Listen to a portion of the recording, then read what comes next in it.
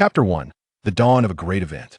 In the month of August in the year 1500 of the Pirate Era, within the office of the Navy base in Lowtown, a conversation unfolded between a man and a woman, both naval officers, regarding the most sensational event currently stirring the seas. "GOLD Roger has surrendered. How long do you intend to remain idle, Heidi?" "Laziness is hardly a commendable trait for a naval officer," admonished Vice Admiral Crane, her misty blue hair framing her serious gaze as she regarded her junior, who towered significantly above her. "Vice Admiral Crane, you must understand, I am merely a lowly lieutenant. Those prominent figures you speak of are beyond my concern," Heidi replied, as he pushed a plate of diced mangoes toward her. "Were it not for the fact that I have witnessed your transformation from a mere recruit to a master of the six powers under my tutelage, I would not have taken the trouble to come and speak to you at length," she continued, though unvoiced was the additional reason for her concern. She and Heidi shared a bond through their mutual mentor, Zephyr. A comrade from their earlier days, this connection compelled Crane to invest more care in Heidi than in other subordinates. 8 years prior, at the tender age of 18, Heidi had joined the Navy, where his remarkable physical prowess and resolute character had caught Zephyr's eye, leading him to become the first of Zephyr's direct disciples in the span of merely 2 years. Heidi had distinguished himself as the strongest among his peers by mastering the six powers. However, during a training exercise, an unforeseen accident nearly cost him his life. Upon his miraculous recovery, he was no longer seen as a promising naval prodigy, but rather as a complete failure. Many believed that the incident had rendered him cowardly.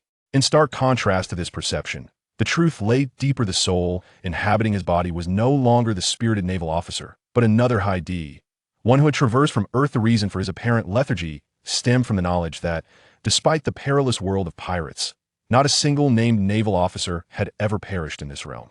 At this juncture in time, the world had yet to witness the rampant proliferation of formidable powers. Yet, the most significant aspect of Heidi's dilemma was that, after 6 years of his arrival, he remained ignorant of what his golden finger might be. To inquire would be to invite ridicule upon himself. After all, the concept of memory alteration was widely understood to be unpredictable due to the butterfly effect, especially in this prelude to the main story arc. Moreover, as a naval officer, what could he accomplish with such memories? Could he thwart the execution of Roger and prevent the onset of the Great Pirate Era? Or perhaps ambush the young Straw Hat Trio before they had even matured into their roles? Such actions were clearly implausible. Thus, Heidi contentedly embraced a life of mediocrity, adhering to a personal code that dictated he would never engage with pirates who bore bounties exceeding 1 million berries. Heidi, with Roger's public execution set to take place here in Lowtown, Zephyr has instructed that you return to headquarters aboard one of the Navy's ships after the execution concludes. You may choose any branch from G1 to G8, Crane stated with certainty. Upon hearing Crane's resolute words, Heidi realized that his mentor was genuinely serious this time. "For the sake of the Navy's justice and the safety of the East Blue, I am willing to remain here for another decade." Such declarations have been made countless times before in front of various colleagues. Initially, Heidi had come to Lowtown merely to add a sheen of prestige to his record. Given that his mentor, Zephyr, was a former admiral, upon completing this gilding, Heidi's rank would soar upon his return to headquarters. The choice of Lowtown as a station was strategic, as it fell directly under the Navy's command, free from a jurisdiction of other East Blue branches, despite lacking a designated number. However, Heidi had since taken root here and refused to leave. Watching his contemporaries, Akainu and Kazu, rise through the ranks amidst numerous fierce battles to become vice admirals, he felt a pang of envy. Even Kazan, 2 classes his junior, was on the verge of attaining the rank of vice admiral. Yet, here stood Heidi, having entered as a lieutenant and remaining one to this day. With earnest conviction, he proclaimed once more, as the site of Roger's execution, "This place will undoubtedly become a pilgrimage for many pirates. I must oversee the Navy's justice here." Crane shook her head in dismay. "Heidi, were it not for my firm belief in your commitment to justice, I would be tempted to use the wash fruit to cleanse you of this laziness." Heidi understood that Crane's intentions were rooted in care, yet he was acutely aware of his own limitations in his past life. As a cog in the corporate machine, devoid of any extraordinary support, he could never emulate the natives of the pirate world, relying solely on what they termed belief to sustain him through the perils of the sea. As Heidi pondered his response, Crane wielded her trump card. "You are aware of Gone, are you not?"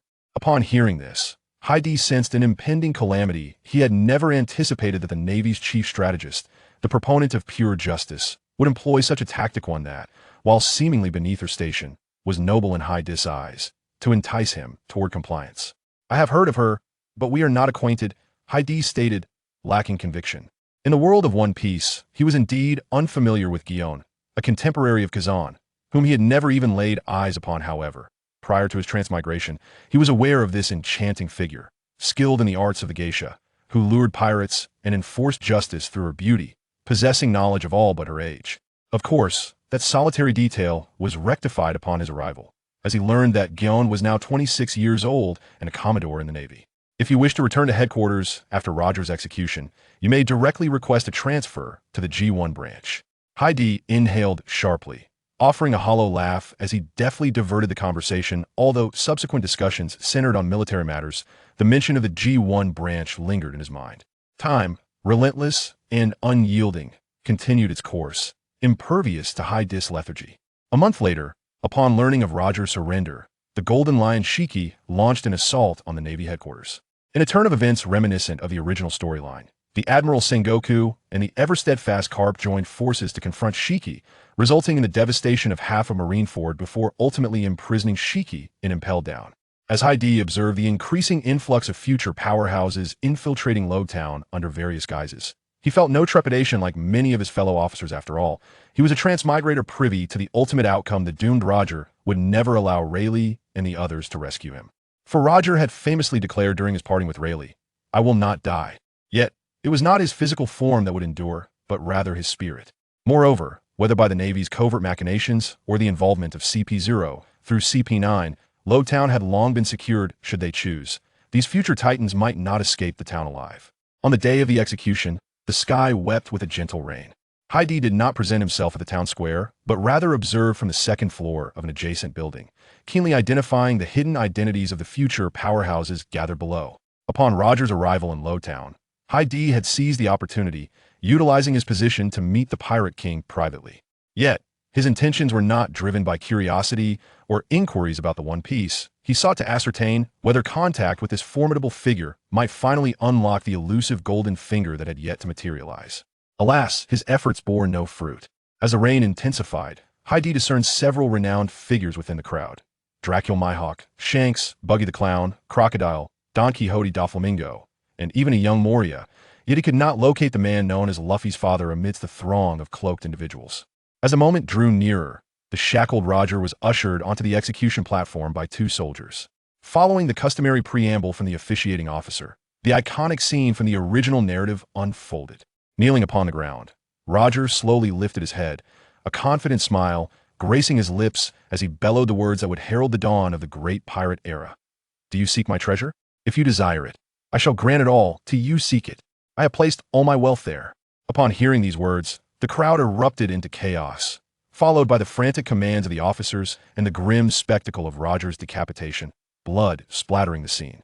Yet, this historic moment for the Pirate King was overlooked by Heidi, who stood in stunned silence, as if the entire world had ceased to exist around him. For at that instant, a message materialized in his mind. The great pirate era has arrived. The Marvel card system is now activated. 002, the Marvel card system. Then, an exceedingly simple interface manifested within Heidi's consciousness. The bounty for capturing the pirates has accumulated to a staggering 1057 million berries. Note, this is redeemable for justice points. Justice points, 0. Gao mentally calculated this and instinctively exclaimed, "What the heck? No starting benefits at all. Even Penguin Company is more generous." Indeed, this sum, both whole and fragmented, represents the years Gao spent navigating the base in Lowtown. Just as he was about to delve into the conversion rates, he heard footsteps ascending the stairs. Temporarily setting aside the system, Gao turned to see a naval soldier approaching to report. "Report, Lieutenant Gao. The execution has concluded. The Vice Admiral has ordered us to assist in the orderly evacuation of the people in the square, and he requests your presence." Upon hearing this, Gao was somewhat taken aback. When Roger was escorted in, the commanding officer had remained conspicuously absent, not revealing himself even as the execution commenced. He had assumed that the officer would remain in the shadows, creating an intangible sense of intimidation towards the pirates. To his surprise, now that it was over, he was suddenly summoned. Without further contemplation, Gao promptly directed, "Deploy the orders, and ensure everyone assists with utmost effort." He then proceeded towards the base. As for the iconic scene that had just transpired, it seemed to have never truly registered in his mind. Upon entering the office, he was greeted not by a formidable silhouette, but by an elderly gentleman who appeared somewhat forlorn. "You brat, quickly gather your things, return to headquarters with me tomorrow." Looking at this tall figure, now of similar height to himself, Karp did not unleash his usual temper. The fact that it was Karp who came was both unexpected and yet entirely reasonable, given that this old hero's combat prowess was always a mystery. Moreover, he and Roger shared a deep bond akin to that of brothers, making it only natural for him to pay his last respects to Roger. His motivation for persuading Gaudi to return to headquarters was not a mere whim. Though Gaudi was a pupil of Zephyr, Karp had taken a liking to the then novice Gaudi, who frequently observed the training sessions at headquarters. The reason was simple. Gaudi's temperament was to Karp's taste. The original Gaudi, upon joining the Navy, was a reckless troublemaker, seemingly infused with the blood of the Monkey D lineage. Furthermore, a student chosen by Zephyr was certainly not a weakling. Standing tall, Gaudi rendered a formal salute and declared loudly, "Vice Admiral Karp, I request to remain stationed at Lowtown. It is my duty to uphold the justice of the Navy in the East Blue." His voice was so powerful that it startled Karp momentarily, but Karp soon responded in kind, "Don't give me excuses. Zephyr may spare you, but I certainly want." With that, his infamous iron fist of love was poised for action. Unfazed, Gaudi raised his voice further. "Roger's words will undoubtedly attract more pirates to the Grand Line. Safeguarding the East Blue is the responsibility of every Navy officer." Hearing this, Karp's poised fist suddenly relaxed, his eyes widening as he stared at Gaudi. Although he had not been present at the scene, the events had reached his ears almost immediately. Karp understood the implications of Gaudi's statement, yet he could hardly fathom that such words would come from the mouth of a lazy Gaudi, who had been perceived as a slacker by the Navy since his arrival in Lowtown. Otherwise, even if the East Blue's pirates were weak, it was inconceivable that, after several years, the total bounty captured by Gaudi amounted to merely 1057 million.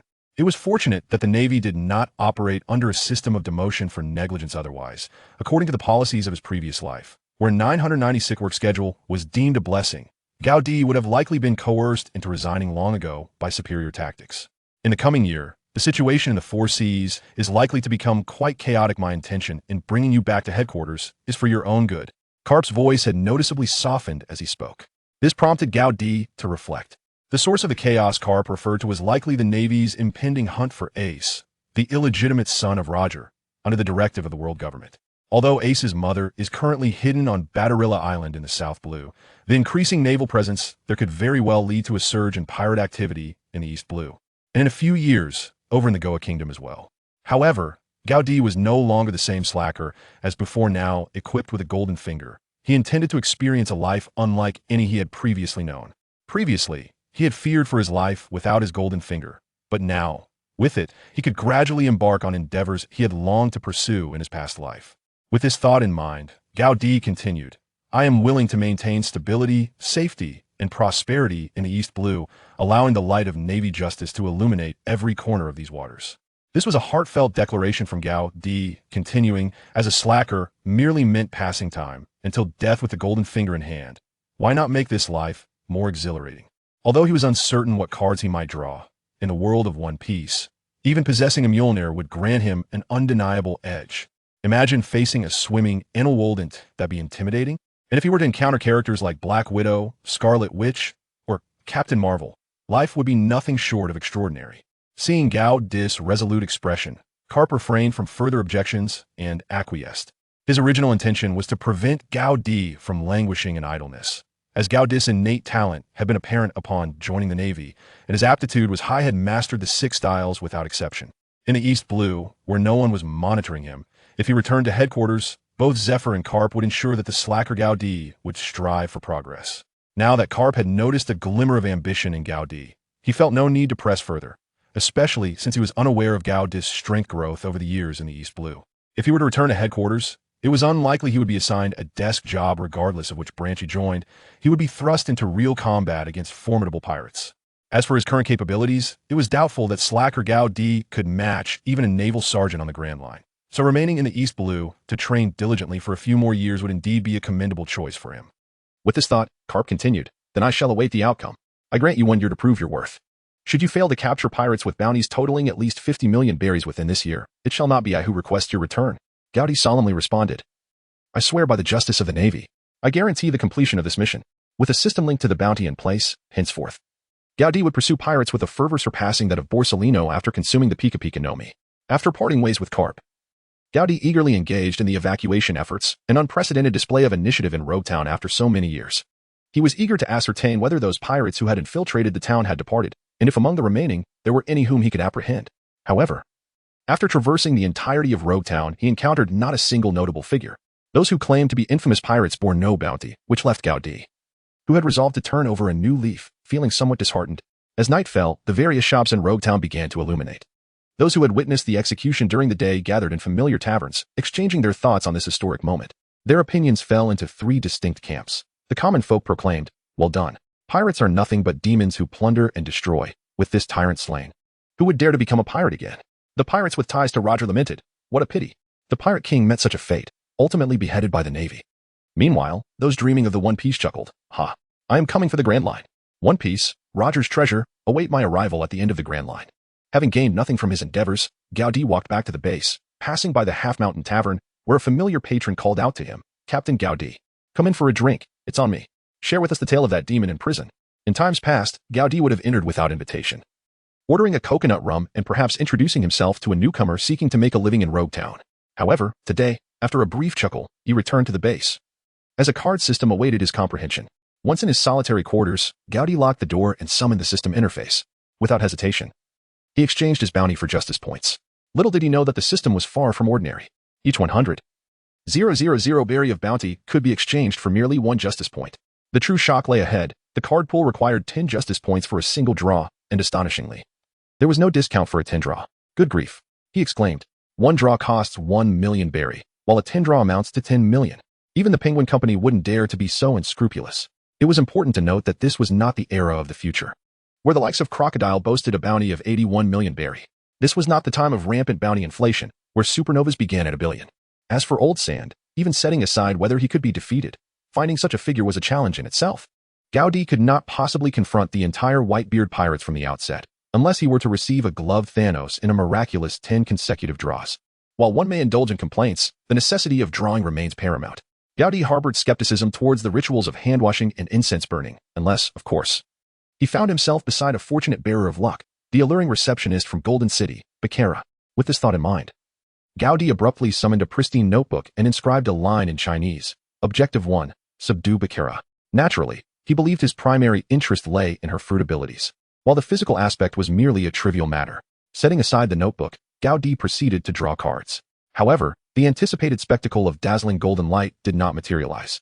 Instead, he was confronted with 10 cards adorned with a star-spangled pattern, floating in his mind. Was this it? He was expected to flip each one individually. What distinguished this from a single draw?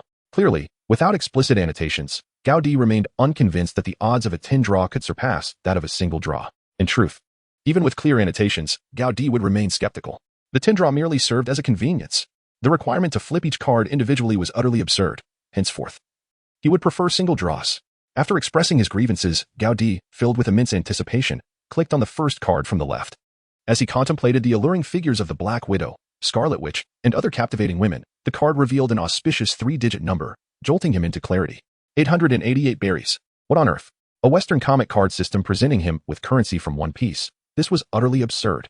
Yet, he soon found solace in the thought that if he had drawn a plethora of worthless dollar bills here, that would have truly left him in despair. Moving on to the second card, it too lacked a golden glow, but it was not berries. A double cheeseburger from Burger King? Upon seeing this, Gaudi felt a pang of disappointment. With both berries and burgers appearing, it was evident that this was a system catered to lifestyle players. And in a world like One Piece, where the production capabilities were dismal, such a system seemed futile.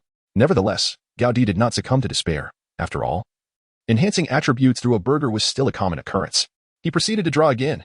However, as he reached the final card, he began contemplating the possibility of starting a seaside bar. The reason was straightforward. The subsequent 7 cards yielded 888 berries 3 times, 8,888 berries once, 88,888 berries twice, and 888,888 berries once. Aside from that, there was a bottle of Johnny Walker Black Label aged 12 years. This trend inevitably directed Gaudi's thoughts towards opening a bar. Yet, holding on to a glimmer of hope for food that could enhance attributes, he clicked on the last card. Robert Downey Jr.? No, it must be Tony Stark. Iron Man. The opening benefits were indeed present, although the psychological tactics employed were rather profound. Without overthinking, Gaudi summoned the Iron Man from the card. A super genius who could construct an arc reactor even while imprisoned in a cave in the Middle East. What could Frankie possibly compare to? Before long, a shimmering golden portal appeared in Gowdy's room, and Tony Stark stumbled out, holding a glass of whiskey with an expression of irritation. As the portal vanished, Tony complained, "Oh, no, Stephen, you cannot treat me like this. At least let me finish this drink before we embark on whatever this is. Where am I?" Hearing this, Gowdy approached to assist him. Seeing the tall, handsome figure extending a hand, Tony instinctively reached out his right hand. "Big guy, I warn you to keep your distance. If you provoke me." Noticing the lack of reaction, Tony immediately fell silent, his gaze fixed on the arc reactor glowing faintly blue on his chest. He slapped his hand against it, but there was still no response.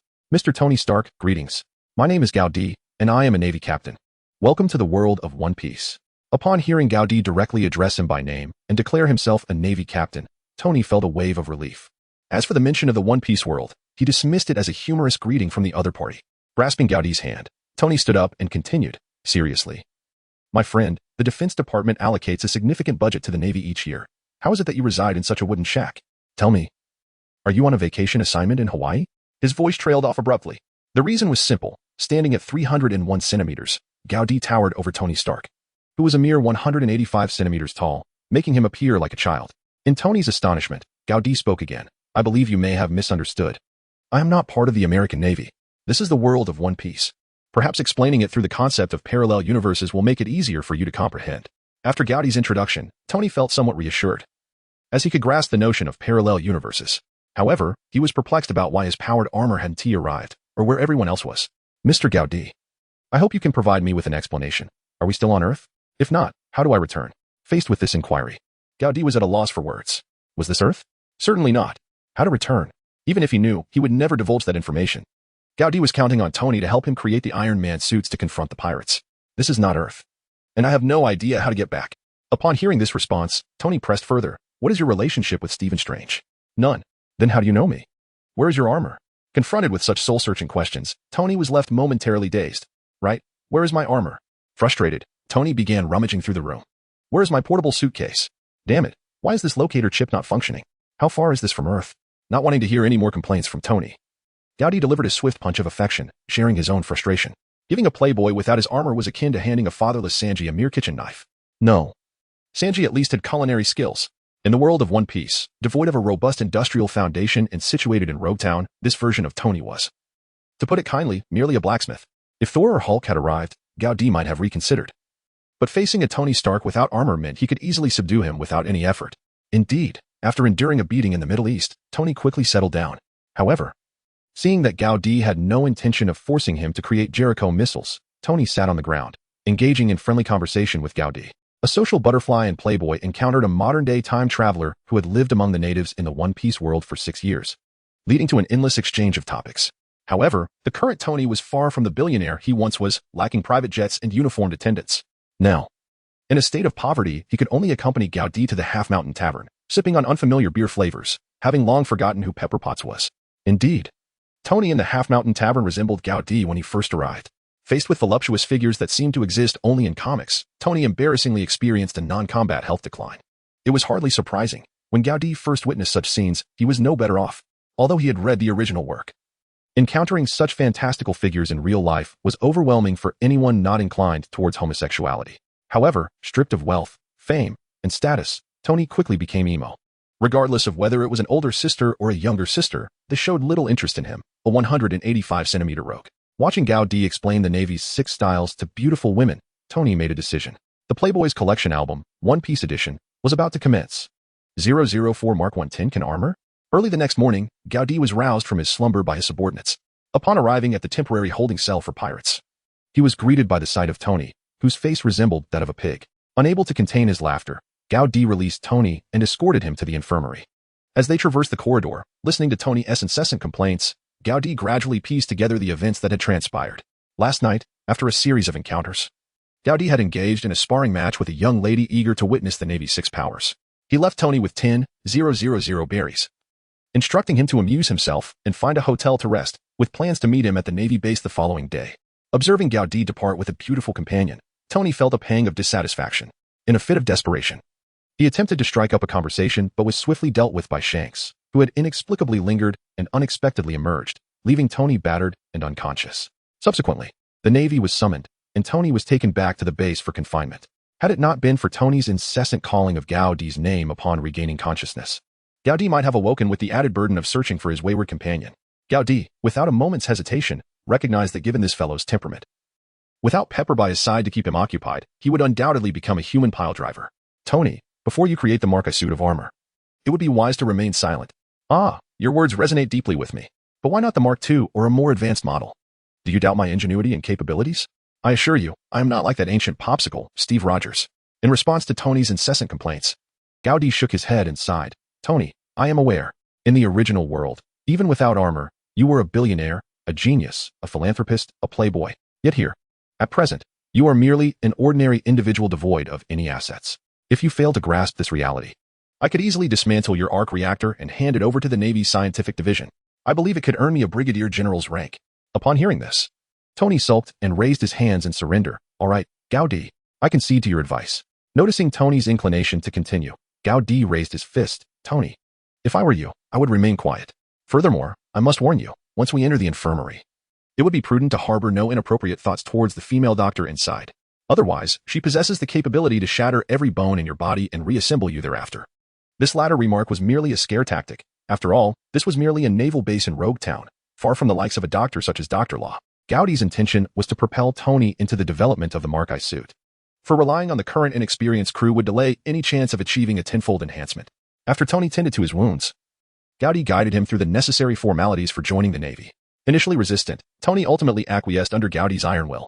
Compared to the red-haired native who had effortlessly pummeled him into a pulp the previous night, Tony found solace in conversing with this fellow Earthling. Once his identity was established, Gao Di led Tony to the base's armory. Observing the scattered flintlock pistols and artillery reminiscent of the 15th century, Tony finally comprehended why Gao Di had mentioned the Markai suit earlier. He even felt that calling it a suit was somewhat of an exaggeration, considering the array of Stark Industries weapons available for disassembly in the caves of the Middle East. Yet, in this setting, he struggled to find even a welding torch, let alone the resources to equip him with a J.A.R.V.I.S. Gao Di, my friend, it's not that I am complaining. But with such a rudimentary industrial foundation, how long do you think it will take for me to construct this Markai suit? Facing Tony's grievances, Gao Di acknowledged the challenges of reality. However, he reminded Tony that Vegapunk could create a pacifist, and Frankie could power a cannon with cola. You, Tony, still possess an arc reactor. Would you let such a minor obstacle deter you, genius Tony? With this thought in mind, Gao Di began to paint a picture of possibilities for Tony. Tony, my friend, do not underestimate this seemingly primitive array of equipment. There exists a legion in the West Sea known as the Gmeul 66, who possess a type of battle suit that folds into a tin can. Upon hearing terms like tin can, vibranium alloy, and jet boots, the self-proclaimed genius Tony interjected. Wait, are you suggesting that the technology in this world surpasses that of Stark Industries? Surely you jest. If what you say is true, then please provide evidence. I observed the city last night, and there are no automobiles. Today, I only see sailing ships in the harbor. With such a technological level, you claim there exists the kind of battlesuit you describe? Gao Di, too, found it perplexing that submarines had emerged later on yet automobiles were absent. However, this was simply the established setting of the world of One Piece. To dispute it would be to argue against an immutable fact. Moreover, why could people's eyes take on heart shapes or Bailey symbols, and why could one sustain layers of swelling on their heads? These were merely established norms within this narrative that could not be altered. Nonetheless, with Tony present, the absence of automobiles was a discrepancy that could be addressed. With this in mind, Gao Di spoke directly. Tony, listen, there are many aspects of this world that may perplex or elude your understanding. I will gradually enlighten you. For now, all I need from you is the essential materials required to fabricate the Markai suit, and I shall find a way to procure the rest. Faced with Gao Di's earnest demeanor, Tony finally ceased his incessant chatter, seated himself at a table, and began to jot down the materials he would require. In that moment, he recalled the invaluable assistance of Pepper in handling affairs beyond work, as well as J.A.R.V.I.S., who sometimes struggled to comprehend his intentions accurately. Gao Di refrained from disturbing Tony. After closing the door, he intended to return to his dormitory for a brief nap, as most of the pirates had departed by now, and the Navy would leave in the afternoon to bid farewell to Garp. It seemed the perfect time for a restorative slumber. However, as he made his way back, a soldier called out to him. Captain Gao Di, there is a child wishing to join the Navy. He is currently standing in the training grounds, imploring you to come and take a look. Upon hearing this, Gao Di felt no surprise. After all, he had executed Roger in front of a large crowd the previous day, and the Navy's display of force had been nothing short of remarkable. It was only natural that a number of impassioned youths would seek to enlist in such circumstances. Ordinarily, matters like this did not fall under his purview. as there were individuals assigned to oversee the recruitment. Today, however, they likely called upon him because they had observed him taking Tony to register, mistakenly assuming he wished to take on an apprentice. Despite being widely regarded as a slacker, Gaudi, as a member of Zifa's inaugural class, possessed the fundamental skills of the Navy's 6 styles. While the 6 styles were commonplace in the CP system and at headquarters, they seemed almost mythical at the Navy base in Logtown of the East Blue. Upon arriving at the training grounds, Gaudi couldn't help but chuckle. The child, with his upright white hair and a visage that suggested he was owed $1 million by everyone he encountered, coupled with the goggles around his neck, could only be Smoker. Yet, this Smoker was merely a sprightly lad, not yet 12 years of age. Gaudi lowered his gaze to the young lad, who stood barely at the height of his belt, and in a grave tone inquired, "Youngster, pray tell, why do you wish to enlist in the Navy?" Smoker appeared somewhat reluctant to be addressed as a youngster, staring at Gaudi in silence for an extended moment. "Youngster, Lieutenant Gaudi is addressing you. Do you or do you not wish to join the Navy?" A soldier behind him urged. Upon realizing that Gaudi held the rank of lieutenant, Smoker promptly rendered a somewhat informal salute and declared loudly, "I aspire to join the Navy to imprison all those vile pirates." With a sense of resignation, Gaudi, upon hearing Smoker's response, patted his shoulder with satisfaction and returned a salute, stating, "Congratulations, Private Smoker. May the flame of justice within the Navy shine ever brighter through you." The reason why Kaido spoke to Smoker in such a manner was undoubtedly fueled by his desire to recruit him into his ranks. In contrast to Tony, that brilliant individual born in the land of beauty, the original Smoker, a straightforward native, could easily be swayed by Kaido's memories. One significant advantage of a native is the potential to act as a hidden asset from afar. When faced with the cunning characters in American comics, who squabble even on the brink of destruction, Smoker, the charming little native, proves to be far more dependable. Encouraged by this recognition, Smoker's spirits were lifted. However, being still young, he was not yet the philosophical master he would become, unable to articulate profound truths. After a moment of contemplation, he managed to utter a simple phrase, "Thank you, Lieutenant. Now, go and register." In the original narrative, Smoker was also a pupil of Zephyr, but Kaido did not intend for him to accompany them to the headquarters for training just yet. It would be prudent to allow him a few more years of ideological education by his side before entrusting him to Zephyr, ensuring that his mentor could properly hone his combat abilities. Eventually, he would be returned to Logtown, a perfect plan. Gaudi couldn't help but applaud himself. Such is the advantage of possessing memory, enabling one to comprehend the character and future trajectories of these indigenous people. Gaudi firmly believes that as long as they do not deviate too much from their original growth trajectory, significant problems will not arise. However, if one were to seek out Blackbeard for indoctrination, it is likely that he would ultimately choose the path of treachery. After sending Smoker away, Gaudi had no intention of taking a nap. Instead, he resolved to examine the bounty notices of the pirates within the base. As Gaudi entered the archives, the 2 guards at the entrance began to whisper amongst themselves. "Hey, my friend, what do you think has gotten into the lieutenant today? In my 3 years with the Navy, I don't think I've ever seen him enter the archives. What do you know? The lieutenant is from headquarters. He must have been lying low at their behest. Now that Roger is dead, the lieutenant's mission has likely changed to focus on punishing those pirates. It must be so. With the lieutenant's skills, he is sure to make a significant impact this time." Their excitement grew as their voices rose. Inside the archives, Gaudi shook his head softly, thinking how endearing these little natives are. Returning his focus to the stack of wanted posters in his hands, he began to sift through them. However, this time, his criteria had shifted from ignoring those with bounties exceeding 1 million berries to disregarding those with bounties below that threshold. After all, times have changed. In the past, when the hapless D captured a pirate with a 1 million berry bounty, he, as the commander, would typically receive around 300,000 berries. If the pirate was deceased, the bounty would be halved accordingly. Do not doubt it. Bounties were originally established by the world government to incentivize the Navy in their hunt for pirates. In essence, it was akin to Gaudi's previous performance bonuses. Now, with wealth no longer an issue, capturing a pirate with a bounty of 1 million berries would merely suffice for a single draw. Thus, this became the lower limit for his target selection. As he perused the notices, Gaudi felt a twinge of frustration. The number of pirates he had previously discarded, those with bounties exceeding 1 million, had dwindled to less than 10 currently confirmed to be active in the East Blue. Truly, it deserved its reputation as the weakest sea. However, having some information was better than none. After meticulously noting down the details of these few pirates, Gaudi exited the archives. At noon, he planned to enjoy a meal with Carp, and at that moment, Tony emerged from the armory. Gaudi took the opportunity to invite him along to dine with Carp, allowing Tony to make a favorable impression on the old hero. After all, Carp was a perennial figure within the Navy system, and despite being merely a vice admiral, his words often carried more weight than those of the future 3 admirals. Seated at their table, the trio naturally became the center of attention. 1 vice admiral, 1 lieutenant, and 1 freshly enlisted private engaged in a lively exchange, leaving many soldiers envious. The 3 paid no heed to the murmurs around them. As Tony rambled on about his weapon design concepts, Carp, unable to fully grasp the technicalities, found Tony's ideas intriguing while also boasting about classic battles against those with abilities. Meanwhile, Gaudi was amused by the absurdity of their conversation, laughing heartily. After over an hour in the cafeteria, Carp rose to depart with his subordinates. Standing at the port, Tony continued to voice his skepticism. Honestly, my friend, are you certain this sailing ship is the standard naval warship? With such a configuration, can it truly contend with those ability users the old man spoke of? Well, pirates have similar setups. It would be impressive if they ever acquired a submarine. Just then, Gaudi abruptly fell silent, realizing that discussing such matters with Tony would lead to an endless debate. By the way, give me the list of materials you need. Although somewhat displeased by the abrupt end to their conversation, Tony handed over the drastically simplified materials list to Gaudi.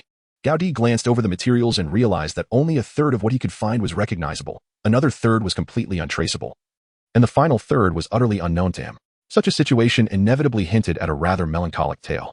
With this in mind, Gaudi resolved to encourage Tony to shift his perspective, starting with the production of specialized weaponry. Tony, I understand this response may disappoint you, but I must inform you that I cannot procure all the materials listed here for the time being. Oh, heavens! I anticipated this outcome. You know, I dismantled every weapon in the armory and conducted thorough research before arriving at this conclusion. Are you now telling me it is unfeasible?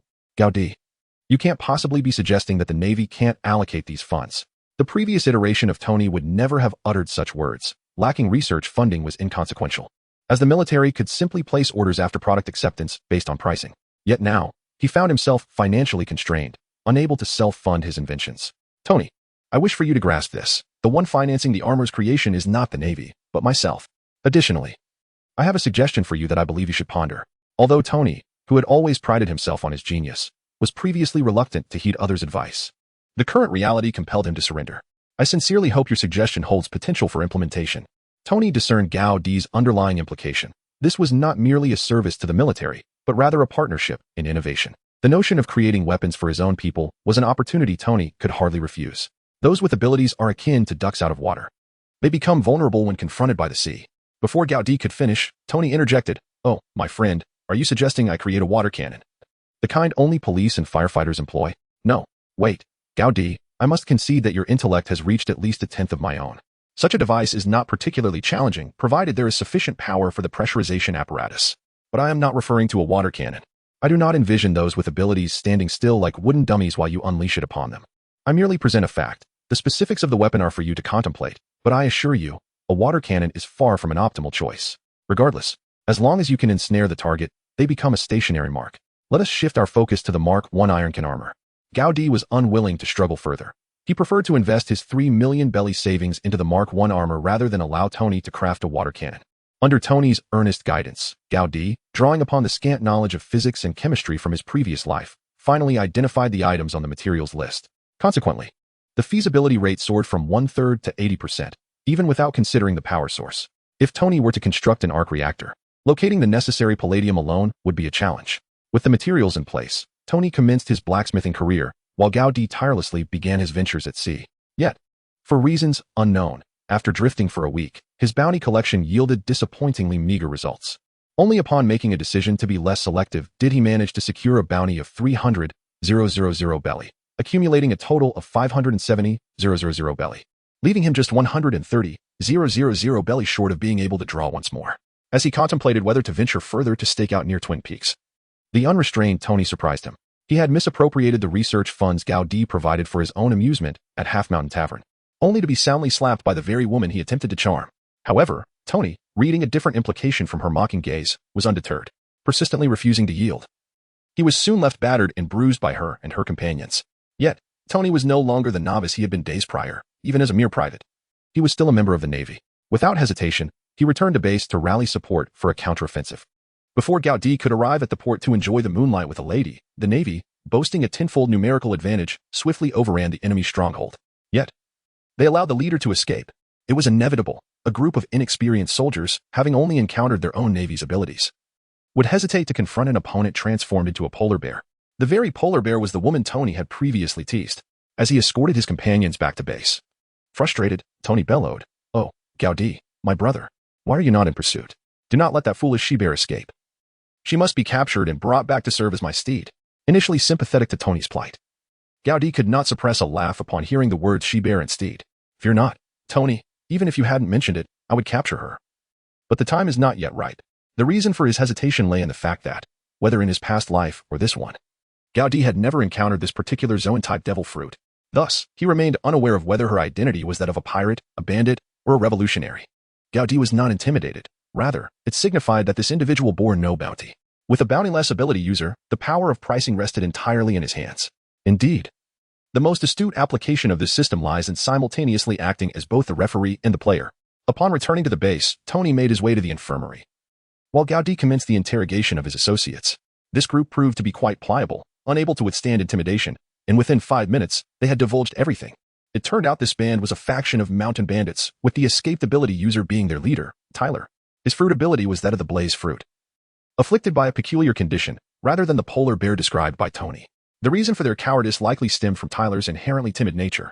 This band of bandits had always relied on Tyler's charm to prey upon individuals like Tony, specifically targeting those more timid than themselves. However, they never anticipated encountering a genuine naval officer today. Perhaps this was not entirely their fault, for Tony had not donned his naval uniform when he visited the Half-Mountain Bar. In fact, apart from the day of registration, he had never worn it again. Once the situation was clarified, Gaudi began issuing orders.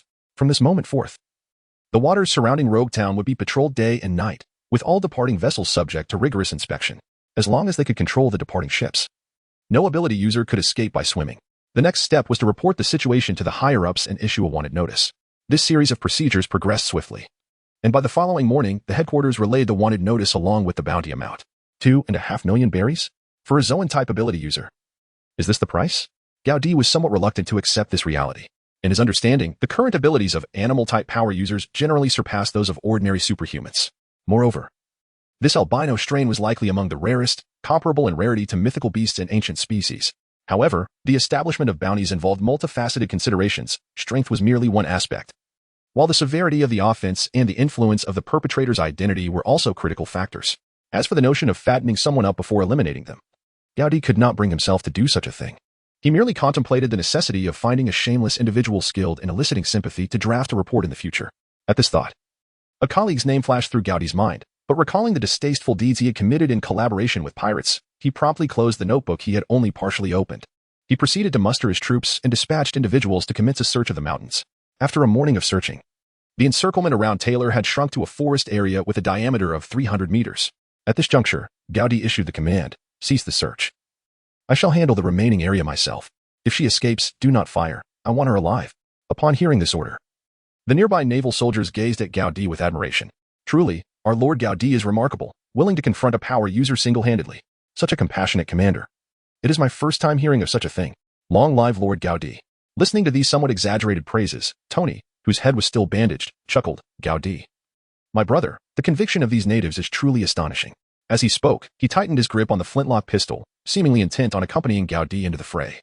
"You should remain here. An animal-type power user cannot be dealt with using just that flintlock," he warned. Unfazed by Gaudi's caution, Tony retorted, "To be serious. I once hunted a brown bear with a shotgun in the forest of Las Vegas. I swear, at that time, I had not yet constructed my battle armor. I was merely accompanied by a hunting dog. So, do you think Captain Gaudi is akin to a hunting dog?" Smoker, also a third-class soldier, interjected unexpectedly. What awaited them was a punch delivered by Gaudi. After Gaudi had calmed down, he ultimately decided to bring along the two persistent companions. The reason was simple. Leaving them behind could potentially incite internal discord, and Gaudi certainly did not wish to jeopardize the nearly secured bounty of 2.5 million berries due to their antics. As their exploration deepened, the trio eventually set their sights on a cave. The broken branches along the path, the footprints left behind, and the remnants of white fur all provided compelling evidence that Taylor was hiding within this cave. Just as Gaudi was about to proceed, Tony suddenly tugged at him, saying, "Hold on, let me light up a cigar to sharpen my senses." He lit one and handed it to Gaudi, who accepted it without hesitation and casually passed it to Smoker. "Here, rookie, take a puff to stay alert. If we encounter danger later, you might be able to run faster." "Oh, Gaudi, you know such behavior is illegal in the United States, encouraging those under 21 to smoke." Before Tony could finish, Gaudi interjected, "Relax, my friend. This is the world of One Piece." He refrained from mentioning any spoilers, eager to witness the astonishment on Tony's face when Smoker transformed into the Smoke Man. It must be said that cigars produce a foul odor to those unaccustomed, often causing a burning sensation in the throat. However, to those who are adept, they can savor a multitude of flavors unimaginable to the average person. Smoker clearly belonged to the latter group, a talent he seemed to possess innately. Upon his first attempt at a cigar, Smoker was utterly entranced. his expression of ecstasy leaving even the seasoned cigar enthusiast Tony in awe. "Kid, from now on, come by daily to help me forge.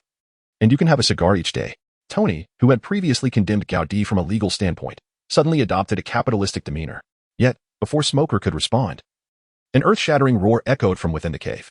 Tony instinctively stepped back, fingers poised on the trigger of his flintlock pistol, while Smoker displayed a calmness that belied his youth. He quietly extinguished his cigar, tucked it away, and drew the flintlock at the cave entrance. "Don't fire recklessly if you hit a comrade. I'll alert every bar in town to keep you out." Gaudi directed this remark at Tony, confident that Smoker, despite his youth, was capable. In the world of One Piece, age and strength do not adhere to a conventional correlation. The legendary hero carp serves as a quintessential example. Tony, lacking the proper understanding of this world, pouted, wishing to regain his composure, but Gaudi had already stepped into the cave. Just as he approached, several glinting projectiles surged from the shadows of the cave, aimed directly at him. Having not engaged in a proper fight for years, Gaudi did not rush to eliminate the threat. Instead, he sought to stretch his abilities, using his right hand to block the attack with an iron block while his left leg executed a gale kick, unleashing a white slash towards the shadows. Oblivious to the nuances, Tony inched closer to Smoker and asked, "Hi, kid, what technique was that Gaudi used? Is it some form of energy manipulation?" Meanwhile, Smoker stood frozen, utterly astonished. Is this the strength of a Marine headquarters officer? Iron block with the right hand, yell kick with the left leg, is this the hallmark of mastering the Marine six styles? Such was the reality of Smoker's thoughts. Although he had often heard colleagues speak of Gaudi's prowess, none had witnessed it firsthand, and now he was experiencing it for himself, simultaneous execution of two techniques. Smoker even began to wonder if Gaudi could simultaneously perform the moonwalk with his right foot while launching finger guns with his left hand. If Gaudi were aware of this thought, the newly empowered figure would surely pat Smoker on the shoulder and exclaim, "Ah, young man, you have a keen eye. But you're forgetting one technique. I can also execute paper drawing simultaneously."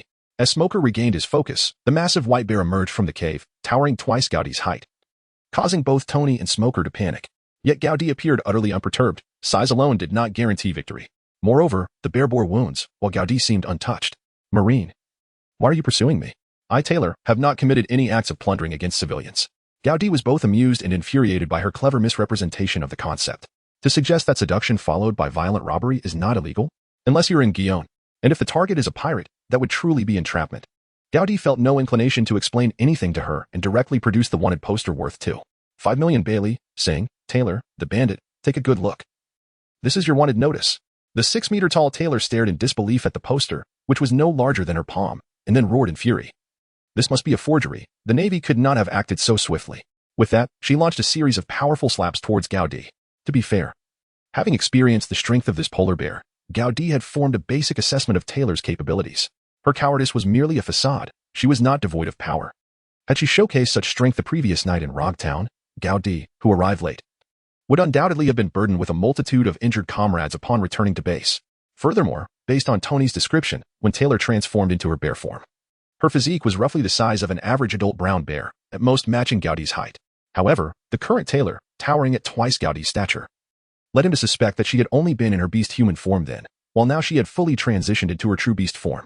As for awakening an animal-type ability, Gaudi had never entertained such thoughts.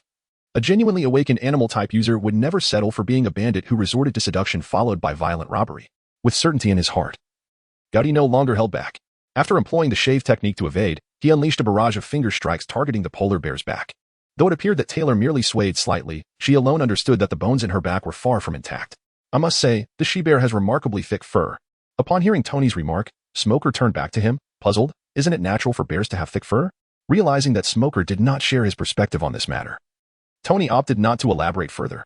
Despite feeling hopeless, Taylor, fueled by her muscular strength, lunged towards the two men not far away. Bang! Bang! The gunshots from the flintlock did not inflict any harm on Taylor. As they drew near, the two had no choice but to wield their flintlocks as makeshift clubs. However, this proved futile, as Taylor's claws effortlessly severed the two flintlocks into several pieces. "Gaudi, my brother, you cannot stand there and merely spectate." Gaudi indeed refrained from making a move. He merely wished for Tony to genuinely experience the formidable powers of these ability users. It was not for the sake of amusement, but rather to ensure that Tony could design weaponry in a more targeted manner after having first-hand experience. Naturally, had it been a male bear, Gaudi would not have wasted time conversing with him, but would have simply incapacitated him and taken him away. Seeing Gaudi still unmoving, Tony instantly unleashed his latent potential. After all, Tony had fought in grand arenas before, even without his armor. He was a formidable fighter with a combat skill level of 4.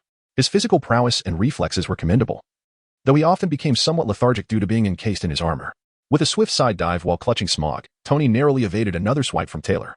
Though he escaped unharmed, the rocky ground bore deep claw marks from the encounter. Turning back to assess the situation, Tony was struck with a surge of fear. However, at that moment, Gaudi had already made his move, appearing in a flash behind Taylor and delivering a reinforced chop to the back of Taylor's neck. Under the astonished gazes of Tony and Smog, the colossal white mass that was Taylor finally collapsed with a resounding thud. The impact reverberated, causing Tony and Smog to bounce slightly on the ground, sending dust soaring into the air, creating a cloud taller than a person. As the dust settled, Tony wiped the dirt from his face and muttered, "Oh, Gaudi, this female bear has quite the temper. I suggest we skin her for a carpet. Such a large hide should perfectly cover the living room of my villa in San Diego." It is crucial to note that Tony was not referring to a real bear, but rather an ability user in beast form. Gaudi found himself at a loss for words at Tony's thought process. Yet, this remark sparked a brighter glimmer in Tony's eyes. "My brother, do you know when this female bear can revert to her human form?" Upon hearing this, the two exchanged a knowing smile, leaving Smog utterly perplexed. The concluding tasks were naturally handled by the soldiers outside the perimeter. Upon returning to the base and personally overseeing the final apprehension, Gaudi finally accumulated enough bounty for 3 single draws. Once in his dormitory, he locked the door and proceeded to execute a 2-in-1 card draw. Although Gaudi was skeptical about the possibility of drawing a miracle, he recognized that this item truly warranted the term spider sense. Wasn't this akin to the observation hockey?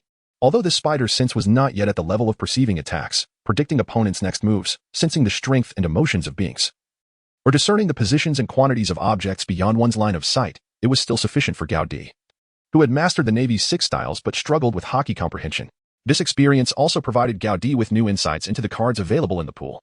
Beyond berries, beverages, and characters, skills could also be acquired. With the miracle from his first draw, Gaudi adopted a calm demeanor regarding the subsequent 2 draws. As expected, luck remained on his side, and it was not berries. Upon seeing that the second draw yielded a donut, Gaudi began to understand the system's intentions. It was likely not trying to lead him to open a bar but rather to provide tools to deal with Tony. No, it should be considered a reward. After all, our billionaire playboy was indeed fond of such indulgences. Upon witnessing the final yield of 888 berries, Gaudi couldn't help but commend the system. Summoning spider sense.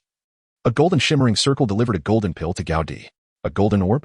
Thankfully, it was not an injection, as he would have otherwise needed to consult the nurse about the proper injection site. Without overthinking, Gaudi swallowed the golden pill. Instantly, he felt no unusual sensations within his body. He initially intended to critique the system's design, but upon contemplating the utility of spider sense, he refrained from being overly critical. After all, if it had produced a hair-raising effect, he would have certainly felt as though he were being targeted by an adversary of warlord caliber. Having completed these tasks, Gaudi turned his thoughts to how to compose a report, although he did not expect any additional rewards from headquarters after reporting Taylor's true capabilities. He decided to use this opportunity to hone his report writing skills for any future circumstances where referees and participants might be the same. However, after 2 hours of fruitless effort, he had only managed to scribble a mere 100 words. This realization led him to admire those online authors from his previous life who could effortlessly churn out thousands of words following a single encounter. Thus, he delegated this task to Smog. Why not Tony?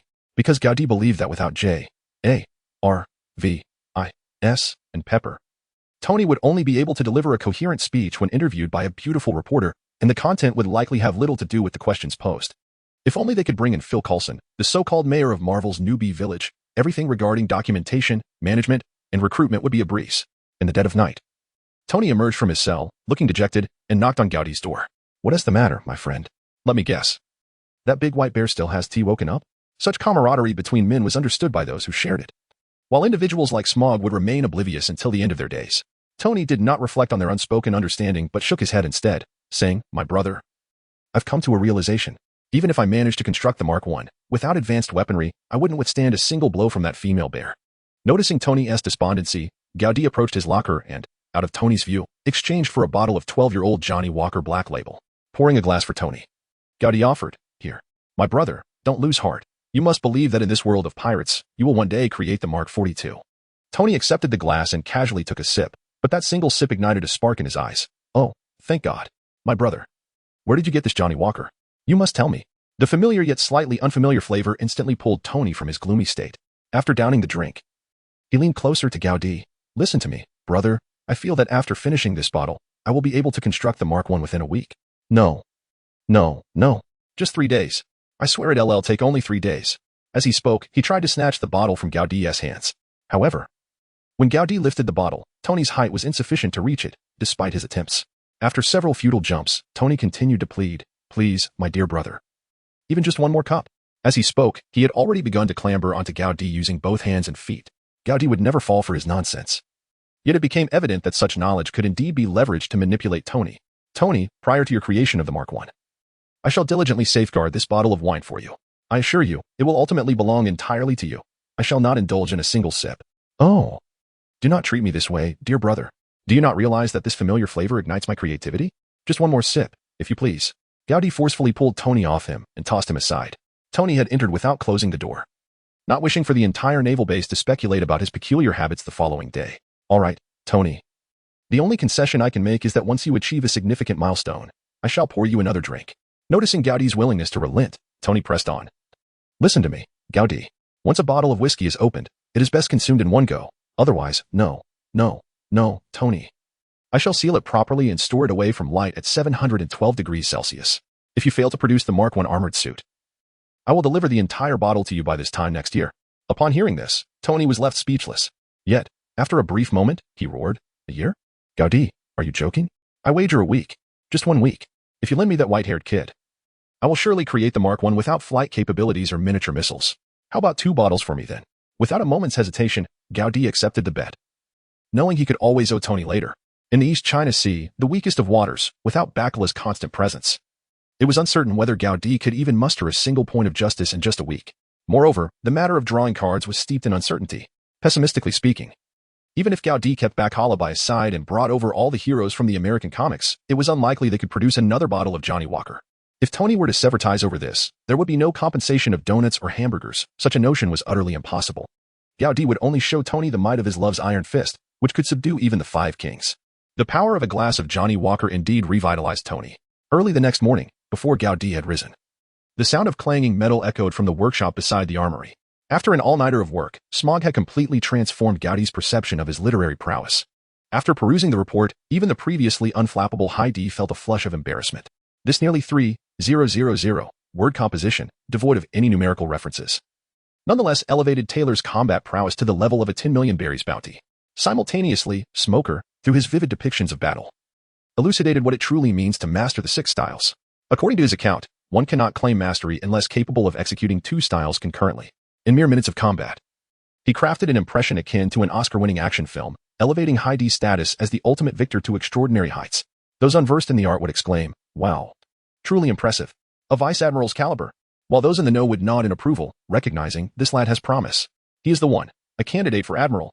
At that moment, Heidi found himself under the whimsical delusion that Morgan's, that enigmatic figure lurking in some obscure corner of the Grand Line, must surely be an undiscovered brother of Smoker. With a tune incomprehensible to the indigenous people humming from his lips, Heidi strode toward the cell with an air of indifference. Everywhere he passed, Navy soldiers bestowed upon him their utmost reverence. It was evident that all of this was a testament to Smoker's influence. Alas, how regrettable it was that had he known it was such a classic battle, he would have insisted on witnessing Captain's grandeur firsthand. Indeed, even if he were to be crushed by that fierce she-bear, it would have been worth it. What nonsense! With a reliable figure like Captain Heidi present, our demise would be an arduous task. Next time, come what may, he would follow in Captain Heidi's footsteps. Pirates of the East Blue, prepare to face the thunderous strike of Captain Heidi. The last speaker, in fact, had already mimicked Smoker's description, striking his companion on the nape with a hand chop devoid of any added weight. Upon reaching the cell, the female Navy officer in charge of guarding Taylor presented the interrogation report to Heidi. Gaudi cast a fleeting glance and mused to himself, if the report is indeed accurate, and merely a handful of LSPs were ensnared, then a bounty of 2.5 million Baileys seems justifiable. Gaudi spoke purely objectively, devoid of any compassion for the bandit Taylor. Although he was aware that the report likely contained undiscovered elements, he nodded in satisfaction and remarked, "Well done, Sergeant Dorr. Keep up the good work." Hearing words of encouragement from Gaudi for the first time caused Dorr to cast aside his thoughts of leveraging connections to be reassigned from Rocktown. In the past, regardless of their efforts, the words from Gaudi were always limited to cautionary advice. Be careful, don't act recklessly. Didn't I say that if the bounty exceeds 1 million berries, it should be handed over to other branches for them to handle? For any aspiring Navy officer, the former Rocktown Naval Base was not an appealing choice. However, since Roger's execution here, they gradually began to find reasons to stay. After the news of the battle against Taylor spread, the desire to leave waned significantly. The female Navy officer now regarded Gaudi with a newfound admiration, her eyes sparkling with reverence. Looking into the cell, Taylor had reverted to human form, her hands and feet shackled with sea-stone cuffs. Her white hair contrasted starkly with her crimson eyes, rendering her beauty strikingly alluring. Even her exceedingly loose prison garb could not conceal her enviable figure, embodying the very essence of the term uniform allure. Sensing Gaudí's roaming gaze, Taylor felt a glimmer of hope. She cast him a pitiful glance, her eyes pleading without uttering a word, conveying the message that she was in dire need of compassion. Gaudí mused to himself, to be fair, Tony may be a scoundrel, but when it comes to aesthetics, his taste is not inferior to mine. Seeing no change in Gaudí's expression, Taylor felt a flicker of understanding and spoke up. I would like some water. Sergeant Dorr, fetch her some water, Gaudí commanded. As Dorr complied, Gaudí entered the cell. Where did the fruit come from? This question nearly incited Taylor to internal rage. Are you blind, man? Given my current state, can't you confront your own desires? Taylor silently berated him and replied, I found it. Her faint, tremulous voice, coupled with various subtle expressions, made it impossible for Gaudí to connect her to the fierce white bear from the previous day. Where is your treasure hidden? Gaudí inched closer, his gaze greedy and mischievous. So, the true nature has finally emerged, you man. Taylor thought, raising her hands weakly. I can draw it for you. If it were Tony, he would have already succumbed to her charms, Gaudí reflected, reaching for her sea-stone cuffs. However, Taylor did not achieve the desired outcome. Gaudí seized her, hoisting her onto his shoulder, and marched toward the fully enclosed interrogation room. Taylor began to feel panicked. Her allure and treasures were merely superficial strategies, and she was unsure how to effectively play her cards. The final trump card she possessed also left her in doubt regarding its efficacy. Once the iron door closed, Gaudí adeptly secured Taylor onto the interrogation cross. Throughout the process, Taylor engaged in various forms of verbal insinuation, but Gaudí remained silent, occasionally emitting a chuckle. Feeling on the verge of collapse, Taylor launched her ultimate gambit. The treasure and I belong to you. Just promise to release me first. Oh, is that so? Since it all belongs to me, what difference does the order make? He replied, producing a leather blindfold to cover her eyes. In the darkness, Taylor grew increasingly anxious. Sir, it's too filthy here. I fear that the nauseating odor will affect your mood. And what of it? Don't you find this thrilling? Upon hearing the word thrilling, Taylor felt as if she might perish. She faltered. In her past exploits of seduction and robbery, she had always targeted individuals like Tony, who appeared weak, and thus had never faced retaliation. Consequently, at 17, after half a year in the field, she remained untouched. Please, I will tell you everything you wish to know. Just remove my blindfold. How could someone so naive aspire to be a bandit? Gaudí pondered, continuing, no rush. Once this concludes, I'll take you out, and you can slowly divulge your secrets. With a crack of the whip, Gaudí began to slowly tease the leather whip's handle up her ankle. Wait. Stop. I beg you to halt. If you do, I will immediately reveal all my secrets. Taylor's voice trembled uncontrollably. No rush. We can discuss your story later. The soldier bringing water will soon return, and I wouldn't want her to misconstrue our relationship. As he spoke, Gaudí produced a piece of cloth from seemingly nowhere, pulling it taut with both hands. With a sizzling sound, Taylor's final fragile defenses collapsed in an instant. My devil fruit was given to me by my family. My treasure is hidden on Rare Beast Island. I am Callie Dayton's relative. Just stop. Taylor's words tumbled out in a rush, laced with desperation. Fearing that a moment's hesitation would lead to an unbearable fate, the mention of the Dayton family left little to be said about their cowardice. Following that sizzling sound, the interrogation room fell silent until the sound of the iron door opening broke the stillness. Only then did Taylor dare to breathe deeply. Gazing at the furious expression on Dorr's face, Gaudí solemnly inquired, Did you hear everything she just said? Dorr was taken aback, then turned a glance into the interrogation room at the impeccably dressed Taylor, then at the torn cloth on the floor. Her furious demeanor vanished, replaced by a flush of embarrassment. Dorr, how can you question Lieutenant Gaudí? She exclaimed, her anger boiling over. How could you even think of something so provocative? If you heard it clearly, make sure to include it in your report. By the way, Sergeant Dorr, you seem a bit feverish. I suggest you visit the infirmary shortly. With Gaudí's words, Dorr snapped back to reality, standing straight to salute. Yes, Lieutenant. I will do my utmost. I know how to handle such cunning individuals in the future. You know? Are you certain that a female soldier could instill fear in them? Imagining the indescribable scene, Gaudí strode out of the interrogation room. Why does no one believe this? From the moment Taylor was captured, Gaudí had already formulated a complete plan for an undercover operation.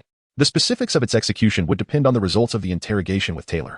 Clearly, Gaudí was exceedingly pleased with the outcome, even pleasantly surprised. After all, he never anticipated that Taylor was associated with the Dayton family. Although upon seeing that Taylor was merely 17 years of age, Gaudí had surmised that she might have influential support, he never imagined that such backing would stem from Dayton, or ultimately from Carp. With this realization, Gaudí returned to his office to strategize. It was impossible to release her. Seduction and robbery constituted crimes as well. Initially, he had intended to hand Taylor over to the 153rd Division for them to manage the subsequent proceedings. After all, while the Rogtown Naval Base was directly overseen by headquarters, its scale was incomparable to that of the numbered divisions. However, now that he was aware of the situation, He decided to entrust the matter directly to Karp. How to determine the sentence was no longer a concern for someone like Gotti. His choice to hand the case over to Karp was not motivated by a desire to curry favor. Nor was it out of compassion for Taylor simply because she was a woman and her transgression seemed less severe.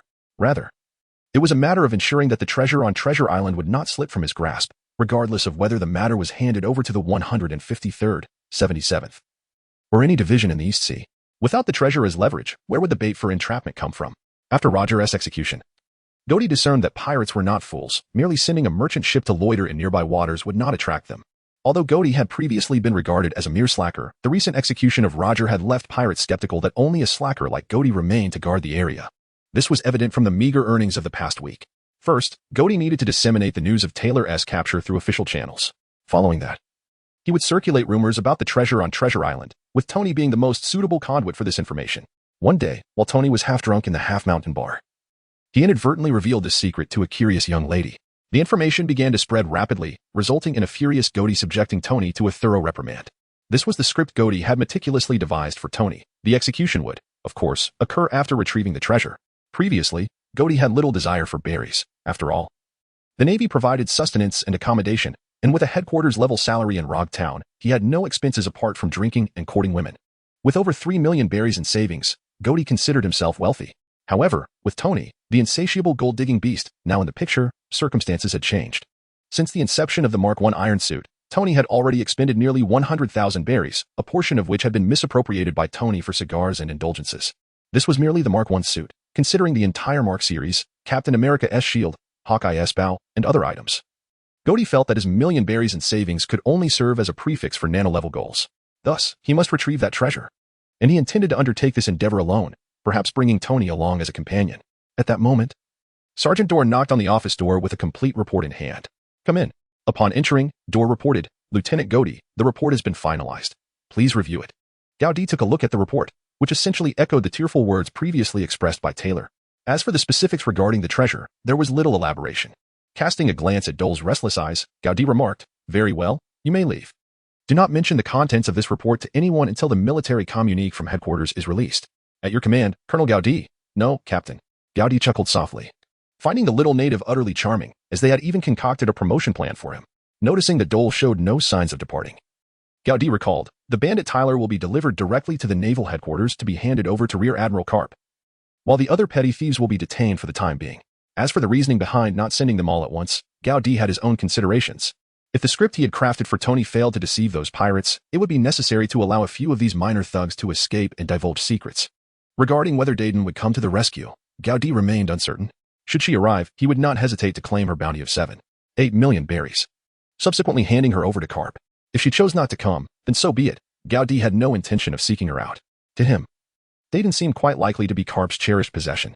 After Dole's departure, Gotti assembled the fax kit of the Din Mushi and commenced transmitting a report to headquarters. Beep, beep, beep. Moshi Moshi. The sweet voice of the operator, who was currently in a meeting, resonated through the line. "Moshi Moshi. This is Lieutenant Gotti from the Roachtown Naval Base. We have successfully captured the bandit Tyler. Please receive the battle report." "What? You issued the bounty just yesterday, and you've already apprehended him today?" The operator's high-pitched voice echoed through the Din Mushi, and coupled with its chaplain-esque performance, it made Gotti instinctively pull the device away, fearing a spray of saliva might reach his face. "To be precise, we successfully captured Tyler yesterday afternoon. It merely took some time for interrogation and report writing." Gotti was not attempting to boast. He was simply stating the facts. Beep, beep, beep. The Din Mushi, equally bewildered, vowed this was the first instance in its life where the counterpart had so rudely terminated the call. Before Gotti could intervene, the Din Mushi initiated an automatic dial mode. Beep, beep, beep. Moshi Moshi. The sweet voice of the operator reappeared, still amidst the meeting. "Moshi Moshi. This is Lieutenant Gotti from the Roachtown Naval Base. We have successfully captured the bandit Tyler." Beep, beep, beep. Gotti felt an urge to unleash his frustration. Yet as he recalled his previously lackadaisical demeanor during his military service, he shook his head and dialed the private number of Vice Admiral Karp. "Hello, this is Karp," came the response. "Vice Admiral Karp, this is Gotti. I have apprehended a pirate with a bounty of 2.5 million berries. She claims to be suddenly." The line went dead. Just as Gotti contemplated using the snail phone for a more culinary purpose, a call came back. "Hello, this is Crane." "Gotti. Is what you said true?" "Greetings, Commander Crane. Would you like me to connect with you via the visual snail?" Upon hearing that, a voice not belonging to Crane interjected. "It should be true. Let him send the report over. We shall review it together.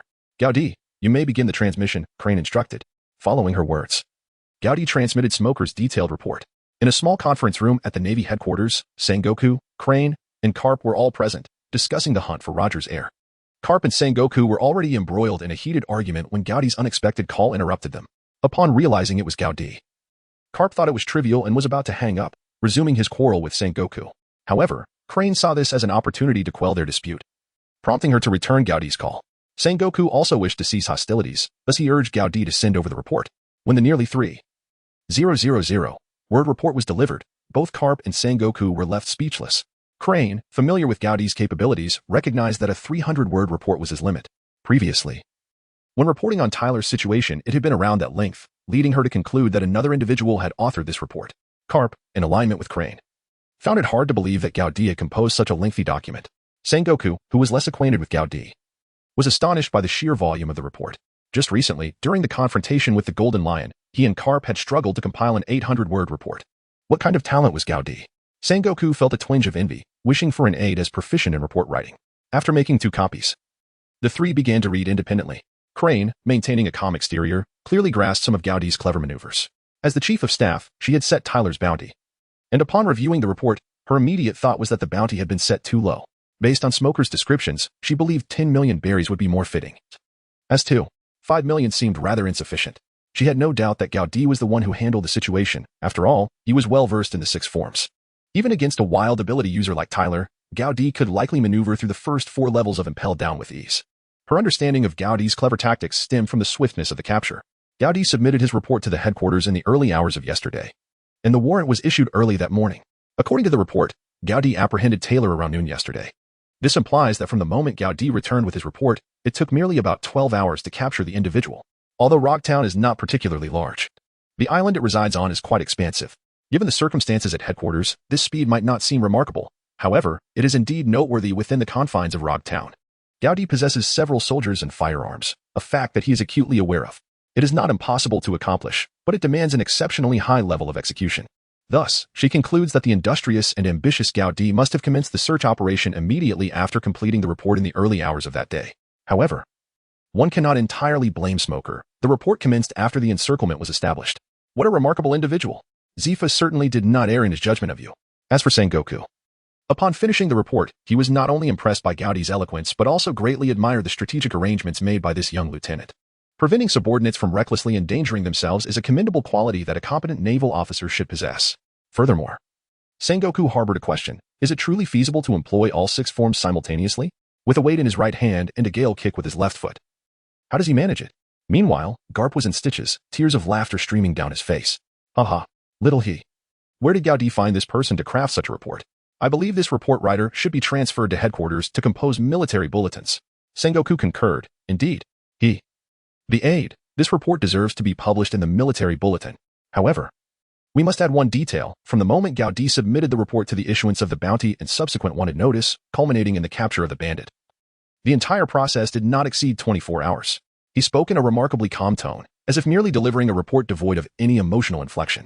What? Sengoku and Garp exclaimed in unison, both taken aback by the revelation. You heard correctly, this bandit was first discovered by Gaudi in the early hours of yesterday. As he recounted the sequence of events with tranquil composure, both Sengoku and Garp felt a peculiar sense of unreality. Publish it.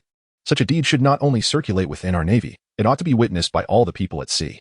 After receiving confirmation from headquarters, Gaudi decided to hold off on reporting Tyler's true identity to Garp, opting to wait until the treasure was secured. At noon in the mess hall, noticing Tony's absence, Gaudi inquired and learned that Smoker had already brought him his meal. With the prospect of Johnny Walker on the horizon, Tony intended to remain in the workshop for the entire week. After finishing his meal, Gaudi sought out Tony. The engrossed Tony glanced at Gaudi and, with a hint of irritation, remarked, You damned capitalist, have you come to visit your poor employee to showcase your benevolence? Gaudi glanced at Smoker, who was assisting nearby, and chuckled, Before you, I dare not call myself a capitalist. The price of a single cigar is merely 100 berries. And a bottle of Johnny Walker Black Label 12-year-old is unattainable here. Indeed, Smoker interjected, Tony, you are a true capitalist. Although Smoker did not comprehend the unfamiliar terms that occasionally slipped from their conversation, he held Gaudi in high esteem and took delight in witnessing Tony's discomfiture. Smoker. You little brat, what do you know? I could give you 100 berries right now, and you could try to see if old Upman would sell you a cigar. Gaudi retorted. By the way, if you have no pressing matters, I suggest you step aside and refrain from disrupting my work. I warn you. If I fail to complete my tasks within a week, every moment you spend chatting with me will be deducted from my time. Let the clock start now. Tony. I am heading out to seek treasure, and I am certain you will find it intriguing. Gaudi interjected just in time to interrupt Tony's incessant chatter. No. I have no interest in any treasure. Wealth must be created through wisdom. To venture out to sea with a treasure map of dubious authenticity is a sheer waste of time. Listen to me, my brother. South America has been liberated for centuries. The age of abundant gold is long past. If you truly have nothing to do, I could teach you blacksmithing. Tony. What if the treasure were a Whopper with double cheese? Gaudi quipped. Damn it, Gaudi, you devil. I concede, that suggestion is rather enticing. Tony recognized that the treasure was unlikely to be a Whopper, yet he held a fondness for it, and since Gaudi mentioned it, he was certain it could be procured. Smoker was astonished by the swiftness with which Tony's mood shifted. Though he did not understand what a Whopper was, he resolved to follow along. He would not admit that his motivation was his daily cigar, which he had become unable to forego. Tony. This outing might take about 3 or 4 days. Shouldn't that time be deducted, my brother? You can't expect me to relocate the workshop onto the ship. Okay. Gaudi conceded readily. He was not truly a capitalist. He merely wished for Tony to avoid excessive laziness. Captain Gaudi, please allow me to accompany you. I do not seek a share of the treasure. I simply wish for you to teach me the 6 styles. Upon hearing this, Gaudi considered this choice rather favorable. Young Smoker had the advantage of being easily persuaded. In the original narrative, Smoker learned only 2 of the 6 styles, relying on his smoke fruit to intimidate some third-rate pirates. To speak truthfully, currently, the Logia-type fruit was still in its prime, and later he utilized it as a smokescreen for retreat. Among all the Logia masters, his somewhat diminished ability to develop it was indeed singular. A significant part of this was likely due to his over-reliance on the fruit, coupled with a lack of the ingenuity that Doflamingo possessed in fruit development. Thus, despite training under Zifa, Smoker had only managed to master 2 of the Navy's 6 styles. Since Gaudi has developed the intention to claim Smoker for himself, it is impossible for Smoker to remain at the same level as depicted in the original work. With this thought in mind, Gaudi spoke earnestly. Private Smoker. Lieutenant. Please give your orders. Smoker stood at attention and saluted. You may learn the 6 forms, but first, you must enhance your physical fitness. Now, go out and run 100 laps around the training ground. Understood, Colonel Gaudi. As Smoker's figure disappeared from view, Tony chuckled and remarked. These little natives are truly charming. They are completely spun around by your words. Gaudi did not engage with that topic and shifted the conversation. Prepare yourselves. We depart the day after tomorrow. My brother, speak frankly with me. Will there be danger this time? Will we face a male-bear or a bull? I can modify a shotgun tonight. Tony continued to chatter incessantly. Tony, you must understand that when confronting those with abilities, even if you were to craft a Gatling gun, it would not hold much significance. Moreover, those with abilities are not necessarily the strongest. Gaudi stated earnestly. Then you will protect me, right, my brother? No. Wait, since you are so formidable and command so many local tribesmen, why do you need me? You must be surprised that Tony has put down his hammer, he remarked, looking at Gaudi with bewilderment. You are overthinking it, Tony. I merely wish to show you the world beyond Rogue Town and assist you in adapting to life here more swiftly. Oh, I see. Gaudi. You intend to hoard the treasure for yourself, do you not? Tony, I know how eager you are to construct the Mark V suitcase armor. My good brother. You can cook and navigate, correct? Tony, I am well aware that you can sail. Thank God. We only need a deckhand to set sail. Smog. To be honest. The rapport between these 2 men extended beyond mere attraction to women. After reaching a consensus, Tony began to ponder another matter. He could not lack the ability to protect himself. After all, he was a man known as Iron Man. He did not wish to be under Gaudi's constant protection, although he had faced foes no less formidable than Taylor the Bear prior to his arrival. At that time, he had been clad in armor. It was only after personally experiencing the battle with Taylor that he realized how vulnerable he truly was compared to those with abilities. Hi, Gaudi. Is there a simple way for me to become stronger instantly? Just consume a devil fruit, but you know the cost. When Gaudi spoke these words, his tone was somewhat casual, for in the world of One Piece, it is likely that 99 of individuals would unhesitatingly choose to consume. However, regarding Tony, Gaudi felt that he would most probably abstain, for the adage familiar to fans of Marvel from a past life rings true. The affluent rely on technology, while the impoverished depend on mutation. This sentiment holds equally in the realm of One Piece. The devil fruits could indeed be regarded as a form of mutation. In the original narrative, the prices of 2 particular fruits were explicitly stated, whether it be the surgery fruit at 5 billion berries or the split fruit at 100 million berries. It appears that their eventual possessors incurred no expense whatsoever. Yet, once artificial devil fruits became commodities, only the arms dealer Kaido could afford to equip them. Oh. I knew you would say that. I do not wish to become a sitting duck. The power derived from mutation ultimately harbors considerable uncertainty. Personally, I place my faith in the might of technology, Tony declared, extending his arms in a classic gesture of affluent nonchalance, exuding an air of elegance as if he himself were a deity wielding boundless power. Listen, The implications of his words reeked of avarice, and paired with such a gesture. It was simply astonishing. As the saying goes, the internet never deceives me. With this thought, Gowdy chuckled and shook his head. Then pointed to Tony's chest. If you were to surrender that arc reactor to the world government, believe me, Tony, you would discover that it is indeed possible to select devil fruits. In the current context, those with natural abilities are nearly invincible. Tony, naturally, took this just in stride. If Gowdy truly harbored such intentions, he would have already engaged in a treacherous act. With this in mind, Tony jested back. Oh, that suggestion sounds rather appealing. If you could also throw in a donut, I might genuinely consider it. On a serious note, my brother, given your understanding of this world and of me, do you possess any weapon that could rapidly enhance my power? How about a sea prism stone net gun? If we could disassemble a bit of the sea prism stone from the hull of a warship, it would serve as a viable option. This had been a matter of contemplation for Tony in recent days.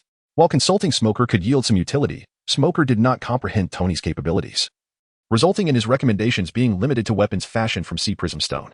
Thus, Tony was eager to hear the insights of Gowdy, this indigenous outsider.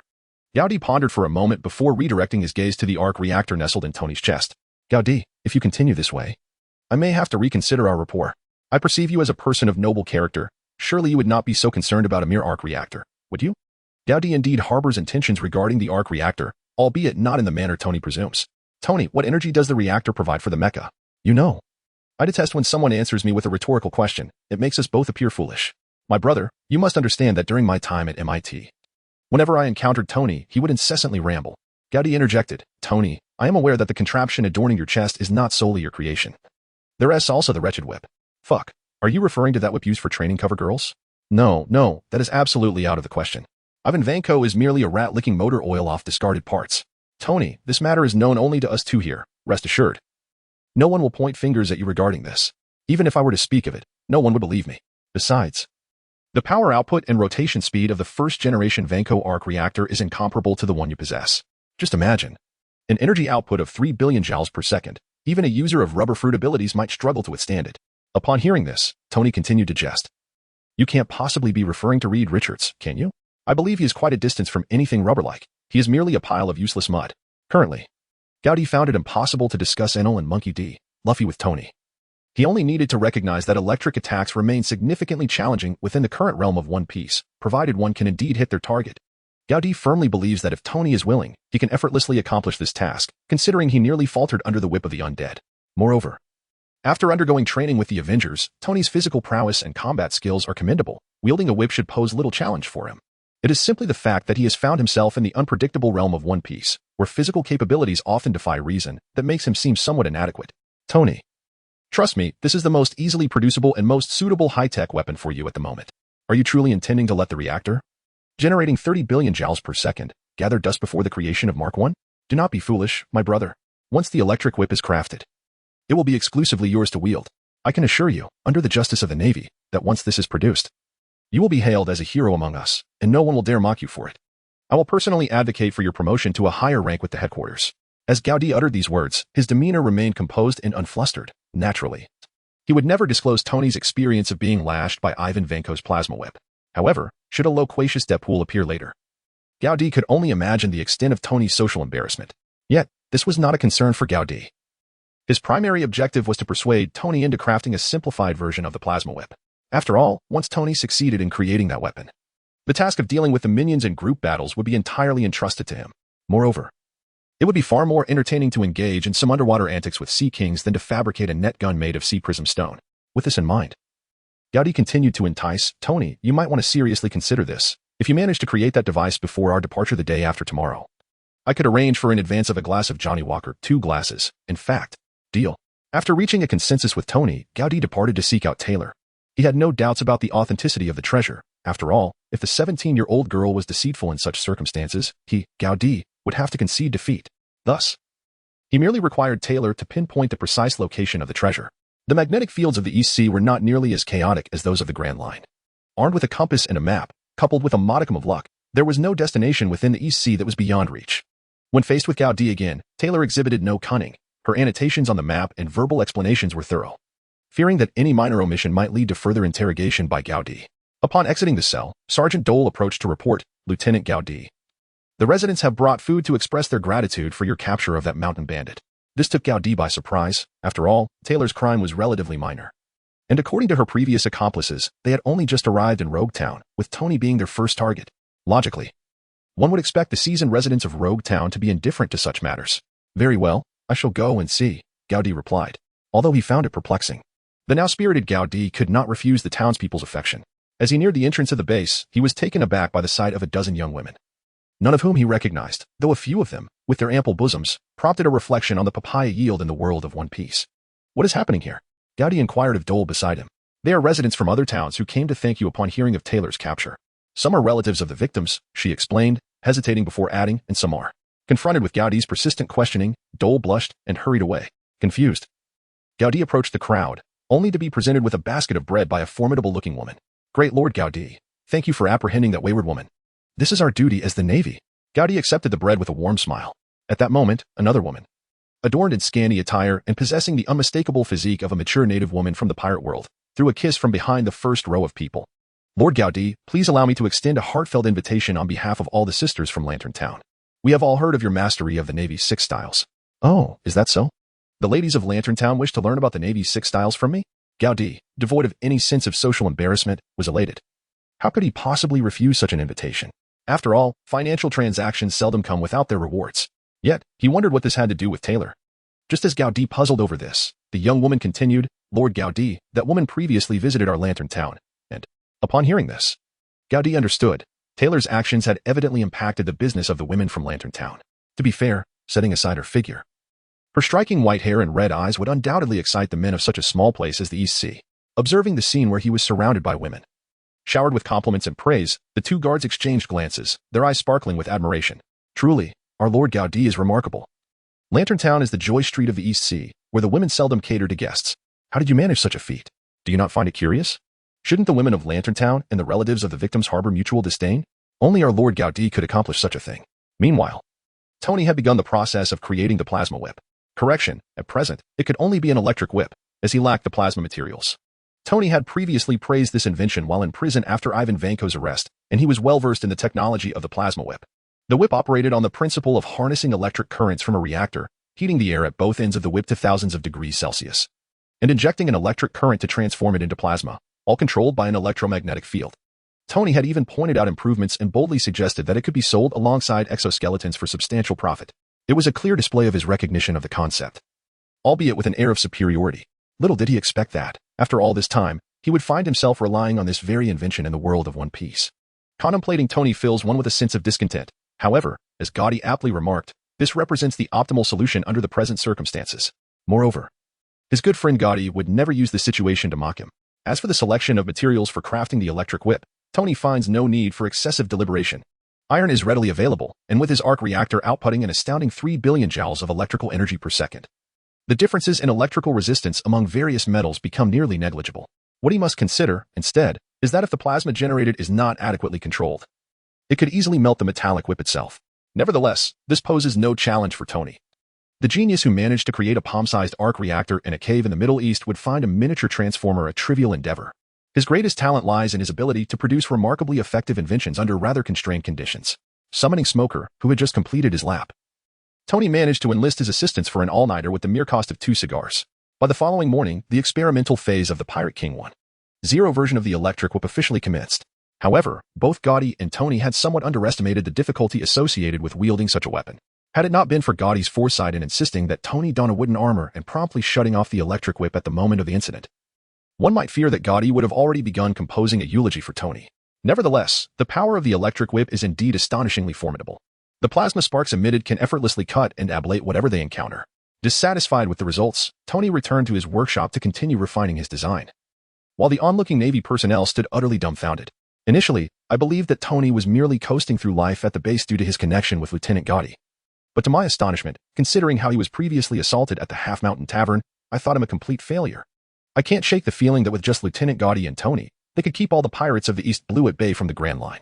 Hearing these remarks from the Navy, the equally astonished Chief Petty Officer Delore sternly retorted, now that you recognize the gap, it's time to train. As members of the Roguetown Naval Base, we cannot bring shame to Colonel Gaudi, or rather, Lieutenant Gaudi.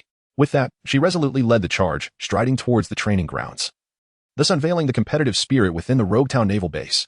Gaudi was unaware of the modifications Tony had made, however, that very evening. During another experiment with the electric whip, Tony had already mastered the art of avoiding self-inflicted harm. His strikes had also gained considerable accuracy. For instance, during the morning's trial, Tony would either miss the wooden stakes by an insurmountable distance or inadvertently injure himself. Yet now, the 30 wooden stakes prepared for his experiments had all been transformed into charcoal for their upcoming journey. With his confidence swelling to an almost ludicrous extent, Tony audaciously declared, "Hey, Gaudi, it's time to unleash that she-bear and let me test my skills." To which Gaudi replied, "Tony, perhaps you should first try your hand at fishing in the sea."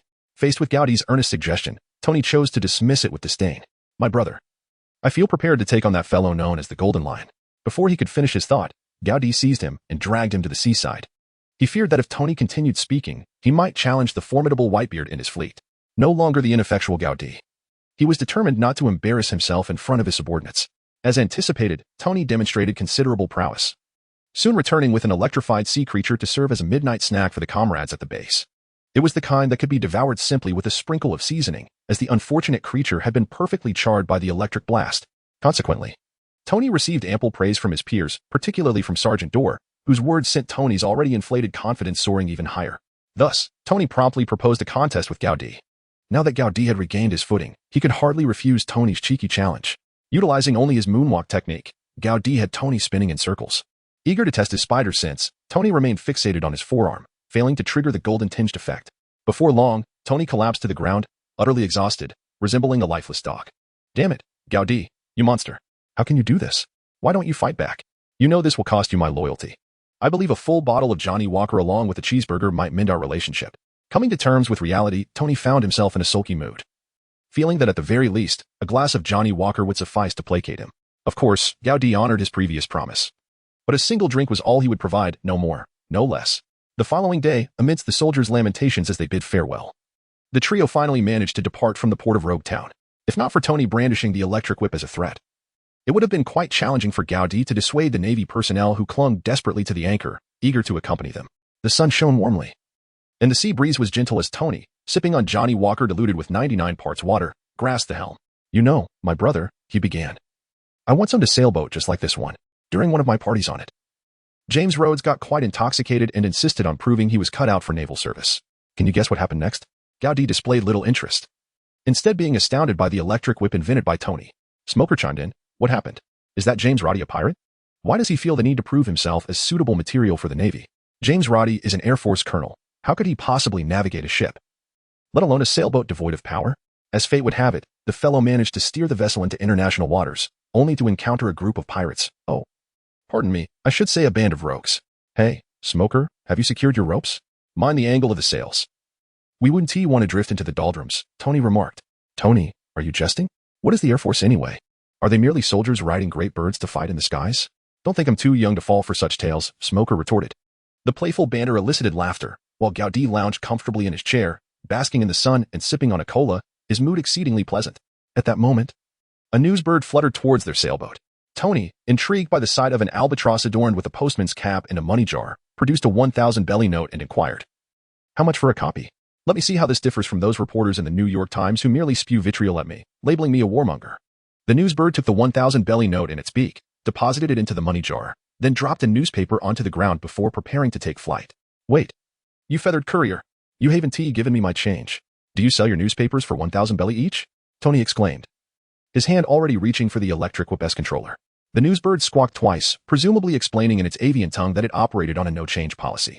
However, its voice, more grating than that of a wild duck, along with its somewhat inappropriate gestures, led Tony to imagine the bird mocking him. In his mind, the message was clear. "Look at you, a country bumpkin. So naive. Don't even think about change. Even 10,000 belly wouldn't suffice. You wretched bird. I've never dined on albatross before. Today's lunch will be you," Tony declared, preparing to activate the electric whip. Just then, Gaudi's calm voice interjected, "Tony, trust me, you wouldn't enjoy that flavor. The meat of this bird, when boiled, is far too gamey and carries a sour note. As for grilling, it's excessively lean with little fat, and we lack the spices necessary for traditional Chinese barbecues." Tony turned, astonished. "You've actually eaten it?" It was evident that this inquiry didn't require a response from Gaudi. The bird's actions had already confirmed the truth. The newsbird promptly pecked through the strap of its money jar and, before Tony could react, flew away. Such was the nature of the Newsbird Guild's wisdom. When encountering the 3-meter-tall Navy officer of Rogue Town, do not collect payment for the newspapers, or risk being prepared as a meal by that indiscriminate fellow. Notably, a portrait of Gaudi adorned the guild's wall. In truth, Gaudi had only sampled albatross once. But after that meal, he pinned a note about its unpalatable taste, intending to dissuade others from hunting the newsbirds for sustenance. Unbeknownst to him, Tony picked up the money jar, shaking it in the air, listening to the distant clinking of metal. Satisfied, he remarked, Gaudi. Just how many times have you eaten it to arrive at such a judgment? Only once, but it was a substantial bird. I prepared it in 2 different styles. Gaudi replied. As they began to discuss potential improvements to the albatross dish, Smoker, engrossed in reading the newspaper, suddenly exclaimed, Colonel Gaudi, is this my report? How did it find its way into the paper, and with that title? Before Smoker could finish, the curious Tony leaned closer. Reading aloud the headline, The Hope of the Navy, Colonel Gaudi captures the bounty hunter with a $2.5 million belly reward. The subheading proclaimed, a thunderous operation in 24 hours. Apart from the introductory remarks providing context to the events, the remainder of the article was a verbatim transcription of Smoker's report. Wait, why am I a colonel? Have I been promoted? As he pondered this, Tony bellowed at Smoker. Smoker, your cigars are gone from today onward. They shall never return. Just look at the nonsense you've written. Why is only Gaudi credited? What about my contributions? Who rescued you from that she-bear's claws? Have you lost your conscience? You're more despicable than those reporters at the New York Daily, who merely spew excrement. At this, Gaudi couldn't contain himself, bursting into laughter and spraying cola onto the deck. Tony, you are a genius, a philanthropist, a playboy. Don't concern yourself too much with naval ranks. They simply clash with your persona. Shut your mouth, old friend. When we return, it won't be you facing social demise, Tony retorted, as the news spread across the ocean. The one most delighted by the events was none other than Gaudi's mentor, Zephyr. In his office at the Naval Headquarters School, Zephyr revealed a long-lost smile. Ever since his family had fallen victim to pirates, this former admiral had retreated to the sidelines, taking on the role of an instructor. Gaudi, along with the 2 later prominent generals, Paulusolino and Sakazuki, constituted his first batch of direct disciples. Initially, among the 3, he held the highest expectations for Gaudi. However, following that unfortunate incident, Gaudi underwent a profound transformation, evolving from a passionate naval officer into a mere shadow of his former self. Squandering his mastery of the Navy's 6 styles, Zephyr had made numerous attempts to persuade the languid Gaudi, yet to no avail. Indeed, I was not mistaken. That lad Gaudi has finally returned to life. How nostalgic it is to recall the days when he and Sakazuki could not stand each other, fighting relentlessly. With Sakazuki never emerging victorious, it seems Sakazuki must now strive harder. Zephyr firmly believes that the resurgent Gaudi will become the most formidable rival on Sakazuki's path to success. Such healthy competition is something both he, as mentor, and the higher-ups of the Navy are pleased to witness. Meanwhile, Sakazuki, en route to the West Sea on a mission, immediately remarked upon reading the news, the higher-ups of our Navy are, as always, remarkably astute. This will surely mitigate some troubles in the East Sea. But why choose that fellow Gaudi? Indeed, Sakazuki was unwilling to see Gaudi rise, wishing instead for him to remain in his current state of lethargy. Vice Admiral, is it true that Colonel Gaudi can simultaneously employ 2 variations of the 6 styles? His aide inquired, lacking subtlety. If that were true, it would be advantageous for our Navy. However, do consider that those who write such reports are mere ordinary journalists. The 6 styles are far beyond their comprehension.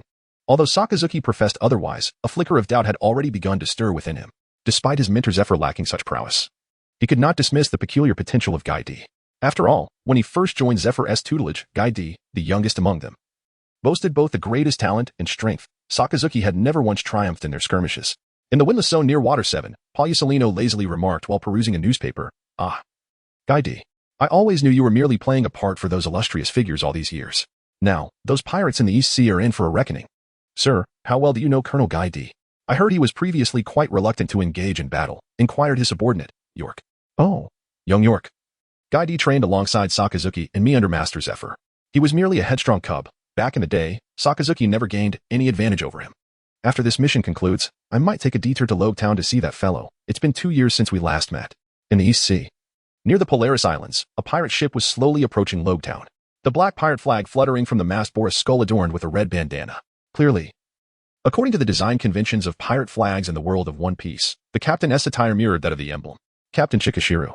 When did such a formidable naval officer appear in Logtown? He is a Zoan-type devil fruit user. We should wait until he is absent from Logtown before entering the Grand Line. The pirate known as Chikashiro was originally a subordinate of the Golden Lion, Shiki. And according to later developments, he now commanded a bounty of 4.6 million berries, qualifying him as a cadre under the 7 warlords. This conclusion was drawn after adjusting for the subsequent severe inflation of bounties. Previously, Chikashiro had chosen to retreat to the East Sea rather than accompany Shiki to the Navy headquarters, seeking to evade death. However, inspired by Roger's words before his demise, And having participated in countless battles alongside Shiki, he felt emboldened to re-enter the fray, confident in his reputation as a pirate forged through experience. Thus, with a few million berries in hand, he began recruiting crew members to prepare for a renewed adventure on the Grand Line. Upon hearing this newcomer's words, Shikishira not only disregarded them but laughed heartily. "You're quite the adorable little rookie. Logtown is merely an unnumbered base.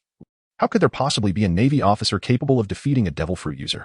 Moreover, do you think the Navy stationed at the entrance of Reverse Mountain would truly be diligent in preventing our entry into the Grand Line? You are mistaken. They are merely a bunch of pampered weaklings." Despite finding Shikishira's logic compelling, the inexperienced pirate persisted. "Captain, Roger was executed in Logtown. Could it be that the Navy escorting him has not yet departed?" Upon hearing this, even the battle-hardened Shikishira hesitated momentarily. Such a scenario was not impossible. Yet it did not deter him from questioning the validity of the news. Simultaneously, another rookie familiar with Logtown chimed in. "I share Captain Shikishira's perspective. That fellow Guy D must have connections to a certain vice admiral, dispatched from headquarters to Logtown for a gilded assignment. He's a cowardly and lazy individual. If it were him, he wouldn't dare provoke even a devil fruit user with a bounty of 250 berries, let alone someone exceeding 1,000,000. It was no wonder they believed such things, for the previous iteration of Guy D indeed embodied such behavior. Shikishiro had only recently returned to the East Sea and was unaware of Guy D's current circumstances. Upon hearing his subordinates label him a coward, combined with his understanding of the Navy, he burst into laughter. Indeed, the Navy thrives on such self-serving propaganda. A non-devil fruit user has a bounty of 4.6 million berries, yet a Zoan-type user can only muster a bounty of 2.5 million? Do not be intimidated by this news. The Navy only seeks to frighten us. Full speed ahead to Logtown. The captain speaks true. Even if the news were accurate, we, Captain Shikishiro, are allies of the Golden Lion Shiki. Having battled across the Grand Line, those Navy officers would likely turn tail at the mere mention of the captain's name. Shikishiro, adorned with a red bandana, felt invigorated by his crew's enthusiasm, drawing his curved blade and pointing it toward Logtown. Many pirates shared his sentiment, believing this to be a smokescreen released by the Navy to intimidate the weaker pirates in the East Sea. Yet, some more composed individuals held differing views, including the Don Quixote family, who had yet to leave the East Sea. I say, the East Sea harbors such a figure. I wonder why the Navy has chosen this moment to unveil such information? Tori Pole remarked while wiping his nose. Doflamingo adjusted his sunglasses, grinning widely. Hee. It must be to intimidate the small fry pirates in the East Sea. Roger's final words were quite stirring. Doflamingo, a master of the six styles, could pose a significant problem should we encounter him in the East Sea. Virgo concurred. I say, our objective is the treasures aboard the Navy's warships. Rare Beast Island is so far from Logtown that fellow shouldn't come to meddle. Tori Pole added, still sniffling. Since you've said that, I'll concede. Even if we do encounter him, Virgo, you wouldn't dare question Doflamingo's plan, would you? Diamante transformed into a red cloth, ensnaring Virgo. Hee. Let us speak less. Our plans remain unchanged. We shall proceed directly to Beast Island. Doflamingo declared with finality. Chapter 016. Encountering an old familiar face through the diligent efforts of the trio. By noon the following day, Smoker atop the lookout shouted, Beast Island is in sight. As Goaty emerged from the cabin, engrossed in the nautical charts, he gazed towards the increasingly imminent Beast Island and jested with Tony, you stay aboard and guard the ship while Smoker and I go treasure hunting. No, my brother. You did not say that before we set sail. We agreed to seek treasure together. What if we return to find the ship missing? Oh, come now. We haven't seen a single merchant vessel along our journey. How could this desolate island possibly? Before Tony could finish, his mouth fell agape as he stared ahead. In the direction of 8 o'clock at the bow, a mast was slowly emerging into view. Goaty, has your mouth been blessed by that? What was it called? The word from Huaxia? Oh yes, your mouth has been enlightened. Goaty would not concede to this jest. He had merely been teasing Tony. Although Beast Island was not far from Orange Town, it was indeed a desolate isle. Otherwise, Tyler would not have chosen to conceal the treasure there. Moreover, according to Tyler's descriptions, the current Beast Island seemed to harbor some of those peculiar creatures not mentioned in the original text. Thus, Goaty surmised that the likelihood of encountering pirates here was akin to the odds of winning over $5 in a lottery in his previous life. Tony, should we encounter pirates, do not show them mercy. They are far more deranged than those you met in the Middle East. This time, Tony refrained from retorting, for it was the first instance he had witnessed Goaty's serious demeanor. Even when he had previously encountered Tyler in his beast form, Goaty had not appeared this earnest. Gaudi was not particularly afraid. Even if he encountered a pirate issue, it would not pose a significant challenge. He merely needed to remind Tony not to be overly confident, for if the opponent happened to be a pirate crew of several hundred, Gaudi might find it difficult to manage. As for fleeing, that was out of the question. At present, Gao was treating the bounty as if it were his first love. Unable to defeat them?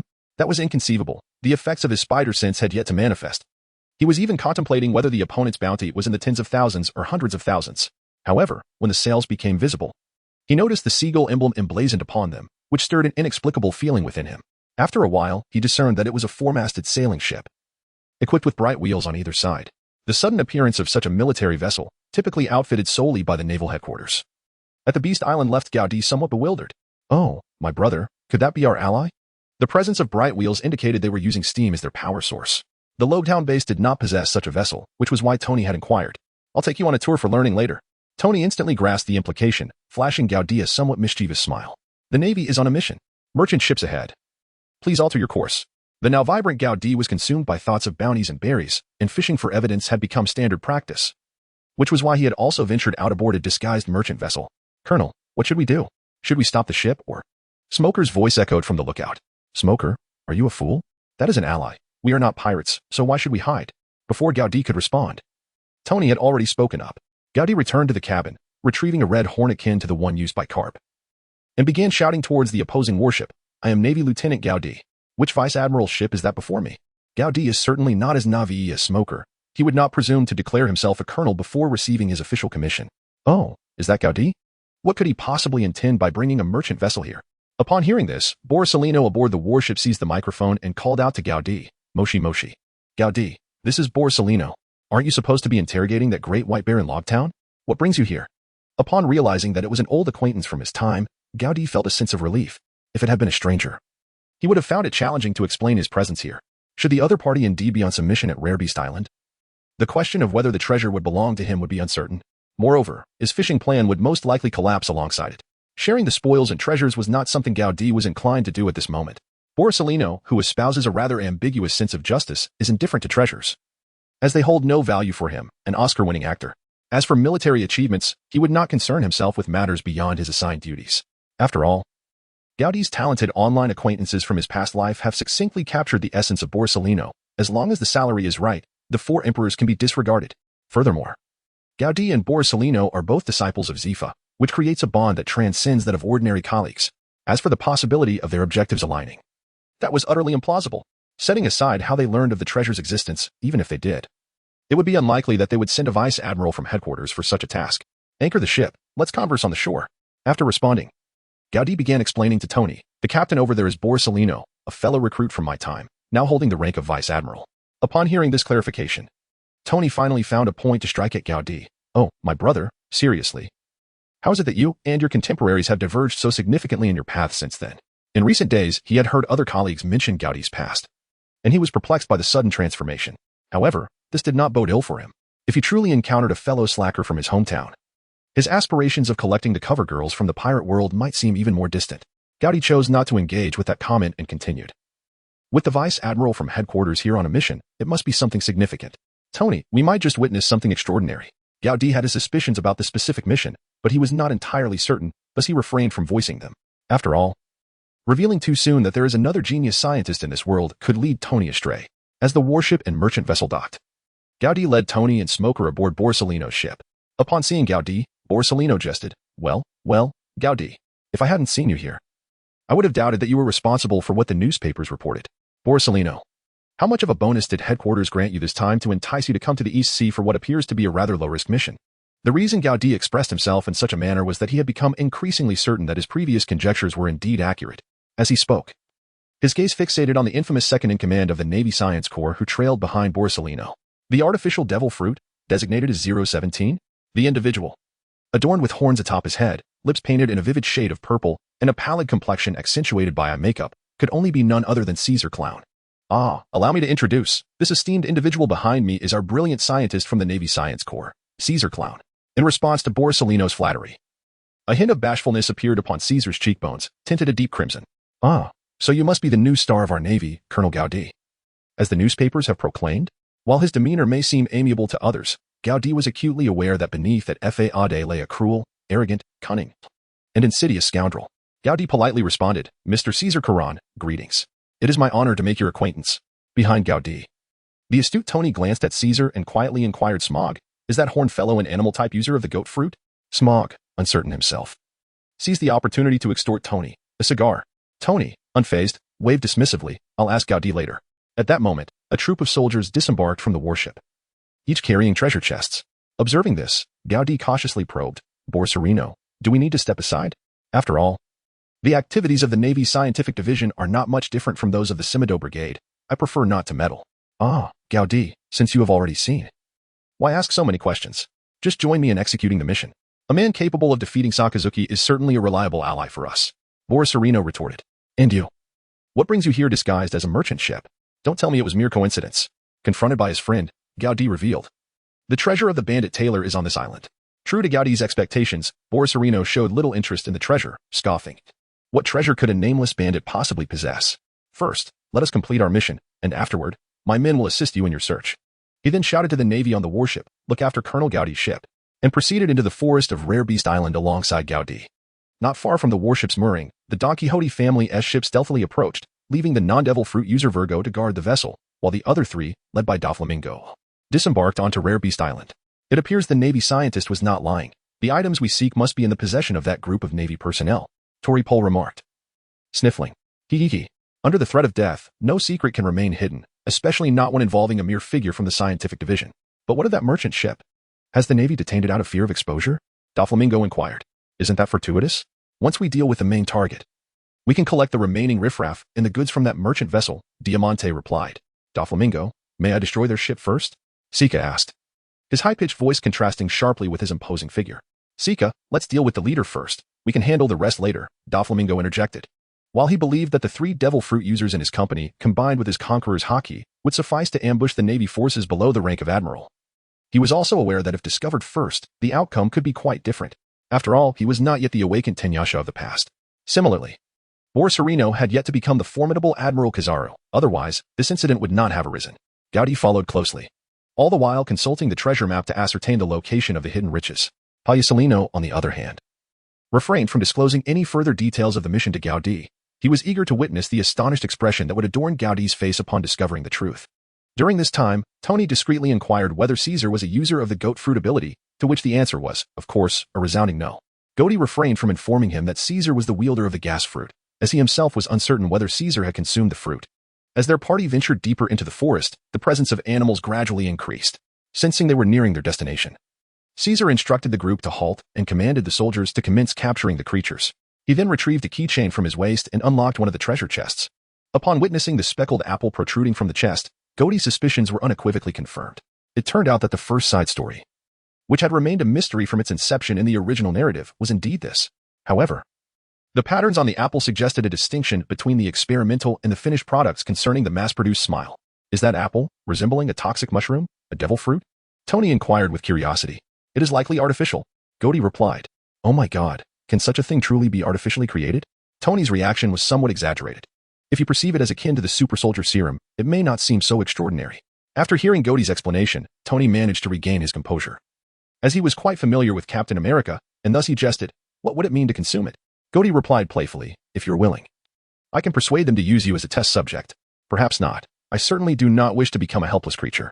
While the two engaged in their banter, a soldier returned with a captured snake.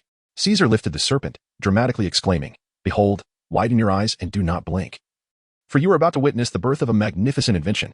As he spoke, he pried open the snake's mouth, preparing to force the artificial devil fruit down its throat. Gaudi, do you see that? That is the artificial devil fruit. Our purpose here is to test its efficacy. The voice of Borsellino echoed, yet he failed to observe the reaction he had anticipated on Gaudi's face. After all, Gaudi, as a traveler from another world, was already privy to the outcome, while only Navi individuals like Smoker would gawk as if they could swallow an ostrich egg whole. The first experiment? Gaudi calmly retorted. The first live trial. Upon hearing this, Gaudi could not contain his indignation. Borsellino, is this how you treat an old friend? If this artificial devil fruit transforms the snake into some dreadful creature, remember that the East Blue is my territory, and do not expect me to clean up your mess.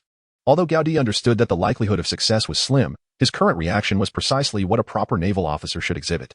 The choice to conduct the experiment in the East Sea was motivated by 2 primary concerns. Firstly, there was a fear, as Gaudi had suggested, of inadvertently creating a formidable monstrosity that could obliterate the Punk Hazard experimental base, rendering the endeavor a costly mistake.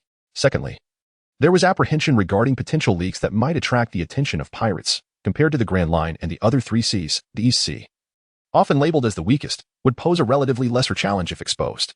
Fear not, Gaudi, I shall take full responsibility for this matter. Borsellino maintained his characteristic nonchalance. Meanwhile, not far away, a concealed figure in the dense foliage observed intently. Doflamingo, shall we proceed?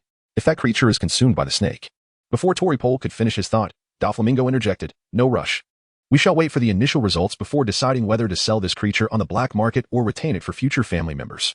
Sika, utilize your abilities to infiltrate the rocks nearby and lie in ambush. Await my command to strike." Just as Sika was about to respond, Pole silenced him with a sticky obstruction. "Sika, keep that shrill voice down. We must not alert the enemy." Sika, feeling insulted by this mockery, especially from Pole's repulsive ability, was on the verge of losing his temper when Doflamingo pressed his head down. "Hurry, and once this is over, you may pummel Pole to your heart's content. I shan't intervene." Watching the snake, with Caesar's assistance, swallow the fruit, Tony inquired, "Why not develop it into an injectable serum? What if its flavor is unpleasant and it gets expelled?" Regarding such conceptual queries, Gaudi was reluctant to engage in explanations. The moment Tony's grip tightened around the iron fist of love, he fell silent. The artificially created devil fruit, significantly larger than a regular apple, was consumed, causing the snake's body to bulge into an apple shape before gradually descending. Once it reached the midpoint of the snake's body, it appeared to be digested, allowing the serpent to revert to its original form. Then, a visible transformation occurred. The serpent's blue scales began to shed, replaced by burgeoning white fur. Gradually, two protrusions emerged on its head, culminating in a pair of furry long ears. The slender tail morphed into a fluffy white pom-pom. Is this the rabbit fruit? Observing the transformation from a snake into an innocuous and endearing creature, Tony could no longer restrain his voice. "Look, this is simply a magnificent piece of art," Caesar exclaimed, draping the now unrecognizable creature around his neck. However, as he awaited the admiration of his peers, Gaudi's body bristled with alarm. In a swift motion, he seized Tony, executing a moonwalk with his left foot before delivering a crescent-shaped strike with his right, sending a wave of white energy towards the rear. "Borsellino, we are being watched." The moonwalk combined with the crescent kick, a technique reported in the newspapers, proved to be genuine. The first naval officer to react was momentarily stunned by Gaudi's maneuver instead of promptly raising the alarm. "Goodness, Gaudi, what are you saying? Safeguard the experimental subject." Despite not sensing any immediate danger, Borsellino issued the order, driven by unwavering trust in Gaudi. "There's no need for such alarm. A genius is present." Just as Caesar began to extol his own brilliance, Doflamingo furrowed his brow from the nearby thicket. Who was that individual not clad in a naval uniform? How could he possibly detect Sika hiding among the rocks? Is he a master of observation hockey? "Doflamingo, since they've already identified us, we must accept our fate." Upon hearing Diamante's voice, Doflamingo decisively commanded, "Attack. Do not hold back." Following the command, Diamante activated the abilities of the flutter fruit, transforming into a stream of red silk that surged towards Caesar. Simultaneously, a purple-haired giant emerged from the location struck by Gaudi's energy wave, only to vanish into the ground once more. The earth began to rise, gradually forming a stone figure. "Oh, Gaudi, are both of these individuals devil fruit users? What is the nature of this stone figure? Is it a natural type user, as Smoker mentioned? This ability seems oddly familiar." It resembles Ben Grimm's stone form." Gaudi gently placed Tony on the ground and remarked, "It is not a natural type fruit. Rather, it is the superhuman type stone fruit. If it were truly a natural type, we would likely be fleeing for our lives by now, provided the opponent wasn't some lunatic. We must locate the true body of that individual and incapacitate him to nullify this ability." With this, Gaudi had already deduced the identity of their foe. Such an evident fruit ability could only belong to the Don Quixote family. Knowing the truth, Gaudi felt no fear. Currently, Doflamingo still bore the bounty of 32 million berries, a sum he likely acquired after causing a ruckus in Mary Geos. With Doflamingo's string fruit yet to awaken and his mastery of Conqueror's hockey still lacking, why should Gaudi be afraid? Two ability users. Gaudi, how did you discern this? Before Borsellino could finish his sentence, Gaudi interjected. "There may be three more. They are members of the Don Quixote family." Unfamiliar with the composition of the Don Quixote family, Borsellino promptly fell silent and began issuing commands. "Caesar, take the items back to the warship. Soldiers, safeguard the remaining test subjects." With this order, Gaudi was fairly certain that Caesar was merely an ordinary genius scientist. Otherwise, given his cruel nature, he would undoubtedly remain to engage in battle. "Borsellino, I leave these two to you. I shall draw out the others," Gaudi declared, adjusting his stance according to the direction of the sweat on his arm. "Wait, how can you leave such a repulsive individual to me? Will that mucus conduct electricity?" Tony complained, though his actions were swift as he unleashed his electric whip, charging forward alongside Gaudi. A true cowboy. Doflamingo, observing the scene, felt a twinge of confusion. Are these two from the Navy? When did the Navy become so ferocious? In his recollection, the Navy would typically avoid confrontation in such scenarios. Nonetheless, he recognized that Gaudi was targeting him and promptly commanded, Pole, disregard the one behind. Focus on taking care of Gaudi." Pole understood the directive, retracting the sticky chains to hurl them at Gaudi. However, an unforeseen event transpired. Pole had overlooked Tony, who skillfully entangled the retracting sticky chains with his long whip. Instantly, electricity surged along the sticky chains, reaching Pole. Seizing the opportunity, Tony cranked the power of his controller to the maximum. Under Doflamingo's bewildered gaze, Tori-Pol performed an impromptu breakdance before collapsing to the ground, surrounded by a pool of mucus. Oh, what a disgusting creature. I shall discard this electric whip upon returning. I am determined to craft a new one. Despite his first kill, Tony was not reveling in triumph. He was genuinely repulsed by Tor-Pol's unconventional method of attack. Gaudi, you can kill him and retrieve that red cloth. It could serve as a rag to clean your whip. At this moment, Gaudi had leaped into the air above Doflamingo, launching a slicing wave aimed directly at his crown. Doflamingo, I accept your bounty. Completely oblivious to the situation, Doflamingo snapped back to reality and unleashed his technique, the Sarer. From the tips of his toes, he generated 8 nearly transparent, slender threads, using them to counter Gaudi's slicing wave with a sharp kick. I never expected to see you here. I've read about you in the newspapers. Is this why the Navy headquarters sent you for such temporary work? Doflamingo remarked casually, but the confrontation was anything but easy. Gaudi remained silent, executing a double jump in midair with moonwalk, before launching an attack on Don Quixote Doflamingo with a swift kick. His intention was to gauge Doflamingo's current capabilities. Despite being the same age as Tyler, Doflamingo's prowess was on an entirely different level. Setting aside factors such as combat experience and strength, one must consider that he had the audacity to commit patricide at the tender age of 10, a feat that even Tyler, the bear-like figure, could not hope to rival. With a swift motion, following a series of slashes, a colossal spider web began to form silently behind Gaudi. Just as Doflamingo's unerring Shadow Knight capture technique was about to be unleashed, Gaudi mysteriously evaded it once more. Doflamingo, caught off guard and with his true form revealed, had no time to react before he felt a searing pain in his abdomen, propelling him backward until he collided with a large tree, bringing him to a halt. Such was the formidable strength imbued by observation hockey. Indeed, it was no easy feat to contend with. Doflamingo, rising to his feet while wiping the blood from his lips, remained confident that once he shattered his opponent's observation hockey, Gaudi, a mere practitioner of the Marine Six styles, would stand no chance against him. Thus, he prepared to unleash his still clumsy conqueror's hockey. Having gauged Doflamingo's current strength, Gaudi deduced that his fruit had not awakened, and he lacked both armament and observation hockey. While theoretically, Gaudi had the upper hand, he did not underestimate Doflamingo, who had yet to experience the might of conqueror's hockey. He was resolute in denying Doflamingo any respite. With a slashing wave of his kick, he advanced with the moonwalk in swift pursuit. Upon witnessing this, Doflamingo set aside thoughts of conqueror's hockey and resorted to his strongest defensive technique, the spider's nest, to withstand the onslaught. In that moment, he was acutely aware of the paralyzing sensation of fear. Unfortunately, the opponents he had encountered thus far were far from Gaudi's caliber. The spider's nest barely managed to block Gaudi's ferocious attack, yet the diminishing force continued to push him backward relentlessly. Just as he anticipated another follow-up kick from Gaudi, the latter showcased the true mastery of the Six Styles. Gaudi, utilizing paper drawing, dispersed his entire weight, rendering his body as light as paper, effortlessly slipping through the gaps of the spider's nest. With a swift strike of his hand, reinforced with iron, he ruthlessly aimed for the back of Doflamingo's neck. Caught off guard by Gaudi's audacious maneuver, Doflamingo had no time to react and was left bloodied. Observing this entire sequence without intervening, Tony, who had not come to Doflamingo's aid, could not help but shake his head and remark, "The little spider of this world is still far too weak. If only I could craft an armor for him." Victory might not come so easily for Gaudi. Gaudi, dragging Doflamingo, who resembled a lifeless dog, turned to Tony and ordered, "Take that fellow away as well." Noticing the pool of mucus surrounding Tori-Pol, Tony grimaced and complained, "Give me a break, my good brother." With such words, I could lose my appetite for cheeseburgers. Perfect. Less for you. Under the temptation of hamburgers, Tony reluctantly complied, using an electric whip to bind Tori-Pol. Thus, with Tori-Pol face down, aided by the slickness of the mucus, he was dragged across the ground toward Borsalino.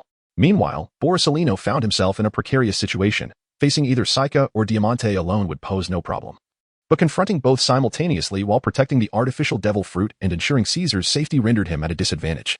With a thief capable of merging with stone to launch attacks and a battle mage who could shift the form of contact objects at will, Borsalino resolved that once this battle concluded, he would lodge a complaint to the Crane for an increase in pay. This battle certainly warranted additional compensation. As the conflict escalated, Borsalino, increasingly apprehensive, found himself in dire straits as Saika, dubbed the Iron Lady, prepared to pierce him with her stony assault. Just then, Saika's attack was abruptly halted. Nearby, Tony was straining to pull his electric whip from the ground. For just moments earlier, Tori-Pol, dragged along the earth, had become ensnared by rising stone, pulling him downward. Relentless in his resolve, Tony cranked the power of his electric whip to maximum, resulting in the almost lifeless Tori-Pol being carbonized by the intense heat generated. Simultaneously, Saika, intent on rescuing him, was not spared either. As she collapsed from the electrical shock, her abilities faltered, and her body naturally emerged from the ground under Tony's relentless tugging. Having unexpectedly claimed 3 victories, Tony swelled with pride, calling out to Gaudi, who was advancing toward Diamante, leave that Indian to me. Smoker. Keep your eyes peeled and witness how your Uncle Tony disciplines these power users. Smoker, who had remained in a state of bewilderment throughout the battle, was utterly dumbfounded, struggling to comprehend the unfolding events. It is undoubtedly true that Gowdy possesses formidable combat strength. One might wonder how Tony, who has always appeared to be the comic relief, can exhibit such ferocity in battle against pirates. Setting aside the element of luck, Smoker had previously utilized Tony's electric whip. While it lacked the ability to conduct electricity, he could not possibly wield it as deftly as Tony, who could manipulate it with the grace of a twirling braid. Observing that the outcome was already determined and sensing Tony's fervor for battle, Gowdy executed a double jump to withdraw from the fray, allowing the prepared Diamante to take his turn, eager to witness what Tony could conjure.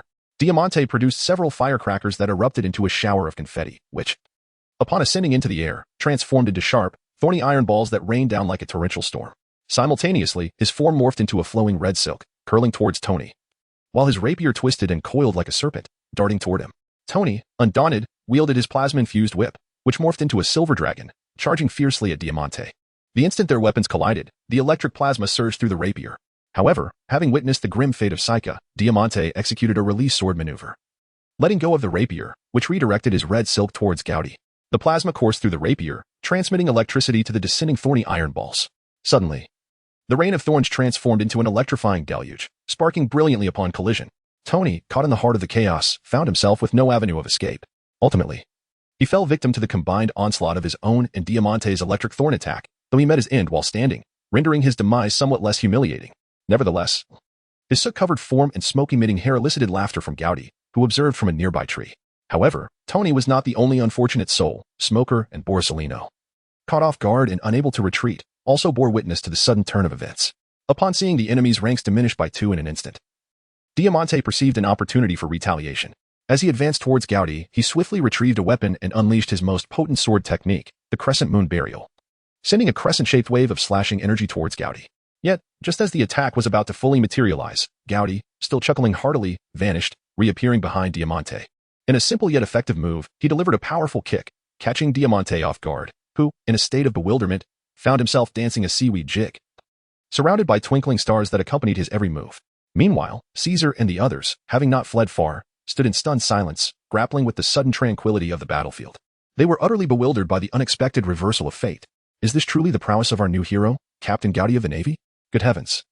Which inebriated fool decided to leave Captain Gowdy in the East Sea? We ought to be grateful to that drunken superior. Otherwise, we would all have perished here today. Captain Gowdy, you are the beacon of justice for our Navy. Gowdy surveyed the battlefield, which was difficult to describe, and addressed the group of soldiers. Where are the sea stone handcuffs? Hurry up and restrain these rascals. After speaking, he swiftly approached to check on Tony's injuries. He had been too preoccupied with laughter earlier, and now he realized that Tony likely did not possess the immortality buff common among the natives of the Pirate King world. Pain in the head, Sengoku. My brother, come lend me a hand. I can barely stand. Surely someone captured this moment? Will I make the headlines in the next newspaper?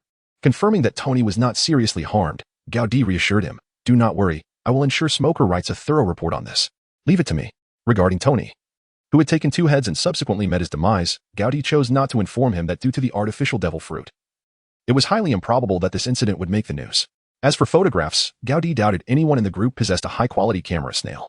Contemplating this, Gowdy confirmed the second item in his notebook. Objective 2, acquire all varieties of camera snails. As for Smoker, Gowdy disregarded him entirely. He was capable of surviving alongside the indomitable monkey D, Luffy, which spoke volumes about his resilience.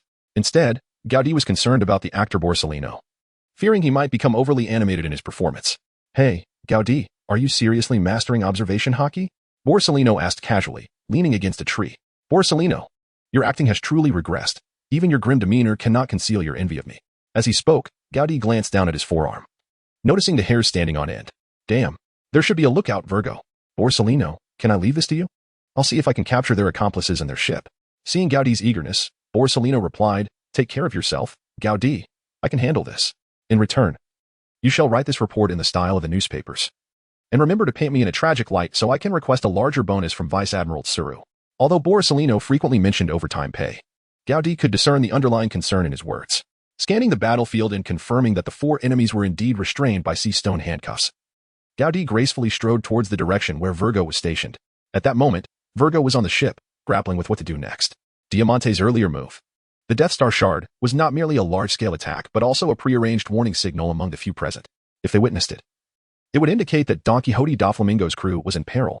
Attempting to rescue them now would be tantamount to delivering himself into danger, with 4 devil fruit users incapacitated. His fate would likely mirror theirs. However, it was fortunate that Diamante could still send signals, at least proving that the others were still alive.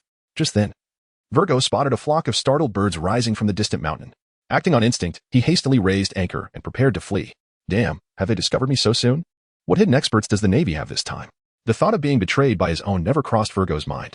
When Gaudi reached the shore, he found only the footprints of Doflamingo and his companions left in the sand. Their ship and Virgo had vanished without a trace.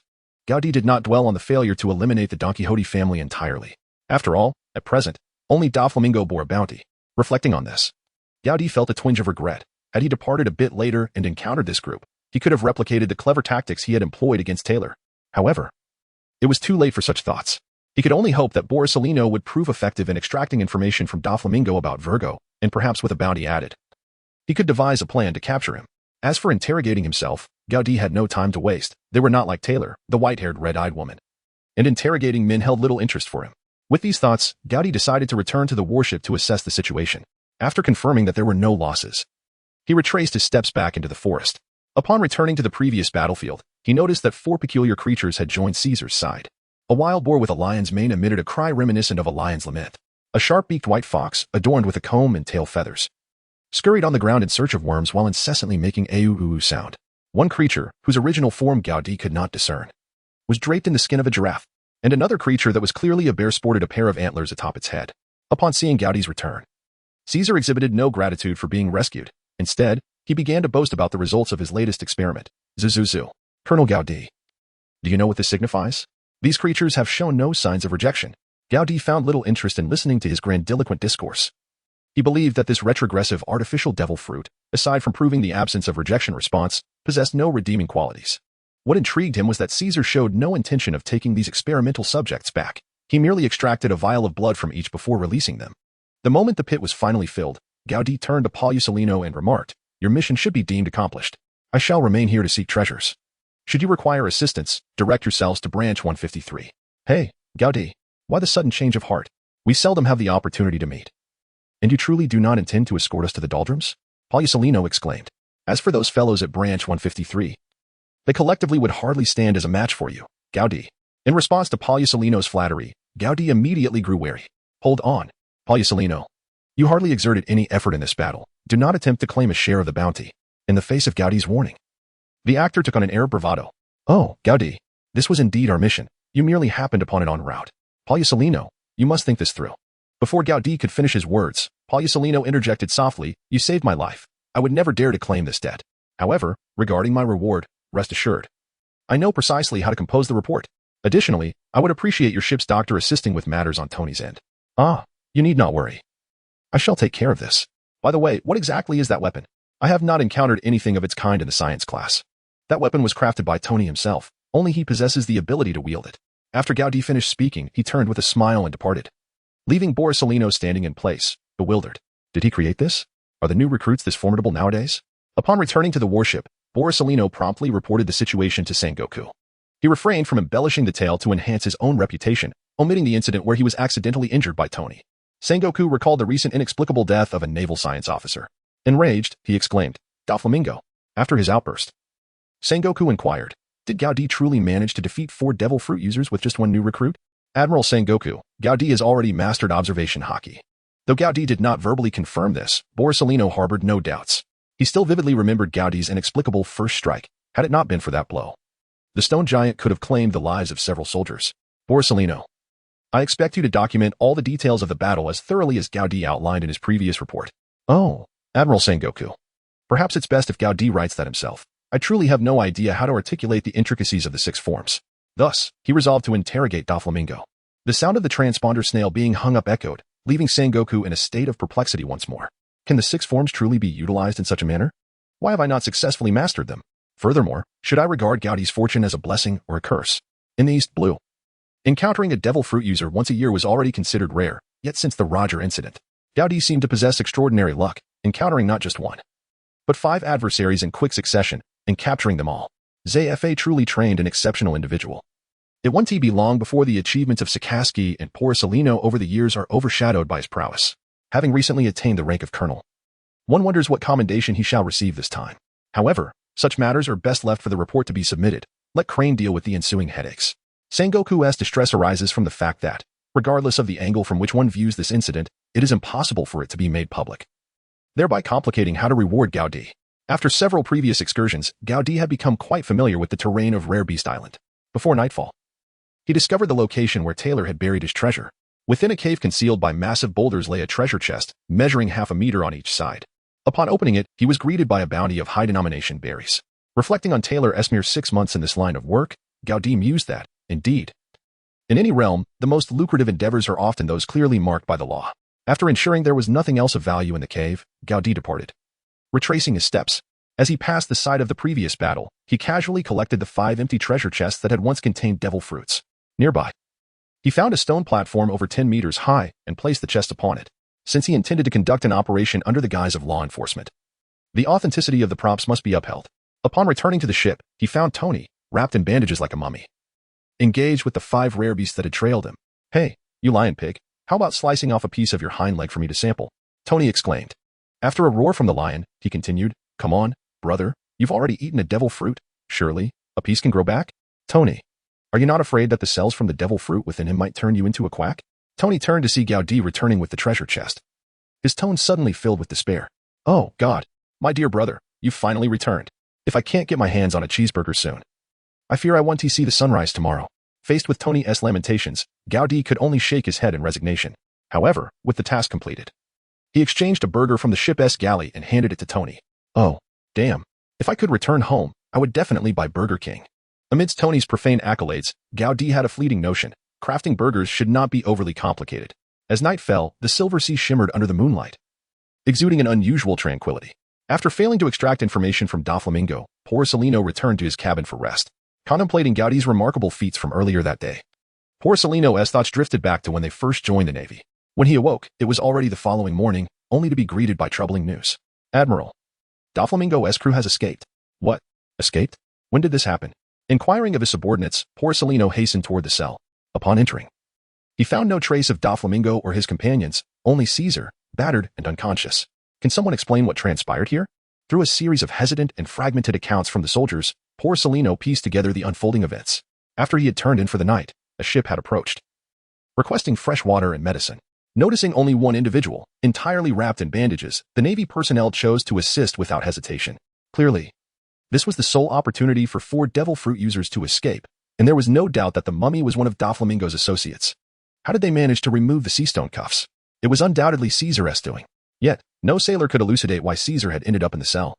Remembering Carp's iron fist of love and Crane's exceptional skills, Porcelino could only hope that when Caesar awoke, he would provide a credible explanation to the higher-ups. At that moment, the Don Quixote family, having narrowly escaped, was nearing the Polaris archipelago. "I say, that damned Gaudi, how could he be a Navy colonel? Why is such a person not out battling Whitebeard in the Grand Line, but instead here in this insignificant East Blue?" Tory Bull lamented, wiping his nose, feeling quite aggrieved, despite Gaudi never having laid a finger on him. "Silence. Tory Bull, if it weren't for your rescue, how could I have been injured by that absurd weapon?" The shrill voice of Sika was grating on Doflamingo's nerves. He recalled the battle from yesterday, a memory that could only be described as one of despair. The overwhelming prowess of Heidi's observation hockey instilled a sense of dread within him, rendering Tory Bull incapacitated and highlighting the insignificance of his current state. Yet, one must also express gratitude for the emergence of that weapon. Had it not been for the avaricious Caesar's desire to claim the invention for himself, they would never have brokered a deal with him, subsequently executing a flawless escape from the Navy's warship. "Doflamingo, shall we proceed to Logtown to await the opportunity to seize that young man's weapon?" Diamante, having previously experienced Heidi's formidable strength, spoke with a lack of conviction. "Enough. Who would take such a verbal agreement seriously? We are setting sail at full speed away from the East Blue, distancing ourselves from Logtown and that individual. I never wish to lay eyes on Heidi again." Despite Doflamingo's words, the simmering rage within him remained unresolved. Thus, upon nearing Logtown and confirming Heidi's absence, they took the risk to venture forth. Consequently, whispers regarding Heidi began to circulate throughout the pirate community. "Have you heard? That Marine Colonel Heidi possesses a devil fruit. I've heard something quite different, that Heidi was the last person to see Roger, and he possesses specific knowledge regarding Roger's treasure. Even if that's true, would you dare confront him? It is said that he dealt a severe blow to Crocodile while in Logtown. I heard he is Whitebeard's son, a mere spy embedded within the Marines. My sources say he stole the Navy's latest secret weapon, the key to Sengoku's victory over the Golden Lion, through the efforts of the Don Quixote family. A myriad of tantalizing yet dubious rumors propelled High D to notoriety. Doflamingo's intentions were unmistakable, to create turmoil for High D. Whether by inciting pirates to disturb him or sowing discord among the Marines, as long as it unsettled High D, Doflamingo felt a semblance of balance restored. Unsurprisingly, his ploy bore fruit, as numerous obstinate pirates, enticed by the allure of the devil fruit and the treasure of Roger, began flocking to Logtown. Crocodile, having synthesized the various rumors, scoffed. Such a clumsy ruse must have originated from some fool, yet this High D is indeed an intriguing character. I must seize the opportunity to meet him. Meanwhile, at the Navy base in Logtown, Sergeant Dole was dispatching soldiers to apprehend the purveyors of these rumors. The outcome was predictable. The sources they uncovered were merely a few petty delinquents and a throng of oblivious children. At that moment, High D, blissfully unaware of the unfolding events, was aboard a ship, doubled over with laughter. The cause of his mirth was the perplexed Polysolino, who had reached out for assistance. After expressing his inability to help, High D gave a hearty thumbs up to Caesar, the instigator of chaos. High D could never engage in such bounty-hunting escapades himself, but he felt no hesitation in accepting the assistance of others. After all, a single successful bounty could elevate his standing. And the next encounter would not solely involve Doflamingo's bounty.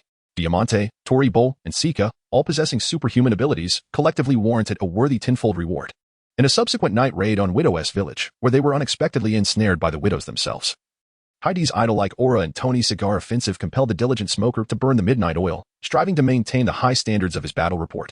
Thus, upon receiving the report, Crane promptly contacted High D. Moshi. High D, I wish to inquire who penned this report for you. Admiral Crane, I authored it myself. Employing a third-person perspective to enhance your understanding of the battle's challenges. High D had no intention of exposing the talents of Smoker. For who else would handle such bothersome tasks in the future? Crane was struck by an immediate impulse to rush to Logtown and thoroughly cleanse High D of any lingering doubts. Although High D was no longer a mere slacker, the abrupt change in demeanor left her momentarily disconcerted. High D, you must be aware of Doflamingo's escape. I will send you the bounties for him and his accomplices shortly. I hope you will continue to exert yourself, just as you promised me in Logtown, for the justice of the Navy. Crane elaborated that due to the unique nature of this mission, the report could not be widely disseminated. Expressing his regret, High D not only secured a promise of a substantial bounty of 3,200 berries but also received Crane's thoughtful update on recent developments in Guion. Though Gao spoke with a jovial facade, his pen moved with remarkable speed. Regarding the bounty of 32 million berries, after a discussion with Tony, Gao decided against direct withdrawal. Instead, he commissioned the naval headquarters to custom-build a warship uniquely his own in the city of Seven Waters. Indeed, a vessel that would bear his distinct style. Clearly distinguishable from standard military ships, much like the one owned by Carp. Naturally, the design blueprints were to be crafted by Tony himself.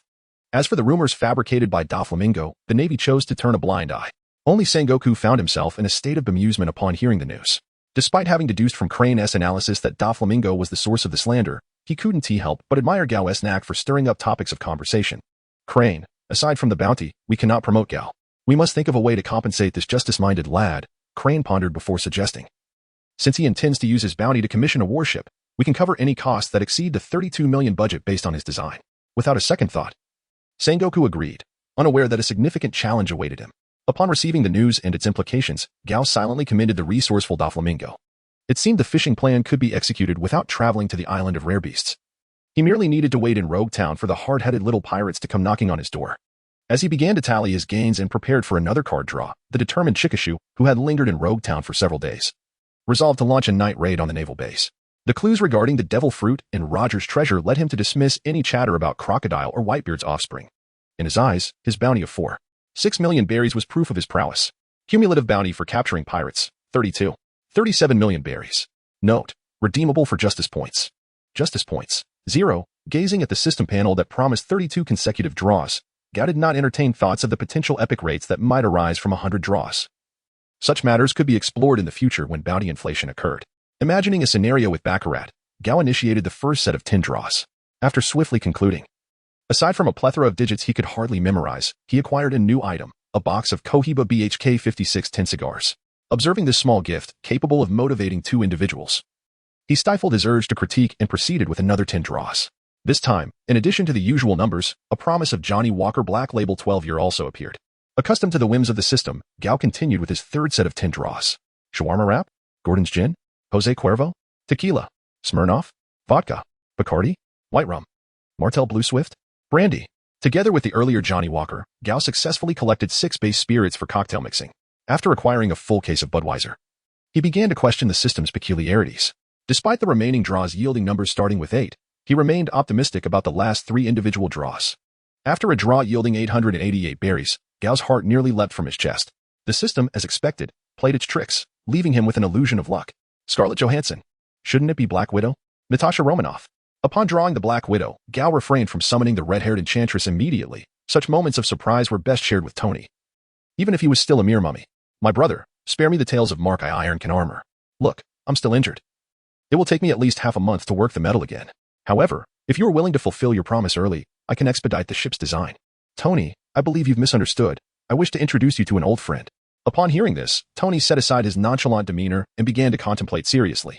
Truth be told, during his time in the world of One Piece, he had considered the possibility of others arriving. After all, Gao's ability to produce Johnny Walker and a double cheeseburger from Burger King signified his connection to a universe he once inhabited. He had refrained from inquiring, trusting that Gao would eventually share this information. As for whether any of his acquaintances would arrive, he certainly had his preferences. If given a choice, he would prefer that Pepper Potts did not arrive too soon. His Playboy cover collection had yet to commence, and without the support of Stark Industries' vast empire, he wished to shield her from his current predicament. As for who would arrive first, he wavered between the Black Widow and J.A.R.V.I.S. The former intimidated him, while the latter seemed unlikely. Seeing Tony in silence, Gao continued, Tony, you should be a bit excited. You can now think about how to introduce this world to your old friend. Before Tony could inquire further, Gao began summoning cards before him. A shimmering golden circle reappeared. Oh, I knew it was Stephen Strange. You can't tell me you're a disciple of the Ancient One. Just as Tony's complaints faded, a red-haired figure clad in a black silk nightgown tumbled out from the circle. Oh my god. Black Widow, Natasha, this oaf is a minion of Red Skull. Quickly deal with him. This entire body bears the marks of his blows. Before she could process the situation, the Black Widow cast a glance at Tony and unleashed her signature move, the deadly scissor kick. No, the technical term should be the flying leg lock. Gaudi was taken aback for a moment, then discreetly gave Tony a thumbs up. The rapport between these two men always emerged so unexpectedly, requiring no prior greetings or even the slightest hint through a shared glance. To be frank, receiving a 360-degree neck massage from the Black Widow, clad in a nightgown, is an unparalleled experience that tantalizes both the senses of touch and sight. Gaudi was indeed one of the fortunate few who could withstand such a delightful onslaught. In order to assist the Black Widow in executing her stunning entrance, Gaudi, while bracing his neck, thoughtfully assumed a half-squatting position. Gao, a rather towering figure, harbored some apprehensions about whether the Black Widow could reach his height of over 3 meters. Simultaneously, he inadvertently struck himself, as a man. He feared that after a failed attempt at evading her aerial assault, the Black Widow might descend upon him, angered and ready to deliver a swift blow between his legs. Observing Gao's rather audacious maneuver, Tony, the ever-watchful onlooker, found himself nearly dropping his jaw in astonishment. Oh, truly, my good brother, the Black Widow, not one to disappoint the expectations of these two, sprang up with agility, her long, shapely legs wrapping around Gao's neck. After a brief spin, she intended to leverage her momentum along with her grappling skills to bring him down, yet no matter how he complied, that towering physique remained steadfast, unmoved. Tony erupted into cheers. Gao, my brother, you are the only man I have ever witnessed who can remain utterly still under Natasha's assault. At this moment, the Black Widow realized she had been outmaneuvered. Just as she contemplated dismounting Gao to address Tony, the door burst open, revealing Chickish, armed with a knife and clad in a red scarf, charging in. He had been lying in wait outside, and upon hearing the sounds of conflict, he seized the opportunity, unsheathing his curved blade and storming in. However, he was met with a scene that defied description. Natasha, you truly are an enemy, Tony exclaimed. The Black Widow then felt Gao's grip tighten around her thigh. Truth be told, Gao, a master of the Navy's 6 styles, and the Black Widow, whose combat prowess was rated a 6, shared an unspoken understanding that rivaled her previous encounter with Tony. With a nod of comprehension, the Black Widow leveraged Gao's strength, raising her body parallel to the ground. As Gao swung, her right hand struck at Chickish's throat while her left fingers jabbed into his eye socket. Amidst the ear-piercing screams that echoed throughout Rogue Town, Chickish met his demise without uttering a single line. When Dor arrived to clean up the aftermath and reported Chickish's bounty of 4.6 million berries, the chaos began to settle. Gaudi was not particularly surprised, despite the fact that this individual had been swiftly defeated by Widow Gao's combined technique. As a former subordinate of the Golden Lion, his strength was secondary. His previous misdeeds warranted a bounty of 4.6 million berries. When Dole, having concluded her business, made no move to leave, Gaudi inquired, Sergeant Dole, do you have any further matters to address? This accomplice of Chikexiu was to be apprehended as well. Dole gazed at the widow, her eyes reflecting a feral protectiveness akin to a mother beast guarding her young. She envisioned a scenario where this red-haired seductress was a conspirator summoned by Chikexiu from Lantern Town, and that the reformed Gaudi would withstand temptation, ultimately. However, Gaudi's subsequent words jolted her back to reality. Sergeant Dole, I believe you're mistaken. This Miss Natasha Romanoff, much like Tony, is also my fellow townsman, and she will henceforth join us in safeguarding the East Sea." Upon comprehending Dole's gaze, the widow flashed a disarming smile, one that could enchant any audience, and stepped forward to extend her hand in greeting. "Hello, Miss Dole. I am Natasha Romanoff, and I will be Lieutenant Gaudier's personal bodyguard. I look forward to your support." Under the weight of her formidable presence, the young Dole found herself momentarily at a loss, unsure if she should respond to what she perceived as provocation. Yet, the widow merely saw this as a customary social nicety. "Oh, hello, and welcome to the Navy," Dole responded, bewildered by her own use of formalities. Ultimately, after a mix of emotions while escorting Chikexiu away, Dole resolved to find a moment to dye her hair the same reddish-brown as the widow's. In her eyes, her towering height of 198 centimeters and her ample bosom would only need to be complemented by matching hair color to catch Lieutenant Gaudie's attention. The widow's adaptability was evidently far superior to Tony's. Gaudie's simple remarks allowed her to effortlessly embrace this new reality. The absence of emotional entanglement and the independence from technological reliance in combat meant she felt none of the disorientation that Tony had experienced upon his arrival. Three former outsiders naturally found themselves with endless topics to discuss. However, this time, instead of heading to the Half-Mountain Tavern, Gaudie, without hesitation, exchanged a recently obtained Budweiser and a shawarma wrap. "Oh, Gaudie, I swear, you're about to lose me," Tony exclaimed, feeling a sense of differential treatment. Ignoring him, Gaudie handed Tony a bottle of beer and earnestly stated, "Tony, don't you think you should maintain the decorum befitting a man in the presence of a beautiful lady?" As he caught the widow's alluring gaze, Tony calmed slightly. No, Gaudie, my brother, I believe you may have misunderstood my intention.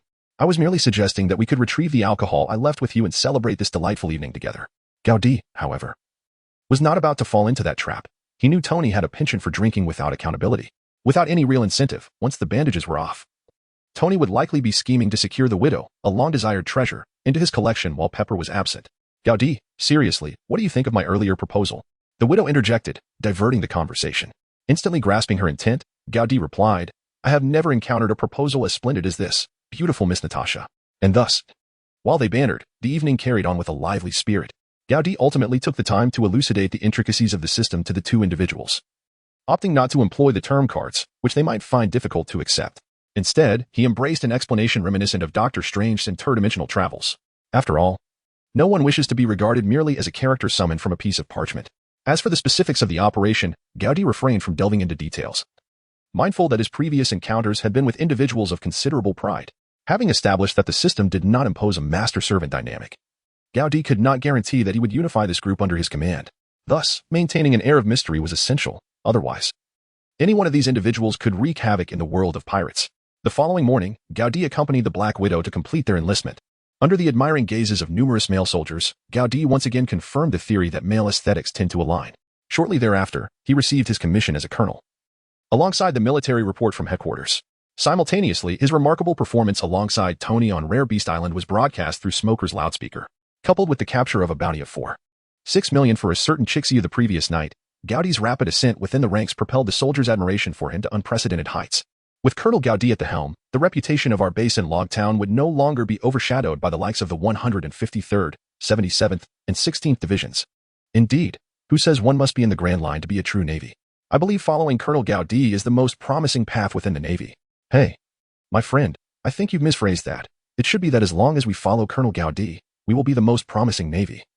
No matter where we are, the residents of Logtown, who had previously regarded Gaudie as an idle officer, now held a significantly altered perception of him. Upon hearing of his promotion, the townsfolk eagerly expressed their congratulations to Colonel Gaudie. "I must deliver the eggs I just collected to Colonel Gaudie. Will those fellows from other towns still dare to flaunt their officers before us? Colonel Gaudie is becoming increasingly dependable. I've decided to inform my relatives on the Polaris Islands to move to Logtown." Yes, your suggestion is simply splendid.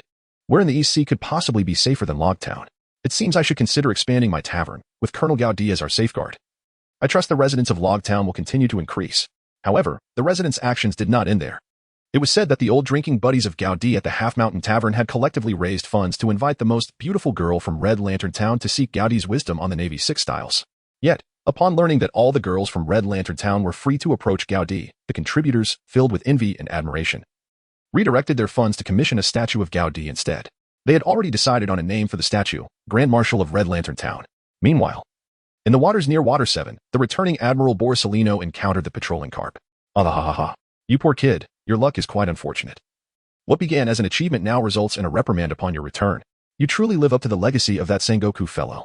Facing the old hero's jests, Borsellino, also a rear admiral, felt no embarrassment. Yo, Rear Admiral Carp, it's all Gaudi's fault for not sending me back. Otherwise, this situation would not have arisen.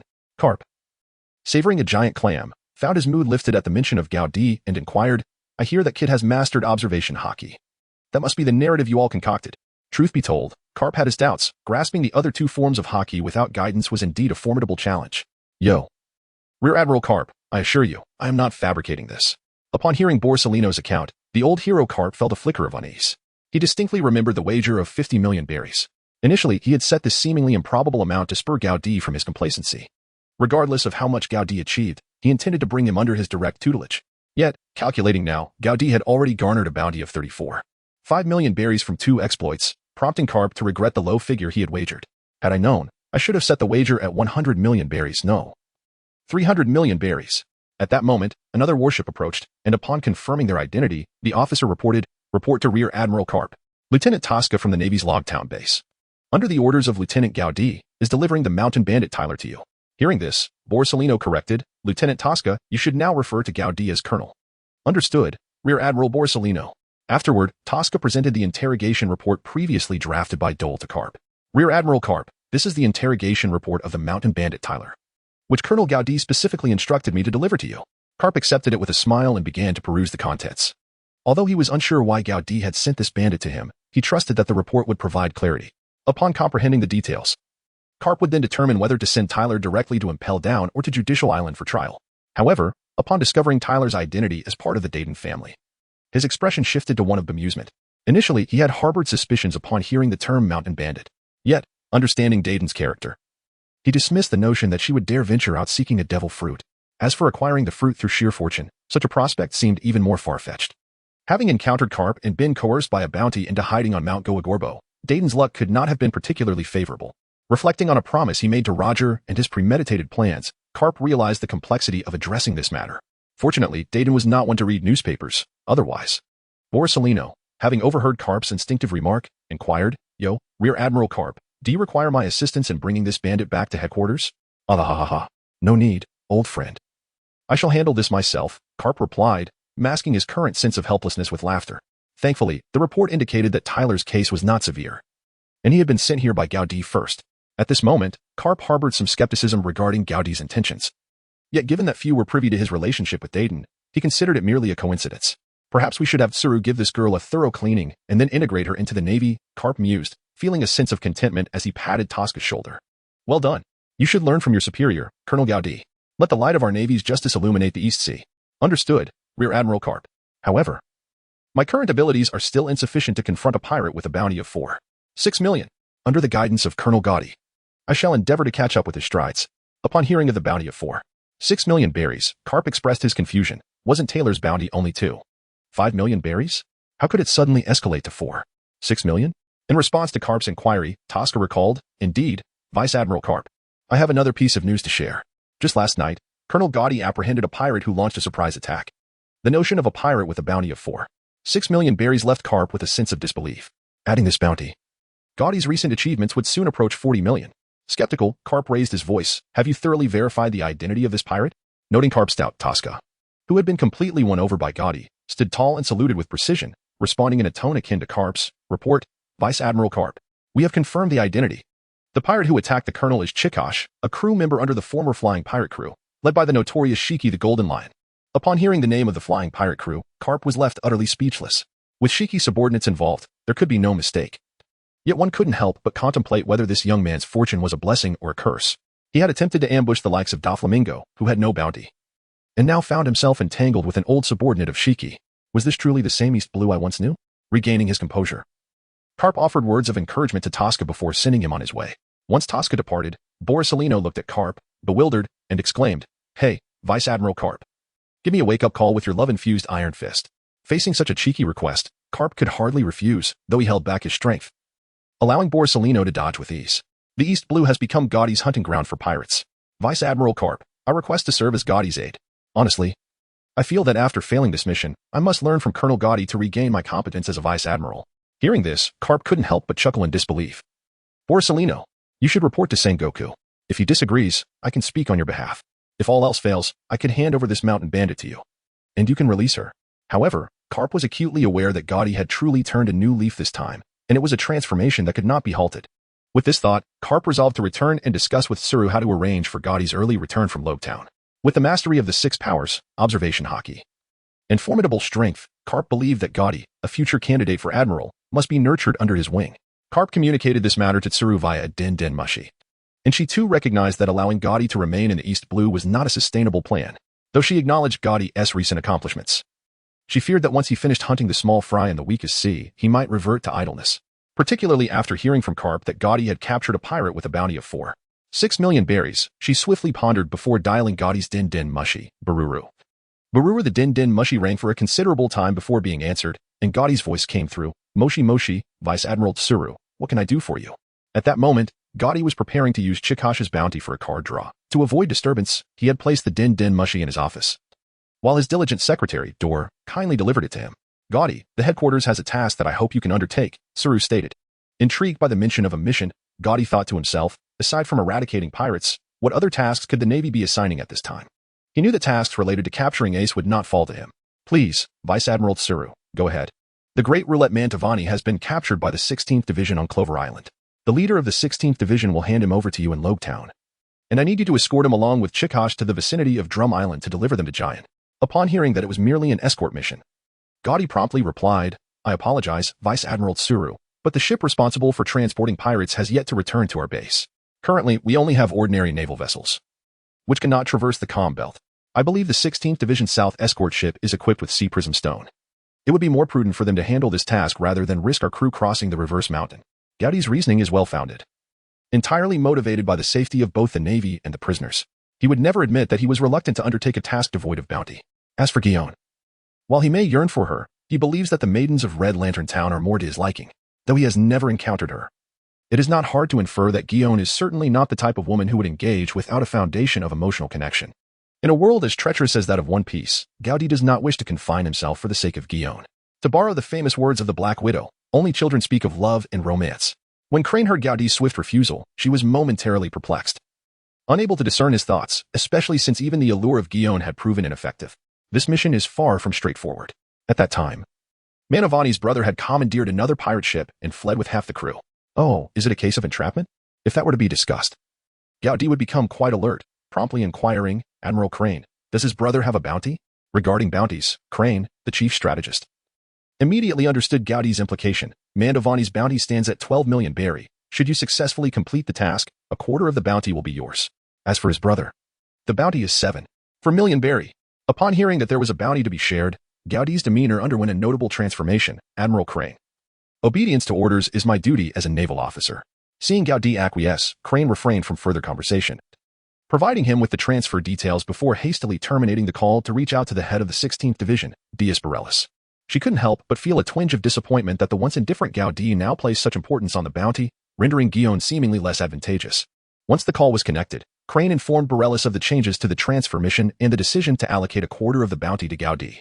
Initially, Bareilles was somewhat pleased with the shift in task, as escorting pirates to Justice Island was time-consuming.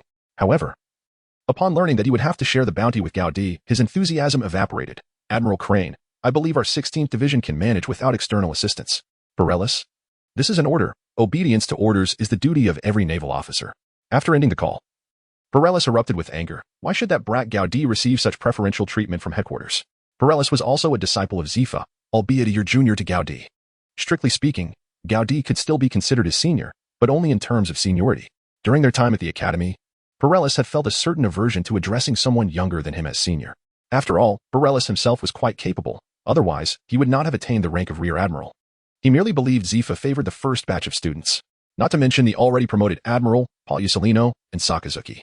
While Gaudi had previously lingered in place, Bareilles, now Rear Admiral, had let go of most of his grievances. Yet now, with Gaudi making a significant leap to the rank of Colonel, just one tier below him, Bareilles found his equilibrium disturbed. The prospect of sharing a bounty with Gaudi sent his temper spiraling. Rear Admiral, we need not heed Admiral Crane's orders. As long as we safely escort the pirates to Justice Island, headquarters will likely remain indifferent. In response to this foolish suggestion from his aide, Bareilles fumed. Do you think my position as Rear Admiral was easily attained? Sir, we could. Hearing this suggestion from his aide, Bareilles broke into a fierce smile. Meanwhile, Admiral Crane dialed Guion's snail phone. Moshi, little Guion, after your task on Magnet Island. Please delay for a couple of days to assist in receiving the pirates sent by Gaudi from the East Sea. Is this an order, Admiral Crane? Guillaume, who was close to Crane, inquired directly. Little Guillaume, I hope you can engage more with Gaudi and find a way to reintegrate him into the G1 division. Guillaume, feeling somewhat burdened, replied, Admiral Crane, managing one issue is already quite challenging. You should know, you haven't encountered Gaudi yet. I assure you. He is not even in the same league as Gaudi. Admiral Crane, you know that if it weren't for the Navy. Little Guillaume, I entrust this to you. After hanging up, Crane began contemplating the necessity of acquiring a photographic snail phone for Gaudi. Guillaume, meanwhile, retrieved the military report she typically disregarded and began to peruse Gaudi's recent illustrious exploits. As for Gaudi, he encased the snail phone in a sea stone ring purported to block signals, then summoned the system panel. Total bounty for capturing pirates. 97 million berry. Note, redeemable for justice points. Justice points. 0. Gazing at the sum that was merely 30,000 berries shy of allowing him to draw 5 cards. The compulsive Gaudi couldn't help but lament, if only I could recharge with berry, or if I could just see 60 choppers for a neat total. While he expressed his grievances, Gaudi, a skeptic of miraculous 10 pulls, redeemed 40 points of justice and commenced the delightful card drawing process. A stroke of luck. What on earth is a neural wave data iris? Based on the system's usual tendencies, Gaudi speculated that this item must pertain to skills. 026 neural wave data iris. Driven by curiosity, Gaudi decided to redeem this item first before continuing with the draws. A fleeting golden glow enveloped him, and a box resembling a contact lens landed in his hand.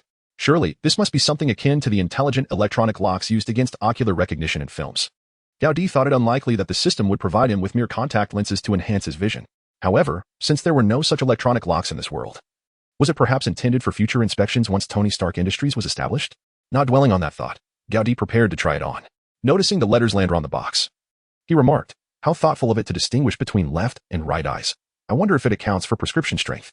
Upon wearing it, Gaudi felt as though these non-cosmetic lenses seamlessly integrated with his own eyes, devoid of any discomfort typically experienced by first-time users. Of course, the world around him remained unchanged. Yet, when he closed his left eye and glanced at his hand, a series of blue data appeared before him.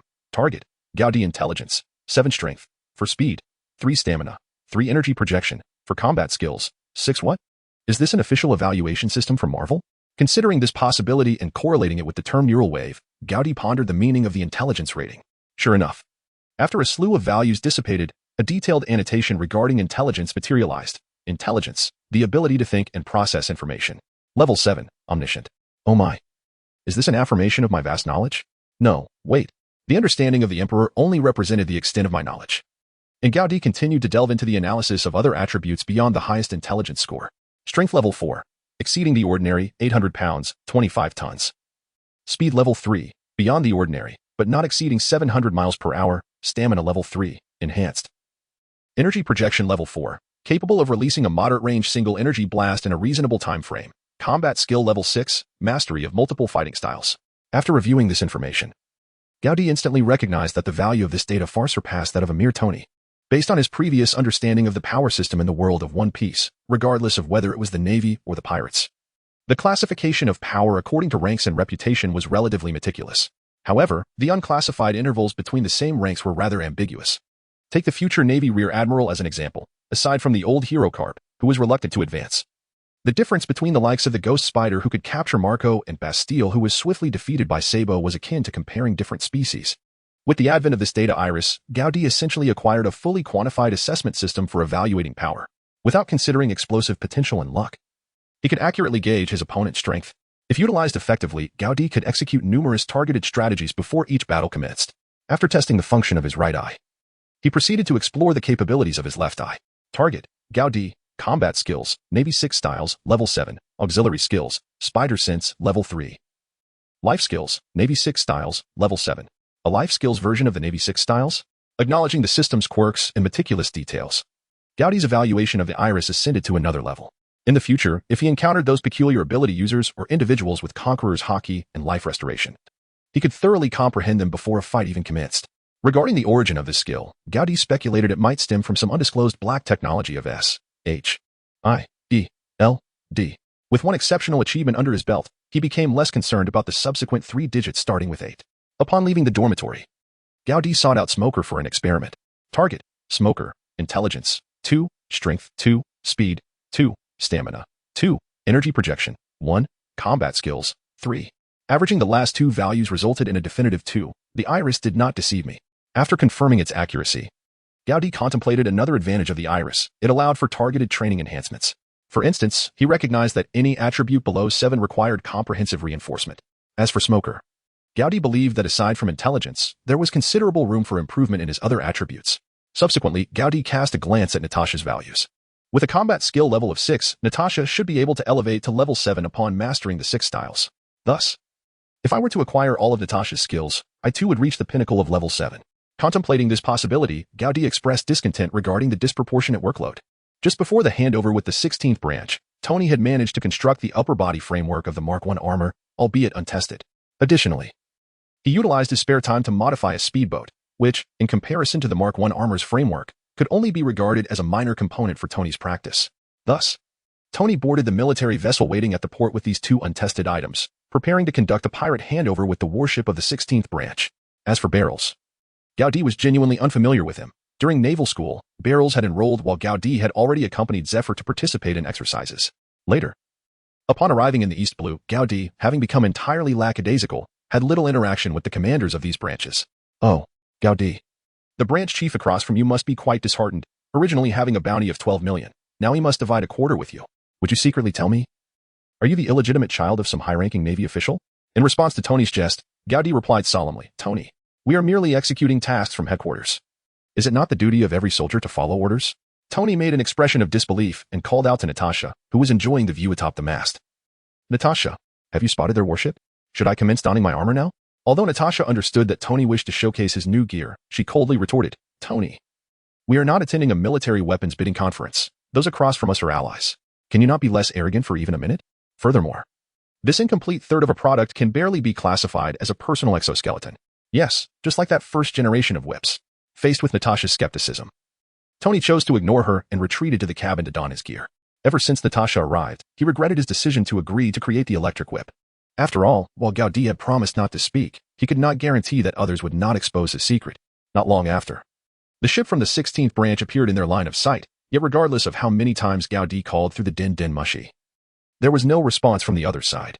Sensing something was amiss, Natasha leaped down from the mast and inquired, could it be that they've been taken over by pirates? Gaudi shook his head and remarked, remain vigilant. The mission to intercept the pirates is likely to be far from straightforward. As anticipated by Gaudi, the enemy warship not only failed to respond but, upon clearly spotting Gaudi's vessel, did not reduce its speed. Instead, it boldly activated its outer wheels and charged towards Gaudi's ship without hesitation. Tony, who had just donned his new gear on deck, erupted in frustration. Oh, who is that thoughtless brat on the other side? I'll collide with it. No, let me force it to halt. Come now, Tony, you are merely equipped with a half-body exoskeleton. What do you intend to compare against their four-masted hybrid sailboat? After teasing Tony, Gaudi promptly issued orders for all ordinary soldiers to disembark. Gaudi did not believe that his modest two-masted warship, measuring merely half the length of the opponent's 130-meter behemoth, could yield any favorable outcome beneath such a formidable adversary. Nonetheless, he was not one to disregard the provocations of the enemy. If you are to send me a warship, then I shall accept it, he declared. Are we truly on the brink of civil strife, Gaudi? Are there no rules against targeting the groin? The Black Widow exclaimed with a hint of excitement. In any case, as you mentioned, our allies have already fallen under the control of pirates. As long as we do not kill anyone, we should be fine. Gaudi waved his hand nonchalantly. However, just as the group prepared to engage, a frantic shout from Dual rushed in from behind. Colonel Gaudi, trouble. A band of pirates has landed from another direction and is now charging toward the town center. Upon hearing this, Gaudi fumed, Bareilles, have you lost your mind? At that moment, a voice from the opposing warship blared through the loudspeaker. Gaudi, the mission handover is complete. Quickly move your pathetic vessel aside. We are turning back. Gaudi initially suspected that Bareilles had intentionally revealed their whereabouts to lure Mantovani's brother to Rog Town. Now, he was almost certain that Bareilles had directly released Mantovani to create chaos. If he managed to recapture him, he could report my dereliction of duty. Conversely, should I fail to resolve this myself, such actions could not merely be deemed mischievous. Bareilles was gambling with the lives of Rog Town's residents. Even if Gaudi had previously been rather lackluster, should pirates invade Rog Town, he would not hesitate to fight back. This was the very least of his principles as a naval officer. Tony, this is your domain. If they dare to charge, feel free to test your new equipment as long as you ensure your safety. Upon hearing Gaudi's orders, Tony clanged his exoskeleton suit with enthusiasm. Do not worry, my brother. I will not allow those warmongering parasites to reap any rewards. Natasha, let us seize that 12 million berry bounty. Smoker, you stay here with Tony. I expect to see a report regarding Bareilles' betrayal of the Navy. Mission accomplished, Colonel Gaudi. Although Smoker remained relatively weak, his sense of justice was beyond question. While he yearned to join Gaudi in battling the pirates, he felt it vital to document Borealis' treachery, ensuring those scoundrels received their due punishment. The Black Widow perched upon Gaudi's shoulder, experiencing the exhilarating rush as he employed the moonwalk technique, swiftly transporting them to the battleground.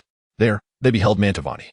Towering at an impressive 272 centimeters, gleefully taunting a red-haired female Navy officer. Naive little sailors, surrender quickly. Your commander has struck a deal with me. And the riches of Rogtown are mine to plunder. A mouthful of bloodied saliva was spat onto Mantovani's face. Even if I fight until the last second, I shall restore the dignity of our 16th Division. Rogtown still has our new hero, Colonel Gaudi. The townspeople, forming the last line of defense with farming tools and water pipes, rallied in unison. Yes, it must be that scoundrel from the 16th Division. You shameless pirate. I advise you to surrender, or our 6-meter-tall Colonel Gaudi shall turn you into pulp. A small boy, appearing no older than 5 or 6, hurled stones at Mantovani while shouting defiantly. What a bunch of innocent fools. Your so-called hero is likely negotiating with Borealis over how to divide your wealth. With that, Mantovani drew a flintlock pistol from his waist, aiming it at the boy who had just thrown stones at him.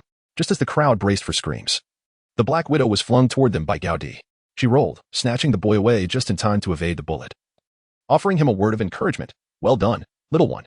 Meanwhile, Mantovani found himself grasped by the throat, suspended in the air by Gaudi, his feet flailing wildly. Are you Gaudi? Let me go. I can tell you about my deal with Borealis. Mantovani's earlier bravado had evaporated, his bloodshot eyes now reflecting despair and fear. Do not worry, I have no intention of taking your life. You do not even deserve to die. I hope you find happiness and impel down, Gaudi replied. Having confirmed Mantovani's speed was merely won after using his iris technique. Without further ado, he delivered a decisive blow, avoiding needless chatter. The female Navy officer, previously released by Mantovani, coughed lightly before glancing at Gaudi, then swiftly picked up a flintlock to join the fray against the remaining pirates. After incapacitating Mantovani with a swift chop, Gaudi instructed the female officer, Belmare, your task is to keep an eye on Mantovani. Do you understand? Startled by her name being called out, Belmare nevertheless responded earnestly, understood, Colonel Gaudi. Though she had never met Gaudi before, she recognized him immediately. In that moment, the only one capable of arriving in time to dispatch Mantovani was none other than Colonel Gaudi of Rogtown. Belmare was both surprised and intrigued by how he knew her name.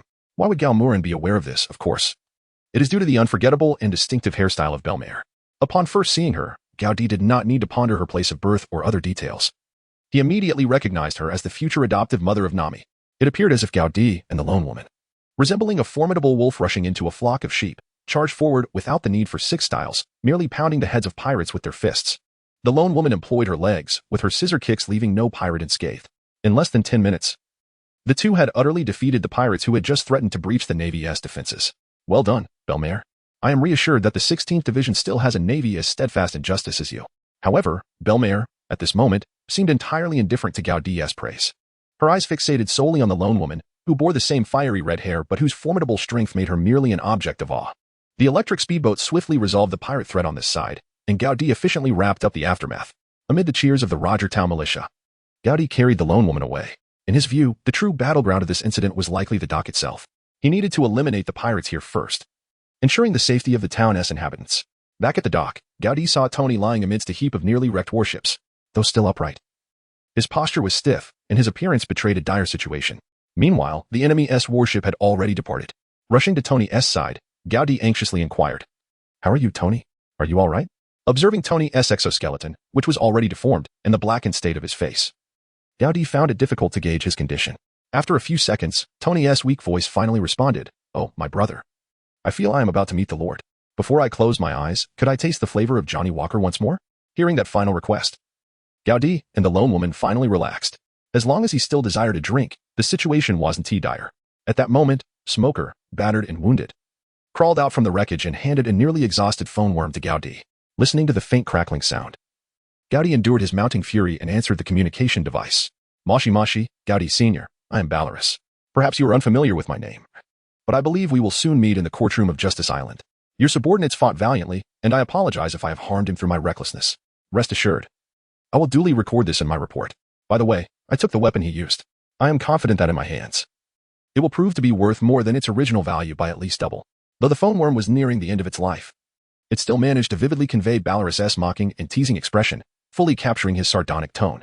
Gaudi did not interrupt Balorus throughout his discourse. Only after Balorus had finished speaking did Gaudi respond in an exceedingly calm tone. "So, you are Balorus. I must admit, I was unfamiliar with you until now. but our meeting is imminent. I appreciate your assistance regarding the report. However, as for that weapon, it appears it will be of no use to you. After Gowdy finished speaking, he abruptly hung up, sending the phone bug into a state of rest, which instantly transformed the expression of Berelius from one of amusement to one of fury, as he had been poised to mock Gowdy. He had anticipated reveling in Gowdy's exasperated and helpless outburst, yet Gowdy's calm demeanor left him feeling like the true fool, although he believed his scheme had succeeded. The absence of Gowdy's furious roar rendered the victory somewhat hollow. The elation he once felt was now overshadowed by a hint of gloom. As for Gowdy's suggestion of an imminent meeting, Berelius dismissed it entirely. His warship was now over 3 nautical miles from the harbor, and with only the undamaged brigantines remaining in the port, he felt assured that even if Gowdy were to spur his horse to its utmost, he would not catch up. Gowdy estimated the distance. Unless Beryl's warship remained stationary for him to pursue, it would be exceedingly difficult to catch up relying solely on moonwalk and shave. However, the vengeful Gowdy could hardly allow Beryls to escape unscathed. After a moment's contemplation, he spoke. Tony, do you still have the strength to showcase your electric speedboat? Honestly, my dear brother, all I desire right now is another sip of Johnny Walker, and then to exact my revenge. Let us go. I intend to hang that broad-chinned brute who just kicked me and seized my weapon from the mast to feed the news crows. Rest assured, my modified speedboat can achieve a velocity of 60 knots, with an unwavering power supply, though it is merely a sailboat, Tony remarked, patting the arc reactor on his chest with his somewhat fatigued right hand. Gowdy harbored no doubts regarding the authenticity of this unverified speed. If Tony were to fabricate, the actual speed would likely be doubled. This compelled Gowdy to maintain his composure. After retrieving the speedboat from the pile of debris, Natasha assisted Tony by supporting one of his arms as he climbed aboard. Observing the look of sheer enjoyment on Tony's face, Gowdy surmised that if the situation were not so pressing, Tony could easily prolong the short journey of a mere dozen steps into an eternity.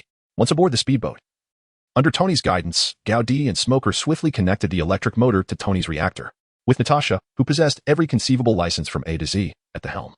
The speedboat surged forward like a comet, trailing 2 white wakes as it pursued the warship that was rapidly vanishing from sight. In a whimsical display, Heidi conjured a donut, which he promptly stuffed into Tony's mouth, who was about to launch into a lengthy discourse. Overwhelmed by the sudden infusion of joy, Tony felt a tingling sensation in his nose as warmth began to gather in his eyes. Having soothed this mobile power bank, Heidi turned to Smoker and bellowed, Smoker, recount the events that just transpired. Faced with the roar of engines and the fierce ocean winds, shouting was the only means of communication available. As Smoker's intermittent voice reached him, Heidi grasped the situation within a mere 2 minutes. The gist of it was that upon seeing Heidi leave to confront the pirates, the opposing warship grew increasingly reckless, although they did not directly collide. A glancing blow rendered Heidi's ship nearly inoperative. Feeling underestimated, Tony unleashed a torrent of indescribable expletives, successfully inciting the enemy, first dispatching several minor foes in an instant. Then came a major, who similarly succumbed to Tony's electric onslaught. Ultimately, the embarrassed Beryls personally intervened, dispatching Tony with a gusty kick while thoroughly wrecking the warship. However, Tony managed to inflict some damage on Beryls. According to Smoker, when Beryls returned to collect Tony's body, he was met with an electrifying surprise, resulting in half of his justice cloak being singed away. After absorbing this information, Heidi reached a tentative conclusion. Beryls was either somewhat clever or merely proficient in his signature kick technique. Just as the speedboat approached within a nautical mile of Beryls' warship, the lookout on the vessel finally spotted them. A barrage of cannonballs was effortlessly evaded by Black Widow, followed by a rain of poorly aimed flintlock shots. Tony? Surely you must have some unreliable trick up your sleeve. Upon hearing Black Widow's call, Tony shouted back, Oh, right, Natasha, you know me well. You might want to try the red button on your right. Seizing the opportunity, Heidi grasped Smoker and urged, Hold on tight. The moment Black Widow pressed the button, the speedboat's velocity surged to double, the white wake trailing behind them like a dragon emerging from the depths, propelling them directly toward the warship's port side. The soldiers aboard the warship were left dumbfounded, while beneath Beryl's grim expression lay a glimmer of greed. Why did Heidi possess such valuable items? And after capturing that female pilot, he would certainly interrogate her on the proper use of that electric whip. However, before Beryls could react further, the duo of High and Black Widow had already utilized Heidi's moonwalk to reach the deck of the warship. This time, they refrained from immediate confrontation, as most of the naval personnel were not their true adversaries but merely soldiers adhering to Beryl's commands under duress. It was not feasible to commence a massacre as they had against the pirates. Nonetheless, Heidi would not spare the masterminds behind this scheme. Heidi, I didn't expect our meeting would come so swiftly, Beryls remarked, his tone lacking the earlier arrogance he displayed over the transponder snail. Who do you think you were calling senior? Teacher Zephas certainly didn't raise a creature devoid of morals like you. Order your men to lower their weapons. I do not wish to embroil these loyal soldiers in conflict. Though Heidi understood that his words would hold little weight with Beryls, he genuinely wished to avoid violence against the rank-and-file soldiers, provided they were willing to disarm. Since you insist, I hereby order you to surrender, Colonel Heidi. The emphasis on the title held a sharp edge, as if laced with mockery. Upon hearing this, even with his peak intellect, Heidi found himself bewildered by Barrel's erratic logic. One moment, he referred to him as senior, and the next, he wielded rank as a weapon. Rest assured, that title will soon be irrelevant. I reiterate. Let the other soldiers lower their arms. Yet, as is often the case, reality proved vexing for Heidi. Before he could finish, the sound of gunfire erupted. Prompted by Barrel's command, the two widows exchanged a fleeting glance before swiftly heading towards their respective targets, utilizing her impressive speed of 2. The widow evaded the initial barrage of bullets and commenced her harvest of the lesser foes. Confronted with the close-quarter skirmishes, the lesser adversaries, wielding flintlock pistols as makeshift clubs, posed no challenge to the widow, whose combat skills were rated at 6. It was only when a lieutenant brandishing a blade appeared that the widow experienced a fleeting glimpse of combat amusement, albeit this sensation lasted less than a minute. In the face of the formidable Barris, whose abilities were rated at an overwhelming 432,334, the high-ranking fighter, Gowdy, contemplated honing her skills. After all, opportunities to engage in life-and-death combat with an opponent of a similar combat system were scarce. Having evaded the tempestuous slicing wave, Gowdy unleashed a barrage of spear strikes, enhanced by iron, aimed directly at Barris's face. Gowdy, should you not retain a semblance of the demeanor befitting a senior before me, your junior? Barris, while valiantly countering Gowdy's relentless assault, attempted to divert her attention with his words. Though Barris's strength paled in comparison to Gowdy's, they were both products of the same teacher. Leveraging his understanding of the 6 styles and years of accrued combat experience, Barris managed to avoid revealing any conspicuous vulnerabilities at the onset of the battle. Gowdy remained silent, bracing himself against a fierce kick with a block of iron, testing the resilience of his own body. After concluding that this battle had lost its significance, he decided to bring it to an end, employing the aerial leg lock he had learned from the Black Widow. He subdued Belarus and then shouted to the Navy personnel still training with her, "The traitor Belarus has been defeated. If you do not wish to face judgment on Judicial Island, I suggest you lay down your arms immediately." The Navy soldiers, deflated like punctured balloons, surrendered en masse, casting aside their weapons. Natasha, the interrogation of this individual is now your responsibility. Have those who refrained from engaging assist in binding those who did. Under the overwhelming force of Gowdy's authority, the sailors on the ship had no choice but to comply with his commands. Belarus, having just regained his senses, struggled to rise, only to be once again pinned to the ground by a knee from the Black Widow. Gowdy, you and your fellow students from the first class have only made it this far due to Zephyr's protection. I advise you to release me at once. I hold the rank of Rear Admiral, while you are merely a colonel. You have no right to treat me this way. Upon hearing Belarus's tirade, Gowdy began to comprehend the motivations behind his actions. Driven by jealousy, you no longer deserve to serve as a Navy officer. Save your words for those on Judicial Island. After stating this, Gowdy disregarded him and directed the sailors who had not engaged in combat to retrieve Smoker and Tony from the speedboat, preparing for their return journey. Just as Belarus was taken into the cabin by the Black Widow, a small boy, approximately 8 or 9 years old, slipped out through the crack of the captain's room door. He tugged at Gowdy's pant leg, his voice quivering with a hint of tears as he threatened. "Our father is a Rear Admiral. What you are doing will result in Navy sanctions." Gowdy, observing the child whose height barely reached his waist, fell into contemplation. Report. Colonel Gowdy, this is Belarus's son, the traitor Belarus's son, dies Drake. Upon hearing the name Drake, Gowdy finally recognized who the boy was. He was indeed the son of Belarus. Faced with a man who had intended to sell the surgery fruit to the world government at an exorbitant price, only to be thwarted by law and Kralin, Gowdy found himself at a loss for words regarding the man's luck. However, it seemed that Belarus would likely never have the chance to complete that arc. "You lie. My father is a great Navy officer. He is not the traitor you speak of." Drake howled, tears streaming down his cheeks. "Colonel Gowdy, what should we do with this boy?" a soldier inquired, and Gowdy found himself in a quandary. Having once been a boy of that age himself, he understood the indelible hero status a father held in a son's eyes. At that moment, Smoker climbed onto the deck, and upon seeing him, Gowdy devised a plan. "Smoker, I entrust this boy to you for the time being. His father is the commander of this vessel. I hope you can relay the truth to him so that he may come to his senses swiftly." Gowdy believed that facilitating communication between Smog, a peer of his, and Drake would be significantly easier than doing it himself. After making the necessary arrangements, Gowdy entered the captain's cabin and utilized bearer's transponder Snail to contact Crane. After a brief moment, the voice of Admiral Crane came through the transponder. "Moshi Moshi, Bearers, have you completed your assignment? I happen to have a new task for you." "Moshi Moshi, Admiral Crane, it is Gowdy." Upon recognizing Gowdy's voice, an unsettling feeling immediately arose within Crane's mind. "Gowdy, why are you using bearer's transponder to report to me?" Gowdy refrained from unnecessary words and swiftly recounted the entire sequence of events. His intention was not to seek accolades, but rather to discuss the issue of the bounty ownership concerning Mandavani with Admiral Crane. As for Barutis, Gowdy felt that the Navy would not bestow upon him any trophy or similar recognition, let alone a bounty, unless they were to release the individual now. Then promptly consult with Crane to formalize the bounty on site. "Is what you say true?" Despite Crane's calm demeanor, The subtle expressions of the telephone bug betrayed her astonishment to Gaudi. Her surprise stemmed not from doubt regarding the authenticity of the matter, but rather from questioning the validity of her own orders. Though Gaudi did not explicitly state that this incident arose from Baruti's jealousy, Admiral Crane had already deduced the situation with considerable accuracy.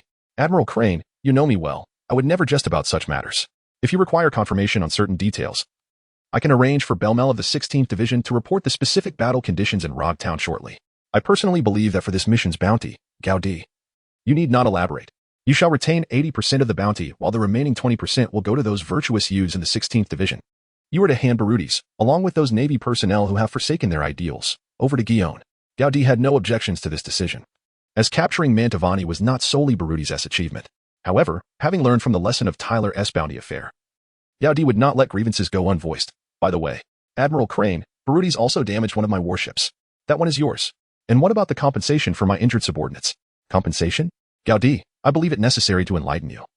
Only those Navy personnel who perish in battle are entitled to compensation. For injuries, they are to be handled by the medical officers. You may send me a report regarding merits and bonuses. At this juncture, Admiral Crane felt it prudent to maintain some distance between Palusolino and Gaudi. She was convinced that Gaudi would not exhibit his current demeanor before encountering Palusolino again. Meanwhile, in the ship's hold that Gaudi had not searched, a Navy-clad individual was reporting the specifics of the incident via a telephone bug. His report was not directed to Navy headquarters. On the other end of the line, Spandane donned a dark blue suit complemented by a black and gray striped trench coat. While listening to the report, he hastily jotted down notes. After a considerable duration, once the report concluded, Spandane slowly spoke, continue to stay in the East Blue under the guise of a Navy officer from the 16th Division. Should the opportunity arise, attempt to ingratiate yourself with Gaudi and seek to engage with that female soldier named Natasha, finding a way to recruit her. Understood, sir. Should we also investigate the source of that soldier's weaponry? Is this a matter requiring my instruction? This is the fundamental knowledge expected of you as a CP9 agent. After concluding the call, Spandane instructed his subordinates to gather information on the Black Widow, only to be met with a surprising revelation. According to the Navy's records, the individual named Natasha had only recently joined the Navy, and her prior information was largely blank apart from her birthplace on a small island in the Grand Line. Natasha Romanoff. Quite an unusual name, yet such an enigmatic background seems to be a standard attribute of CP9 agents. Based on the reports received, the prowess and decisiveness she exhibited in battle make her an ideal candidate for recruitment into CP9. With this thought, Spandane devised a small scheme. Since she was not cultivated by the Navy, it would be prudent to secure her before the Navy caught wind of her potential. While contemplating this, Spandane began to write on paper. At Navy headquarters, Crane promptly reported the situation to Sengoku, as Baruti's actions had crossed the Navy's bottom line. Upon hearing this news, Sengoku erupted in anger. Summon Zephyr. Let us see what kind of miscreants he has raised. Troublemakers, egotists, slackers, and now, a traitor to justice. Indeed, I have only trained 2 admirals and a future star. Zephyr, the former admiral, had already received Crane's notification and strode into Sengoku's office. His presence commanded as much authority as Sengoku, the latter's successor. Facing the elder who had endured pirate terror, Sengoku softened his tone. Zephyr, as their mentor, do you not bear any responsibility? After all, Baruti's is a rear admiral.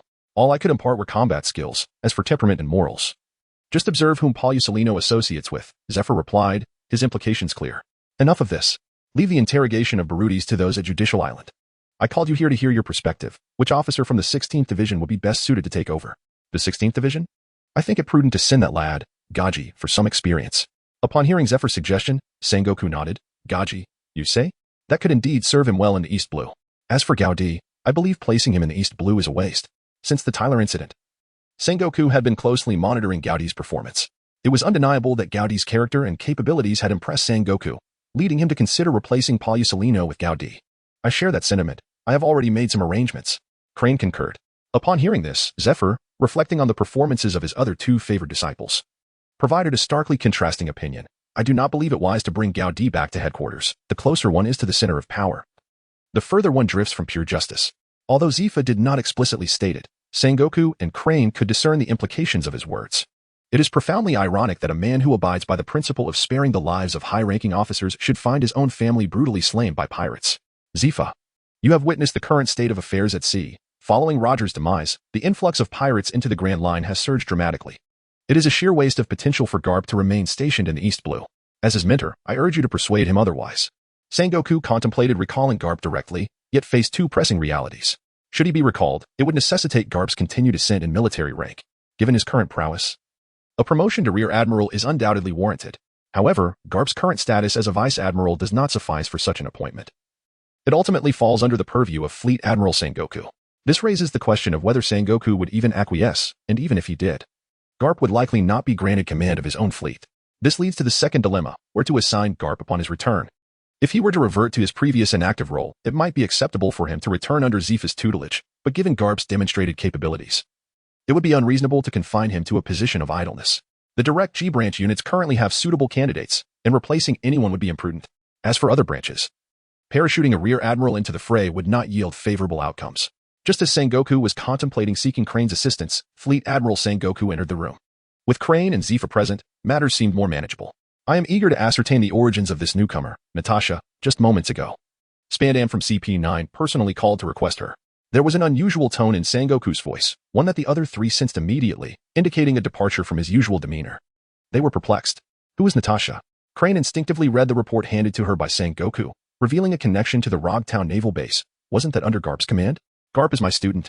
He has just eradicated a pest from our navy, Zifa added. So, is this Natasha also your pupil?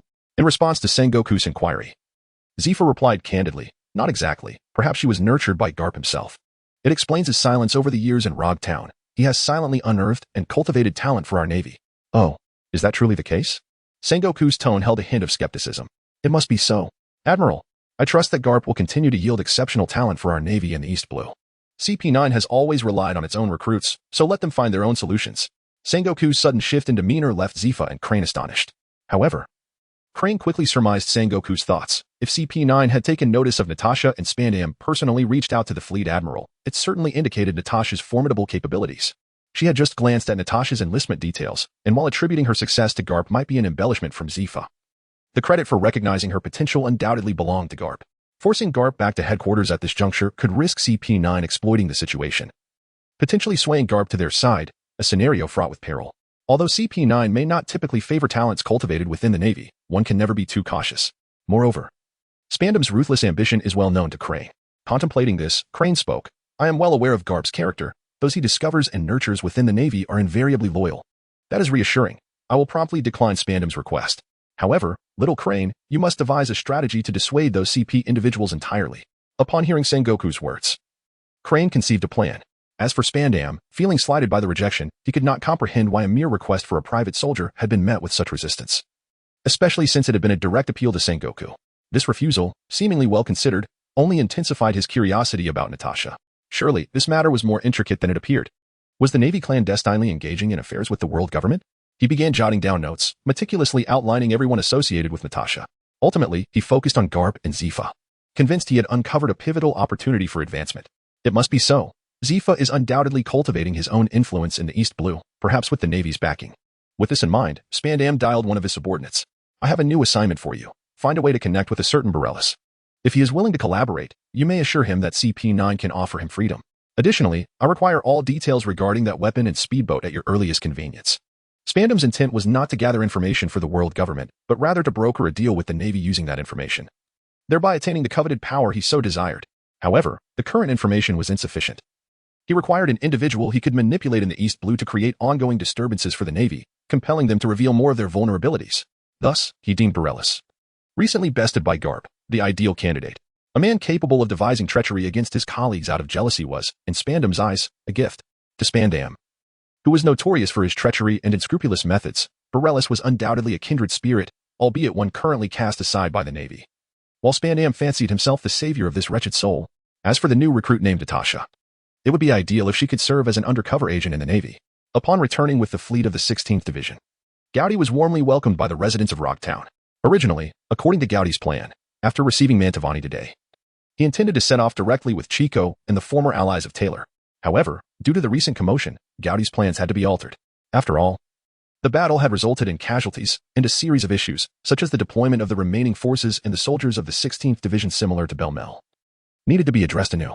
On the bright side, with the naval vessel of the 16th Division at his disposal, they need not traverse the treacherous mountains again.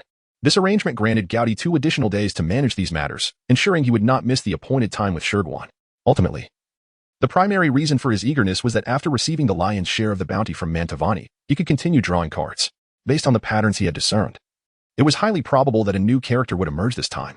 While it made sense for fellow townsfolk to seek refuge with him in Rogtown, Encountering someone unexpected at sea seemed rather far-fetched. As for waiting for a suitable opportunity to summon someone, please. Gowdy, who was unwilling to even accumulate a tenfold draw, would never engage in such behavior, especially when he believed that vengeance should never be postponed. During the journey back to the base, escorting the Navy personnel led by Berelius, the residents of Rogtown demonstrated their fervent sentiments towards these traitors by showering them with various refuse. In stark contrast was the attitude towards Gowdy and his companions. The flowers, beverages, and assorted delicacies at the entrance of the base were the finest testament to their appreciation. Even Tony, who was carried back on a stretcher, bore a lip mark from an unknown young lady or an older woman, had it not been for the need to maintain his somewhat tragic hero image. Tony might have transformed into a carefree individual, seeking a quiet place to recount his heroic exploits with the owner of that lip mark. Similarly, the Black Widow received the admiration of the townspeople, particularly from the grateful father of the rescued child, who insisted that the mischievous boy join the Navy and take the Black Widow as his mentor. However, he was thwarted by his sagacious wife, resulting in the Black Widow receiving a bottle of homemade orange liquor from the family matriarch. As for Gowdy, there was no need to elaborate. Had it not been for Dora's intervention, the townsfolk with daughters on the verge of blossoming into womanhood would have likely trampled the grass of the training grounds to the roots. Upon returning to the base, Gowdy did not immediately resort to drawing cards. Instead, he called together those righteous Navy personnel akin to Belmel. Soldiers, I take pride in your steadfast commitment to justice, but you must make a choice moving forward. Gowdy presented the soldiers with two choices. One was to remain in Rogtown to assist in its defense until Gowdy and his team completed their mission and could escort them back to Unit 16. The other was to accompany Gowdy in the continuation of the escort mission, which would entail acting as witnesses to the crimes of Berelius. Regardless of their choice, Gowdy would not intervene. However, for those who opted for the latter, he promised to provide a more commendable evaluation in his report. Once everyone had made their decisions, they dispersed to prepare, except for the severely injured Belmel, who stayed behind. Belmel, do you have something on your mind? Gowdy inquired. Colonel Gowdy, I wish to join the naval base in Rogtown and learn under Senior Natasha. Belmel's request caught Gowdy somewhat off guard. Though considering Belmel's character in the original narrative, it was entirely reasonable. If you can persuade Natasha to acknowledge you, I shall grant your request. Gowdy replied. Very well. Colonel Gowdy, I will strive to achieve this. With that, Belmel saluted Gowdy and hurried off. Upon returning to his quarters, Gowdy was about to begin drawing cards when he was interrupted by a knock at the door. Gowdy, my brother, have you seen my electric whip? Noticing Tony, who had once again assumed the appearance of a mummy, Gowdy curiously asked, What's the matter? Did you not find it aboard the ship? No. Tony affirmed with certainty, causing Gowdy to hesitate. During the battle, he had not observed Tony's whip on Berelius, and later, when it was handed over to the widow for questioning, she would undoubtedly be more adept at searching. Without you, that item is merely two ordinary metal whips in someone else's hands. Tony, you cannot possibly believe another genius like yourself would emerge, can you? Rest assured. With Natasha and me around, I doubt anyone could seize your arc reactor. Gowdy surmised that Tony was likely haunted by the incident involving the imitation of the Mark I armored suit. As expected, Tony made a vexed expression and continued to lament. Let us hope so. I sincerely wish your words prove true. If our luck continues to be this dismal, I cannot fathom when we might construct the Mark I armored suit. Tony, if you do not exert yourself a little more, you shall remain the sole bearer of misfortune. Gowdy bluntly revealed this harsh reality. Oh, my brother, I feel you are about to lose me. Is there no bottle of Johnny Walker that could mend the rift we have encountered? Tony, you know me best. Listen. You are currently in no condition to indulge in drink. It will do you no good. With Tony sent on his way, Gowdy resumed his card-drawing endeavors. Regarding the matter of the electric whip with little concern, as he had previously stated, that item was only of use to Tony, in the hands of others. It would merely be a useless trinket. Clearing his mind, Gowdy summoned the system interface, bounty for capturing pirates, 10, 570, 000 berries. Note, can be exchanged for justice points. Justice points. 0 After Gowdy exchanged 100 points of justice value, he commenced a manual 10 draw. Disregarding the numbers that began with 8, he finally encountered something extraordinary on the 7th card. A devil fruit encyclopedia? Faced with this beautifully crafted item from a comic book system, Gowdy felt an overwhelming sense of appreciation. This was a splendid resource, perfect for Black Widow to use as a study guide, while also enlightening him about the fruits he had never encountered. As for Tony, the mechanical enthusiast, Gowdy firmly believed he was unlikely to thoroughly peruse this encyclopedia. Setting aside his distractions, Gowdy continued to draw cards. Ballet shoes?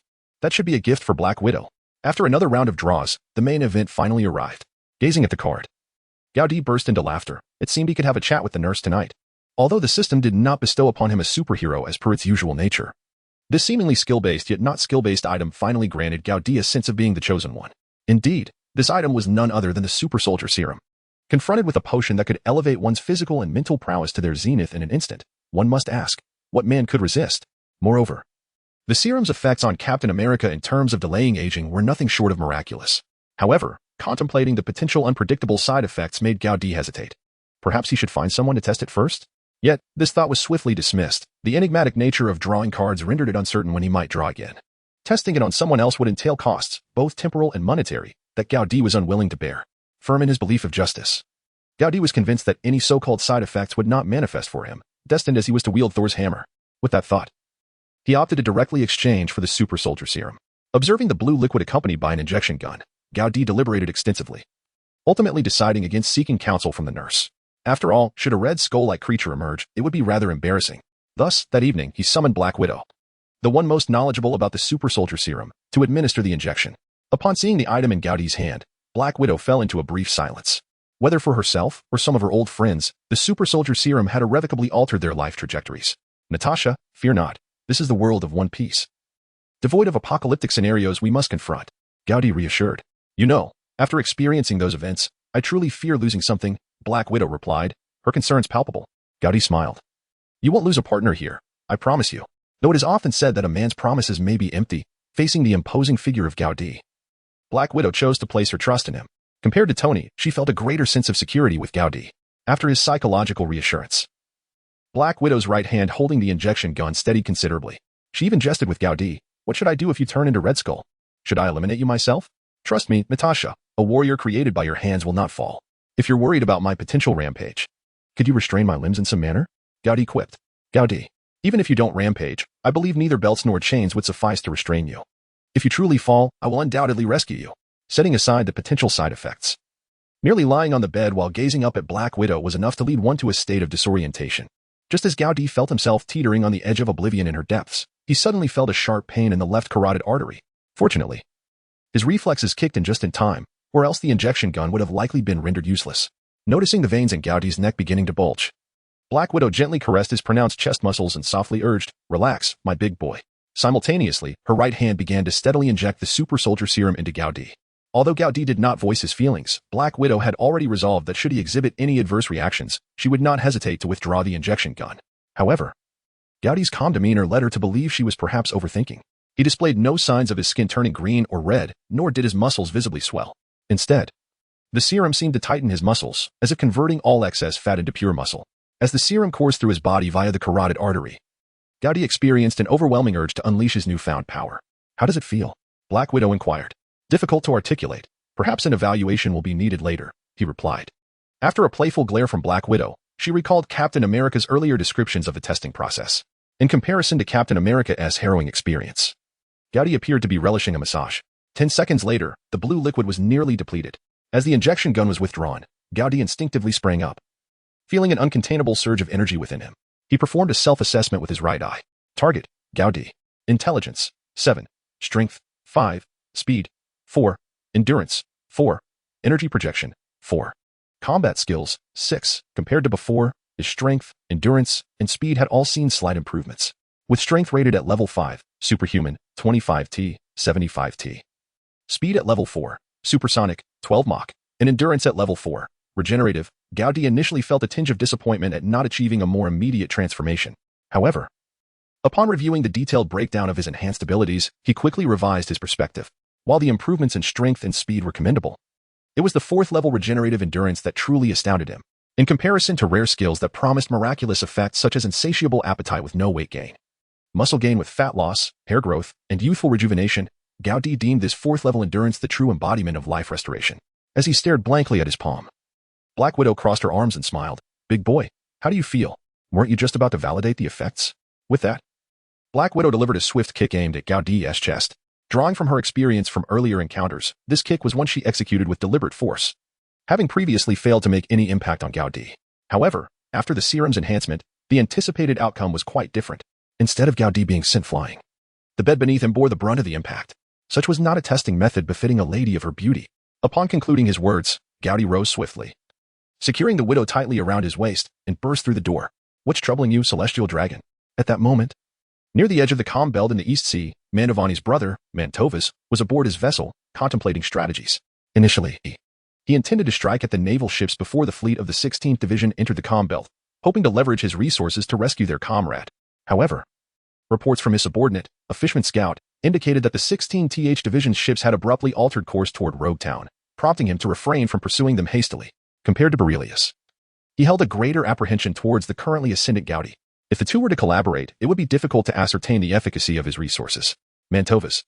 Are we to let this pass? If the naval ships enter the Combelt, we may never have another chance.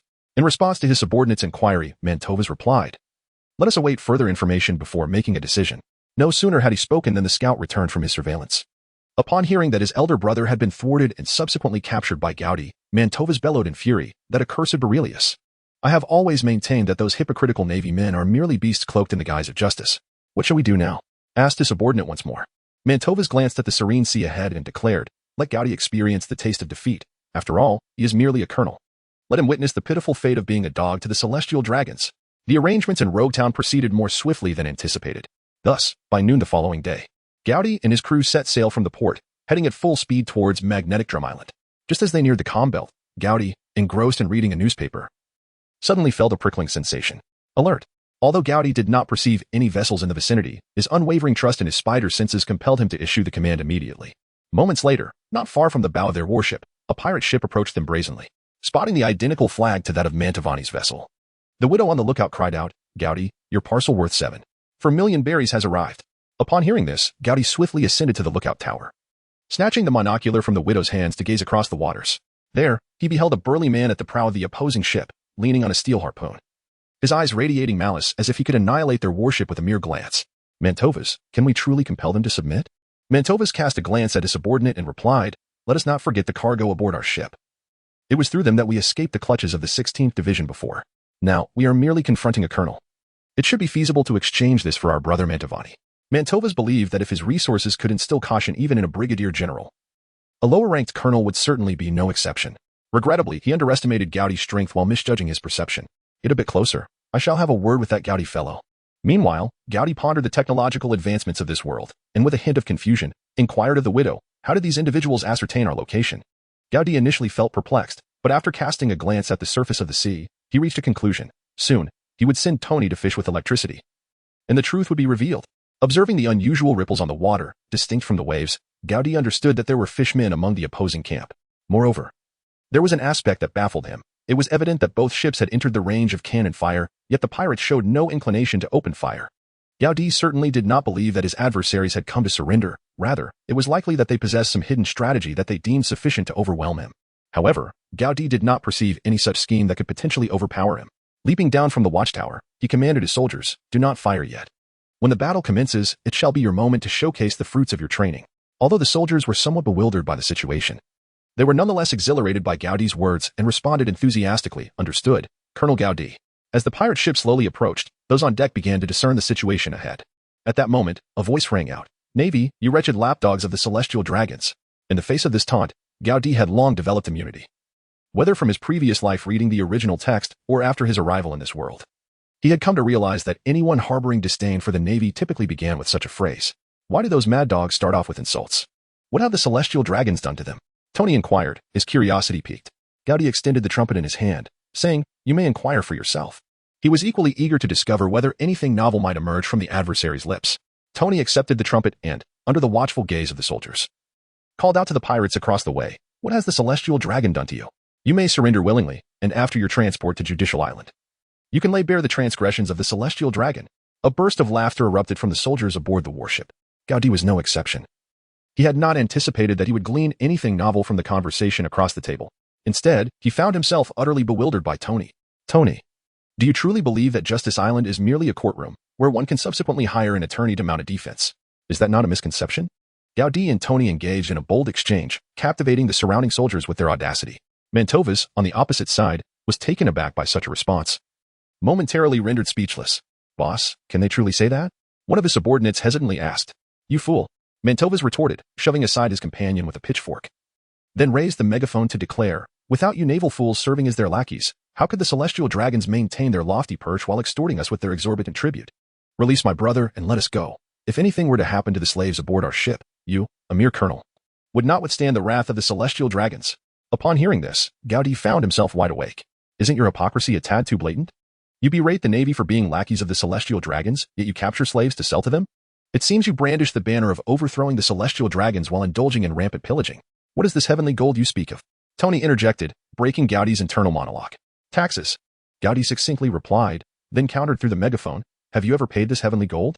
Listen well, pirates. My pursuit of you stems from a commitment to uphold the virtue represented by the word justice emblazoned on my cloak. The so-called slogans of overthrowing the celestial dragons merely serve as a guise to mask your own atrocities. Despite Gowdy's personal disdain for the celestial dragons, he recognized that this did not justify the pirates' rampant chaos upon the seas. What treasures of the pirate king? What freedom? You merely wield a modicum of extraordinary power as an excuse to seek unearned gain. After concluding his address, Gowdy lowered the megaphone and turned to Tony. Tony, I believe you may begin preparations for the forthcoming feast with seafood. Although Tony was unaware of Gowdy's precise intentions, he understood what was expected of him. Firmly gripping his electric whip, he confidently replied, oh, rest assured, leave it to me. With that, Gowdy vanished from the bow of the ship in a flash. Just then, a gunshot rang out from the opposing warship, causing a pirate to drop his curved blade, unable to utter a curse before Mantovas bellowed. Aim for the heavens and fire. Suddenly, clad in his mantle of justice, Gowdy appeared above the pirate vessel, unleashing dual gusts of wind that sliced through the pirate ranks. Concurrently, Tony plunged his electric whip into the sea, cranking the power to its maximum. As silver serpents of electricity danced across the surface, various sea creatures and 2 fishmen surfaced, floating belly up.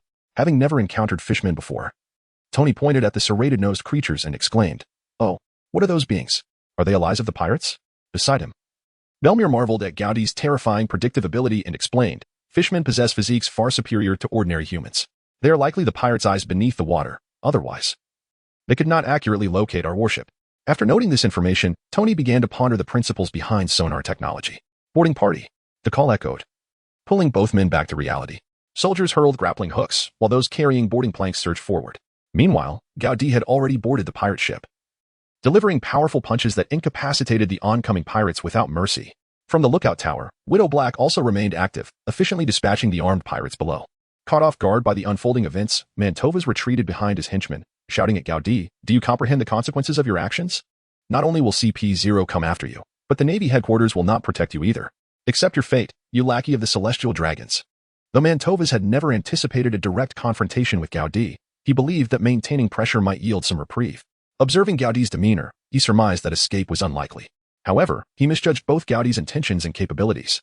Gowdy paid no heed to Mantovas' threats, swiftly closing the distance and delivering a series of punches that delved deep into the very essence of Mantovas' soul. Why would CP0 seek to trouble me? Is there a fault in my duty as a naval officer apprehending pirates? Simply for those few slaves aboard your ship? Do not assume we are oblivious to your methods. Among those slaves, how many are innocent civilians, and how many are bloody pirates like yourselves? You, who have never even paid heavenly gold, should refrain from invoking the celestial dragons. These inquiries were not ones Mantovas wished to evade. Rather, he was afforded no opportunity to respond. After a series of interrogations, Gowdy found himself devoid of any teeth. Witnessing the brutal treatment of their leader, some of the soft-hearted henchmen surrendered, pleading for mercy. Please do not kill us. We are willing to submit. Those who continued to resist were swiftly subdued by the naval soldiers charging from the ramp. Realizing that the outcome of the battle was no longer in doubt, Gowdy entrusted the task of detaining the prisoners to his subordinates and, accompanied by the approaching Black Widow and Tony, entered the ship's hold. Upon reaching the cells where the slaves were confined, a foul stench, a noxious blend of various odors, assailed their senses. Even the seasoned Black Widow instinctively covered her mouth and nose. Tony, on the other hand, retreated without a glance back, exclaiming incessantly, the taste of the celestial dragons is simply overwhelming.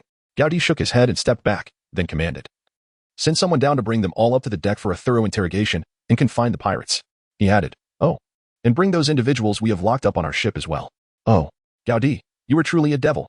Even captives deserve human rights. Upon hearing this, Gowdy nodded and said, Tony, that is a commendable suggestion. If by the end of this mission I do not see the blueprints for the warship, I shall bequeath this pirate vessel to you. Tony, seemingly ignoring the comment, dared not respond and fled swiftly. As the group of captives, bound and brought to the deck, were greeted by light once more, they began to express their emotions in various ways. Observing the tearful embrace of the women, Belmere turned to the Black Widow beside her and asked, Natasha, why not simply release them? On this matter, the Black Widow's stance aligned with Gowdy's, as she had endured similar experiences in her youth. She wished to share her own past with Belmere, indicating that there could be individuals far more vicious than Mantovas among them. Yet ultimately, she spoke with an authoritative tone. Obedience to orders is a soldier's duty. Belmere, suppress your misplaced compassion. These women are entrusted to you for interrogation.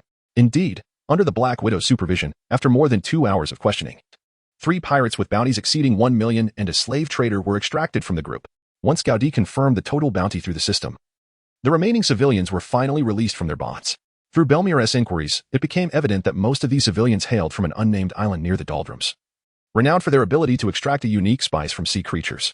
Upon establishing their location, Gaudi resolved to return these individuals home. However, for those further afield, he had no choice but to leave them to their own devices. After all, he was not a saint. Survival ultimately depended on oneself. Although it may sound harsh, in the world of One Piece, weakness is, in a sense, original sin. Upon learning they would be returned home, the grateful former slaves expressed their appreciation. Thank you, Colonel Gaudi. Compared to those from the 16th Division, you are the true Navy. Colonel Gaudi, I feared you would treat us with indifference like those others. But I never imagined I could return. Listening to their words of gratitude, Gaudi began to piece together the implications. Back on the warship, Smoker slapped Drake on the back of the head, who looked utterly bewildered. Do you see now, kid? This is the kind of thing your traitorous father has done. As Drake opened his mouth to protest, Smoker continued, I do not know why your father allowed this man to escape, but had he exerted a bit more effort, these innocent people might have long returned to their families. Clenching his fists tightly, Drake remained silent, observing the scene before him. As a seed of hatred took root in his heart, targeting not only the pirates but also his father, a similar sentiment sprouted within Smoker. Though his animosity was solely directed at the pirates, the expressions of the Navy personnel from the 16th Division were complex. They fully understood why Mantovas had managed to escape. It was not due to their incompetence, but rather the orders from Berelius. The reasoning was simple. The opposing side had invoked CP0 and the Celestial Dragons. Although they recognized the immorality of their previous actions, they felt powerless against Berelius's commands. Moreover, Berelius had not released Mantovas due to threats, which offered them a slight sense of pride in their naval identity. However, in stark contrast to Gaudi's attitude, they all felt an overwhelming sense of shame. 2 hours later, the warship escorted the pirate vessel to the unnamed island. Witnessing the civilians reuniting with their families, Tony could not help but complain. I never expected to see such heart-wrenching scenes even in a different world. Tony, though this world lacks S-H-I-E-L-D in the Avengers, I believe the people here still need Iron Man. Upon hearing Natasha's words, Tony wore an impatient expression, saying, Natasha, do not impose your moral standards upon me. I came here to Tony, look at those children and women you rescued. Enough of this, Gaudi. Hunt down those pirates and obliterate them. From this day forth, neither of you shall interfere with my design of the warship. Observing the radiant smiles amid the tears of the civilians, even Natasha felt her eyes moisten. Colonel Gaudi commanded his soldiers to bring forth all the pirates, compelling them to kneel before the ravaged village. This included Mantovas, who had been previously captured. Observing Gaudi's actions, the Mantovani brothers were instantly seized by apprehension. What are you intending to do, Gaudi? They implored. With a wry smile, Gaudi responded. What else but to eradicate the root of the weed? Shall I wait for you to file complaints on Judicial Island? Such accusations are futile. However, I have considered the possibility that you might one day be released. While I trust no Navy comrade would act so recklessly, Judicial Island is an entirely different matter. You cannot kill us. The bounty on our heads is substantial. Don't you desire the full reward? They protested. Before they could finish, Gaudi delivered 2 forceful kicks, sending them sprawling. He then muffled their mouths with strips of cloth, imbued with a peculiar scent, originally taken from slaves. Seizing each brother by one arm, he led them to a crucifix hastily erected at the village entrance. The full bounty was not something Gaudi intended to forego. Yet, the matter of claiming it would be addressed only after executing these 2 men and consulting with Vice Admiral Crane. Once bound, Gaudi declared, Pirates Mantovani and Mantovas, the crimes you have committed are unforgivable. During my time at the military academy, I did not study the laws of the world government. Nonetheless, to my eyes, pirates must be utterly eradicated. Turning to the villagers, he added, I shall grant you some time to vent your fury and thereafter summon the courage to commence a new life. With those words, a flurry of debris and detritus rained down upon the 2 brothers. When the villagers had exhausted their wrath, Gaudi, under the unyielding gazes of the Mantovani siblings, ordered the execution of every pirate belonging to the Mantovas crew. As for reporting and seeking approval for these actions, Gaudi deemed it unnecessary.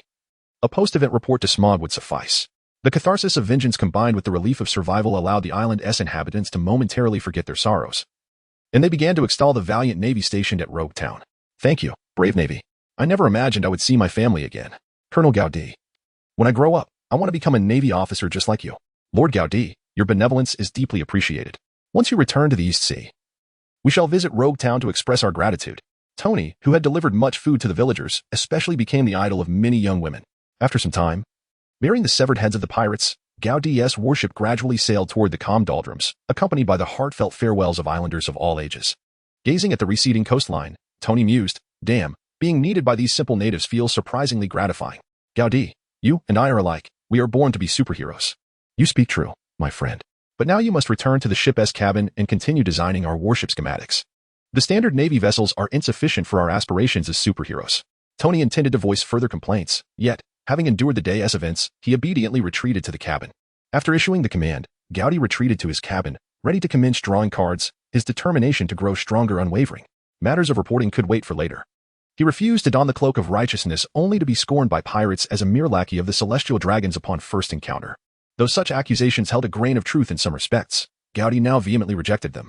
He resolved to charge ahead with unrelenting force, eliminating those who could be slain and consigning the rest to the Marineford. After securing the East Blue, he would venture through the other 3 seas, strengthening himself with each conquest. Ultimately, he aimed to carve a path through the entire Grand Line, instilling such terror that the timid would abandon all thoughts of sailing, and the bold would forsake the common folk to set their sights solely on him. I am Gowdy of the Navy. Here lies my head, anyone daring enough. Come and claim it, and thus submit your legacy as a great pirate. Zephyr's doctrine of mercy ends here, today, under my command. Back in his cabin, Gowdy locked the door and summoned the system interface. His bounty on captured pirates totaled 11.97 million belly, convertible into justice points. His current justice points stood at 0. Noting he was still 30,000 short of an additional draw, Gowdy silently cursed a long-forgotten pirate whose bounty ended with a 70,000 digit. After exchanging 110 justice points, Gowdy began flipping cards, reaping a bounty of belly starting with the digit 8, and acquiring 2 hamburgers. To his surprise, the anticipated hero finally appeared. Prior to summoning, Gowdy had been uncertain whether this figure qualified as a superhero or something else entirely. Was this Jarvis' workshop? Was it Jarvis or the workshop? Regardless, it was evidently an assistant of Tony Stark. With Gowdy's intellect at level 7, he was certain he required no such artificial intelligence aid. Tony, summoned to assist, had already anticipated the arrival of another newcomer. He had explicitly instructed Gowdy not to disturb him over trivial matters concerning ship design. Upon reflection, Tony's excitement bubbled forth, and he exclaimed, Gowdy, spare me the mystery. Tell me who it is this time. No longer bothered to guess, Tony's mind was preoccupied with ship design challenges. Tony, you will undoubtedly be thrilled by this gift. Before Tony could finish his sentence, a metallic sphere imbued with advanced technology and a watch descended within the shimmering light circle. After Gowdy took the device, he was perplexed about its connection to Jarvis and handed it over to Tony. Jarvis's workshop. Tony, I wish to know how this contraption operates. Upon hearing the name Jarvis, a spark of excitement ignited in Tony's eyes. Observing this reaction, Gowdy felt that Tony had grasped the fundamental principles of the device. In a flurry, Tony began to tinker with the metallic sphere. It was evident to Gowdy that Tony should possess knowledge of its usage. However, despite Tony's persistent fiddling, he found no success. Fingerprints, retinas, facial recognition, and passwords all proved futile. Oh, Gowdy, I regret to inform you that the programming of this device may have undergone some alterations. If only we had a computer. I might attempt to access it myself. Upon hearing the mention of a computer, Gowdy chuckled and retorted, Tony, what lies before you is the only artificial intelligence in this world. If you need a computer, you can construct one yourself. Do you expect me to solder chips right here? Gowdy recalled his earlier decision, prompting Tony to fall silent. If it truly came to that, constructing a computer by soldering chips was not beyond possibility. As the two exchanged lighthearted banter, Gowdy took the 2 items from Tony's hands. He then followed Tony's instructions, placing his fingerprint and retina against the watch's touchscreen. At that moment, the watch finally responded, casting a blue light that began to scan Gowdy's iris. Moments later, Jarvis's voice resonated, detected usable expansion space of 258, 33,385 square feet. Would you like to proceed with spatial expansion? Convert that to square meters, Gowdy exclaimed. To which Jarvis continued, at your service, Mr. Gowdy. That equates to 24 square meters. After listening, Gowdy glanced around his room, estimating the dimensions with his eyes. Confirming that it was indeed the size of the room, he decided to proceed with the spatial expansion. As Gowdy's voice resonated, the metallic sphere in his hand finally reacted, levitating on its own before commencing a rapid disassembly, expansion, and reassembly at a speed imperceptible to the naked eye. The entire process resembled the transformation scene of Iron Man's nanotech suit from a movie, as the nanomaterials swiftly extended along the walls and floors of the room. Oh, Jarvis, my old friend, he exclaimed, yet unlike Tony's elation, Gowdy was momentarily taken aback by the scene. After all, the experience of watching a film and living it are 2 entirely different sensations. Faced with such high-tech marvels, Gowdy felt he had taken a step closer to the stars and the sea. Within mere seconds, the 24 square meter room had been filled with an array of high-tech equipment, such as mechanical arms and computers that seemed utterly out of place in the world of pirates. The walls and floors were enveloped by the technologically advanced nanomaterials. Observing these cutting-edge devices, Gowdy felt he had made a significant stride towards realizing his vision of a battleship. Jarvis, why can't I activate it? Tony inquired, excitement mingling with confusion. I'm sorry, Tony, but the highest authority for system access is Mr. Gowdy. What? Oh, Jarvis, you must have a virus, Tony complained, his fingers flying across the keyboard. Meanwhile, Gaudi, arms crossed, watched with interest as Tony approached a state of exasperation. It turned out that the iris skin indeed had another purpose. The system did not deceive him. This notion had crossed Gaudi's mind from the moment the bracelet scanned his pupil. As for whether Tony could revert Jarvis's permissions, Gaudi had no doubts. It was simply impossible, although the system did not enforce absolute obedience. Tony's various persuasive tactics suggested that he had little to fear regarding Gaudi's departure. However, Tony's feelings were a complex mixture of emotions. Jarvis was still the familiar artificial intelligence he knew, yet the highest control privileges were beyond his reach. Oh, Gaudi, honestly, what did you do to Jarvis? Gazing at Tony's distressed expression, Gaudi jested, Tony, if even a genius like you doesn't know what's going on, how could I possibly have the answers? Didn't you create Jarvis? Faced with Gaudi's impeccable retort, Tony chose to abandon further attempts and smiled at Gaudi, saying, my brother. It seems it's time for us to strengthen our bond. Do you need a set of the Whitebeard armor? The two spent an hour, with Jarvis earnestly explaining how to utilize the studio. In simple terms, while Tony could use and even upgrade the equipment, ownership belonged to Gaudi. If Gaudi ever felt displeased and issued a command through the bracelet, Jarvis would revert to the form of a metallic sphere. Moreover, according to Jarvis, this control was entirely unrestricted by space or distance. The current studio's maximum expandable area was 300 square meters, with equipment surpassing that of Tony's previous underground laboratory in his villa. Accessing the studio required permissions granted by Gaudi, and any violent attempts to breach its defenses would cause it to contract back into the metallic sphere. Upon learning of this feature, Tony anxiously asked, what if I happen to be inside? Don't worry, Tony, before anything happens, I will ensure to let you out, Gaudi reassured him. After testing his 4th level strength with an attack and receiving no response, he comforted Tony, rest assured, anyone with such power who covets your talent would never act so foolishly. Observing Tony's lingering reluctance, Gaudi added, Tony, consider it from another perspective. This is a good thing. At least it won't be exploited by others, right? Tony, begrudgingly conceding this point, responded, indeed, with this, I can design many core components by myself and then have Jarvis manufacture them. Although Tony accepted this reasoning, he remained troubled by the alteration of Jarvis's permissions. Had he been able to locate the server for the artificial intelligence, he might have rushed to rectify the situation immediately. However, his focus soon returned to the studio itself. With it, he no longer required any electric whips. Gaudi, my brother, it's time to consider materials. I can't bear to be stuck with a Mark I Tinkin armor. Rest assured, Tony, I will handle it, Gaudi decided. After completing his task at Drum Island, he planned to seek out the Munch fruit in the castle of Drum Kingdom. If it had already been consumed by Wapple, he would simply capture the now young boy to serve as a living alloy production machine.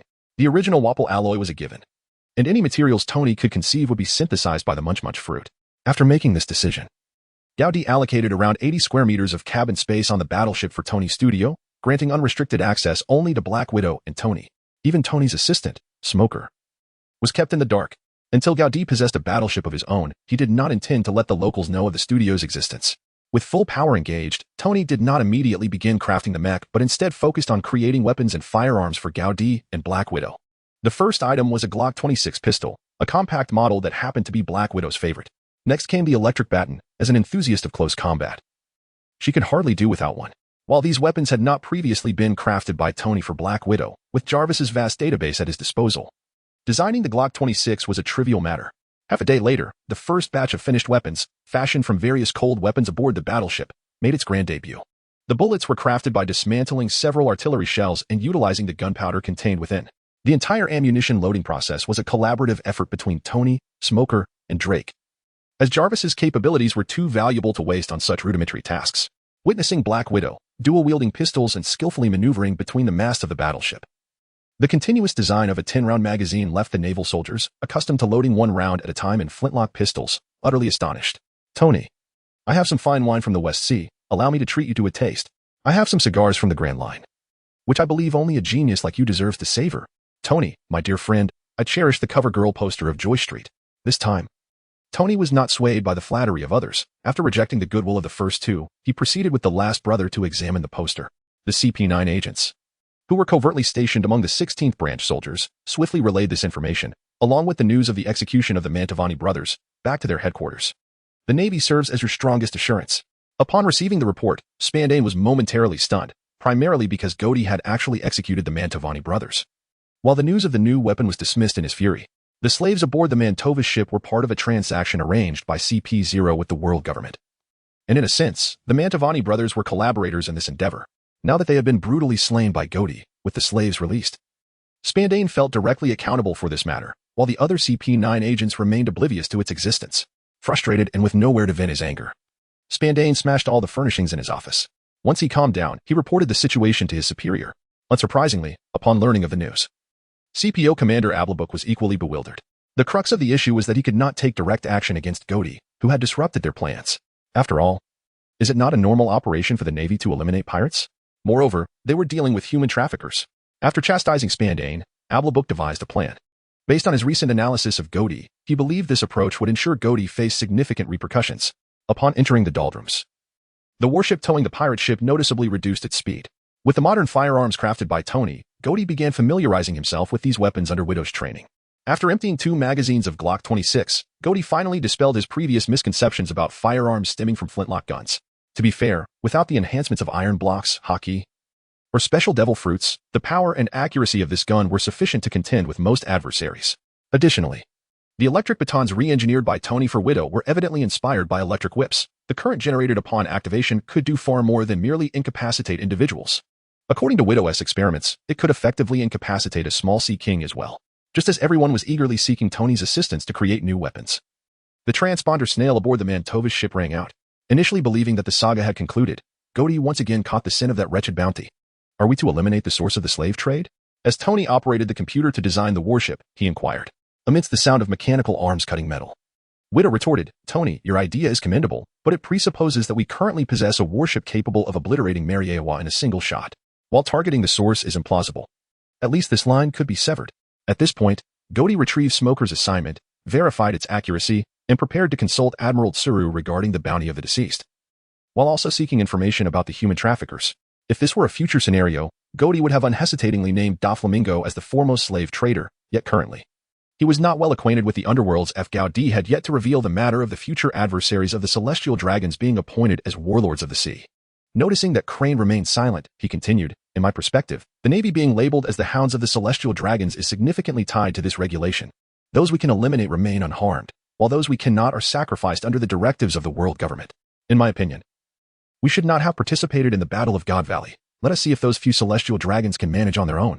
Gaudi is truly audacious, candidly expressing his thoughts, albeit in frustration, without sparing the naval high command or the celestial dragons any dignity.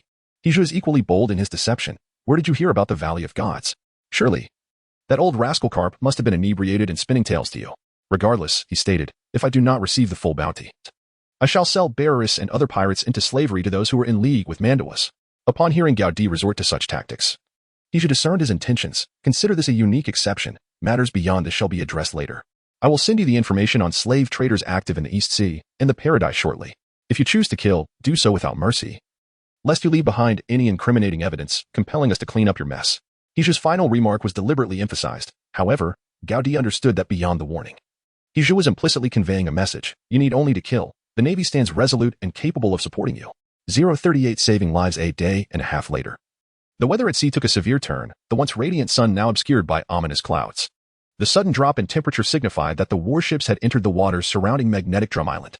After several futile attempts to contact GUN, Gaudi sensed that something amiss was afoot. In the past, the lethargic Gaudi would have opted to report and await reinforcements. But now, with the bounty akin to first love, he commanded the warships to proceed at full speed, fearing the loss of any potential pirates. As they approached the coastal waters of Magnetic Drum Island, sighting the fragmented wreckage of warships in the harbor made Gaudi's heart race. After ordering the ships to halt, he, accompanied by Tony and Smoker, boarded a speedboat to investigate the situation.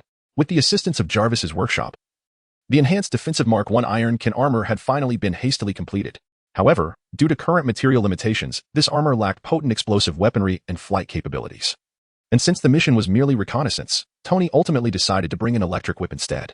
Just as they were preparing to depart, Black Widow removed a Glock 26 from her waist and tossed it to Gaudi. Take this, given the state of the wreckage. You'll need more firepower if you encounter the real culprits. Anticipating Gaudi's response, Black Widow then threw him a magazine belt, adding, see prism stone bullets. Gaudi nodded in mild surprise before turning his gaze towards Tony. Tony, in turn, looked at Smoker and remarked, it was this little fellow's idea. We merely dismantled a small section of the ship's hull made of sea stone. I must admit, working with that material is quite laborious. It truly serves as an excellent resource for cold weaponry. Catching a glimpse of Gaudi's scrutinizing look, Smoker subtly shifted the small tin-pole weapon at his waist out of view. Goodness, the original work does not deceive me, Gaudi mused internally. And after issuing a few instructions to the soldiers aboard the ship, he permitted Smoker to depart on the speedboat. As they braved the biting wind for a while, Gowdy noticed that Tony's nose was nearly frozen with snot. He tossed a flask filled with Johnny Walker to Tony. After receiving it, Tony hastily took a swig, his complexion regaining a hint of warmth before he spoke. Gowdy, when I was in Rogue Town, I felt that the world's order was quite commendable. However, upon venturing out, I realized. Observing the frosty breath escaping Tony's lips, Gowdy picked up a piece of floating debris from the sea. Examining it closely as he responded, Tony, this is the true norm of our world. Gazing at the warship wreckage that bore no signs of cannon fire, Gowdy concluded that it must have encountered a devil fruit user. Otherwise, such devastation would be implausible without artillery assault. Activating his memory, Gowdy could not pinpoint who might be stirring up trouble at this juncture. How many Navy personnel do you think are still alive? To Tony's inquiry, Gowdy replied without hesitation, rest assured, the Navy's foremost beauty you wish to meet will undoubtedly be safe. As for the others, that's harder to ascertain. Given that famous individuals from Guion and elsewhere likely possess some form of immortality buff, Gowdy felt no apprehension. As they drew nearer to the coast, large chunks of floating ice mingled with the remnants of larger warships on the water's surface. Gowdy instructed Smoker to halt the speedboat and gracefully disembarked, employing a moonwalk to glide towards the port. Upon closer inspection, Gowdy initially found no trace of the Navy or any other individuals. However, he noted an overlooked detail. All metallic components from the wreckage had vanished. From tiny screws and rivets to large gun barrels, any metal piece had completely disappeared. Could it be the work of a magnetism fruit user, perhaps a predecessor of Eustace Kidd? Given that Kidd had not yet been born, Gowdy could only speculate thus. The absence of his spider senses indicated that there were likely no individuals in the vicinity. After making his assessment, Gowdy recalled the original narrative and set off towards the direction of Fuchsia Village. Eventually, amidst the snow, he stumbled upon a severely injured and unconscious Navy officer. Although Gowdy did not recognize him, the insignia on the man's cloak indicated that he was a second lieutenant. A quick data assessment revealed the unfortunate fellow's name, Catalu. With a capability score of 221,213, it appeared that this iris could easily serve as a compendium for the Pirate King. After administering a sip of liquor to the frozen phone bug, Gowdy dialed back to the warship, instructing Black Widow to maneuver the vessel to the shore, while he carried the severely injured Catalu back to the port. Stimulated by Tony's electric whip at its lowest setting, Catalu became the first recorded case in the annals of Pirate King history to receive electric shock for cardiopulmonary resuscitation. Coughing. Upon opening his eyes and seeing Gowdy draped in the cloak of justice, Catalu instinctively exclaimed, "Colonel, hurry, we must save them." The castle atop the mountain. After providing only the location, Catalu succumbed once more. Tony, intending to administer another shock, was halted by Gowdy. "We have a professional ship's doctor on board. This is also a realm of healers. Let the experts handle their own domain." Tony shrugged, resigned, and replied, "All right, my brother, I shall heed your counsel. I had thought I could design a medical device for this, considering the medical instruments here are astonishingly antiquated." Gowdy refrained from expressing his frustrations, acknowledging that the backwardness of medical equipment was largely due to the presence of numerous inexplicable so-called healers. Thus, the matter of medical apparatus was indeed quite sincere. After a brief wait, the warship arrived at the port. Upon entrusting Catalu to the ship's physician, Gowdy returned to the vessel and directly entered Jarvis's studio. "Jarvis, I need you to calculate the distance from this location to the highest peak of the island." "At your service, Mr. Gowdy." After Gowdy provided Jarvis with several data points he still remembered, along with the less precise nautical charts, Jarvis promptly calculated the results. "Mr. Gowdy, based on the data you supplied, the highest peak in the magnetic drum kingdom stands at an elevation of 5,000 meters. By correlating this with the nautical chart, the ratio of the peak's height to the island's diameter is approximately 1125, leading us to deduce that the diameter of Magnetic Drum Island is 11 for kilometers. Currently, we are situated about 6-7 kilometers from the base of the mountain. You can activate the terrain scanning feature on your watch to calibrate and update the terrain data of Magnetic Drum Island. With this feature, might we be able to chart the most accurate map of the Pirate King?" The thought invigorated Gowdy, prompting him to add an item to his notebook's list of objectives.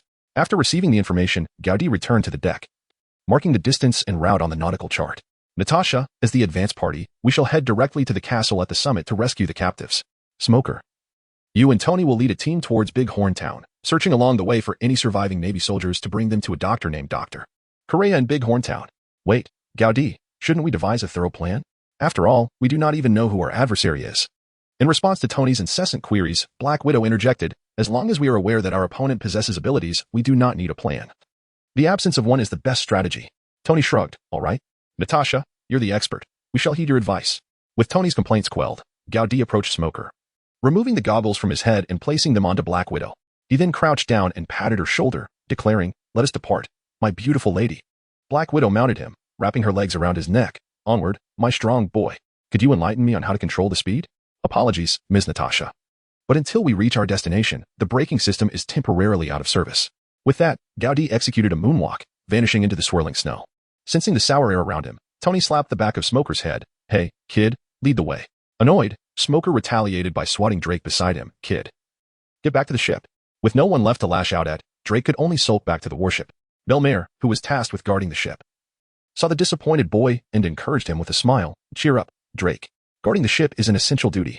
Drake nodded and then asked, "Lady Belmare, may I go see my father?" Belmare nodded. "Go ahead, Drake, but remember, you are now a proper Navy soldier." Though Drake had yet to officially enlist, the crew seemed to consider him one of their own. Enduring the suffocating stench, Drake entered the pirate ship's hold and saw a soldier from the 16th Division exiting the cell that held his father. Meanwhile, after much hesitation, Tony returned to the studio to don the Mark I armor, recognizing that he was the team's primary combat force. The duo of Gaudi and Black Widow trudged through the snow, now entirely covered in white. After receiving the serum injection, Gaudi, with his stamina at level 4, felt little discomfort from the cold, especially with the genuine leather-heated scarf around his neck, giving him a sensation of warmth on his face. However, Black Widow's situation was less favorable. She relied on Gaudi's flask of Johnny Walker to feel a modicum of warmth. Upon reaching the mountain's base, they took a brief respite before Gaudi resumed his ascent, utilizing protruding rocks as footholds. No, it should be described as leaping, for Gaudi did not use his hands. As he noted the altitude reaching for 937 meters on his watch, he paused at a suitable ledge, intending to listen for any sounds from above, hoping to gauge the situation and prepare for battle. However, the howling mountain winds mingled with the falling snow dissuaded him, prompting him to leap upward once more. At that moment, in the open space before the castle's summit, a 5'1" military figure was engaged in a fierce confrontation with a 19'5" giant marine. Surrounding them were two CP-0 agents in white suits and two Navy rear admirals launching ambushes and ranged attacks. At the castle gates, a mixed unit of Navy and Royal Guards encircled a man resembling Lu Lao Jin, while behind them, the king of the magnetic drum kingdom clutched a treasure chest. Despite the stark size difference between the combatants, the giant marine was not easily overwhelmed. "You madman, as long as I draw breath." Neither Gaudi instinctively executed a double jump, elegantly evading the bullets that were fired towards his earlier position. Both the soldier and he silently acknowledged the prowess of observation hockey. As Gaudi descended and gently set down the Black Widow, they simultaneously raised their gazes. Hydra? Douglas Barrett. Confronting the imposing figure amidst the steel wreckage, a creature with crimson skin, cascading golden waves, and a towering height of 510 centimeters, the two offered starkly contrasting assessments. It was no wonder the Black Widow would utter such sentiments. Barrett's attire bore a striking resemblance to the red armbands of the SS. Moreover, the crimson skull emblem on his left forearm closely mirrored Hydra's insignia. Upon witnessing his attack evaded, Barrett turned to face Gaudi, his baritone voice resonating as he remarked, "At last, a worthy opponent has arrived. The Navy has informed me of your name." Gaudi remained silent, softly advising the widow not to act recklessly. He then unleashed a slicing wave with his swift footwork, followed by a barrage of thrusts from his spear, akin to a tempest, directed at Barrett. Given Gaudi's familiarity with the original narrative, he understood that in confronting an adversary like Barrett, one could either exhaust him or shatter his resolve in one fell swoop. If Barrett were to regain his composure and unleash his full power, with a mere display of his conqueror's hockey, this battle would be rendered futile. At that moment, the Navy forces, upon recognizing Gaudi's arrival from the direction of the castle behind Barrett, collectively sighed in relief. "Ah, Gaudi. I never imagined it would be you who arrived," exclaimed the giant Marine Vice Admiral, Hargover D. Sorrow, with a hearty laugh. Meanwhile, the two CP-9 agents exchanged glances, their expressions betraying little joy, clearly lacking faith in Gaudi's intervention. The fierce demeanor of Gaudi ignited Barrett's fighting spirit. Without resorting to the abilities of his devil fruit, he engaged Gaudi head-on with his massive, gloved fists. Their clash sent a flurry of snowflakes swirling, obscuring the vision of onlookers due to the powerful gusts generated by their rapid movements. It was a sight to behold, Barrett towering at 5'1" meters and Sorrow at an astonishing 19'5" meters, the latter being 4 times the height of Barrett, all while sustaining a grievous injury. The widow murmured, "What kind of monsters are these?" Just as she contemplated rushing to assist, one of the female Marines who had been flanking the attack swiftly interposed, stating, "Private, this battle is beyond your capacity. If you still possess enough stamina, take that box back to your ship and proceed directly to the Navy headquarters." The speaker was none other than the Navy's renowned beauty, Guion, who, disregarding whether the widow absorbed her words, drew her sword, Kinpairu, and charged into the fray. The widow was taken aback by being so underestimated by a fellow woman. Without hesitation, she drew her twin pistols, maneuvering to find an opportunity to shoot. As thunderous sounds echoed, a dazzling flurry of slicing waves dispersed the snow and fog, finally separating Gaudi and Barrett. Gaudi stood, one hand gripping the bloodied Kinpairu, the other cradling the unconscious Guion, his Navy uniform now marred with rips. In contrast, Barrett bore a deep wound across his left shoulder, the first blood he had shed since the battle commenced. Gaudi, I concede you possess the potential to be my rival. However, it is insufficient. I shall eradicate all of you. Barrett's words indicated that the injury on his shoulder was inflicted by Gaudi. Having battled for an entire day and night without landing a single blow on Barrett, his comrades now re-evaluated Gaudi's prowess. Even the two CP0 agents, who had previously looked down upon him, began to harbor a newfound respect in their hearts. To prove you are the strongest in the world? Such a naive fellow. Gaudi remarked, handing Guillaume and Kinpyra to the widow beside him. Is this adversary truly as formidable as he seems? Gaudi cast a glance at the widow. His tone heavy as he remarked, indeed, quite formidable. If we were to confront that Barrett who escaped from Impel Down 2 decades later, with the strength of this group before me, I would undoubtedly drag the widow away and flee. It is essential to note that, at that time, Barrett was capable of single-handedly challenging the entirety of the worst generation, alongside 4 of the 7 warlords in the Marine Demon Slayer fleet. However, having observed Barrett's data, which closely resembled his own, Gaudi felt a sense of reassurance. Yet, with the opponent possessing 3 hockey types and the combined powers of a paramecia fruit, coupled with his military service at the tender age of 8 and his conquest of a nation by 14, not to mention the battle experience accumulated as a former crew member of Pirate King Roger, the scales of victory became rather uncertain. Fortunately, the iris identification indicated that this individual had yet to awaken his fruit ability. It was evident that understanding his intentions would be crucial for devising an effective strategy. Contemplating this, Gaudi inquired, Sauron, what is your mission, and what exactly does this fellow intend to do? We are escorting the devil fruit awarded by the world government to the Drum Kingdom alongside CP9, and we happen to capture a pirate named Buena Festa en route. The Gura no Mi, the Pirate Expo, the Eternal Pointer to Raftel. Upon hearing Sauron's words, Gaudi's immediate reaction centered on these 3 terms. The former 2 corresponded perfectly with the timeline and location in the original narrative, indicating their authenticity, and moreover, this was the devil fruit Gaudi yearned for the most. As for Buena Festa, he was the notorious mastermind behind the bloodiest of wars, a recurring figure at the Pirate Expo held every few years. Gaudi held a keen interest in the expo, as it gathered pirates with a total bounty of 10 billion, making it a lucrative opportunity for a significant haul.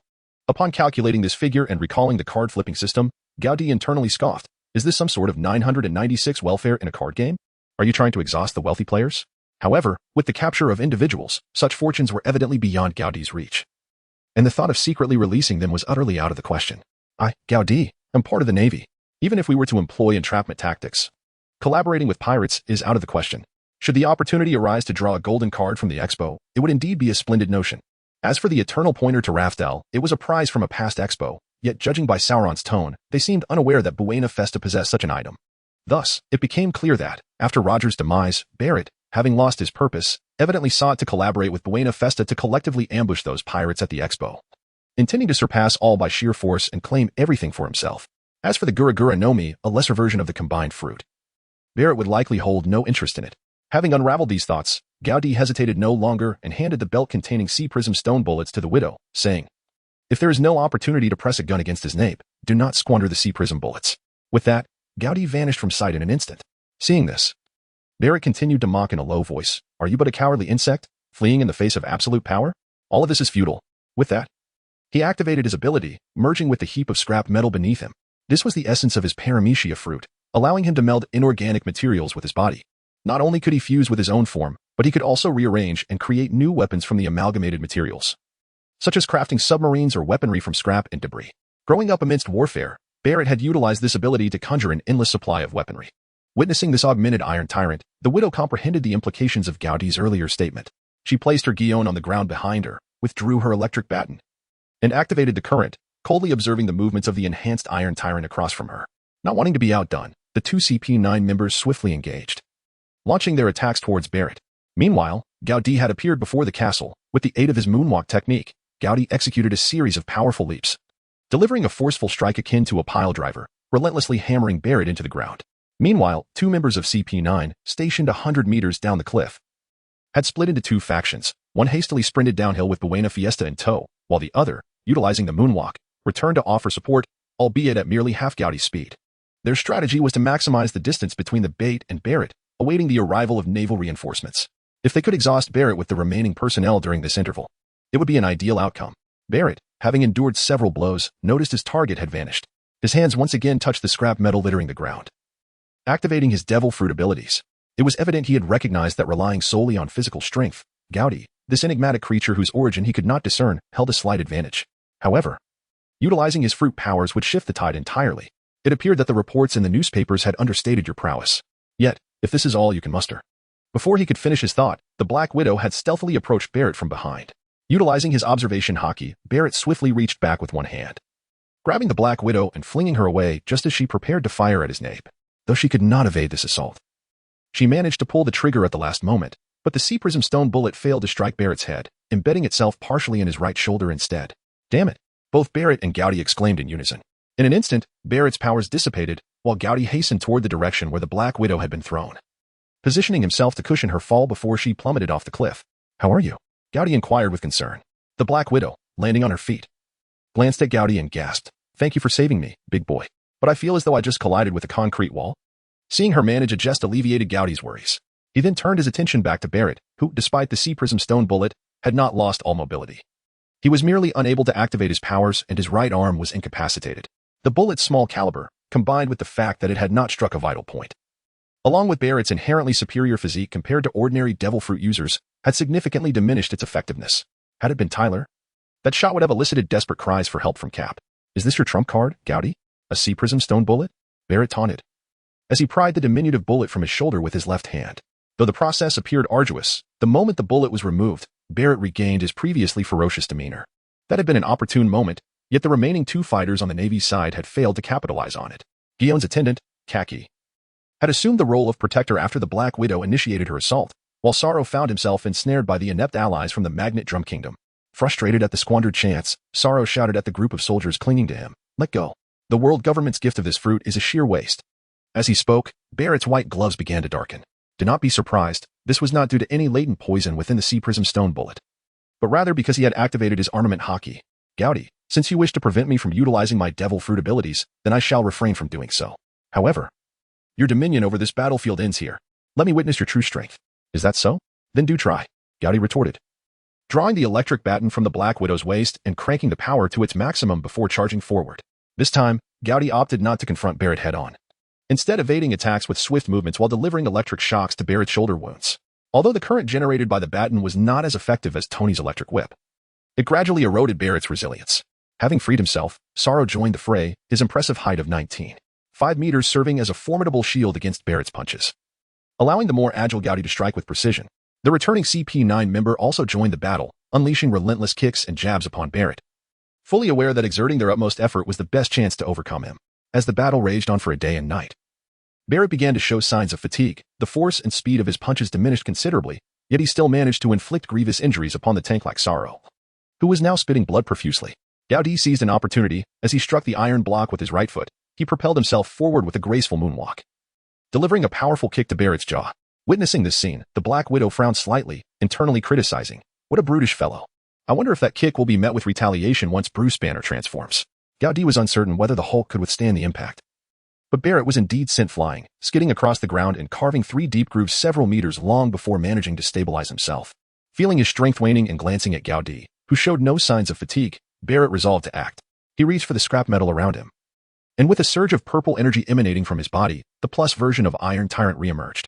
However, instead of attacking, he turned and leapt off the cliff. Gowdy, even with his extensive knowledge of the original narrative, was momentarily taken aback. Was he fleeing? No, that did not align with Barrett's character. He was pursuing Buena Vista. Gowdy shouted, then turned to Saul, "Stay put and rest for a moment. Call for reinforcements and urge them to hasten. I cannot guarantee I can detain him." As he spoke, Gowdy dashed over to the group of soldiers from the Drum Kingdom, snatched the treasure chest from the king's hands, and tossed it to the Black Widow. Amidst the astonished expressions of the onlookers, he hoisted the Black Widow and leaped off the cliff. Is he a naval officer? How is he more audacious than a pirate? Before the king of Drum Kingdom could finish his words, he was interrupted by Saul, who was coughing and laughing hysterically on the ground. "Ha! This is merely a small interest payment for saving your lives." The king, left speechless, could only glance at the equally dazed CP9 operatives and complain. "This is against the regulations of the world government. I demand you retrieve my son's fruit. Otherwise, I will report your dereliction of duty." The CP9 operative, having regained his composure, replied nonchalantly, "We are only responsible for ensuring the safe delivery of items to you. What happens thereafter is beyond our jurisdiction." He was not interested in the king's grievances, his mind still occupied with the image of Gowdy employing moonwalk techniques while wielding the iron block. For someone who had practiced the Six Styles as a workout since the age of 6, Gowdy's display today completely subverted his worldview cultivated over the past 24 years. Meanwhile, in the town of Big Horn, under Tony's leadership, The Navy's search and rescue team had located 273 unfortunate souls still clinging to life. With the assistance of local hunters, they exerted considerable effort to drag everyone to Bighorn. However, with only one ship's doctor available, they were utterly overwhelmed by the sheer number of severely injured individuals. Smoker had indeed followed Gowdy's instructions to summon Dr. Correa, but the exorbitant medical fees left him hesitant to make the request. Observing Correa's haughty demeanor, Tony, once a billionaire, openly mocked, "I advise you, you old hag. We the Navy are injured to protect you. You can demand any sum you wish, but first, please tend to their wounds. I, Tony, do not lack for your measly belly." Correa, unmoved by both soft and hard arguments, retorted, "I want 100 million belly. I doubt your warship is worth that much. If you want me to save lives, bring the money first." "Oh, just 100 million belly? Wait here. I shall procure Whitebeard's arm to trade for the bounty." Hearing this exchange, Smoker wished for nothing more than to find a hole to hide in.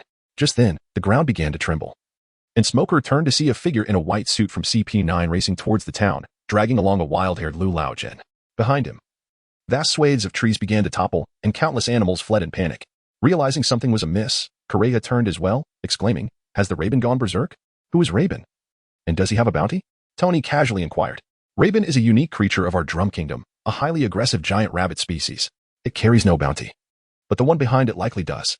Correa's words trailed off as they turned to see a towering iron monstrosity, over 6 meters tall, barreling out of the forest, effortlessly sending a 3-meter-tall raven flying with a single punch.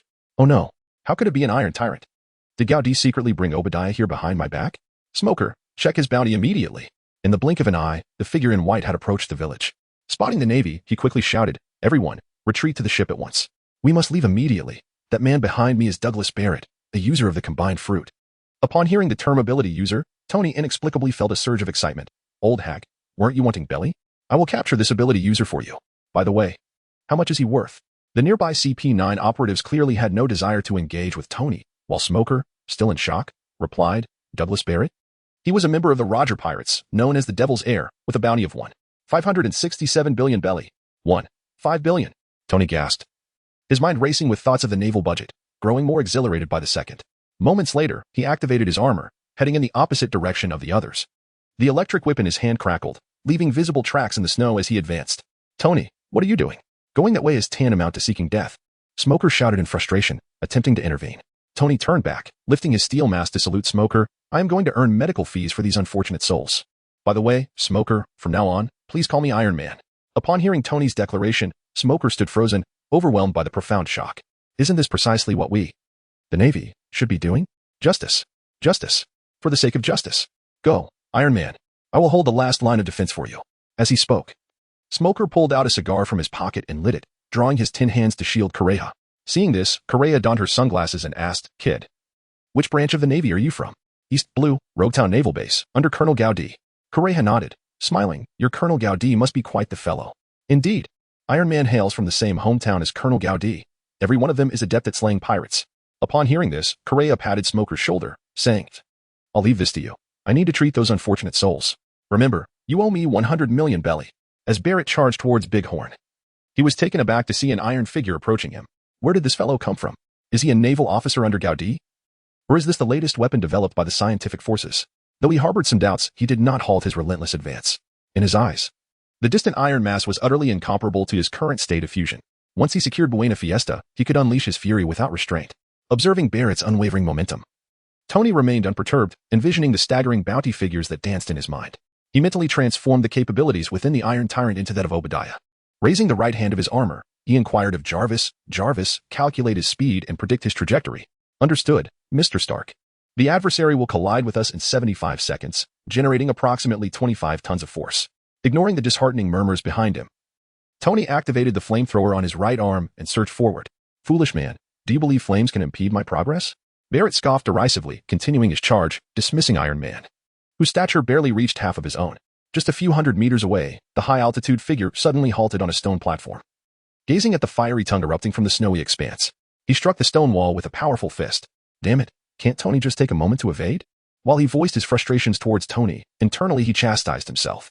Had he not been caught up in his thoughts on the mountain, perhaps? Sensing the disturbance in his emotions, Black Widow spoke up. "We are all superheroes, aren't we? Heidi has performed admirably. The remaining tasks are ours to handle." Upon hearing this, Heidi hesitated no longer, hoisting Black Widow and leaping down. "Miss Natasha, the speed may be quite brisk. Please secure your goggles." Gowdy believed that Tony would surely exhaust half a tube of Barrett's blood before he arrived. The Black Widow nodded with a smile, leaning close to Gowdy's ear and whispering, "Don't worry, just step on the gas, big boy. There are no traffic cops here to give you a ticket." Meanwhile, Tony, concealed by the flames ahead, had cranked the power of the electric whip to its maximum. He awaited Barrett's charge into the inferno, ready to unleash a powerful surge of plasma directly at him. Overly arrogant, Barrett chose not to evade, thinking, "Isn't this just that tickling device from earlier on the mountain?" He grabbed it, intending to fling Tony aside. However, upon grasping the electric whip, he realized the situation was more complex than he had anticipated. Despite being merely an electric current, the output power of the arc reactor, at 3 billion joules per second, meant that even a fraction of that translated to 300,000 watts of plasma. While it didn't incapacitate him as it had with Talipal, it still caused his body to spasm, dispelling the effects of his fruit state. Yet, the relentless momentum sent the nearly 1-ton Mark I armor flying several meters. Consequently, the reinforced chest plate, designed by Tony, suffered a significant dent. Had it not been for the thick layer of snow cushioning his fall, Tony might have found his internal organs displaced. Damn it. To hell with this iron tyrant. Until I resolve the material issues, I must double the thickness of the armor. No, against these monsters, I need to deploy the anti-Hulk armor. Cursing under his breath, Tony, alerted by Jarvis that the mech had sustained 30 damage, activated the steel faceplate. After inhaling a breath of frigid air, he struggled to rise, preparing to unleash all 50 C4 stone bullets from his armor directly into Barrett's face. However, Barrett was no match for Talipal or Psycha. Before Tony could regain his footing, Barrett's massive black fist, nearly 70 centimeters in diameter, came crashing down. The outside world echoed with the sounds of impact. But inside the mech, all Tony could hear was the buzzing in his brain and the incessant warnings from Jarvis about increasing damage levels. Nevertheless, Tony, a man forged by the hammer of Thor, steeled himself and activated the flamethrower, launching a barrage of indiscriminate fire. Barrett, who had not yet mastered the advanced hockey to envelop his entire body, began to bleed. "You weakling, you have successfully enraged me. I will tear your iron armor apart." After rolling in the snow to extinguish the flames engulfing him, Barrett lunged at Tony again, pressing down on the armor's capabilities. Prepared, Tony activated the small machine guns on his gauntlets. The deafening gunfire aimed directly at Barrett's face. Although Barrett, aided by his observation hockey, dodged with remarkable speed. The armor's firing rate of 50 rounds per second resulted in several C4 stone bullets embedding themselves in the side of Barrett's face and neck. The effects of Barrett's abilities were instantly nullified, plunging him into a state of weakness. Tony, now on top of Barrett's chest, engaged in a classic brawl. "I'll finish you, Iron Tyrant. You're still one of Red Skull's minions." Yet, after only a few strikes, the voice of Jarvis faded, and the power system of Tony's armor collapsed entirely. Without its support, the mortal Tony was incapable of holding up the nearly 1-ton suit, leaving him pinned atop Barrett. "Oh, damn it, Jarvis, hold on a little longer." But the only response was Barrett's sinister laughter. "Is this your limit, Navy? I'll soon show you your insignificance." Struggling, Barrett managed to push the armor off him and laboriously pried the C4 stone bullets from his body. As the bullets fell, Barrett's weakened state began to dissipate. The gruesome side of his left chest muscle prompted him to enter a berserk state, ripping off the Mark I armor's mask. He sought to see the face of the one who had caused him such trouble. "Weakling, what is your name?" he spat contemptuously. In response, Tony unleashed a glob of saliva directly onto Barrett's face. "Oh, you disgusting SS officer. Just wait until Gowdy arrives to turn you into mush. You can rest assured. I will send him to meet you shortly," Barrett retorted, swinging a punch at Tony's face. Just then, a 3-meter-tall giant creature flew in from the distance, colliding with Barrett and knocking him aside. Tony, recovering from the impact, looked up at the dazed Rabang and exclaimed, "Oh, thank you, Brother Rabbit. But that was a bit foolish. Next time, remember to kick him in the groin."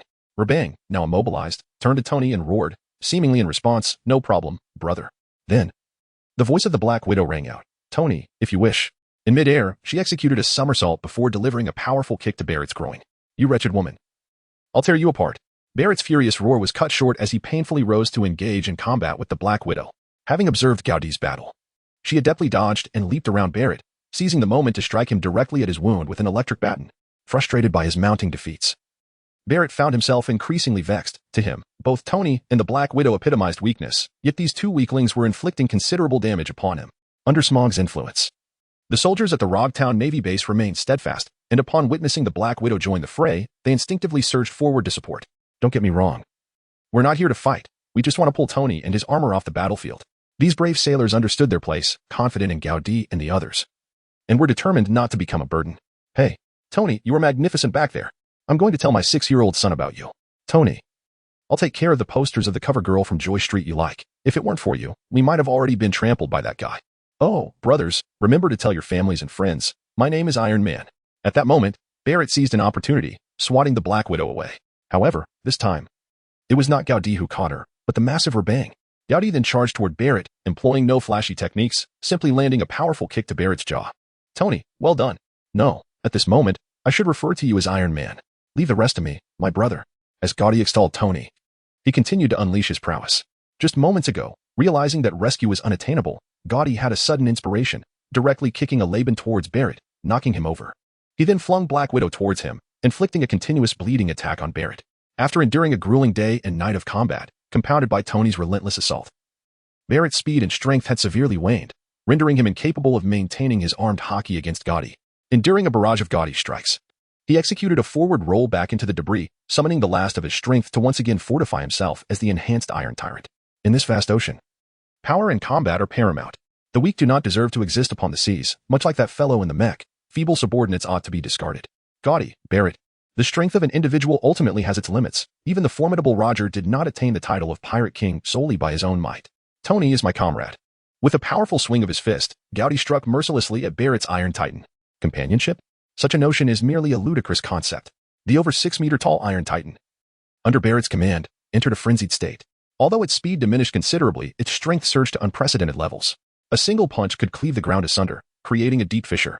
Gaudi estimated that Barrett's strength had increased by at least 50 tons at this point.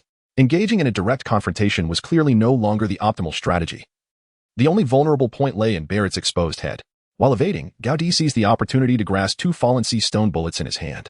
After executing a second jump, a series of swift, slicing kicks surged toward Barrett's face.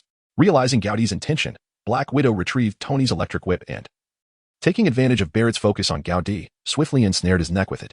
Having previously suffered a defeat, Barrett was unaware that the whip was currently unable to discharge electricity. He merely assumed that Black Widow had yet to activate it.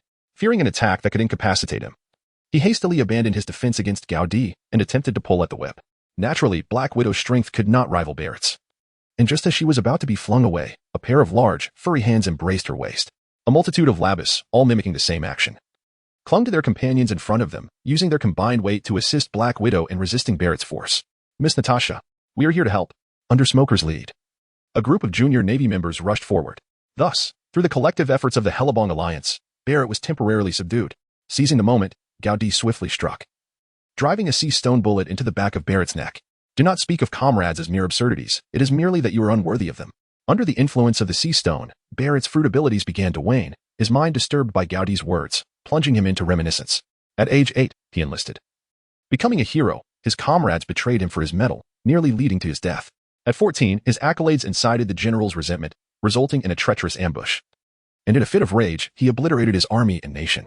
At 15, he joined the Roger Pirates, believing he had finally found a true organization, aiming to defeat Roger. At 17, upon learning of Roger's terminal illness, self-doubt began to plague him. At 18, fearing he would never have another chance to challenge Roger, he made one last attempt but was defeated, leading to his departure from the crew. From that moment on, he ceased to believe in comrades. Now, at 21, upon hearing of Roger's death, he felt devoid of purpose and spiraled into chaos, wreaking havoc upon the seas. This time, after a day and night of fierce combat against the Navy and CP9, he found himself in his current state, defeated by Gaudi and his companions. Barrett was now engulfed in confusion. With numerous sea stone bullets embedded in his body and after enduring the grueling assault from Gaudi, who delivered dozens of blows each with immense power, Barrett ultimately found himself devoid of any strength to retaliate. Seeing him lose consciousness, Gaudi finally relented, lifting the armored Tony from the snow. Observing the dents on Tony's armor, Gaudi remarked, "Next time, make the armor thicker." "Oh no. I would rather perish than become a clumsy brute like Iron Tyrant." "Besides, you are here, my dear brother," Tony retorted, though in his heart, he was already contemplating design modifications. After all, this was not Earth. There were more than one creature akin to Hulk here. Gaudi was nearly shaken by Tony's last remark. Perhaps from this moment onward, the theme of comradeship in the world of One Piece found mutual recognition in the hearts of Gaudi, Tony, and Black Widow. Once Gaudi confirmed that Tony's injuries were not severe, he took hold of both Barrett and the armored Tony, returning to the town of Big Horn. In the town, Kureha, who was tending to the wounded, took a sip of plum wine upon seeing the victorious Navy and chuckled, "What a fine bunch of youngsters. Doctor, aren't you concerned about drinking?" "Silence, brat." Before Kureha, patients can only meet one of two fates, recovery or death. At Kureha's loud retort, the injured Navy soldier dared not speak further, silently praying to avoid becoming the unfortunate latter.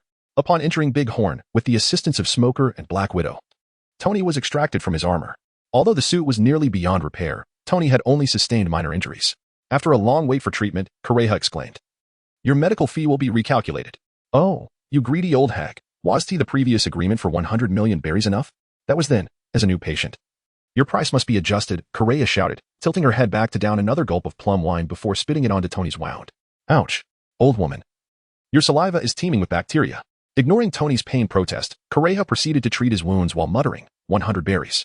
Hearing this price, Tony nearly fainted from indignation. "You unethical old woman." Meanwhile, Gaudi was at the port negotiating with the delayed reinforcements.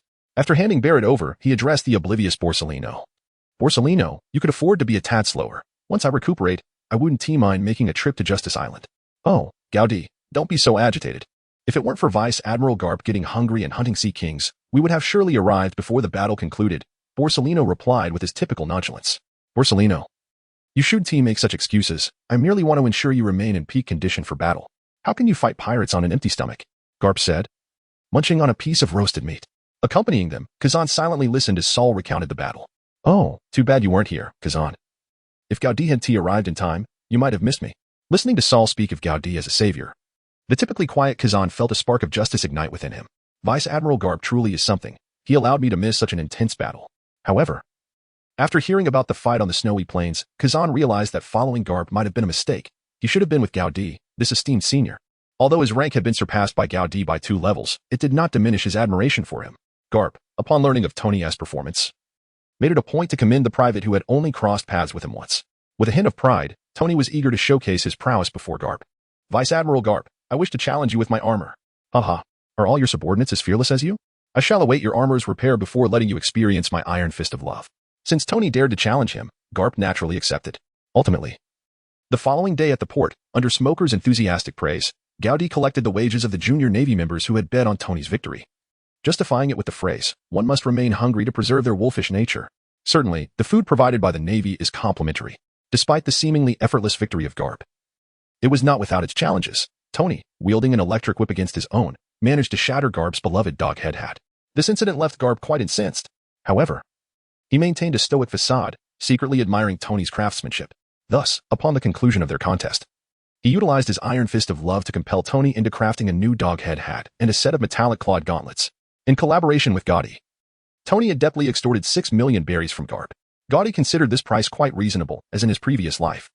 Similar beast costumes that merely concealed sweat often exceeded tens of thousands and were composed of synthetic fibers. The 3-piece set, forged from solid metal, was truly a bargain at 6 million berries. Should Buggy wish to commission a set for Machi, the price would surely soar to 10 million berries. And there would be no sale to pirates, regardless of the offer. To perfectly replicate the hat, Tony took it to J.A.R.V.I.S. for scanning. Just as he was about to dispose of it, Gaudi, intrigued by the hats favored by the Pirate King, decided to keep it as a collectible. After all, it was a limited edition skin belonging to Garp. Upon handling the hat, a message appeared in his mind. "Special item detected. Would you like to absorb it?" Was the system opening a recharge channel? Ecstatic, Gaudi returned to his room. Without hesitation, he absorbed the hat, and the system interface, previously static, revealed new elements. Special item, Hero's Hat. Note, can be exchanged for 20 gold coins. Upon selecting the exchange, a store option appeared in the system. Indeed, a recharge channel was inevitable. The issue lay in berries not being worthy of such a transaction. Opening the store, Gaudi, merely gazing at the price of 999 gold coins, grasped the wealth of affluent players. If items like the Hero's Hat were indicative of the special items, Gaudi surmised that perhaps the Pirate King had already completed his quest, as the store would not refresh otherwise. The blue text in the lower left corner indicated, "Current item purchase count exceeds half, refresh options available." Disregarding the price, Gaudi examined the items and found them to possess considerable value. The store's offerings were entirely distinct from the cards, lacking superheroes, skills, fine wines, or food. It consisted solely of material fragments. Blue, Yaka Metal Fragment X10, 1999 gold coins. Purple, Edmund Alloy Fragment X1, 1999 gold coins. Green, Titanium Alloy Fragment X10, 999 gold coins. White, Locator Chip Fragment X10, 99 gold coins. Red, Space Gem Fragment X1, 9,999 gold coins. Contemplating the 32 slots of fragments, Gaudi envisioned the form of a divine artifact. Yet, what exactly did this special item encompass? The Pirate King's straw hat? Nami's bikini? The Empress's Chongsam? Or perhaps Suddy's whip? Setting aside these less than serious conjectures, Gaudi reached for the treasure chest containing the devil fruits. To his astonishment, it contained Zoan-type fruits. After the battle, Gaudi had previously inspected the treasure chest, discovering 2 devil fruits within. Based on his memories, one was the Goda Goma no Mi, while the other was unfamiliar. He speculated that the latter was likely the fungi no Mi. In later tales, these fruits belonged to the sons of the king of Drum Island, Wapple and Mushy. To confirm his hypothesis, Gotti retrieved the unexchanged devil fruit guide and began cross-referencing. Following the catalog's guidance, he swiftly located the fungi no Mi. Paramecia type, fungi no Mi developable skills, rotating drill, umbrella dance, massive proliferation, mycelium walk, snow spores. Once he confirmed the design and appearance, Gotti placed his hand upon it. The result was a mix of joy and exasperation as the message special item detected, "Would you like to absorb it?" reappeared in his mind. Absorption was possible. But the cost was rather steep, given that the guide indexed a total of 256 fruits, and if each fruit was worth 20 gold coins, the total would scarcely cover a single piece of infinite gem fragment. After weighing the pros and cons, Gotti resolved to experiment with the fungi no Mi first. As the Goda Goma no Mi was essential for Tony's synthesis materials and was off-limits, just as he was about to select absorption, he recalled a method to regenerate devil fruits. If successful, retaining it for future allies would be advantageous. The potency of a devil fruit relies significantly on the creativity of its wielder, perhaps among future allies. There would be a fellow with a penchant akin to that of Super Mario. With the mushroom shape of the fungi no Mi in mind, Gotti sent someone to Big Horn Town to gather an assortment of mushrooms as regeneration materials. Once everything was prepared, he began the absorption. Focusing not on the gold coin yield of the fungi no Mi, but rather on the status of the ordinary mushrooms. A similar-looking fruit was the Hito no Mi, consumed by Chopper, though it featured a red cap and white stem, unlike the fungi no Mi, which was purple-red with a white stem. At the moment the fungi no Mi vanished, one of the mushrooms he had prepared underwent a remarkable transformation. The pink mushroom, previously enveloped by the cap, visibly expanded at an astonishing rate. The pink cap shifted to a purple-red hue, with single-line cloud patterns emerging atop, while the stem thickened and elongated at a noticeable pace. The transformation ceased once it resembled the original fungi no Mi. Ecstatic, Gotti placed his hand upon it again. Indeed, there was no reaction. It appeared the system would not grant him the opportunity to exploit this bug. Confirming there were no glitches, Gotti turned his attention back to the gold coin yield. 360 gold coins. Evidently, the value of a limited edition skin pales in comparison to that of a devil fruit. He harbored no doubts that the pricing for all devil fruits would vary significantly. Simultaneously, a twinge of regret surfaced. Had he known to engage with artificial devil fruits on Rare Beast Island, perhaps that would have yielded results too?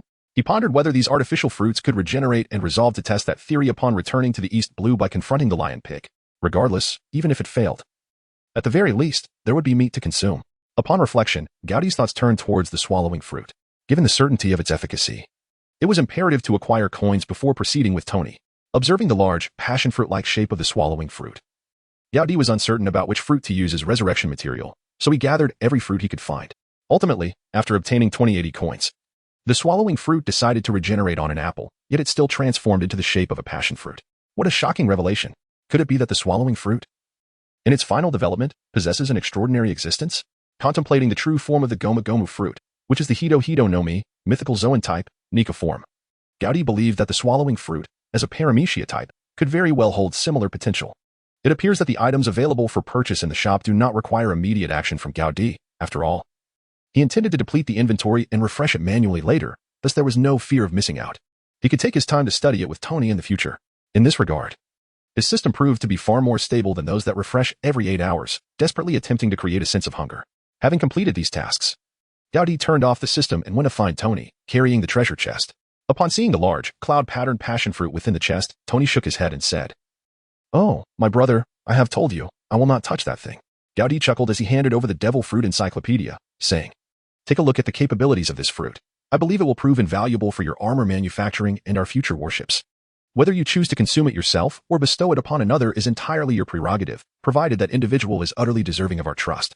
Is this what you mean by solving the material issue?" "Oh, Gaudi, I suspect your encounter with that SS fellow was entirely intentional," Tony teased, tossing the encyclopedia to Jarvis for scanning. He preferred the tactile experience of a holographic projection for his research over the cumbersome paper version. The animal type, hippo fruit, in its hippopotamus form, allows the consumer to ingest anything and assimilate it into their body or synthesize something new. Furthermore, it enables the individual to consume parts of their own body to alter their shape, allowing for weight reduction. The devourer of the ability user can temporarily acquire the powers of the fruit. Note, the swallowed must be alive, and the strength of the swallowee cannot exceed that of the ability user. After perusing the introduction, Tony expressed his astonishment. "Isn't that remarkably similar to the abilities of that SS agent?"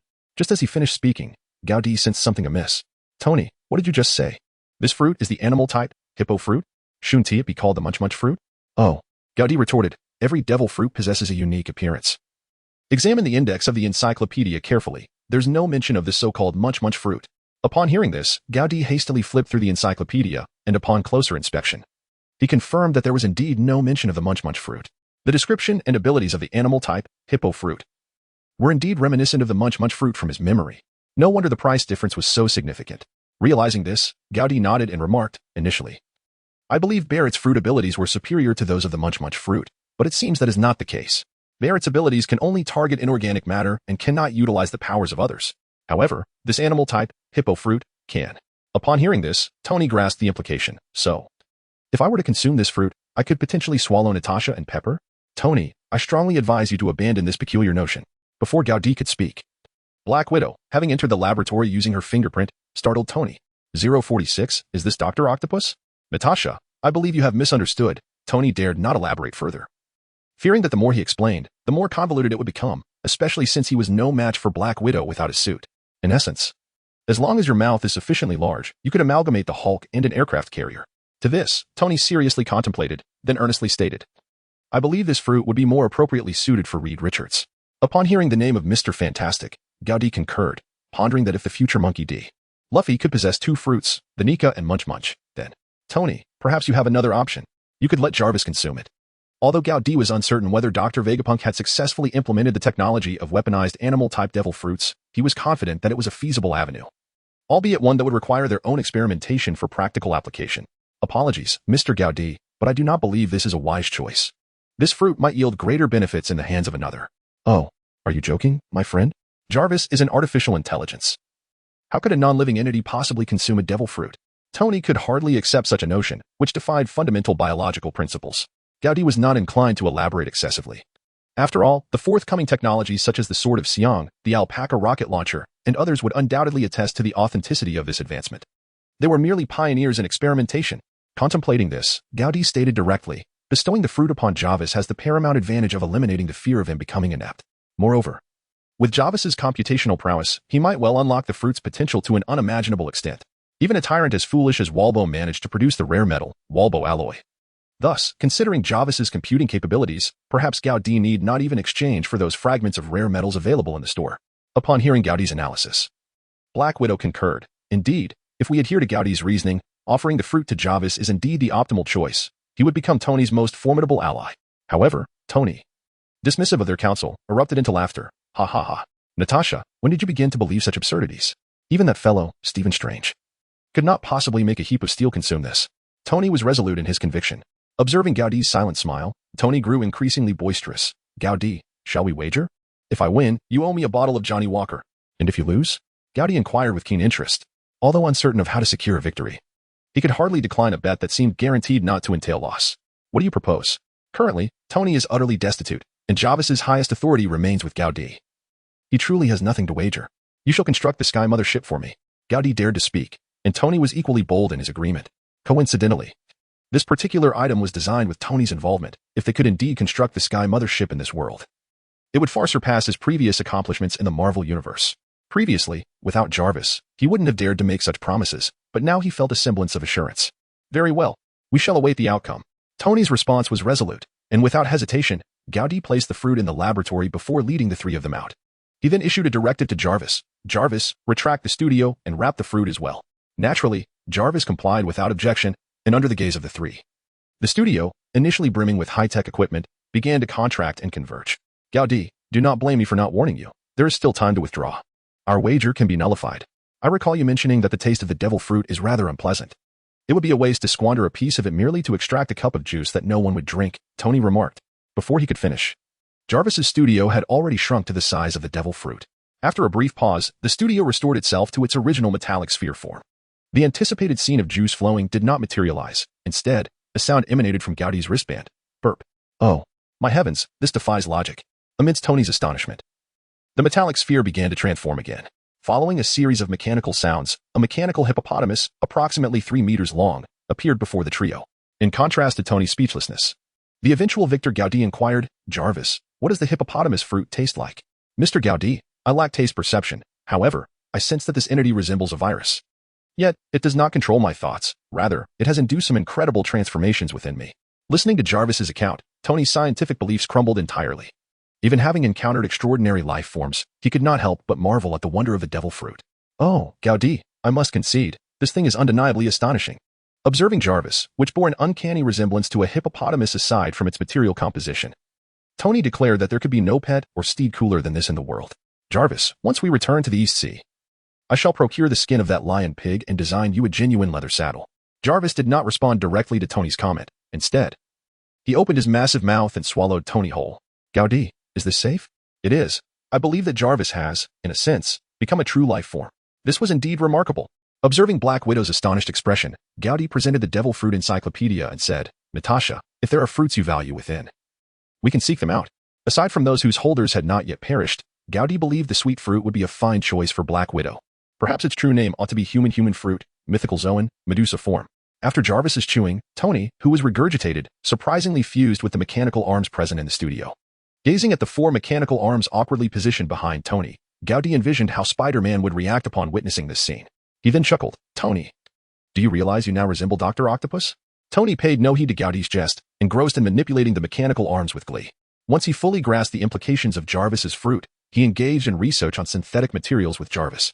Meanwhile, Gaudi found himself perplexed by the unchanging bounty figure on the system. Isn't it 567 billion berries? I've never encountered such an extravagant spendthrift. Is the treasury insufficient? It has been over a day, and I still haven't received it. Despite his complaints, Gaudi understood that the bounty distribution was the crux of the matter. The sum of 567 billion berries could not be entirely allocated to him alone. Ultimately, it would be subject to the final distribution from the Navy headquarters. If it were so, Gaudi would directly apply for a transfer to Impel Down, to guard for a century. Then, he could emerge alongside an array of equipped superheroes, bombard Mariewa with the Sky Mothership, snap his fingers to obliterate Emu, and embark on interstellar adventures. At this moment, within the Navy headquarters, Tsuru and Sengoku began to experience yet another headache, the cause being Gaudi. Vice Admiral Tsuru, you handle the bounty distribution for this mission, Sengoku remarked, deferring responsibility as he felt overwhelmed. Faced with the complexity of the allocation task, Sengoku admitted he could not manage it. And there was an even more pressing issue awaiting his attention. The King of Drum Island had accused Gaudi, claiming he had stolen the devil fruit intended for Drum Island by the world government. However, the Navy personnel present insisted that it was a gesture of gratitude from the king for Gaudi's act of saving his life. The 2 CP9 agents stated it was of no concern to them. The items had been delivered, and they were unaware of the subsequent events. Admiral Akainu, under the pretense of nurturing Sengoku's rise, unceremoniously passed the responsibility to him. Observing Sengoku's distracted demeanor, Tsuru proposed, how about we use the 2 fruits to offset Gaudi's bounty reward? Then, you can allocate a portion of the bounty to silence the King of Drum Island. Gaudi's acquisition of those 2 fruits was likely intended for his 2 compatriot subordinates. In response to this proposal, Sengoku nodded and remarked, I fear that if both parties refuse, it could lead to undesirable chaos. After all, had it not been for this young man and his 2 third-class soldiers, by the time Karp and the others arrived, Barrett might have long since fled with Festa. Moreover, given that Drum Kingdom is a major medical nation, the wait for those fruits has been rather lengthy. The CP department would not show undue goodwill by seeking additional fruits at sea for them. Thus, let us grant him the bounty of 47 million for Festa. Additionally, it is high time for him and his 2 subordinates to receive a promotion. As for the pressure from Drum Kingdom, we shall seize this opportunity to bring Gaudi back to headquarters, making it easier for us to navigate the pressures from the world government. After Sengoku nodded, Crane picked up the Den Mushi to contact Gaudi. Upon seeing Crane's call, Gaudi decided to entrust the negotiation to Natasha. Although he had prepared himself for a reduction in bounty, any additional amount would be welcome. He was not adept at feigning poverty. Hello, Gaudi. I represent the Navy to commend and recognize your recent actions. Hello, Admiral Crane. Colonel Gaudi is currently training. I am Private Natasha Romanoff. Upon hearing this, Crane quickly deduced the situation. Gaudi had never allowed anyone else to answer his calls, clearly indicating he was ready to discuss terms. The Chief of Staff, with a calm demeanor, did not send Natasha to fetch Gaudi, and she continued, Natasha. A truly memorable name. Coincidentally, I also have a commendation for you. After hearing Crane's words, Natasha realized she had received a remarkable promotion, ascending from private to second lieutenant. Thank you, Admiral Crane. I shall continue to contribute to the Navy's justice. Natasha's confidence was a stark contrast to her previous self. By the way, please inform Gaudi that his rank has been elevated to Brigadier General. Yet, after Crane enumerated the subsequent awards, Natasha interjected, Admiral Crane. The devil fruit was a gift from the King of Drum Kingdom, and we did not partake in the capture of Buena Festa. In our attempt to apprehend Barrett, Private Tony nearly lost his life, and we incurred a loss of 300 million berries worth of armor. Furthermore, We have signed a promissory note amounting to 101 million berries with local doctors for the treatment of our wounded comrades, expending 150 rounds of our own manufactured sea stone bullets. Crane's speaker was on, and as Natasha continued, Sengoku's expression grew increasingly grim, culminating in the naval soldier responsible for accounting writing 2 full pages. Had Gaudi been on the other end, he would have likely seized the den mushi to express his outrage. Yet, Natasha maintained a professional tone throughout, showing no signs of distress. And as a newly recognized soldier, this left Sengoku with no outlet for his frustration. Ultimately, after Natasha's persistent advocacy, Crane refrained from mentioning Buena Festa, settling for a reward of 60 million berries along with a 100 million berries budget for a warship. The medical fees for Correia would naturally be covered by Navy headquarters. As for the losses of armor and bullets, headquarters outright dismissed them. Selling Gaudi's warship would not yield 300 million berries. It was said that the armor was fabricated aboard the warship, which they found hard to believe was worth that sum. Additionally, the processing technology of sea stone? Apologies. But aside from the artisans of Wano, no one else could master it. This reasoning resulted in Tony receiving only a 4-level promotion, ending up as a mere sergeant. Of course, this was also due to Carp's inaction. Had he reported Tony's skirmish, the outcome would have been vastly different. Gaudi found this outcome acceptable. The 2,000 Navy personnel under Saul had suffered a 50 casualty rate, a stark statistic that belied the personal tragedies of countless families. After all, pirates are never-ending. Yet every life is singular and irreplaceable. Once the bounty was confirmed, Gaudi retreated to his quarters to begin his card-drawing endeavor. Cumulative bounty for capturing pirates, 60. 97 million berries. Note, can be exchanged for justice points. Justice points, 0. Upon seeing this bounty figure, Gaudi lamented his oversight. He should have advised Natasha to insist on the 30,000 berries remainder to eliminate that bothersome tailing number. With this thought, Gaudi resolved that if he ever encountered a similar negotiation regarding bounty, he must not forget this lesson. After exchanging for 600 justice points, Gaudi did not rush to draw cards but instead pondered his current needs, though he lacked any wishes for a buff. Obtaining what he desired would certainly elevate his spirits. After all, with Jarvis' workshop and the consumption fruit, Tony's graduation was merely a matter of time. Gaudi has, in essence, transcended the novice phase. It is high time he devised a relatively clear short-term plan for himself. The recent series of 60 consecutive draws proved fortuitous, particularly in enhancing his own capabilities. In the encounter with Barrett, although victory was ultimately secured without dire consequences, Gaudi could not shake off the sense of dissatisfaction. After all, regardless of the hexagonal profession, one must possess at least one skill at its apex in the early stages. Without absolute dominance in any attribute during combat, one might as well engage in leveling up. Regrettably, despite Gaudi's intelligence being maximized, it failed to augment his magical damage or provide him with any spell-casting abilities, rendering his situation rather disheartening. Thus, he earnestly hoped that this round of 60 draws would yield at least one skill, one that, while not apocalyptic in nature, would nevertheless be capable of astounding observers and capturing the essence of summer. As for companions, all the superheroes from the American comics are inherently warriors, hence, the challenge lies in selecting those with complementary attributes. Currently, Tony's role is undeniably clear. He is the helmsman. Meanwhile, Black Widow, aside from her exceptional prowess as a personal secretary, appears rather average in other respects. At this juncture, Gaudi harbors no intention of deploying her as a spy, however. Should the mission involve infiltrating the Empress, he would harbor no objections. Thus, he contemplated the need for a sniper, a healer, a navigator, a chef, a swordsman, and an artist. After much deliberation, Gaudi concluded that healing, sniping, and culinary skills were of utmost necessity, particularly healing, given Tony's propensity for injury in every battle. Nevertheless, it seemed that these superheroes possessed remarkable self-healing abilities, yet lacked experience in healing others. As for snipers, the options abound. If a sniper were present in this battle and Tony were to enhance the Sea Prism stone bullets, the outcome could be significantly altered. Finally, regarding chefs. While there is no shortage of food enthusiasts, the specific culinary talent remained elusive. After considerable contemplation, Gaudi resolved to leave the outcome to fate. However, the first card from his initial 10 consecutive draws instilled a sense of optimism, as it indeed revealed a doctor, a most extraordinary one at that. I'm Groot. Gaudi could not help but utter the only 2 words that Groot has spoken thus far. However, he refrained from directly summoning, as a mere invocation could result in the arrival of a ship's doctor. Would it not be prudent for him to secure all the necessary skills in one fell swoop? Of course, ideals can stir one's emotions, yet reality often remains dispassionately calm. In the first 10 draws, aside from a packet of peat soil that Gaudi believed was intended for distilling whiskey, everything else was merely Bailey. The second round yielded 2 hamburgers, with the remainder still being Bailey. It was not until the third 10 draws that Gaudi finally glimpsed something extraordinary. Speed physiology? Is this a skill? Or perhaps an enhancement akin to the super soldier serum? Though he could not definitively ascertain its nature at that moment, he was certain it was an augmentation of his abilities. Continuing to draw, he was met once more with Bailey. having surpassed half of 60 draws. Gaudi reflected on his results. Excluding the number of attempts, his accomplishments today could undoubtedly be deemed those of a fortunate sovereign. Even if the subsequent 30 draws were all Bailey, he dismissed any notions of complacency.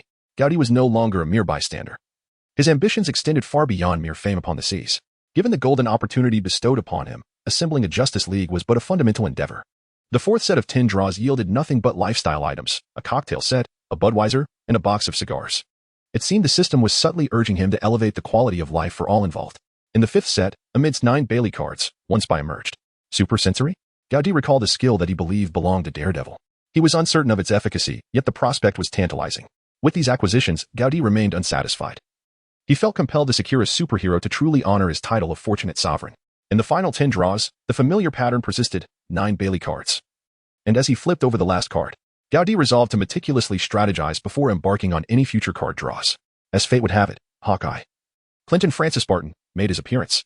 Although the card drawing process largely adhered to his meticulously crafted plan, when the moment of realization arrived, Gaudi found it impossible to contain the elation swelling within him.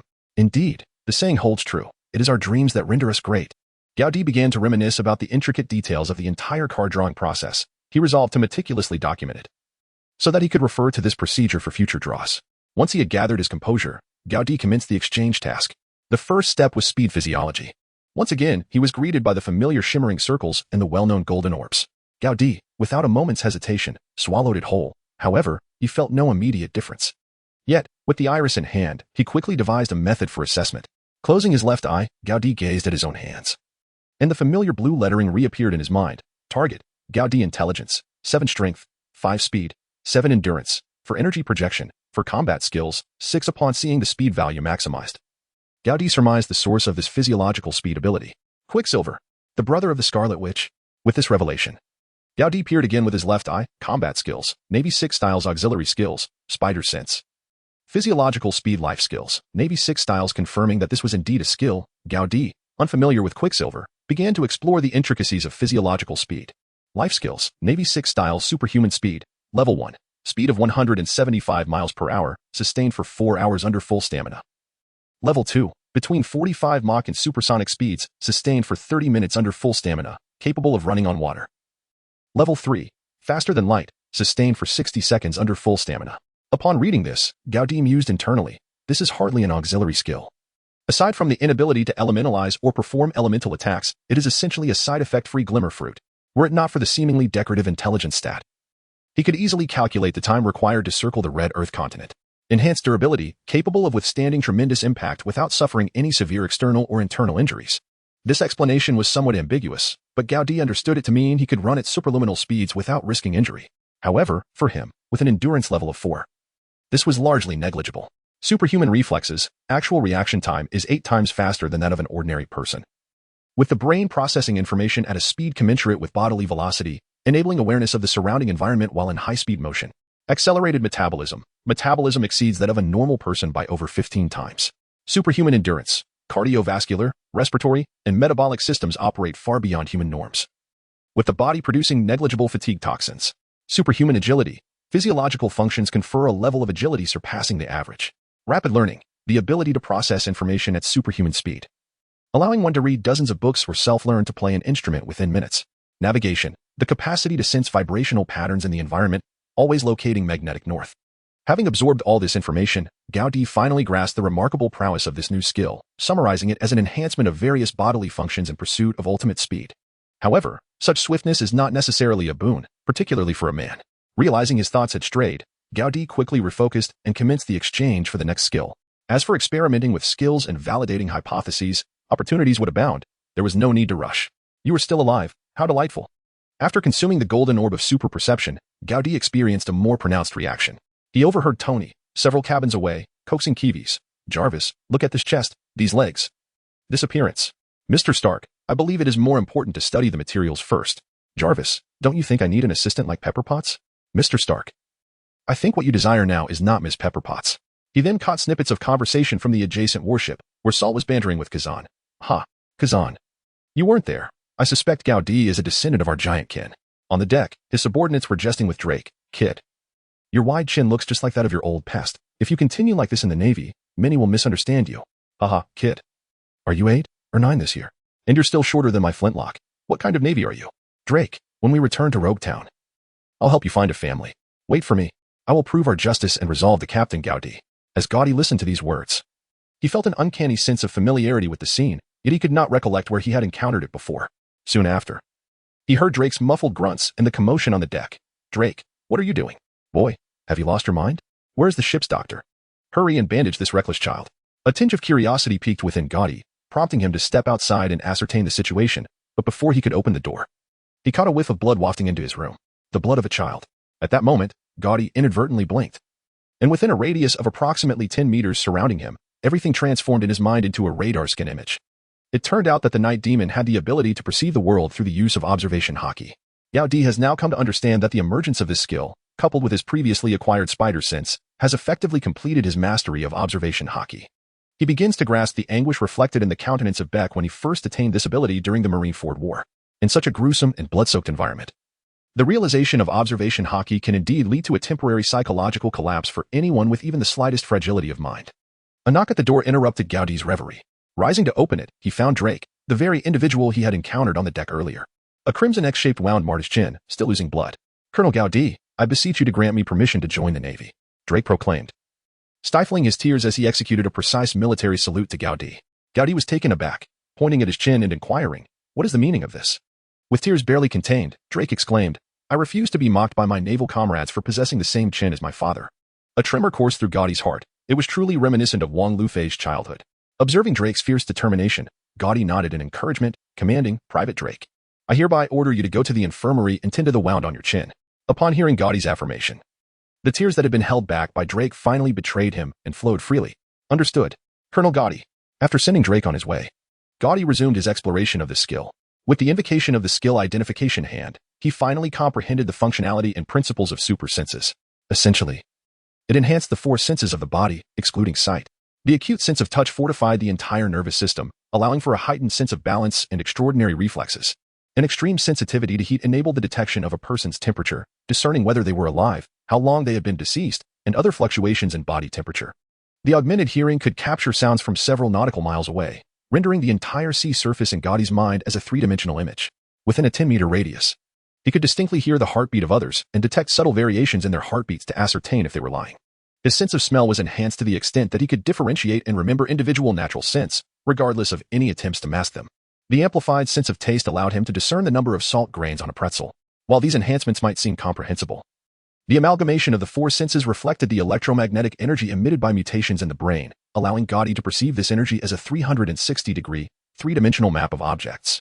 This visualization was not flat. It could be likened to radar or a 3D X-ray. Fortunately, this skill allowed Gaudi the autonomy to activate or deactivate it at will. Otherwise, he would have to seek out Tony to construct a water coffin for his nightly slumber. After thoroughly understanding both skills, Gaudi departed from his quarters and made his way to the laboratory, where he would join Tony and Black Widow in welcoming two new companions. After all, they were old friends of Hawkeye. Gaudi did not feign mystery. Instead, he candidly revealed that one of their new companions was Hawkeye. Upon hearing this, Tony expressed his discontent, exclaiming, Oh, Gaudi, you might consider allowing me to examine your time-traveling device. Perhaps I could assist in refining its programming. Meanwhile, Natasha, with her arms crossed and fingers resting on her chin, interjected, Gaudi, hold on a moment. I've just realized an important question. Are we all arriving at the same point in time? Gaudi, admittedly unaware of this detail, acknowledged that verifying it would be quite straightforward. Tony, what was the situation on your end when you arrived? After a brief contemplation, Tony excitedly replied, Damn. I was just collaborating with that guy Rache to create the Infinity Gauntlet. I hope my arrival here doesn't lead to the destruction of that world. Natasha, after a moment of reflection, chimed in, We were scheduled to head into space the following day. Rest assured, my friends, your presence in this world will not cause you to vanish from your original realm. Although Gaudi was uncertain, what did it matter?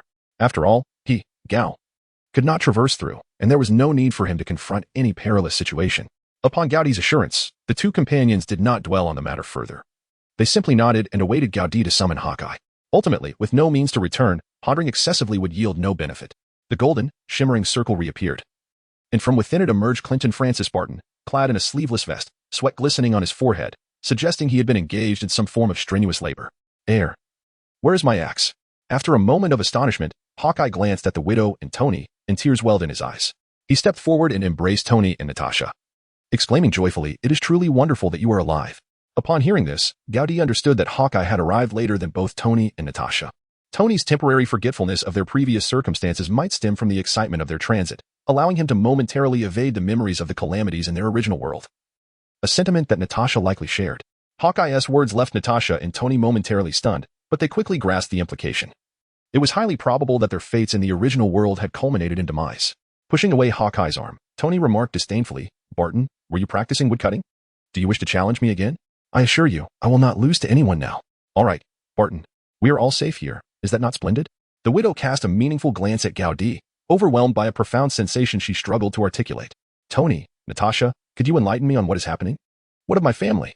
In response to Hawkeye's inquiry, Natasha gestured towards Gaudi behind him, saying, "Barton, this is the world of one piece. The individual behind you is our captain, Major Gaudi. As for your family, I believe they will be fine. You have arrived here. But the original you will not vanish." Once Natasha finished her explanation, Hawkeye felt reassured. He turned to approach Gaudi for a handshake. But upon noticing Gaudi's towering stature, he instinctively took a step back and then turned to meet the gazes of Tony and Natasha. Once he confirmed their expressions, he confidently extended his hand to Gaudi, saying, "Major Gaudi, it is a pleasure. Clinton Francis Barton. Welcome, Hawkeye. Our Justice League has gained yet another member." Upon hearing the name Justice League, Tony could not help but scoff. "Oh, Gaudi's naming prowess is rather lacking. Are you planning to bestow upon yourself a moniker like Avenger of Justice?" The widow chuckled and teased Tony. "It is far superior to the name Strategic Homeland Intervention, Enforcement and Logistics Division. Tony, do you remember the dead whip?" A striking remark from Gaudi rendered Tony momentarily speechless. Very well. It's your call. After all, you are the leader here. You mentioned having 2 new companions. Who is the other?" At that moment, Hawkeye was not preoccupied with inquiring about the world's pertinent information alongside Black Widow, but was rather focused on discovering the identity of his fellow traveler. Under mysterious circumstances, a golden circle of light reappeared, yet the anticipated tree-like entity, Groot, did not materialize. Instead, a piece of bark, no larger than a palm, tumbled forth from the circle. Before Gaudi could take action, Tony swiftly picked it up. "Gaudi, whose leftover ice cream is this?" Witnessing this somewhat absurd scene, Gaudi began to comprehend the true purpose of the peat soil. It was not intended for his whiskey brewing endeavors, but rather to facilitate the revival of Groot. With thoughts of the future internet-addicted youth and his own lack of experience in child-rearing, Gaudi felt overwhelmed. "Tony, this is Groot. You two have yet to meet." With that, Gaudi snatched the fragment of Groot away from Tony.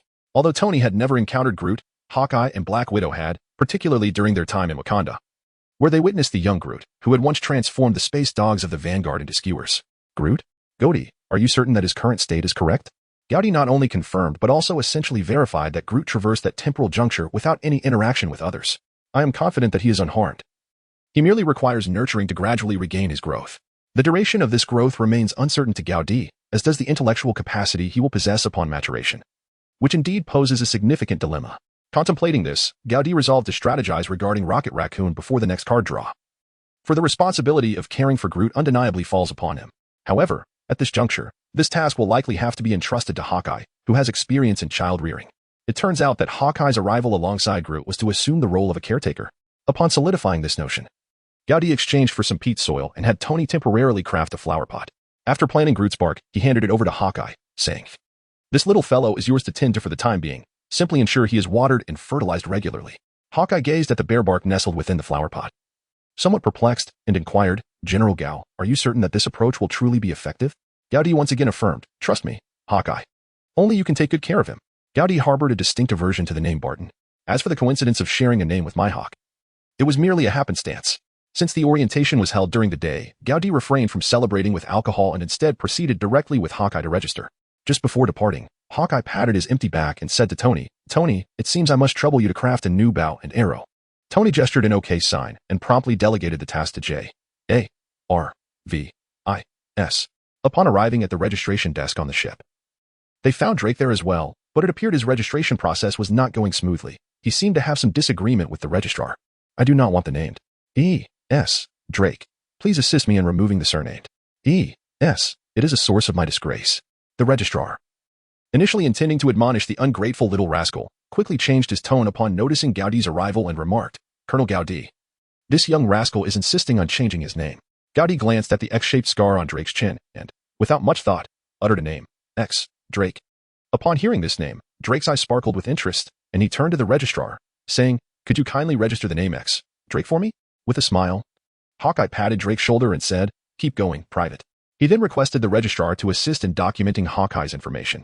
Upon hearing the name Clinton Francis Barton and seeing Hawkeye alongside, the registrar inquired, "Colonel Hawkeye, is this individual also from your hometown?"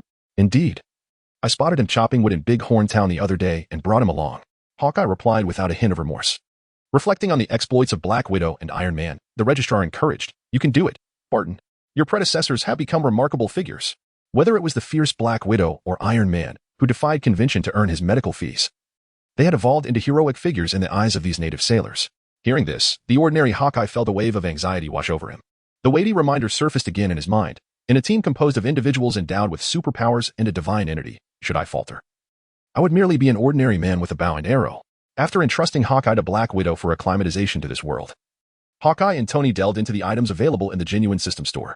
Aligning with current needs, Hawkeye exchanged 999 gold coins for 10 fragments of titanium alloy.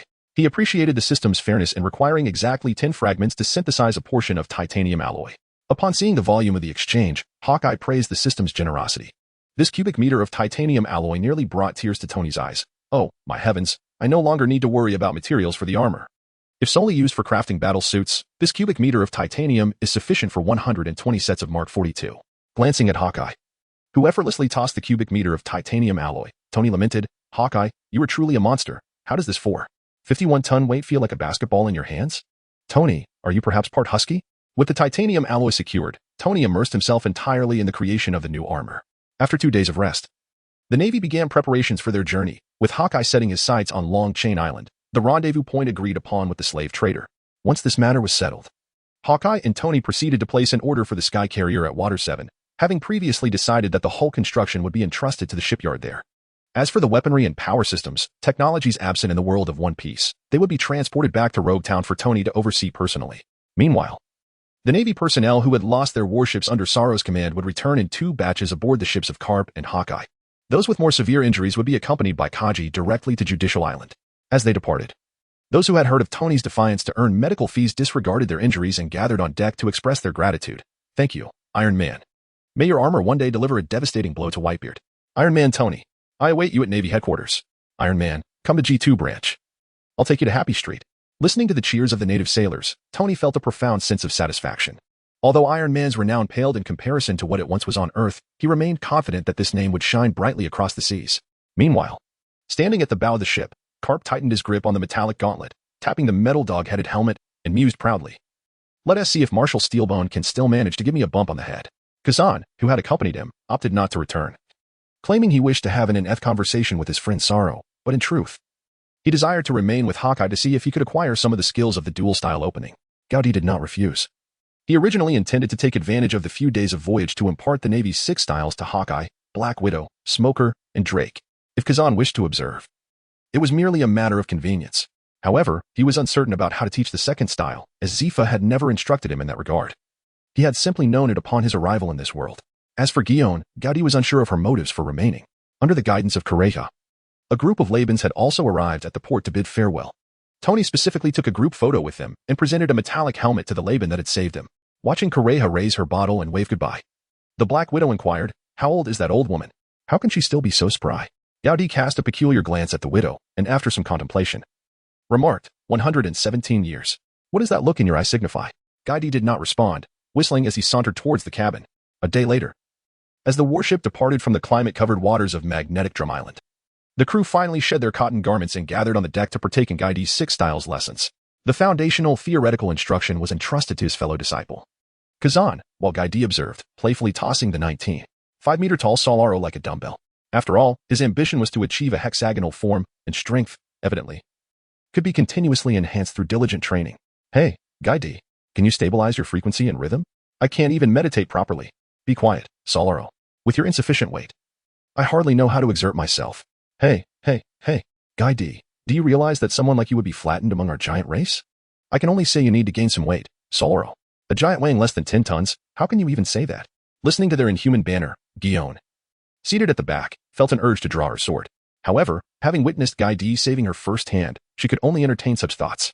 She believed that even if one day Gaidi stood before her as an adversary, the memory of that day would rob her of the courage to confront him, for no other reason than the fact that Gaidi had gone from disarming to wounding Barrett in mere moments.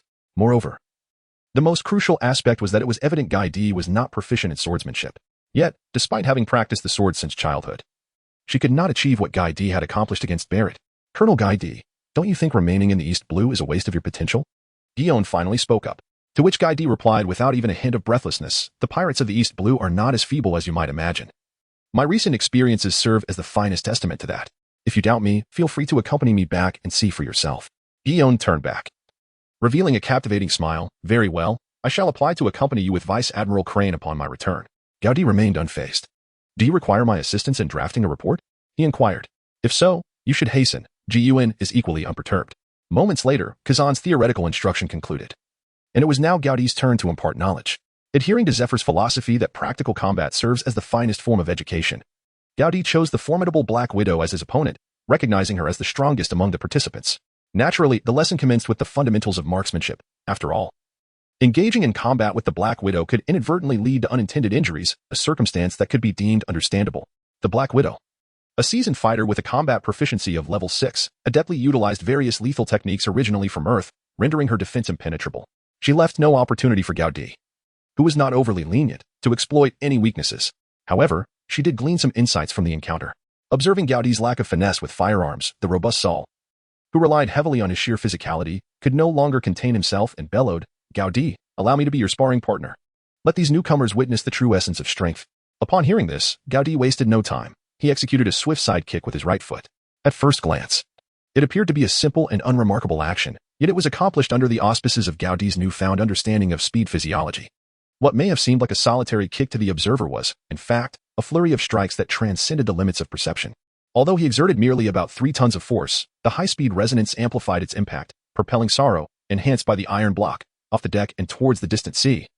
100 meters away, Gaudi pondered the daunting task of rescuing the nearly 20-meter giant, Sorrow, should he fall into the water. With a surge of speed, he activated his physiological prowess and soared above the waves. By employing his super perception to anticipate events, he watched as the propelled Sorrow arced back onto the deck moments later. Gaudi, with your speed, you ought to work in intelligence. Sorrow, unperturbed by the astonished reactions of those around him, silently calculated the number of punches he had endured from Gaudi. The spectators, unable to discern the full extent of his predicament, did not recognize that he was merely a target, lacking balance. Observing the reactions of others, Kazan, a knowledgeable figure, felt perplexed and eager to learn. The newly arrived Hawkeye looked on with envy, wishing to emulate the spectacle before him. Meanwhile, the young admirers led by Smoker held a deep admiration, eager to acquire such skills. They erupted into excited cheers. Kazan, wishing to measure his own abilities against Gaudi, set his sights on Sorrow as the benchmark. Sorrow, let me see if you've regressed. Kazan, this is precisely how a passionate Navy officer should behave. As Kazan confronted Sorrow, the latter felt the pressure but remained within acceptable limits. However, under Kazan's intense gaze, Sorrow feigned retreat, staggering back 2 steps before collapsing onto the ground. Gaudi, aware of Kazan's intent, discreetly exerted his strength, nearly tipping the warship over. Just as the crowd was about to exclaim in astonishment, a thunderous crash echoed as Tony, clad in silver armor, burst through the deck. Where are the enemies? Oh. These intruders arrive at the most inconvenient time. I was just about to commence my painting. Gaudi, do you think this is your villa? Tony quipped, his voice laced with humor. Internally, Gaudi mused. Tony, do you think you're a husky? Observing the Mark II Iron Man armor suspended in midair, the crew of the ship gazed in awe, their eyes sparkling with admiration. What is this? Is it a new Iron Man suit developed by Tony? What incredible speed! In just a few days, Tony has unveiled a new model. Gaudi, unfazed, recognized that Jarvis, having consumed the fruit, could effortlessly fabricate titanium alloy based on the blueprints stored in his database. This one can fly. I wonder what the outcome would be if he faced off against General Sorrow.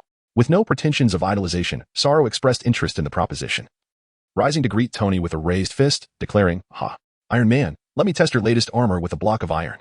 Once assured there was no enemy threat, Tony lifted his visor and responded, General Sorrow, be wary, I may singe your mustache. This is a contest of strength between men. As you wish, my friend. Tony sealed his visor and activated the arc reactor propulsion on his feet, executing a graceful half-arc before launching a powerful punch aimed at Sorrow's face. Despite facing the diminutive Iron Man, Sorrow adopted the same demeanor he had with Gaudi, countering with a mighty punch of his own.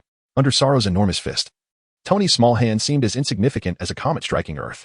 Yet, the minimum threshold for a level 4 punch starts at 800 pounds and peaks at 25 tons. While Tony's probing punch did not topple Sorrow, it certainly held its ground. Following the forceful impact, Tony's arc reactor propelled him forward at supersonic speed, resulting in a sonic boom that reverberated throughout the ship, as Sorrow found himself slowly retreating under Tony's might. It appeared that even the Hulk would be hard-pressed to compete with the formidable beings present. Black Widow glanced at Hawkeye, a hint of mirth in her voice. Barton, had you arrived earlier, you would have witnessed even greater powers. With this remark, Hawkeye silently vowed to ensure the Team's retreat would not falter. As the supersonic thrust drove Sorrow closer to the ship's edge, prepared to plunge into the sea, Kazan intervened. Recognizing the respect Sorrow had shown him earlier, he was determined to prevent his friend from losing face to a rookie. Kazan swiftly executed a high-pressure kick, infused with a slicing wave of wind, targeting Tony's forearm.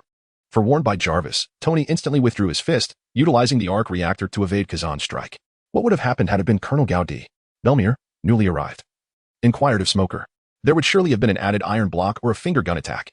Perhaps not, considering it was merely a spar. Based on Colonel Gaudi's speed, Tony might not have had time to react. After evading the blow, Tony lifted his visor once more and addressed Gaudi. Oh, my brother, may I employ weapons this time? Gaudi smiled and shook his head, saying, Tony, no high-tech weaponry is permitted. Natasha, make sure that the officers at our headquarters do not underestimate our Rogtown naval base. Through Jarvis, Gaudi learned that Tony and his team had been tinkering with numerous gadgets over the past few days. If they were to unleash a miniature missile on the unripe Kazan, Gao's long-held aspiration of witnessing the Ice and Fire Island battle 2 decades hence would be utterly dashed. In the midst of this, the ever-eager Black Widow drew her short staff from her waist and promptly advanced towards Sauron. Observing her swift approach as she deftly maneuvered past Sauron's punches, Hawkeye tightened his grip on his slingshot and inquired, Do you require assistance? Indeed, it was a slingshot. Whether it was a deliberate act by Tony or a cognitive misjudgment by Jarvis, who had consumed the fruit, they had crafted a composite slingshot for Hawkeye. Moreover, at Gao's suggestion, they had adorned it in a vibrant green hue. In a previous discourse, a certain netizen proposed the intriguing theory that Usopp, the esteemed deity of slingshots, could triumph over Roger utilizing his slingshot prowess. This suggests that the slingshot holds an unparalleled status among ranged weaponry in the world of One Piece. Moreover, Mihawk refrained from voicing any dissent, for he has yet to challenge such a weapon. Thus, he cannot be deemed the foremost marksman of the Avengers. Oh, but wait. It is now the Justice League. The adversary is not a true foe, and our Justice League need not rely on sheer numbers to secure victory. Gaudi's voice was not small, and it reached the ears of the opposing Ji Yuan, reflecting on Gaudi's earlier words. Filled with trust when he urged the widow to take action, Ji Yuan found herself inexplicably stirred by a sense of rivalry. With a captivating smile gracing her enchanting profile, she drew the golden blade, Jinbi Luo, from her waist, under the admiring gazes of the naval officers. The red-haired one, was her name Natasha? Gaudi was not merely your exclusive superior. In a flash of cold light, the Jinbi Luo in her hand struck, swiftly severing the widow's short staff. As the two women prepared to unleash their fierce combat, Gaudi shook his head, saying, Go ahead, Hawkeye, do not interfere in their battle. Hawkeye nodded in agreement. Retrieving 5 marbles from his ammunition pouch, and sprinted forward, launching them towards Kazan, who was using moonwalk to pursue Tony. Hawkeye's marksmanship proved to be the pinnacle of the Avengers. Despite the moonwalk, Kazan could only utilize shaving for his final evasive maneuver. Observing this 3v3 confrontation, Smoker, already swayed by Tony, called out the odds. Rogue Town team pays 1-1. 2. Headquarters officers pay 1-5. Upon hearing these odds, the soldiers under Saul became disgruntled. Even with their savior Tony on Rogue Town's side, they placed their bets on their own HQ officers. Do you look down upon our HQ officers? Smoker, you little brat, I hope you don't lose your pants in debt later. If Colonel Gaudi were to participate, I would undoubtedly bet on the Rogue Town team. Upon hearing this, everyone turned to Gaudi, who, upon waving his hand to indicate he would not join the fray, prompted the soldiers from HQ to scrounge their remaining wealth, betting it all on the Kazanji team. Meanwhile, the soldiers at the Rogue Town naval base were equally unyielding, wagering all their fortunes on their own Tony and Widow team. They firmly believed that even without Colonel Gaudi's involvement, Tony and the Widow could not possibly lose. Amidst the clamor, Tony dove, evading Kazan's restraint, and charged towards Saul's lower body, delivering a powerful punch aimed squarely at Saul's knee. Observing this tactic, Gaudi raised his thumb in approval from behind. After all, this strategy had been validated in the future by Luffy and Doflamingo against Ors and his grandson. To bring down a lanky giant like Saul, one must target the joints below. Uncertain whether Tony was too forceful or if Saul's knee defense was weaker than that of a mage, Saul, having missed his counterattack, clutched his knee and hopped on one foot across the deck, exclaiming, Tony, you pesky iron fly. After landing a successful blow, Tony swiftly maneuvered behind Saul's left knee, preparing to repeat his earlier success. However, Kazan arrived just in time, activating Iron Block to intercept. Witnessing this tactic, Gaudi internally lamented Kazan's folly. CP9 ultimately fell to Iron Block. This is something I must remind Kazan about. In that instant, seizing the opportunity, Hawkeye unleashed 2 marbles. And Kazan, unable to activate Iron Block again, barely sidestepped a critical strike to his chest, bracing his arm to absorb the impact of the 2 marbles. Initially dismissing it as a minor inconvenience, Kazan soon realized the gravity of his error. These marbles were no ordinary projectiles but explosive marbles crafted by Jarvis after countless experiments with the fruit, though each marble measured only 2 centimeters in diameter. The compressed high-explosive material contained within was more potent than the shells of a warship. Had it not been for the protection of iron block, Gaudi would have had to send someone back to Magu Island to find Kareha. The resulting explosion's shockwave also affected Saul, who, struggling to maintain his balance on one foot, stumbled forward. Meanwhile, the 2 women engaged in close combat with Saul both leapt simultaneously, landing on the main-mast crossbar. Having discerned Ji Yuan's combat style, the widow deftly evaded a slash wave and executed a series of flips, ultimately locking Ji Yuan in a flying leg lock from behind. Ji Yuan, equally fierce, struck down with her Jinbi Luo, severing the crossbar of the warship's main mast, causing both women to plummet downwards. As Saul attempted to regain his balance, Hawkeye launched another explosive marble directly at the deck beneath him. Gaudi's smile faded as he realized the dire situation. Witnessing the antics of this motley crew dismantling the ship, he couldn't help but scoff. This warship had barely been in their possession for half a month, and already a training match had devolved into this chaos. Instantly, Gaudi activated his second gear, pursuing Hawkeye's explosive marble and crushing it in his hand before it could strike the deck. Following that, he executed a swift, unseen kick that sent Saul flying off the deck. He then unleashed a barrage of unseen finger shots, interrupting Kazan's slash aimed at Tony, which had missed and was now headed towards the mainmast. Kazan, momentarily stunned and about to speak, found Gaudi had vanished from his sight, eluding even his observation hockey. Suddenly, he felt a chill at the nape of his neck, and darkness enveloped him as he collapsed. In a supersonic rush, Tony, now unable to halt or alter his trajectory, found his fist already before Gaudi before he could even utter a word. Gaudi did not shy away. He grasped Tony's mech arm and spun around his waist before effortlessly hurling him away.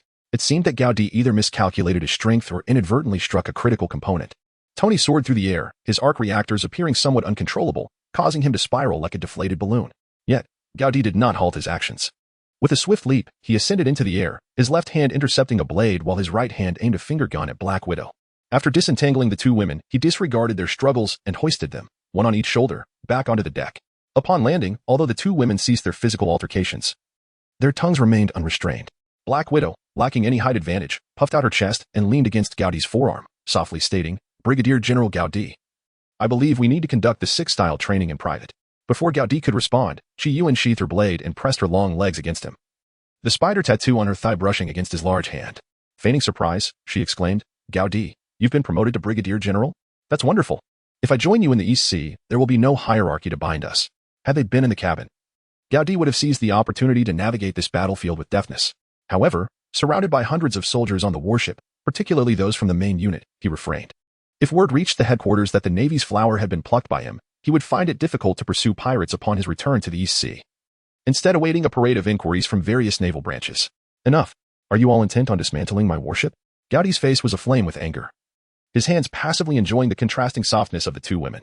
At that moment, the pirate Little White Eagle raised a slingshot and fired it skyward, accompanied by a couple of squawks. A newsbird, exuding the aroma of meat, landed squarely on the deck. This peculiar bird carried a newspaper on its back, and I surmised that this was perhaps the only deviation of Eagle Eye from ordinary humans due to his enhancements. His eyes had undergone experimental surgical procedures by the government, strengthening the muscles around them and granting him extraordinary long-distance vision. This adaptation allowed him to perceive clearly amidst various lighting conditions, whether in sunlight, darkness, or fog. It was this very ability that transformed the newsbird, which nearly collided with Tony, into a mere snack for the Navy. "Eagle Eye, this fellow is called the newsbird. As long as you pay, it will deliver your newspaper, much like the newsboys on the streets of New York. In the future, let us refrain from being overly aggressive. Otherwise, we may miss out on numerous intriguing happenings." In the realm of intriguing tales recounted by Gaudi, one cannot overlook the delightful composition penned by Smock. With a soft exclamation, "Oh," my hawk approached and retrieved the newspaper from the newsbird's satchel. Although some portions had been charred by the ferocious flames of high-explosive shells, a couple of sheets remained sufficiently intact to discern their content. Gaudi released the 2 women and took the newspaper, where the headline boldly proclaimed, "Tom, the builder of the Roger pirate ship, has been captured and will stand trial on Justice Island on October 10th. Familiar with the original story, Gaudi had some recollection of this event, particularly as it pertained to the ancient weapon, Pluton. However, at this moment, Gaudi's focus was not on Pluton, especially with Tony, the designer of the sky battleship, present. He believed that even the formidable Pluton, capable of obliterating an island with a single shot, was not worth his attention. What truly captivated him was Tom's shipbuilding craftsmanship. After all, Tony, no matter how brilliant, was merely a designer, having only participated in the manufacturing of some core components. Jarvis, no matter how capable, could not single-handedly create an aircraft carrier's deck. Other manual tasks and skilled labor still relied on exceptional shipwrights like Tom. With this in mind, Gaudi calculated the time and addressed Guillaume. Do me a favor. Take a military ship directly to Justice Island and deliver something for me. Conditions? Guillaume did not immediately acquiesce. As long as I am not sent back to headquarters. You may propose any other terms. Gaudi had anticipated that Ji Yuan would respond in the customary manner of a romantic drama, saying, then I shall owe you this favor until I have made up my mind. However, he was taken aback when Ji Yuan decisively replied, help me rid myself of that mortal named Jiaji. Without a moment's hesitation, Gaudi agreed. As there exists no greater satisfaction than aiding the flower of the Navy in dealing with high-quality human males. No. It should rather be said that it was about inciting the sycophants to transform into sea kings. At that juncture, Salo returned, carrying the waterlogged Tony. It was evident that the overly confident Tony had not taken waterproofing into consideration in the design of the Mark II armor. Before Salo could even reach the deck, Gaudi heard him shout, Gaudi, shortly after I fell into the water, a pirate ship appeared over there. Have you been exposed? Not at all. I resurfaced only after slipping out of their line of sight and fortuitously retrieved the sinking Tony, Gaudi replied with a nod. In a moment. You and Ji Yuan should take your people and depart. We shall use the pirate ship for hunting. He then turned to his subordinates and commanded, soldiers of the Rogue Town Naval Base, prepare to don civilian attire for the pirate ship. After issuing the orders, he entered the cabin, gathered the materials from the Jarvis workshop, and headed towards the trailing pirate vessel. He also took the unconscious Kazan with him. For the reason was simple, a prospective report of the battle from an allied viewpoint would facilitate his negotiations with Crane. Gaudi had an inkling that the owner of this pirate ship was likely connected to the group that had previously communicated with Manivas via the telephone beetle. Due to Tony still being unconscious, Gaudi could only request a few schematics of internal combustion engines stored in Jarvis's database to be delivered to Ji Yuan. Please hand these over to the boatman named Tom. Faced with Gaudi's succinctness, Ji Yuan inquired, do you not have anything else you wish for me to convey? None whatsoever. Upon seeing these, he will grasp the implications. For a divine shipwright among the natives, what could possibly be more enticing than blueprints of an internal combustion engine from the 21st century? If there were anything more captivating, it would undoubtedly be the schematics for a Sky Mother ship. Gaudi recalled that prior to the successful steamship, the Smoking Tom, Tom had produced a flawed rocket known as the Rocket Man, which lacked stability. Therefore, this gift would likely aid him in persuading the judge with a more impeccably designed sea train. The urgency to deliver it before the trial underscores the distinction between delivering timely assistance and merely enhancing an already favorable situation.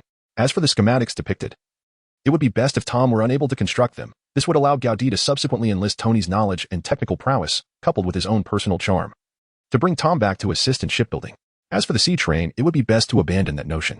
After spending a decade aiding the world government in completing infrastructure akin to the Hong Kong-Zhuhai-Macau Bridge, only to ultimately be overshadowed by others, it seems that Tom is indeed the greatest victim in the realm of One Piece. After parting ways with the damaged warship, Mihawk adhered strictly to the fundamental discipline expected of a marksman, even relocating his bed to the lookout tower. This was, of course, also intended to ensure that the young Groot received ample sunlight. One cannot help but admire Groot's remarkable vitality, as it had already begun to sprout within just a couple of days. At this rate, Gaudi estimated that Groot would revert to his miniature tree form in merely a month. However, it remained uncertain whether his intellect at that time would suffice to fulfill the role of a healer effectively. Amidst the myriad activities of the Navy, a disguised CP-9 agent concealed within the ship's cabin was preparing to report to Spandam. The primary content of this report concerned the outcome of the 3v3 battle, which ultimately faltered due to Gaudi's intervention. Nevertheless, the combat prowess displayed by Tony had compelled him to alert his superior that Gaudi's homeland was a matter of concern. What? An island called Earth? Does such an island exist within the Grand Line? Spandam, upon hearing the report, was momentarily bewildered, although he was a self-serving scoundrel intent on promotion. As the commander of CP-9, he was well acquainted with the basic framework of intelligence. He had never encountered any mention of an island named Earth within the entire Grand Line. However, the possibility could not be entirely dismissed, for it was conceivable that within the chaotic magnetic fields of the Grand Line, there existed some uncharted islands devoid of magnetic influence. Indeed, Lord Spandam, both Tony Stark and Natasha Romanoff have referenced this name repeatedly. I believe it may be the name of their homeland. Continue to monitor them closely, apart from Gaudi. Tony Stark must be given particular attention due to his weapon manufacturing capabilities. Before Spandam could finish his statement, the snail phone was abruptly disconnected. He paid little heed to this, presuming it was merely a precautionary measure due to a potential exposure situation. However, while he correctly surmised the cause, he failed to predict the outcome. At that moment, within the cabin, the telephone snail in the hands of CP-9 was enveloped by a pair of large hands, belonging to none other than Gaudi himself. Gaudi had just activated his heightened senses once more for testing when he promptly detected the presence of a sneaky individual. Upon entering the cabin, he observed that the man was not only equipped with the usual telephone beetle, but also an additional white one assisting him, leading Gaudi to confirm the identity of this spy. The CP-9 agent, caught red-handed, displayed no signs of panic and revealed his identity, Colonel Gaudi. I am from CP. Before he could finish his words, Gaudi delivered a swift chop with his hand, incapacitating the unsuspecting agent. He cared not for the affiliation of the operative. Anyone claiming to be undercover on his vessel would be treated as a spy without exception. As for interrogating a man, Gaudi believed that Black Widow was 1,000 times more adept than he. An hour later, while engaged in conversation with Kazan, Gaudi heard the call of Hawkeye. Gaudi, we can see the stern of their ship. The two ascended the lookout tower, utilizing a monocular for inspection. The flag bore no insignia, intriguing indeed. Amid Kazan's commentary, Gaudi retrieved Manavas's telephone beetle and dialed back. After a prolonged wait, a somewhat fatigued male voice finally responded, I see you. Slow your speed and follow. With the identity confirmed, Gaudi promptly ordered everyone to enter a state of combat readiness, while reducing speed was out of the question. Hawkeye, once within range, target their flag first. Understood. Major Gaudi. At that moment, Hawkeye exhibited the poise of a seasoned operative, drawing his slingshot and beginning to aim. Senior. Shouldn't we check if there are any larger fish to catch behind us? Despite his superior rank, he was eager to follow Gaudi's command. In response to Kazan's inquiry, Gaudi shook his head, saying, we all know who the puppeteer is behind the scenes, but do you have the capability to address it now? Until we possess the strength to be saviors, let us strive to live up to the ideals of justice we bear. Kazan, still a fervent young naval officer, felt some resistance to Gaudi's somewhat pessimistic remarks. Senior Gaudi, what exactly did you encounter during that exercise? Gaudi naturally could not disclose the matter of his time travel. Instead, he simply shrugged and said, nothing extraordinary, just sustained a minor injury. However, I am completely healed now. As he spoke, Gaudi raised a hand to gesture towards his head. Kazan no longer dwelled on the issue. At least the Gaudi before him did not possess the demoralizing presence of Borsalino. At that moment, the now recovered Tony lifted the visor of his helmet and exclaimed, Gaudi, may I test my weapon shortly? Gaudi pondered for a moment and then said, leave a survivor from the opposing captain. Tony made an okay gesture and turned to Natasha beside him, saying, Natasha, would you like a ride? The Black Widow shook her head and replied, you go ahead and be the target. At that moment, beyond the side of the warship, a vessel was slowly approaching Long Chain Island. Its majestic lion-headed bow and the emblem of the world government on the sails prominently displayed the shipowner's celestial dragon identity. On board, the tyrannical Philrock Saint, adorned in a glass helmet, jabbed his staff at the slave beneath him, commanding, steady yourself. If you wobble again, you'll become bait. Under the threat of death, the slave beneath him suppressed his fear, striving to control his trembling body. However, after a wave hit, he, having gone 2 days without food, stumbled and collapsed onto the deck. Utterly useless. Philrock Saint, stabilizing himself with his staff, directly pierced the slave's hand with the sharp end of his scepter. Accompanied by a harrowing scream, he withdrew the scepter and handed it to another slave, saying, clean it thoroughly. I cannot allow this filthy blood to tarnish my nobility. Quickly drag this useless wretch away to serve as bait, and wash this deck clean. I never anticipated this outing would be so dull. If that slaver ship doesn't contain any appealing slaves, I shall have my father imprison the informant upon our return. At your command, esteemed Philrock Saint. Philrock Saint's family was among the more ambitious of the celestial dragons. His father, Charlemagne Saint, was a formidable contender for the next Elder Star, unlike Rodswald Saint, who merely indulged in collecting slaves and pleasures.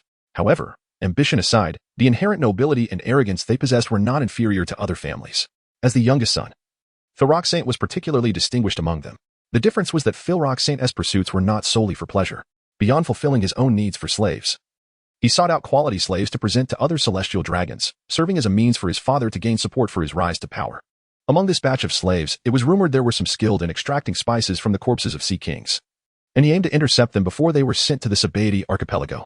After all, such precious spices were essential to the celestial dragons, and slaves not available in the auction house indicated a higher value. How much farther? Can't those filthy pirates choose a closer location? Philrock Saint. Long Chain Island is an unclaimed territory, and the naval deployment in the surrounding waters is relatively weak, making it the most suitable location for transactions. Explained a CP-0 bodyguard wearing a skull mask. As he stated, if the slaver ship encountered the Navy without the celestial dragons present, it could easily be captured, and the world government would not intervene. At most, it would require some effort to retrieve the slaves through other cooperative forces. Philrock Saint waved his hand impatiently and returned to the cabin aboard a newly acquired slave mount. Meanwhile, Gaudi's crew had entered the range of Hawkeye's aim. After a high-explosive shot destroyed the enemy's flag, Tony, donned in his Mark II armor, charged forward. After a volley of diving shots, the pirates finally reacted. Enemy attack. Damn it, this ISNT Manawa's crew. Who are they? What is that flying Iron Man? Have we encountered the Navy? Whoever they are, just shoot them down. The deck was in chaos, with the pirates firing wildly and instinctively. Occasionally, a bullet struck Tony, leaving only minor scratches on his armor. With Tony drawing all the fire, the Black Widow was tossed into the fray with Gaudi's assistance, ready to reap the harvest. Do you need my help? Kazan asked, his fist clenched. his words sounding more like a statement than an inquiry. "The bounty is not yours," Gaudi replied, and Kazan nodded, vanishing from the deck. Following closely were the indigenous warriors led by Belmir, who, without waiting to establish a jumping distance, leaped onto the mast and swung across using the rigging. Observing his subordinates charging forward with fervor, Gaudi felt this was the true essence of the Navy. In less than 10 minutes, the battle neared its conclusion. Standing at the bow, Drake expressed some envy, saying, "Colonel Gaudi, when will I be able to fight like them?" Contemplating. Gaudi had already decided who would mentor him in dual wielding, provided he could find the time. For now, disliking cold weapons, he could only temporarily learn from Hawkeye. As the swordsman wielded his blade with remarkable skill, "You will first learn swordsmanship under Mr. Barton. As for mastering the 6 styles, I believe it is better suited for Zifa," Gaudi concluded. Just as he prepared to skim over and assess the situation, a series of cannon fire erupted from afar, targeting their 2 ships. "Hawkeye, are they allies?" Gaudi inquired, his vision not as keen as Hawkeye's. "I cannot be certain. The figurehead resembles a lion, and the sails bear the world government's emblem," Hawkeye shouted while using explosive shots to destroy incoming cannonballs. Upon hearing this, Gaudi exclaimed, "What are those scoundrels doing here?" Countless conjectures raced through his mind. Hoisting Drake, he ascended the lookout and asked Hawkeye, "Can you see any Navy on their deck?" Hawkeye shook his head, "No Navy. Only a masked figure with a skull and a man in a glass helmet." "Wait, could that be a celestial dragon?" With no allies aboard the ship, Gaudi abandoned the idea of using the transponder snail for communication.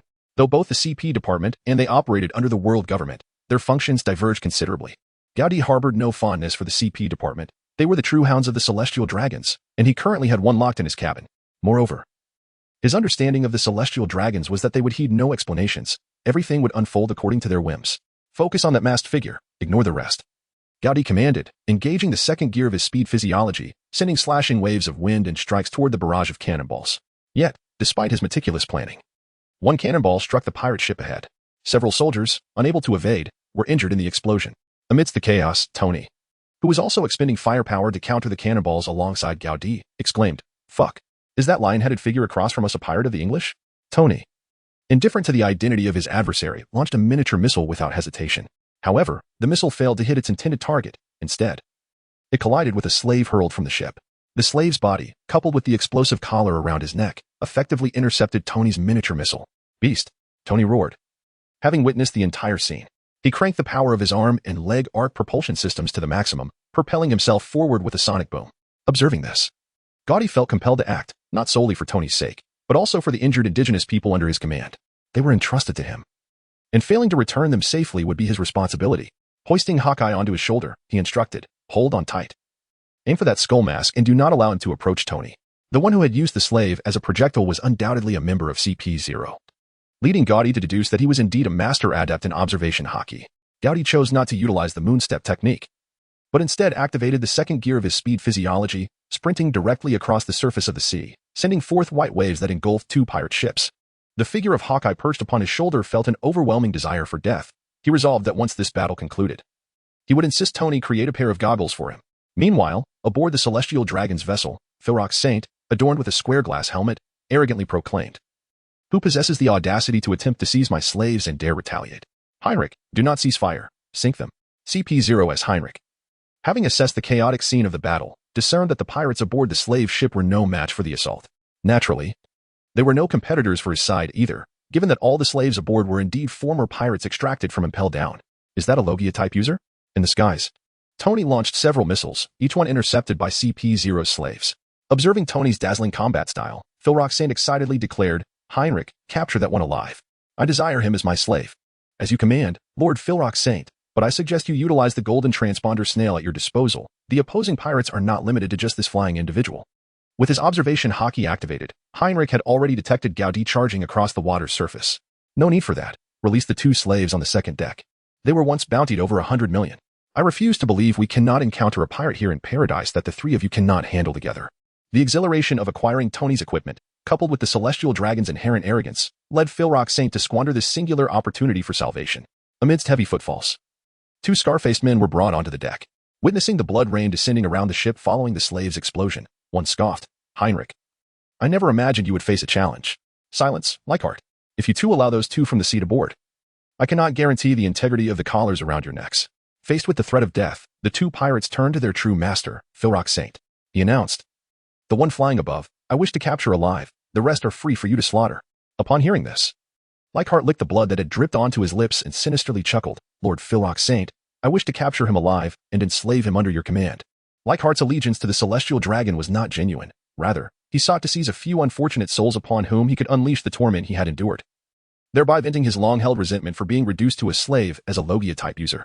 If you possess the capability, then proceed as you wish. Leichhardt, you go first. Leave the other to hold an umbrella for me, lest this filthy blood taint my person. After uttering these words, Philrock Saint ordered other slaves to unlock the sea stone handcuffs from Leichhardt's wrists. Once liberated, Leichhardt cracked his knuckles, producing a series of creaking sounds. His entire arm transformed into a plume of white smoke, propelling him towards Gaudi on the CS surface. Simultaneously, Gaudi, who had activated his heightened perception, was struck by a profound shock, not due to the opponent's strength, but rather the perplexing realization that Smoker's former smoke fruit user had been a slave of a celestial dragon.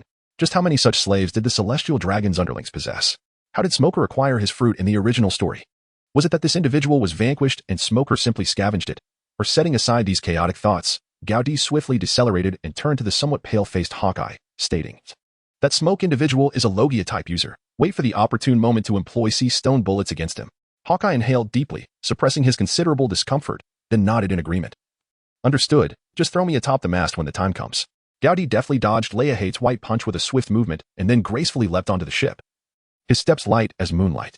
Simultaneously, Hawkeye swiftly unleashed several high-explosive projectiles, enveloping the two figures in a cloud of explosive smoke. Sensing the presence of Gaudi's six styles, Heydrich was momentarily taken aback, then swiftly moved to the side of St. Philrock, inquiring, "St. Philrock, the individual approaching from behind may be a Navy officer. I suggest we eliminate him immediately." St. Philrock nodded in agreement, stating, "Even if he is Navy, so what? To dare lay hands on a slave I have set my eyes upon is a provocation against the celestial dragons. Eliminate him outright, as long as the one in the sky remains alive." As they spoke, Heydrich unleashed two slicing waves of his gale leg, targeting what he predicted to be Tony's flight path. Jarvis, having acquired all parameters of the six styles from Gaudi, quickly calculated and warned Tony, "Mr. Stark, adjust your flight angle downward to avoid." Tony nodded and complied, yet 2 seconds later, he collided precisely with the slicing wave. With a notification of 7 damage to his armor, Tony grumbled, "Jarvis, have you consumed the hippo fruit, rendering your intelligence akin to that of a hippopotamus?" "I apologize, Mr. Stark. According to the data provided by Mr. Gaudi, the gale leg's slicing wave should have." Upon hearing the source of the data was Gaudi, Tony chose to disregard the subsequent description of whether it was supersonic or faster than light, inwardly lamenting, "Ha! Applying Gaudi's data to such a character is bound for error." After a slight adjustment, Tony unleashed a barrage of 5 missiles toward the celestial dragon, following closely behind. He had come to realize that the ship's owner was indeed a celestial dragon, but with the battle reaching this intensity, it was a matter of either his demise or theirs. He cared little for the so-called world nobles. "Those are your native aristocrats, and they have no relation to me." Iron Man Tony. Thus, he did not believe that the skeletal mask would offer assistance. To his dismay, the large man, standing behind St. Philrock and holding an umbrella, took out several throwing darts from his waist and hurled them at the incoming missiles. Simultaneously, he positioned himself in front of St. Philrock, shielding his master from the ensuing explosion. In response, St. Philrock did not express anger. Rather, he was elated, saying, "Heydrich, I want him. Be cautious not to damage his armor." St. Philrock's current mood mirrored that of anyone who dreams of possessing a flying steed, especially one as stylishly metallic as this. He began to imagine the goodwill he would gain from lending this steed to others in the future. Heydrich, somewhat troubled, nodded as he fired several finger bullets to seal off Tony's flight path, then directly moved onto Tony's back. "You cowardly creature hiding your face, get off me. I'm not your mount." Infuriated, Tony began to twist in the air. However, after employing the paper drawing, Heydrich clung to Tony like a damp cloth, refusing to be shaken off, no matter how much Tony rotated. Meanwhile, aboard the pirate ship, the remaining Navy soldiers, under Kazan's command, steered towards the celestial dragon's vessel. Upon recognizing the ship's design and the emblem on its sails, Kazan clenched his fist and cursed, "Damn it, how could it be these imbeciles?" Beside him, the Black Widow surmised, "The celestial dragon ship?" Kazan nodded. "Indeed, this complicates matters." "What has complicated?" "Whoever attacks us, we retaliate," the Black Widow asserted. "Kazan, if you wish to remain uninvolved, then return to the rear ship and interrogate the slaves." She glanced back at the injured soldiers. At that moment, the emotions brewing within these indigenous soldiers since Tony and Gaudi's emergence reached a crescendo, especially upon learning their adversary was a celestial dragon. The humiliation of being ridiculed as cowards by other branches faded away, along with the anger of being labeled as celestial dragon lackeys. Replaced by gratitude was a newfound pride and honor as members of the Roguetown Navy. One Navy officer, having lost an arm, raised his remaining hand, declaring, "Following Colonel Gaudi signifies our commitment to the justice we believe in." Another, with an injured foot, chimed in, "Count me in." I can still shoot. Leave the celestial dragons to me. If execution is to be had, let it be on my head. Finally, a man with half a disfigured face stammered, and me. I can still help you block a bullet. With glistening eyes, Belmare led the others in a salute, proclaiming, we follow Miss Natasha's command. Whoever attacks us, we shall retaliate. For the justice of the Navy, Kazan, unable to bear such a scene, turned to the soldiers behind him. Those injured should return and rest. Natasha, I hand over command to you here. I will assist Colonel Gaudi and the others. But be cautious, do not harm the celestial dragons. Meanwhile, aboard the celestial dragon ship, Gaudi was already in a fierce battle with Leahate. The combat effects produced by the smoke fruit obscured the true state of their clash from onlookers, but not from Hawkeye. In a certain sense, Hawkeye's modified eyes were inherently capable of countering the additional combat effects of the smoke. Regardless of how dense the smoke created by Leahate may be, he could always see through the layers to discern the true state of the battle, having previously utilized identification techniques. Gaudi had informed him that perhaps due to an over-reliance on his fruit's abilities, Leahate's speed was his Achilles heel, should Leahate's speed falter. The Sea Prism Stone bullets should not be spared. Though Gaudi was not using armament hockey, he was aware of his own superior combat ability, but preferred not to exert excessive effort. After observing for a while, Hawkeye noticed a flaw in Leahate's technique. Each time his white fist missed its target and retracted, the elemental effect experienced a brief stagnation. This was, of course, because he could not land a hit on Gaudi, which afforded Hawkeye numerous opportunities for careful observation, operating at a speed akin to second-gear physiology. Gaudi was simply too fast for the white punches of Leahate to capture. Although he did not possess armament hockey, Gaudi devised his own strategy. What does smoke fear the most? It fears being dispersed by wind. This was a conclusion Gaudi drew from several classic defeats of natural-type users in the original narrative. Crocodile Sand Fruit was defeated by the water-wielding Luffy. Inel's Rumble Fruit fell to the rubber-bodied Luffy. Ace's Flame Fruit succumbed to Blackbeard's Dark Fruit. Not because the flames were directly consumed, but rather because Blackbeard cunningly used his fruit's ability to extract the air. As Gaudi's speed increased, he created a supersonic whirlwind around Leahate. Coupled with the relentless slicing waves of Gale Leg, whether through active or passive elementalization, Leahate felt overwhelmed. The freshly formed smoke was instantly dispersed. Not only could he not land a physical attack, but he also had to contend with being struck by the slicing waves. This wave of restraint was unprecedented for him, leaving him utterly at a loss for any conceivable method of counteraction. Hawkeye seized an opportunity, launching a specially crafted Hylu stone marble from his slingshot. Upon hearing the sharp snap of the rubber band, the highly perceptive Gaudi swiftly evaded, relinquishing the target while simultaneously mitigating the impact of the wind on Hawkeye's accuracy. In a mesmerizing display, the specially designed Hylu stone marble detonated just a meter away from Reichardt, unfurling into an immense net. The material of the net eluded Gaudi's understanding. However, it was evident that interspersed within the mesh were tiny Hylu stones embedded at regular intervals. It seemed that Tony had not forgotten his Hylu stone net gun. And this innovative design for crafting specialized ammunition for Hawkeye proved to be remarkably practical. Gaudi pondered deeply as he observed Leihart, caught off guard and apprehended in the moment.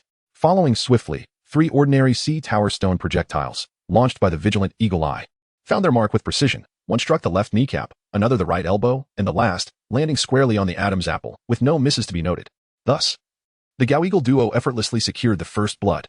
Yet, before they could relish their triumph, they witnessed Eagle Eye firing a high-explosive projectile directly towards the celestial dragon. Gaudi followed the gaze and saw one hand guiding Tony CP0 while the other unleashed a violent wave of the gale foot slash to intercept Hawkeye's explosive marble. It was none other than the Navy's rising star, Colonel Gaudi. What a pity. Your promising career in the Navy is destined to end here. Gaudi did not respond directly. Instead, he blinked and assessed the individual before him, CP0. Hadrick? 332,315? Is that all? Upon seeing this figure, Gaudi felt a moment of confusion. This was on an entirely different level compared to Tony's imposing 645,564 after donning his armor. How had Tony been subdued? However, noticing that the gaps in the armor were tightly filled with hair, Gaudi grasped the answer. The return of life? In that case, Tony's defeat was not unjust. He had fundamentally faltered due to a lack of essential knowledge. Yet, Gaudi bore some responsibility as well. He had not informed Jarvis of the existence of the return of life skill. It seemed that Jarvis's database still required fortification. Upon hearing Gaudi's nonchalant assessment earlier, Phyloxane excitedly remarked, impressive strength and keen insight. Gaudi was it. As long as you are willing to be my subordinate, I can overlook today's offense. Before Phylox could finish his sentence, Gaudi vanished from sight in an instant. To be candid, the combat synergy between Gaudi and these individuals felt as if they had fought together for countless years, bonded by life and death. In the moment he disappeared, Hawkeye released a projectile. Its target was not any of the individuals on the deck, but rather the mass directly above Phyloxane's head. Just as the 3 adversaries looked up, A faint sound of shattering glass resonated. Gaudi stood triumphantly over the unknown enslaved giant, gripping a bloodied Phylock saint, and proclaimed, "I, Gaudi, do not yield to any threats, especially those that leverage the lives of my comrades." Gaudi's audacity stemmed from the recent communication relayed by Jarvis through the wristband, revealing that the mecha's damage rate was a mere 10. The immobility was solely due to the entanglement of various components at the mecha's joints caused by Hydric's hair. With the assurance of Tony's safety, Gaudi felt no need to restrain his actions. Subsequently, a fallen mast crashed onto the deck, creating a substantial breach that loomed between Gaudi and Hydric, amplifying the already tense atmosphere of the scene. Cease your actions, Navy. The murder of a celestial dragon is no trivial matter. You still have room to maneuver if you halt now. At this moment, Hydric had lost the composure he once exhibited. Gaudi, with a cold smirk that dismissed even the basic expressions of decorum, spoke swiftly, "From the moment you fired your cannons. You never considered if there could be any room for negotiation, did you?" How profoundly ironic these words sounded in the ears of Phylock Saint. Indeed, from the instant he issued his orders, he had never contemplated leaving any leeway. Yet, he had not anticipated that the ultimate outcome would be leaving himself no chance for survival. Cough, cough. "Navy, if you release me, I can pardon your death sentence and make you my slave." Such a statement from Phylock Saint hardly reflected the demeanor of a man pleading for mercy. He clung tenaciously to the unwavering pride exclusive to the celestial dragons. After all, how could our noble celestial dragons ever be wrong? Yes, the fault must lie solely with others. The arrival of Hawkeye and Gaudi, along with the immobilized Tony, elicited uncontrollable laughter from them all. This declaration utterly shattered Gaudi's preconceived notions of the celestial dragons from the original narrative. Even a seasoned reader like him was taken aback by the resolute defiance exhibited by this celestial dragon. Surely, even Loki would hesitate to utter such words. After all, he was a god. As Tony grumbled, he began to regret not having brought his electric whip. Had he possessed it, he vowed he would have scorched this skull-masked figure into a frizzy mess, even if it meant risking his own life. He never anticipated that what he deemed mere infantry gear would prove so effective here. Noticing the trio's lack of fear, Heinrich grew anxious. If Gaudi were to kill this accursed Phylock Saint, he too would undoubtedly face execution. Although he had yet to plead for mercy, Tony could sense the grip of the hair binding him loosening slightly. At that moment, Kazan arrived on the scene. Observing the astonishing tableau before him, he instinctively cautioned, "Senior Gaudi, do not act impulsively. Killing a celestial dragon would mean." Seeing one of his adversaries attempt to dissuade, Heinrich regained his composure and added, "Gaudi, your companion speaks wisely. You must not kill the celestial dragon." Before Heinrich could finish, Gaudi interjected, "What is there to prevent killing? As long as no one knows it was us, what does it matter?" Gaudi spoke as Heinrich's expression gradually solidified. He finally comprehended the intentions of the three individuals. Their audacity stemmed from a firm resolve to eliminate him as well. Pleading for mercy seemed futile, and it appeared that all he could do was await his fate. In the fleeting moment of his distraction, the delayed realization of Phylock seemed to dawn upon him as he discreetly slid a golden telephone bug from his sleeve. However, with Gaudi's heightened perception, he would not afford Phylock the opportunity. Before the button could be pressed, Gaudi seized it from him. At the instant it was in his grasp, a prompt echoed in his mind. "Special item detected. Would you like to absorb?" "Ah, what a discerning choice." Gaudi silently praised, opting against absorption and addressing Phylock. "The demon-slaying order is not meant for people like you. Navy, you are merely the dogs of the celestial dragons. In the face of our supreme privilege, you should pray that there exists a Mariahua in hell, or else. Scum like you will scarcely survive a day as a ghost, only to be eradicated by your fellow spirits." With that, amidst the astonished cries of Hydric and Kazan, Gaudi abruptly crushed Phylock's neck. At this moment, Hydric was rendered nearly incoherent. "Gaudi, you reckless fool, spare me. I will immediately withdraw from CP0. I will keep today's events to myself. Are you keeping me alive so that you can dance on my grave next year?" Gaudi mused inwardly, lunging forward. Grasping at a final thread of hope, Hydric shielded himself with Tony, who was under control. "Surely you don't want your comrade to perish." "I swear." Before he could finish, he felt a searing pain in his back. A sharp blade pierced through his heart, protruding bloodied from his chest. "You cannot." As his hair entwined with the mech began to fade, Tony lifted his visor and began to complain. "Oh, what a repulsive trick. Is this guy from a horror film?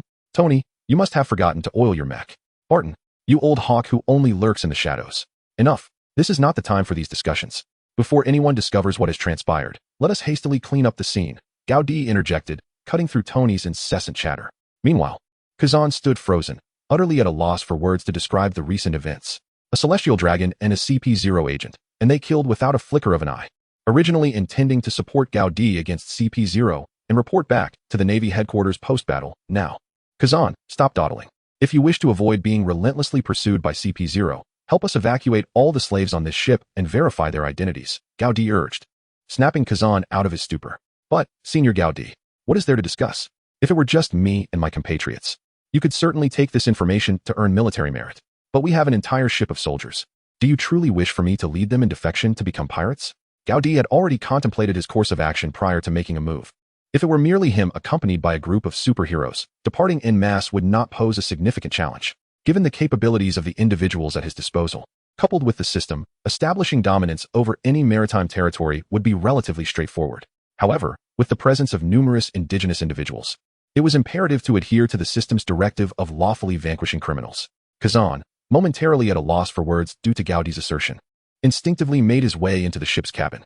Among the 74 surviving souls aboard, Gaudi was taken aback to discover that all these slaves had a singular background as pirates, which alleviated a considerable amount of complications. They were likely procured from Impelled Down, which explained Kazan's audacity in venturing out to sea with merely one CP0 agent. As Gaudi articulated his deductions, Kazan's expression grew increasingly grim. He was reluctant to accept the unsettling reality that Impelled Down had devolved into a slave concentration camp for the celestial dragons. Yet the evidence was irrefutable. Among the throng of enslaved individuals, he recognized two familiar faces, pirates he had apprehended a year prior and personally delivered to Impelled Down. Their bounties were still etched in his memory. Upon sighting Gaudi and his companions, who were devoid of military garb, alongside the lifeless body of a celestial dragon sprawled across the deck, the slaves erupted in exhilaration. Newcomers, quite commendable, do unshackle us, and we shall follow you henceforth. You possess audacity. To slay a celestial dragon means my life now belongs to you. Ha ha ha. A man who dares to kill a celestial dragon, I admire you. Please accept my fealty, my captain. Amidst their fervor, Gaudi turned to Kazan and calmly instructed, you shall handle the verification of their identities. Retain those with capabilities. And eliminate the rest. Upon hearing the grim fate that awaited them, the previously exuberant pirates began to panic. Do not slay me. I possess treasures in the West Sea. I know the clues to One Piece. Gaudi would never believe such absurd tales. He was certain that if even one of these individuals were released, the events of the day would become widely known. Although he yearned for a daring maneuver to claim a bounty, after all. The total bounty on these miscreants amounted to several 100 million berries. At that moment, Natasha also arrived with her team. Witnessing the scene aboard the ship, the indigenous people, after a brief shock, one of them, filled with emotion, exclaimed, Colonel Gaudi has actually slain a celestial dragon. You are our naval hero. Before he could finish his sentence, Smoker silenced him with a sharp slap. If you wish to live, keep your mouth shut. Among the stunned indigenous people, many, like Smoker, regained their composure. Initially swept away by excitement, they soon found the ingrained fear of the celestial dragons, a privileged class, rising within them. Observing the varied expressions of the indigenous people, Gaudi addressed Natasha, take your team back immediately. You have 1 hour to verify the identities of the slaves aboard the capture ship. Remember to be meticulous. Do not overlook any pirate attempting to disguise themselves as a civilian. Once clarified, I will report to the Navy headquarters that we have discovered the wreckage of a celestial dragon's vessel, presumably destroyed by a slave revolt. He then summoned Mihawk and Tony, quietly instructing them, Tony, Mihawk, work together to locate all the transponder snails on the ship. Ensure that all materials suitable for constructing an aerial mothership are consumed by Jarvis. The ability user will be sent directly to my quarters. Listening to Gaudi's series of commands, everyone on the ship understood their roles. Indeed, this strategy was the optimal solution aside from remaining huddled in place.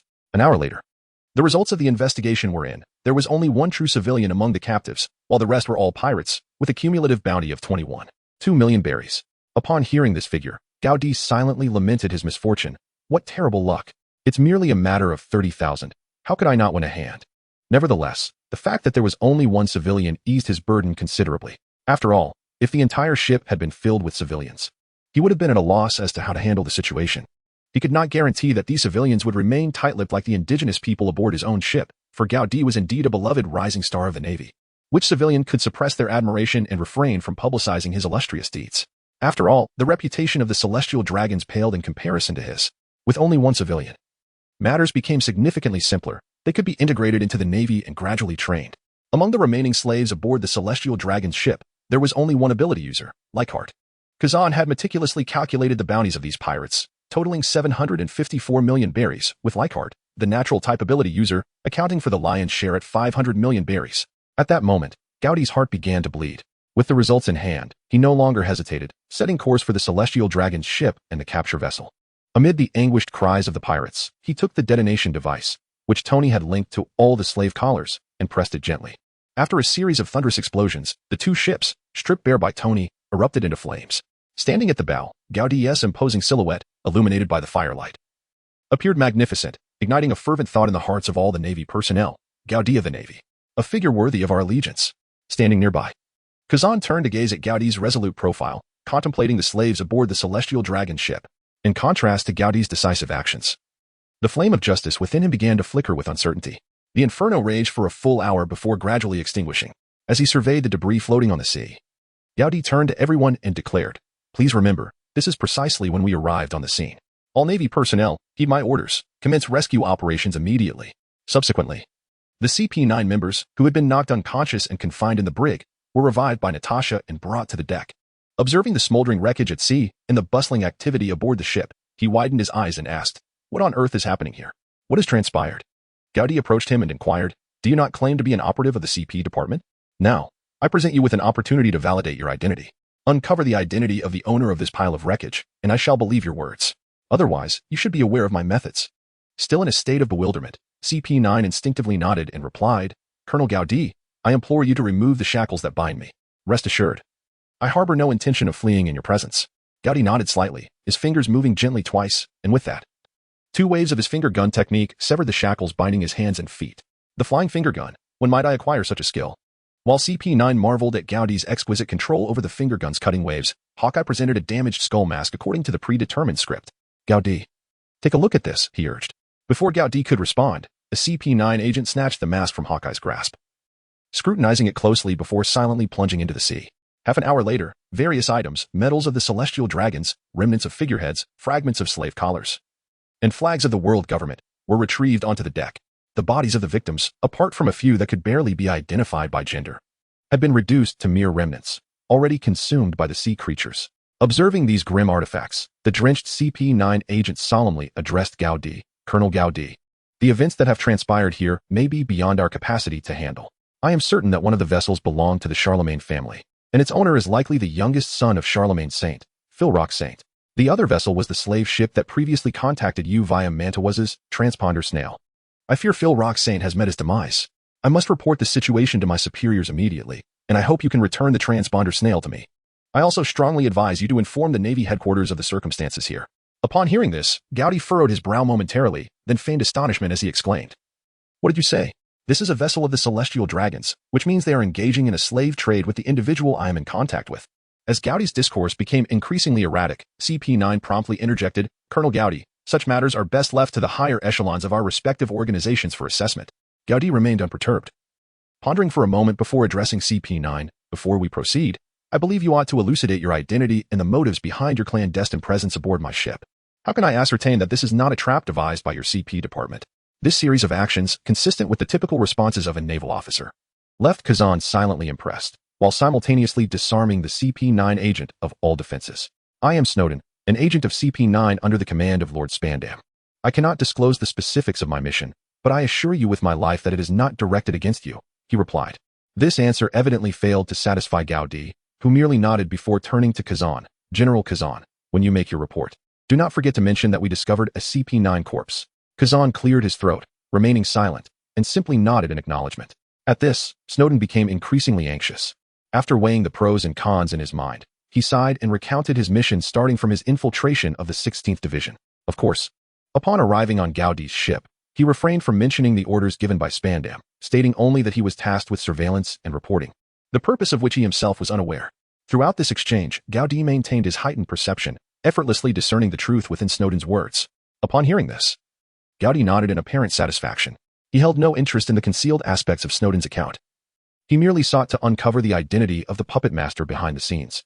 As for the motive, whether it was the intellect of Tony or the physique of the Black Widow, Gaudí would not yield either. If they possessed the audacity to strike boldly, then Gaudí, with his foresight into the impending events of the Pirate King saga, could certainly manipulate the heads of the CP organization into existential doubt. Regarding Snowden's demands, Gaudí chose to disregard them. Before the personnel from the naval headquarters arrived, it would be unwise to allow the CP department to intervene, as the outcome could become unpredictable. Awakening Snowden served merely to have him witness certain events, just in case. "Natalia, confine him. I do not trust his words. As far as I know, CP-9 agents are the elite of the elite, utterly loyal to the world government. How could he be such a coward?" Seeing this, Kazan found himself at a loss for words regarding Gaudi's theatrics. Amidst Snowden's reluctant curses, he spoke up. Senior Gaudi, you should report as you are a general. Before Kazan could finish his sentence, Gaudi interjected, General. Huh. Senior Gaudi, I hold no weight in your presence. After a moment of inner contemplation, Kazan conceded. Very well. He then produced a transponder snail and dialed Admiral Tsuru. Moshi Moshi, this is Tsuru. Kazan. I hear you and Gaudi are on a mission together. How did it go? Upon hearing Tsuru's concerned tone, Kazan organized his thoughts before responding. Admiral Tsuru. We arrived too late. That slave ship is now merely wreckage upon the sea, along with remnants of the Charlemagne family's sailboat and fragments of CP0's masks. Before he could finish, Tsuru interrupted. Do not hang up. I will arrange for a fleet to assist you in the rescue. Then came Tsuru's commands. Tyler. Go fetch Admiral Sengoku, and then inform Fleet Admiral Steelbone Kong. Upon hearing the name Tyler, Gaudi felt a twinge of suspicion as he mused. Tyler? That polar bear? Could it be that after entrusting him to Vice Admiral Garp, he had Tsuru clean him up and enlist him into the Navy? Recalling Tsuru's formidable female squad that had once driven Don Quixote da Flamingo away, Gaudi considered this a plausible scenario. Tsuru's voice returned. Kazan, listen carefully. Immediately contact the nearest naval base and have them dispatch all available ships to secure the area. No vessel shall enter except for those of the Navy. Hand the phone to Gaudi. I have a mission to assign to him. Kazan tossed the transponder snail to Gaudi before proceeding with the arrangements. Understanding the urgency to establish a blockade ahead of the CP department, lest Tsuru's plan become futile. Receiving the phone, Gaudi greeted, Moshi Moshi, Admiral Tsuru. This is Gaudi. What mission do you wish to convey? Do you have a white transponder snail? Gaudi remained silent as he returned to the captain's quarters, connecting the white listening device acquired from Snowden before finally speaking. Please proceed, Admiral Crane. First, locate all surveillance devices on the ship and destroy them without exception. Second, ensure your subordinates remain tight-lipped. We cannot afford any leaks before our arrival. Third, if we find any survivors, I hope they stand with our Navy. The first and third tasks must be executed personally by you, without a single oversight. Very well, we shall arrive at the earliest opportunity. You must remain vigilant and prevent any vessels from approaching the incident site. In response to Admiral Crane, whose thoughts mirrored his own, Gaudi assured, Understood, Admiral Crane. I will ensure the mission is executed flawlessly. By the way, we captured an individual who claims to be an agent of CP9. How shall we proceed? Almost instantaneously, Crane's reply followed. Since he claims to be one, confine him as a spy and assign your most trusted personnel to watch over him. He must not establish any contact with the outside world. Received. I will ensure the mission is accomplished. Upon ending the call with Crane, Gaudi's plot to frame others was effectively sealed. As for the tasks assigned by Crane, he had already made the necessary arrangements. All the listening devices had long since been consumed by Jarvis, and Gaudi could only speculate what would ultimately be synthesized. His immediate task was to absorb the golden listening device, extract the fruit of Lacey Heart, and finally, to inspect the only civilian aboard the slave ship. After returning to his quarters, Gaudi took Lacey Heart to a storage room on the pirate ship, prepared Jarvis's workspace, temporarily revoked all entry permissions, and commenced the regeneration of the fruit. Observing the apples around him and the sea stone dagger in his hand, Lacey Heart laughed maniacally. Navy, are you dreaming? Do you think that by killing me, the devil fruit will fall into your hands? You are woefully naive. It will merely return to the sea. Spare my life. I swear on my mother's life that I will inform the world government as per your arrangement. Upon hearing such vile oaths made with a motheress life, Gaudi retorted, How many pirates have mothers that are still alive? Do you not claim that a motheress embrace is an impediment to adventure? I shall send you this devoted son to honor your mother properly. No sooner had he spoken than the sea stone dagger pierced Lacey Heart's chest. Mr. Gaudi, are you extracting the devil fruit? Turning, Gaudi saw a mechanical hippopotamus, separated from Jarvis's workspace, nudging at his heels. Indeed, the data on this devil fruit regeneration technique is known only to you. Without my command, you are not permitted to employ it.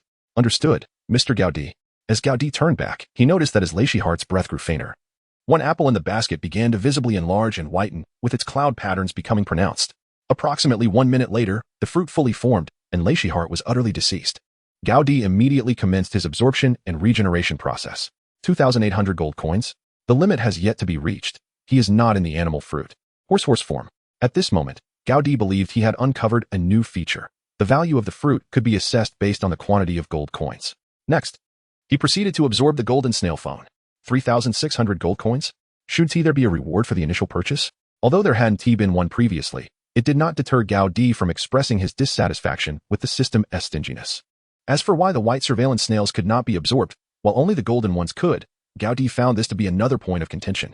In terms of their frequency of appearance in the original work, the golden ones appeared far more often than the white ones. After his complaints, Gaudi glanced at his balance of 7,041 gold coins, promptly closed the system, and stowed away the smoking fruit of rebirth before exiting the studio. He intended to have a serious discussion with that commoner, while Jarvis would naturally handle the body of Leichhardt. Under Smoker's guidance, Gaudi arrived at a room on the second deck of the ship, where soldiers stood guard at the entrance. The boy inside, previously shackled in slave chains, had now been freed. Upon seeing Gaudi enter, the boy nervously stood and stammered, "I have met Lord Gaudi. Thank you for your mercy." Hearing the somewhat excessive honorifics, Gaudi furrowed his brow. This fellow likely had a background similar to that of a slave before being captured. Out of curiosity regarding the commoner's attributes, Gaudi activated his appraisal ability for the first time on an ordinary person.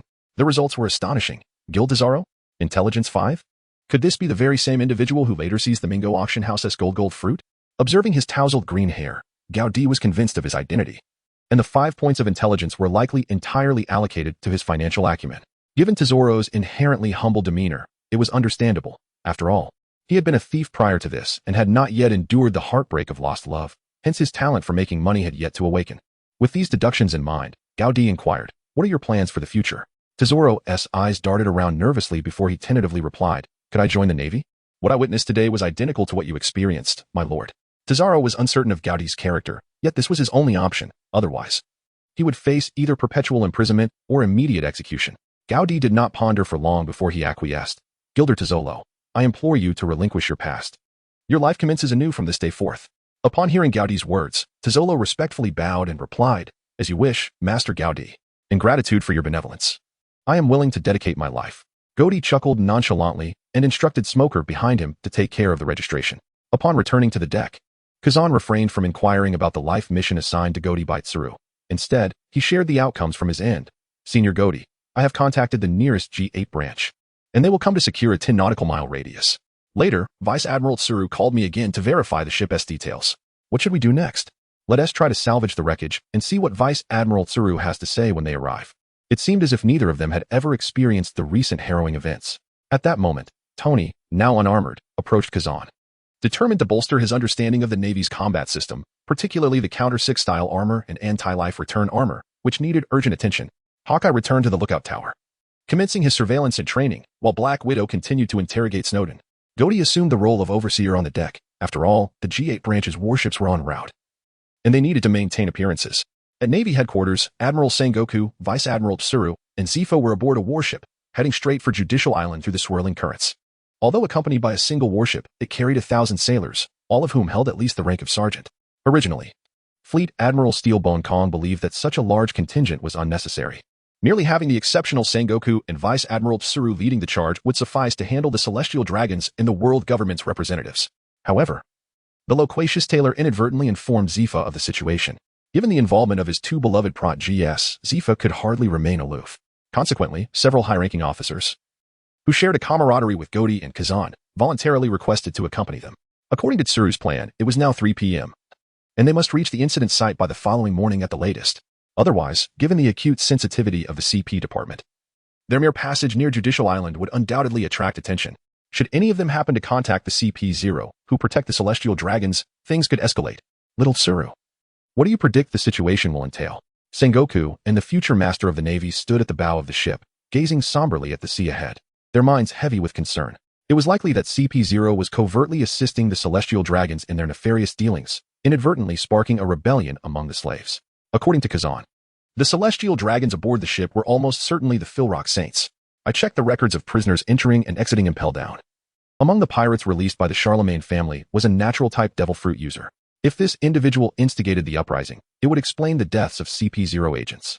Sengoku nodded with a sigh. Let us hope the truth aligns with your assessment, and that the world government and the Celestial Dragons are willing to accept this explanation. Otherwise, the futures of Gaudi and Kazan may be jeopardized. Hearing Sengoku's evaluation, Zifo expressed his displeasure. When will internal Navy matters ever be subject to their meddling? Given Zifa's esteemed rank and prowess, Sengoku softened his tone slightly. I truly cannot fathom how those two boys have found themselves embroiled in such an extraordinary incident. One that occurs but once in a century. He too felt helpless. The murder of a Celestial Dragon due to a slave revolt was something he had never even heard of, let alone witnessed. Regardless of the outcome, Zifo firmly stated, I will ensure the safety of those two students. His words resonated with conviction, radiating a presence that was no less formidable than that of Admiral Sengoku. Tsuru interjected. Let us return to the cabin. We should avoid revealing our identities near Judicial Island for now. We must afford Fleet Admiral Steelbone Kong some time to contemplate. Our purpose is merely to investigate. Ultimately, we will only confront the CP-0 commander and the Celestial Dragons. The true pressure must be borne by Fleet Admiral Steelbone Kong. Upon hearing Vice Admiral Tsuru's words, the two men snorted in unison before retreating into the ship's cabin. After mulling over the situation, Tsuru finally dialed Garp's number. At that moment, Garp had just arrived at Judicial Island, having transferred a multitude of pirates and was preparing to arrange medical care for numerous injured individuals. Upon receiving Tsuru's call, he immediately responded, "Little Tsuru, I have already handed over the pirates and am now preparing." Before he could finish, he was interrupted. "Garp, stay on Judicial Island and keep an eye on the movements of those CP-9 agents. Notify me immediately if anything unusual occurs." "What exactly has happened, little Tsuru?" Garp's tone shifted to one of seriousness, shedding his usual jovial demeanor. "I cannot divulge the details at this moment, but if possible, ensure that Spandam is detained in his office." Upon hearing this request, Garp chuckled heartily. "No problem. Isn't it just a visit to someone else's office for a bit of food and drink? That's what I'm best at." Although he did not harbor much fondness for CP-9 Spandam, he happened to possess something that he could showcase to Spandam with great flair. As for why Tsuru did not disclose the situation to Garp directly, it was not due to a lack of trust in Garp's loyalty to the Navy, but rather a distrust in Garp's temperament. Without further ado, Garp donned the metallic beast suit crafted for him by Tony and swaggered into Spandam's office located at the top of Judicial Tower. Upon seeing Garp, dressed in such an unusual outfit, Spandam was momentarily taken aback before bursting into laughter, clutching his abdomen. "I thought a circus animal trainer had arrived. It turns out to be the great hero of the Navy, Garp." Garp paid little mind to Spandam's mockery, boldly plopping himself down on the sofa opposite Spandam and jesting. "Spandam, are the funds for CP-9 so tight that you cannot even afford tea and snacks for your guests? Now, tell me, Garp, what brings you here?" Spandam asked, his tone turning serious. "This ISNTA restaurant. If you want afternoon tea, I can arrange for you to go to the dining hall and be properly entertained." Spandam, not being foolish, sensed that Garp's visit was unusual, especially given their lack of conflict. The notion that Garp would come seeking tea was utterly unfathomable to him. "Isn't signing the pirate transfer documents a standard procedure?" Garp inquired, producing a stack of papers and placing them on the small table before him. Spandam sneered. "Why trouble Admiral Garp for such trivial matters?" As he spoke, Spandam stood up, preparing to sign the documents and dismiss Garp. For the excuse of needing to sign documents sounded implausible coming from Garp. Spandam even began to contemplate the possibility that Garp might retaliate against him for his earlier ridicule. Given Garp's strength and reputation within the Navy, if he were to be assaulted, Spandam knew he would have no recourse for complaint. As Spandam approached, Garp too rose to examine the array of weapons displayed on the walls of Spandam's office. "Spandam, why do you, a man who never sees battle, collect so many weapons? Is it merely to disguise the fact that your combat prowess is rather mediocre?" Spandam, infuriated, clenched his fists halfway through the document signing. "Admiral Cap, these are merely trinkets. How did that weapon invented by that rascal Tony end up in your possession?" Cap, while speaking, picked up the electric whip stolen by Snowden and toyed with it in his hands. Upon hearing this, Spandam's heart immediately raced with caution. Recalling the abruptly disconnected phone call, he tentatively inquired, "Is that so? Who is Tony?" "This is a trophy collected by one of my subordinates from the battlefield." "Is that so? Your subordinate must have returned from the East Blue, then? Was that battlefield near Log Town?" Cap's voice turned icy as he spoke. The moment he laid eyes on the electric whip, he was certain it could only have come from Tony. Before departing from Magnetic Drum Island, out of curiosity, he had asked Tony to demonstrate the power of the electric whip, even giving it a few swings himself. Thus, he felt he had found a reason to keep Spandam trapped in the office. Could it be that his cover was blown? However, Spandam quickly dismissed this thought. If his cover had truly been compromised, the one arriving would not be Cap, but rather someone of Crane's caliber. After all, given the secret Snowden knew. While the Navy might not take direct action, they would certainly use this information as leverage for some advantage. Cap likely just recognized the origin of the electric whip. Contemplating this, Spandam quickly changed his demeanor. He rose and approached the door of the office, instructing the guard stationed there. "Go fetch a box of snacks and some tea for Admiral Cap. Regardless of the circumstances, do not disturb our conversation today." He aimed to keep Cap calm, at least until he secretly released Balorus that day. If Cap were to report this situation now, his entire plan could very well be exposed. Once the matter concerning Balorus was resolved, Snowden would become an untraceable entity. It was precisely this decision by Spandam that caused him to miss the news of the Navy headquarters ships passing through Judicial Island. Thus, a fleet carrying a group of elite Navy personnel and 3 top-tier powers openly sailed away from Judicial Island, hastening towards Longchain Island. Meanwhile, on the side of Gowdy, Rear Admiral Jonathan of the G8 branch had already arrived aboard their pirate ship, due to Kazan emphasizing the confidentiality of the mission. Jonathan had rowed over solo from 10 nautical miles away. Upon seeing the debris littering the sea, he began to hypothesize. As one of the 5 great strategists of the future Navy. Now aboard the ship, gazing at the various remnants that could prove their identity scattered across the deck. Jonathan directly asked, "Does this pirate ship lack any surveillance snails?" Upon hearing Jonathan's question, Gowdy realized that this individual was astute. Uncertain whether he was here to assist in filling the gaps or not, he replied, "This is not one of our Navy ships. We don't have those here.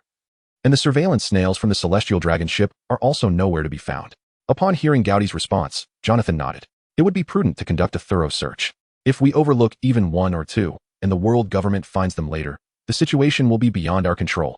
I suggest we cleanse all marine life within the encirclement now to avoid any unnecessary complications later. Hearing this, Gowdy confirmed that this fellow was capable. "I wonder if I might be fortunate enough to savor the delicacies crafted by your wife, Chef Jessica?" Jonathan turned to size up Gowdy and then smiled. "I had previously heard you, Colonel Gowdy, referred to as the largest salted fish in the East Blue, which I found hard to believe. Now it seems I was mistaken. Have your men prepare the ingredients. I shall go fetch Jessica. Rear Admiral Jonathan, you can go fetch her now. I believe the freshest ingredients are best." Jonathan looked at Gowdy in surprise. Catching marine life within a 10 nautical mile radius was no simple task, but trusting Gowdy's words, he complied. Half an hour later, when he returned to the deck, there were still no ingredients in sight. "Colonel Gowdy, what is this?" Jonathan inquired, puzzled. Gowdy pointed to the already prepared Tony and instructed, "Tony, be sure to control the power. Cooking it too thoroughly could affect Chef Jessica's performance." Tony lifted his visor and assured Gowdy, "Rest easy. Leave it to me."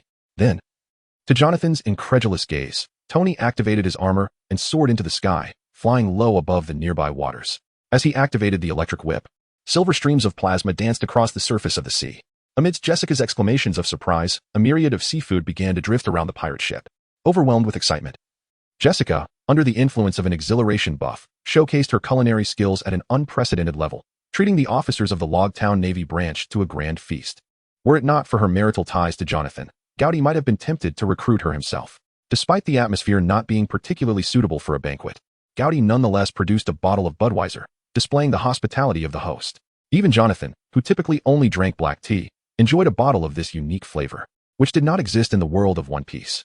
In a historic turn of events, he said to Gowdy, "In the future, when you come to the Grand Line, come directly to my G8 branch. I will serve as your advisor." Tony, Black Widow, and Hawkeye praised Jessica's restorative dishes, urging Gowdy to take her as his mentor. Gow, with an earnest demeanor, emphatically declared that he was not a cook. Yet, after indulging in a sumptuous feast, Gowdy stealthily sought to learn culinary skills from Jessica, away from prying eyes.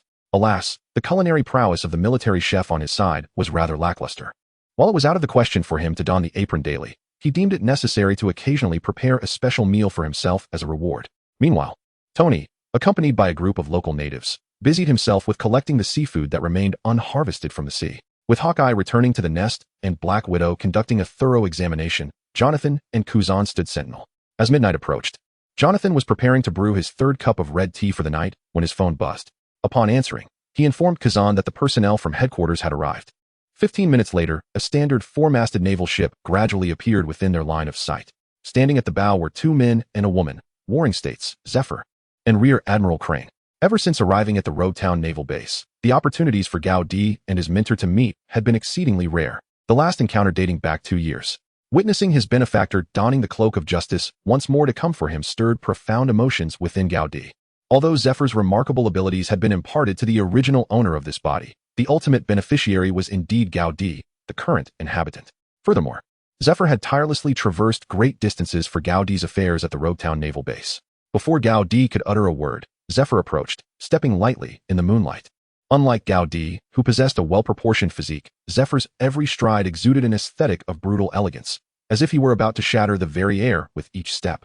Clad in a delicate purple suit, complemented by a matching short hairstyle, Tony marveled. "Oh, Gowdy, your teacher must harbor a charming little spirit within." A charming little spirit. Indeed, if a 6th-level strength can be referred to as a little spirit, then practically every great pirate in this world is a charming little spirit. As Gowdy gracefully ascended into the air with a moonwalk, Zifa unleashed a barrage of gale foot slashes, attacking with a fervor that suggested an abundance of zeal. Do not misconstrue this. It was merely a customary display of camaraderie between master and disciple. Evaluating the growth of his apprentice was Zifa's primary delight at this moment. "Huh, little brat. Let me witness the true might of your second technique," he declared with apparent nonchalance, yet his heart brimmed with astonishment and pride. Throughout his decades-long naval career, he had never witnessed anyone stack gale foot slashes into a formidable wall in the blink of an eye. Standing at the bow, Sengoku observed with a twitching lip. pondering how Zifa had managed to cultivate such a remarkable prodigy. In an instant, Zifa vanished from sight, reappearing behind Gaudi, launching a powerful strike aimed at his back. As the wall of slashes surged toward the warship, Sengoku muttered an exclamation, activating his haki and delivering a forceful punch to disperse the barrage. The remaining stragglers were swiftly intercepted by other naval officers soaring into action. Incredible. The gale foot can be employed in such a manner. Surely, Zifa must have imparted some secrets. One officer mused. This velocity warrants the title of true, shadowless gale foot. Another lamented, how I envy you. When shall I earn the opportunity to spar with Master Zifa on equal footing? You are mistaken, Gaudi remarked, simultaneously engaging with both seasoned and new admirals. Possessing heightened perception, he absorbed the surrounding dialogue, mentally commending the cleverness of these charming little natives. The most iconic of names would undoubtedly be that of Zoro from the later generations. Merely the notion of a Troubled Wind series would leave someone like Gaudi, who struggled with nomenclature, in awe. In the moment before Zifa's fist made contact, Gaudi executed a swift shave, performing a 360-degree rotation in midair, unleashing a torrential downpour of fingergun slashes. This spectacle prompted an uproar from the onlookers on both ships. You two may spar as you please. But why must we be dragged into this? One officer exclaimed, cigar clenched between his teeth as he brandished a blade in defense. Flying finger guns? Why does Gaudi wield such an elusive technique to swat flies? Kazan expressed his thoughts, observing Zifa as he enveloped his arm in haki. Meanwhile, the figure atop the lookout tower, Mihawk, resolved to master this technique. After fending off the deluge of finger slashes, the two combatants continued their duel upon the deck. Zifa's smile broadening with each engagement. His satisfaction with Gaudi, his disciple, grew immensely. Although Gaudi had independently grasped techniques beyond the foundational six, it did not diminish Zifa's pride as a teacher. After exchanging hundreds of powerful blows at 80% of his strength, Zifa realized that his speed was gradually faltering against Gaudi. Well done, lad. Such velocity places you among the elite of the Navy. Now, let me see if you can breach my defense, he proclaimed, adopting an immovable stance, akin to a statue upon the ship. Gaudi was suddenly reminded of the genius of naming from his previous life, the Master Genio. In that instant, he felt a profound clarity envelop him, as if he had experienced an epiphany. Iron block, fiery iron handblade. Gaudi activated the speed life science to accelerate blood flow, enhancing muscle movement while maintaining his velocity even when wielding the iron block. Previously, although Gaudi could operate under the iron block's influence, he had never exhibited such swiftness and agility. The hand strike enveloped in a slashing wave unleashed a staggering 81 strikes upon Zephyr in an instant. The result was Zephyr, immobile beneath the iron block, reduced to a searing piece of red-hot metal. Indeed, the original narrative has not deceived me. Although the manner of demise differs, the iron block, when used in isolation, undeniably stands as the most effective method of self-destruction within the six styles. The principle behind Gaudi's creation of this technique is derived from the later CP9 member, Gabra. Of course, this requires an overwhelming force to execute. As Zephyr began to emit smoke, the voice of Vice Admiral Crane resonated. All right, you two masters and disciples, cease your actions. Let us first resolve the matter at hand, and then you shall find time to spar. The onlookers, without exception, were left dumbfounded. Why is there such a vast disparity between Colonel Gaudi and Teacher Zephyr? Despite both employing the iron block, can one truly move after activating the iron block? And at such speed? Fire Mountain, shouting excitedly, began to practice the technique. His target, the flying squirrel, stood frozen, unable to evade the direct assault. Sengoku's hand had clenched and released countless times behind him, yet ultimately, he chose to relinquish his intervention. Gaudi ceased his actions, and Zfa emerged from his stony state, gazing at his smoke-emitting body, a myriad of complex emotions swirling within him. Kazan observed the two who had halted, as a faint tang of acidity permeated the surrounding air. 064 Judicial Island is in turmoil. After the scene regained its tranquility, the fleet from headquarters approached. Crane boarded the pirate ship, and after examining the items that could verify identities, she spoke with a grave expression. Upon entering the waters of Longchain Island, I informed the world government. Their personnel should be en route now. Everyone, expedite the search for any omissions and conduct a thorough sweep of the nearby waters. No detail that might unveil the truth should be overlooked. With Crane's command, the Navy personnel sprang into action. She and Sengoku, under Gaudi's guidance, proceeded to the cabin to assess Snowden's condition. Zfa, benefiting from Crane's insight, sought out Kazan to gather information. Previously, although Snowden had leaked some information under Widow's care, it merely scratched the surface compared to the vast array of secrets he possessed. It was not that Widow lacked skill. Rather, Snowden, as a CP9 operative, was quite resilient. However, no matter how tight-lipped Snowden was, it was futile against Crane's wash fruit. After being subjected to Crane's fruit ability, Snowden collapsed to the ground. sobbing uncontrollably while confessing every sordid deed he had committed and known since joining CP9. Witnessing this extraordinary interrogation skill, Widow silently marveled. She resolved to study the weaknesses of this fruit later, for if she ever found herself in a similar situation with Crane, her story could last for months. As Snowden revealed Spandam's audacious plan to release Barrett to confront Gaudi, those present felt the gravity of his recklessness. In a bid for caution, Crane dialed Karp's Den Den Mushi, but received no response after 3 attempts. Just as Gaudi pondered how much bounty to place on Barrett, he was interrupted by the voice from the Den Den Mushi. Moshi Moshi, Gaudi, Barrett has escaped from Judicial Island. If you're interested, hurry and apprehend him. He has caused quite the uproar, and his bounty is sure to double. Hearing this explosive military news from Poliusolino, Crane snatched the Den Den Mushi and demanded, Poliusolino, what exactly is happening on your end? Vice Admiral Crane, you're there too? Poliusolino asked, somewhat surprised. Report the situation. Under Crane's stern inquiry, Poliusolino recounted the events. Barrett had inexplicably escaped from the temporary prison beneath the courtroom, seemingly orchestrating a diversion to aid his escape, and had even freed Barrett in the process. Spandam, that fool. And what is Karp doing? Sengoku thundered in fury, to which Poliusolino responded with a hint of helplessness. Vice Admiral Karp went to Spandam's office for tea this afternoon and hasn't he been seen since. Recalling Crane's orders for Karp, Sengoku stifled his anger and continued. And what about you? Are you merely putting on a show at Judicial Island? Gaudi apprehended Barrett when he was still a captain and as a vice admiral. You can't stop him? Even if you can't stop Barrett, surely you can handle that pest, Barrett? Now, Admiral Sengoku, let us not be hasty. It's after hours, and I'm busy protecting my wounded subordinates, Poliusolino replied, causing Gaudi to suppress a laugh.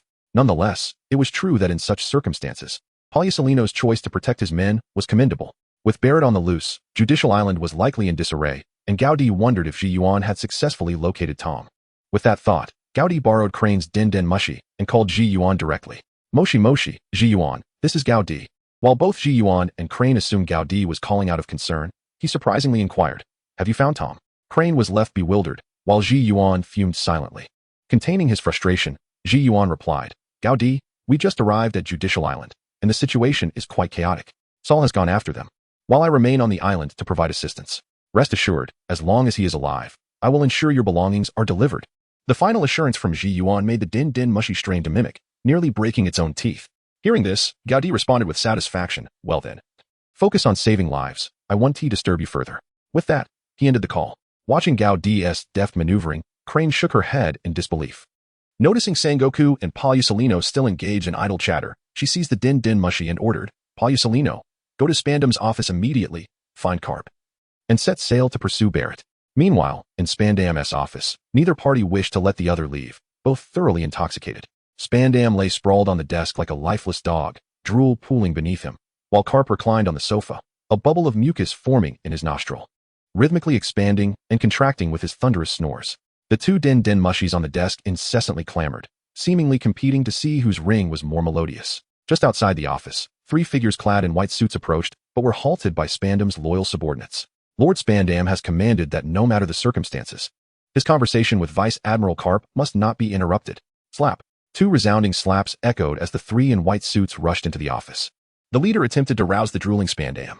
However, in his drunken stupor, Spandam pushed the hand away and muttered, didn't I say, no matter what happens, do not disturb my conversation with Vice Admiral Karp.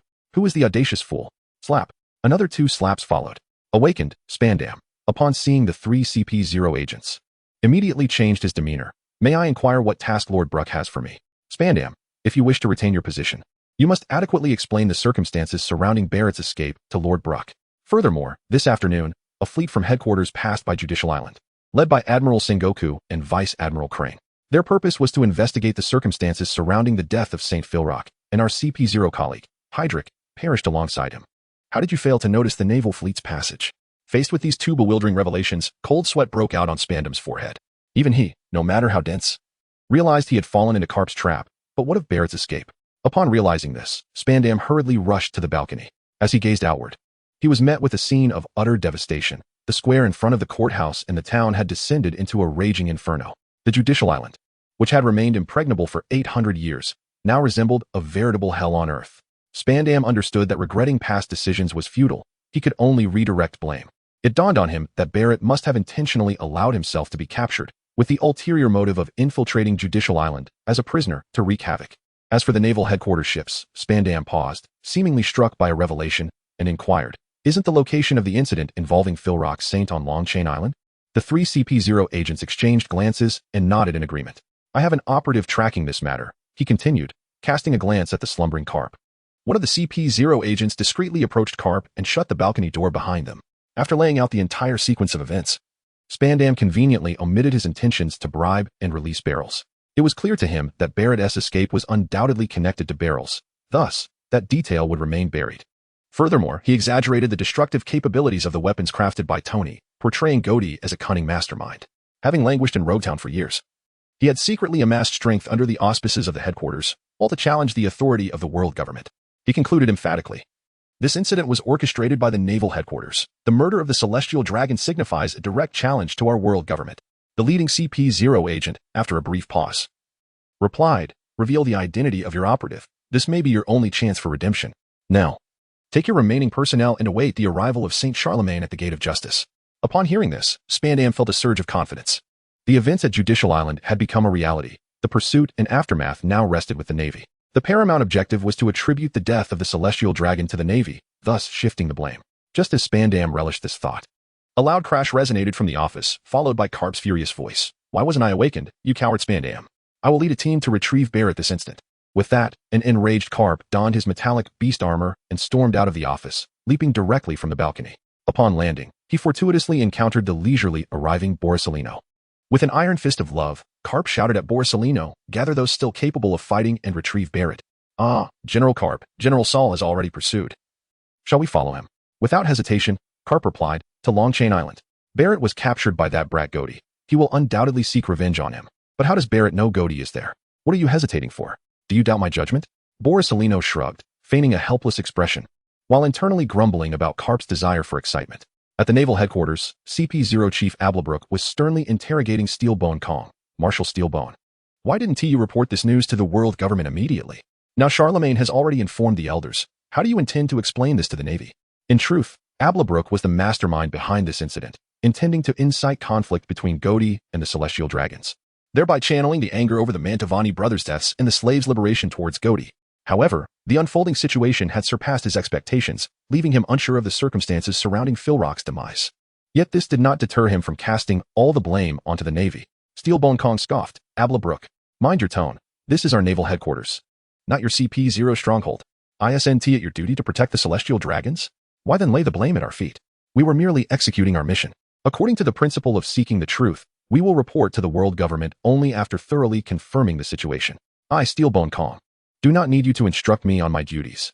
And then what? What actions have you taken? With Admiral Sengoku, former Admiral Zephyr, and Chief of Staff Crane leading the charge, it seems the bulk of our elite forces have been dispatched. What is your intention? To wage war against the world government? To challenge the authority of the Celestial Dragons? Having just received reports from his subordinates, Ablabrook attributed Spandam's comments entirely to the Navy. Ablabrook, that is merely your conjecture. We dispatched our elite forces to facilitate the timely capture of the assailants.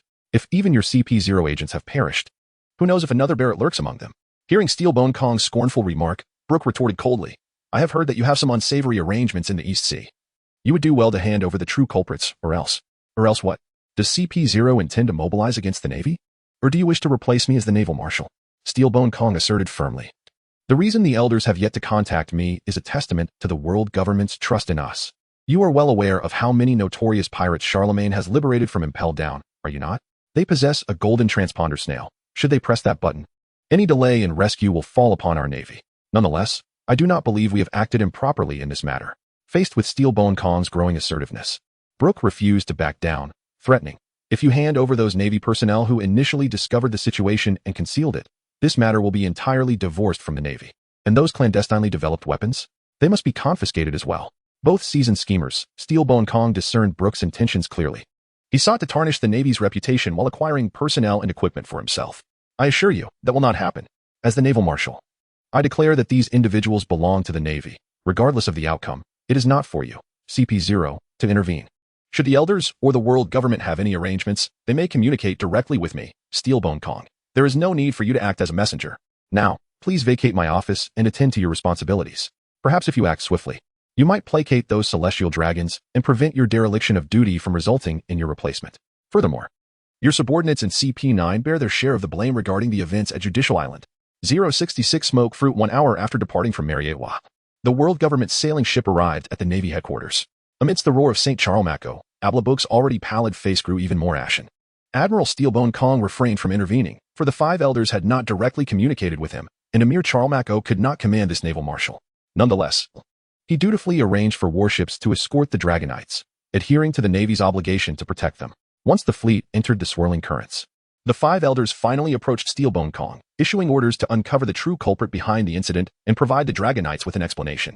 Such vague commands hinted at a deeper concern, as Steelbone Kong sensed an unusual undertone. The recent execution of Roger had led to a surge in pirates setting sail for One Piece, and placing the blame solely on the Navy could provoke consequences the world government wished to avoid. After all, with the limited personnel in the CP department primarily tasked with safeguarding the Dragonites and clandestinely gathering intelligence against the Revolutionary Army, the Navy bore the brunt of combating piracy. In contrast to the death of Phil Rock, the five elders were far more concerned about the escape of Barrett. The demise of a Dragonite on Long Chain Island could be suppressed, but the assault on Judicial Island, which had remained unbreached for 800 years, represented the world government's dignity.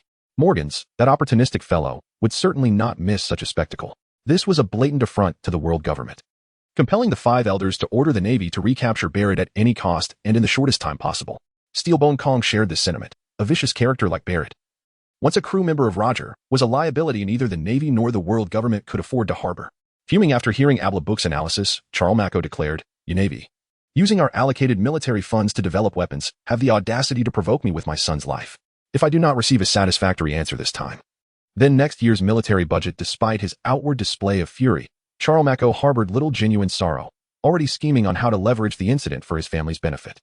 Since the death of his youngest son was an irrevocable fact, he resolved to ensure it bore value, contemplating how to maximize the ensuing advantages as a patriarch.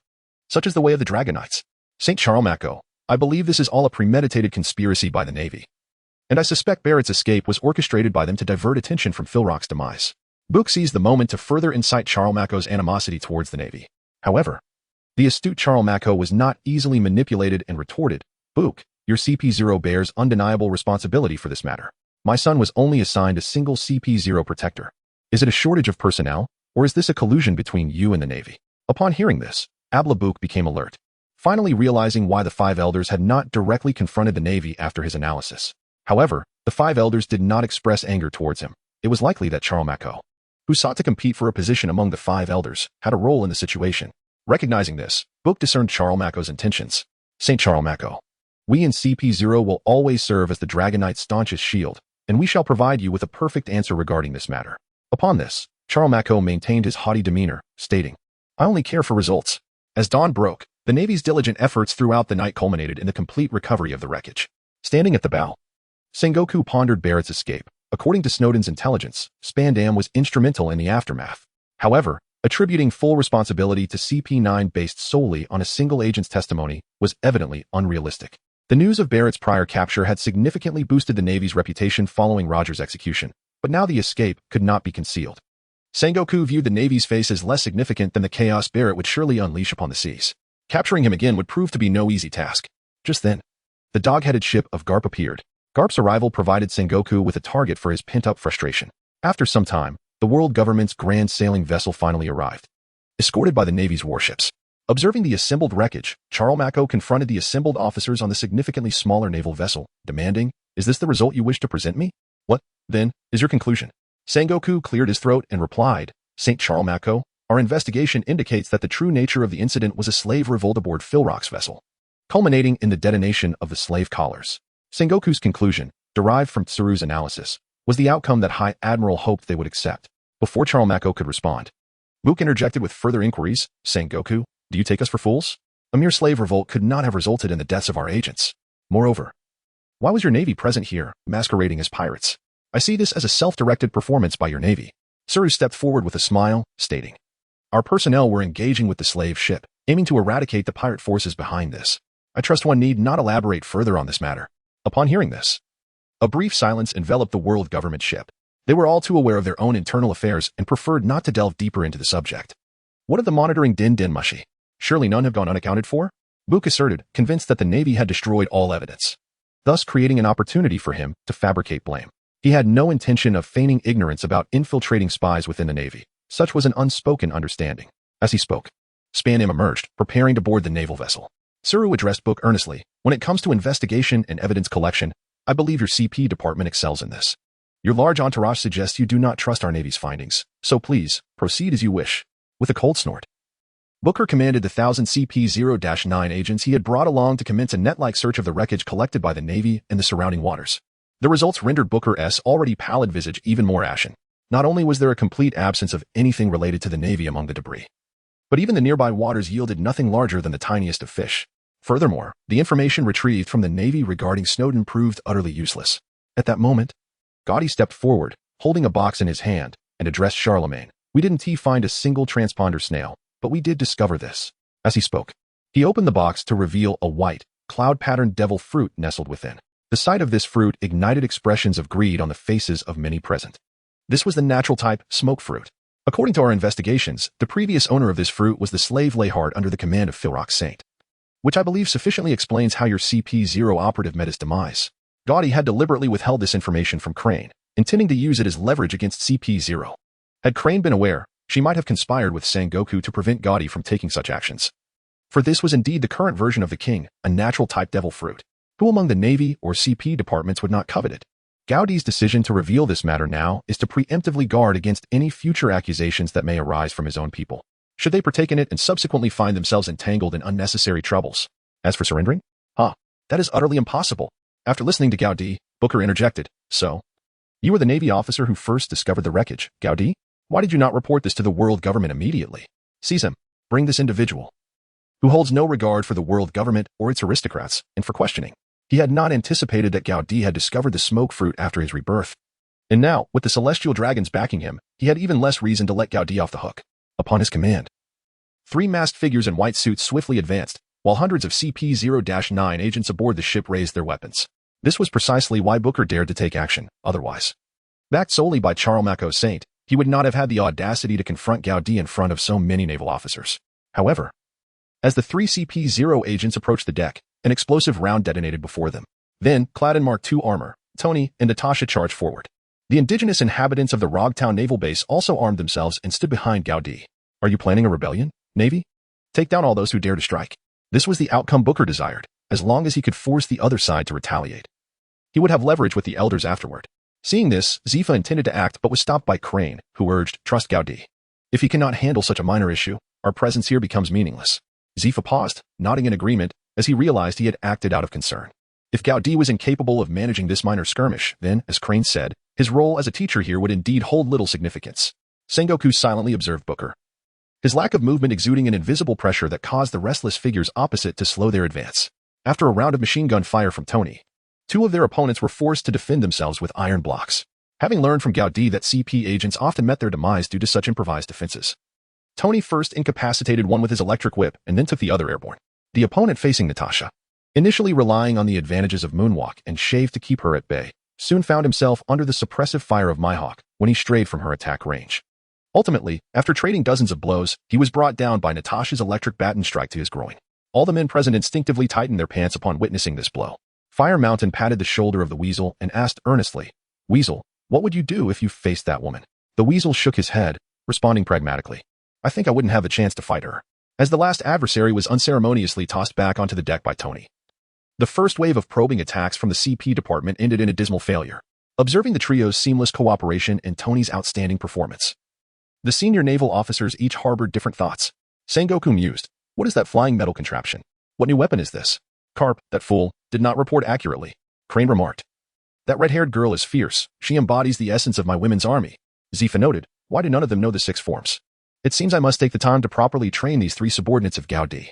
The 1,000 naval officers, having never witnessed such innovative tactics, stood with their mouths agape in astonishment. Who could remain composed upon seeing Tony's dazzling armor? And who could dismiss the formidable presence of Natasha?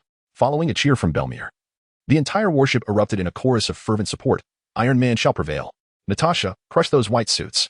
Under Gaudi's leadership, these cries transformed into a resounding proclamation. The Navy shall prevail. Justice shall triumph. Sengoku found himself both amused and bemused. He had never expected Gaudi to possess such a knack for stirring up trouble, rivaling even the infamous D. However, he found himself quite pleased with this particular brand of mischief. Meanwhile, the faces of those on the opposing ship turned ashen. Booker had not anticipated that Gowdy's counterattack would be so swift and decisive, nor that the three CP0 agents would be utterly ineffective against him. Spandane, however, relished the unfolding chaos. He hoped Gowdy would exacerbate the situation, thereby rendering his superiors incapable of recovery, thus increasing his own prospects for advancement. To this end, he did not hesitate to stoke the flames further. Commander Booker, have you noticed that flying Iron Man? His equipment is not from the Navy's scientific division. They secretly develop such weapons without notifying the world government. Should the Navy fully equip itself with such weaponry? The ensuing implications were evident to Booker, who could already foresee the potential consequences.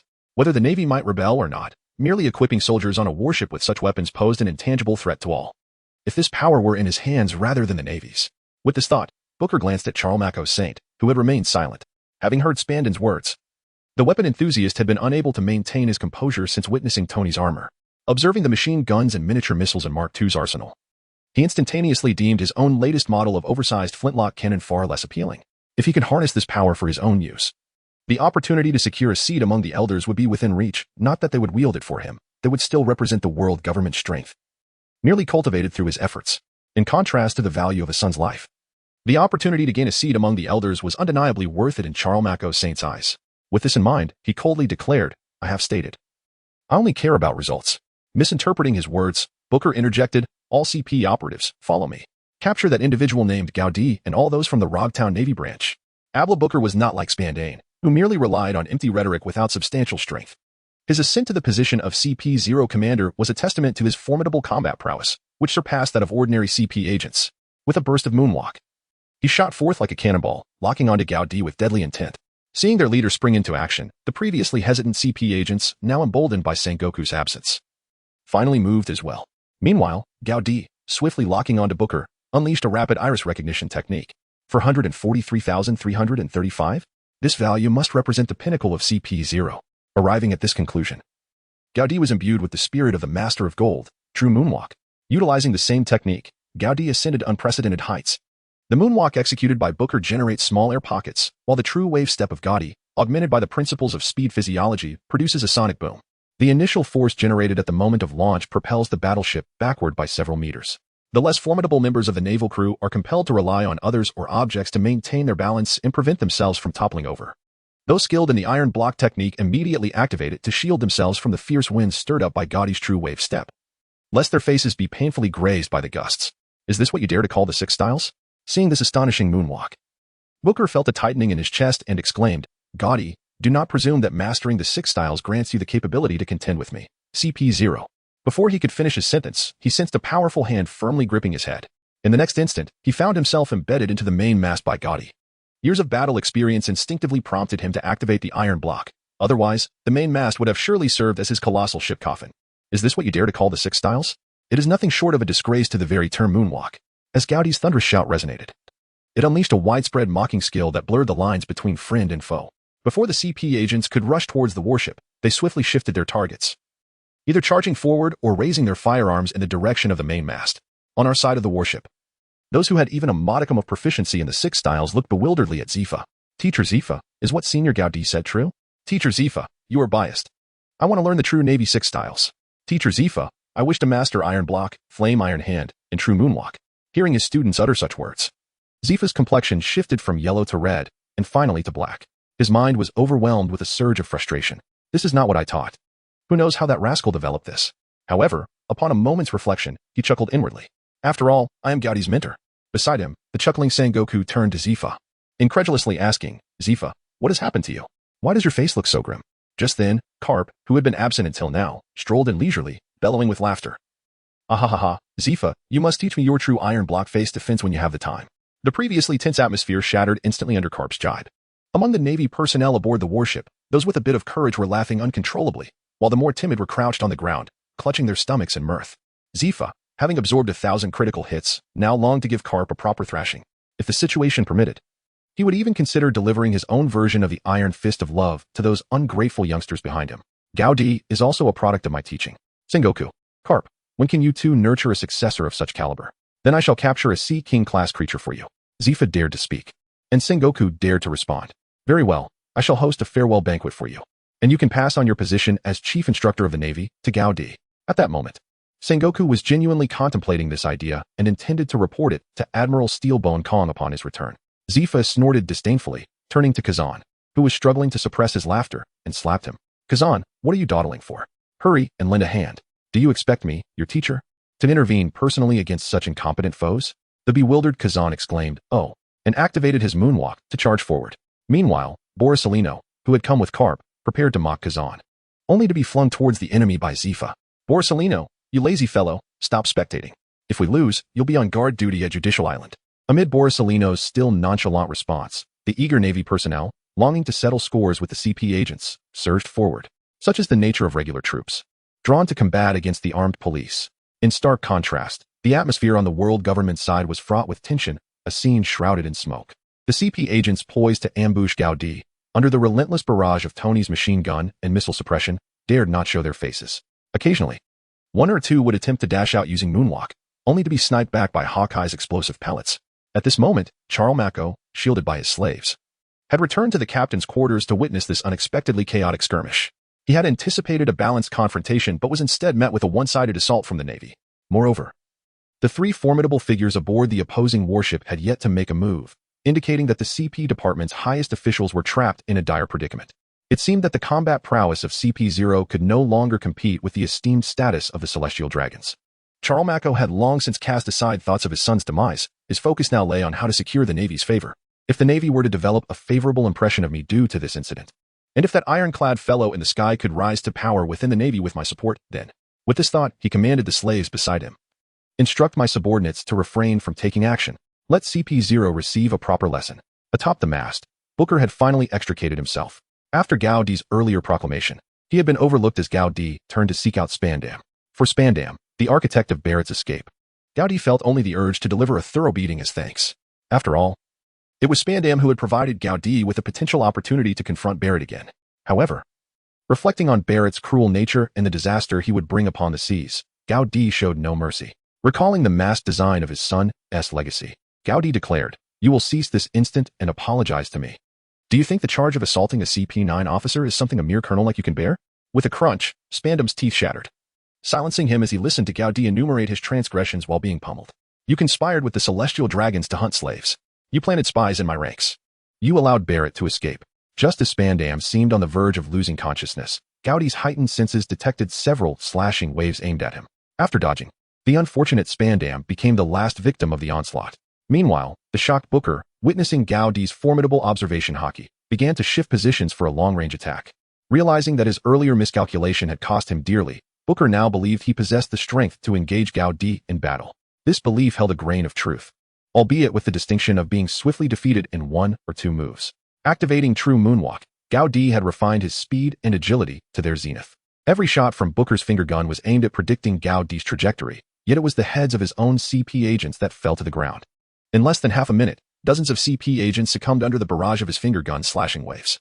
Observing the utter lack of precision in Booker's attacks, Gaudi resolved to impart another lesson. However, before he could speak, the Navy comrades aboard the ship, anticipating his move, preemptively proclaimed, "Is this what you call the six styles? You tarnish the very term finger gun." Gaudi, momentarily dazed for 0.36 seconds, finally responded amidst their eager anticipation. "Finger gun's secret technique. 6 pulses divine sword."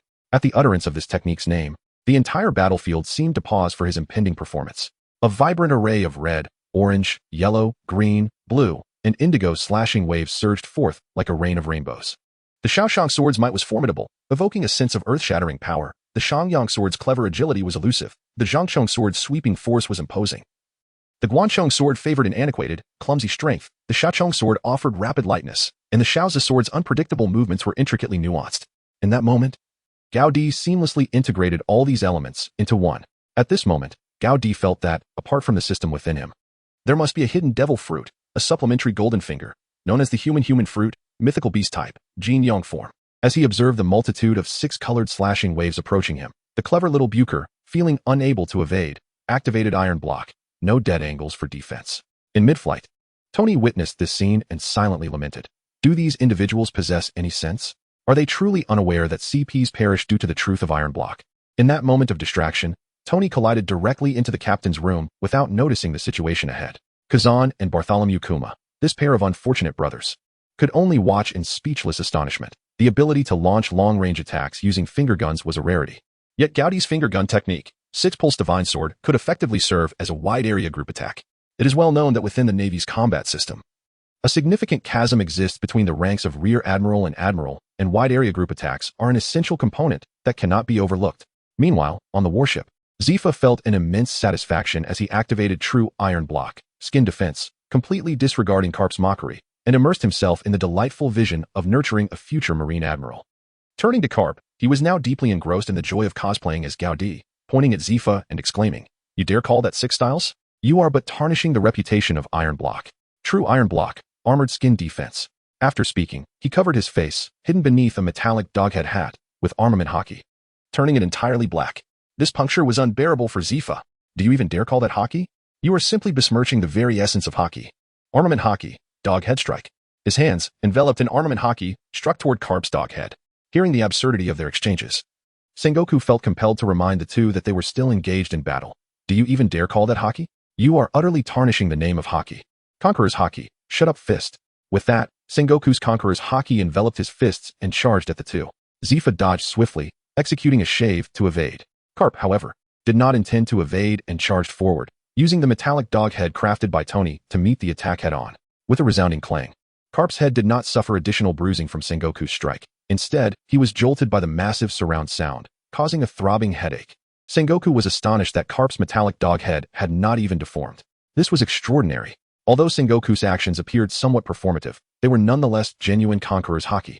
According to Gaudi's iris assessment, that strike, even if lacking in finesse, displayed a level of power equivalent to 4. The fact that Karp was not sent to the infirmary was due to his own high defense. However, the metallic doghead remaining unscathed was difficult to justify. "Karp, where did you acquire that thing atop your head?" Seeing his beastly attire perform so admirably, Karp, who had not yet had the chance to flaunt his new equipment, burst into laughter. "Ahaha. It was crafted by that flying Tony Stark in the sky, and it cost me a whopping 6 million berries from my wages. Would you like to try my armored iron fist?" The mere mention of this made Sengoku recall Karp's earlier blunder of leaking military intelligence, which ultimately led to CP9 targeting Tony ahead of time. Infuriated, Sengoku delivered another shut-up fist, sending Karp spinning on the spot. He then contemplated how to acquire this weapon genius, Tony, from Gaudi. Meanwhile, the previously forgotten iron block Bucher, under the barrage of the six-pulse divine sword slashing waves, appeared to have defended against the assault. However, due to the resonance effect, he felt as though every organ within him, save for his skin, had been shattered. In martial arts terms, he had sustained severe internal injuries. The tremendous force caused iron block Bucher to collapse the deck, plummeting into the ship's lowest chamber. Following this exchange, the CP department had ceased all actions.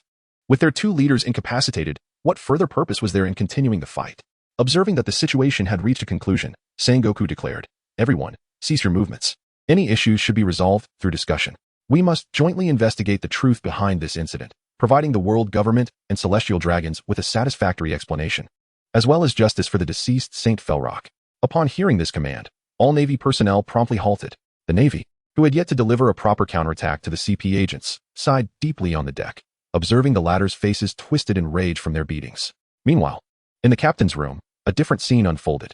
Despite having been startled by Tony and stumbling, Saint Charlemagne was not at all upset. Instead, he engaged in lively conversation with Tony, who had removed his visor. "Your name is Tony, correct? How about you help me design a suit of armor based on my attire?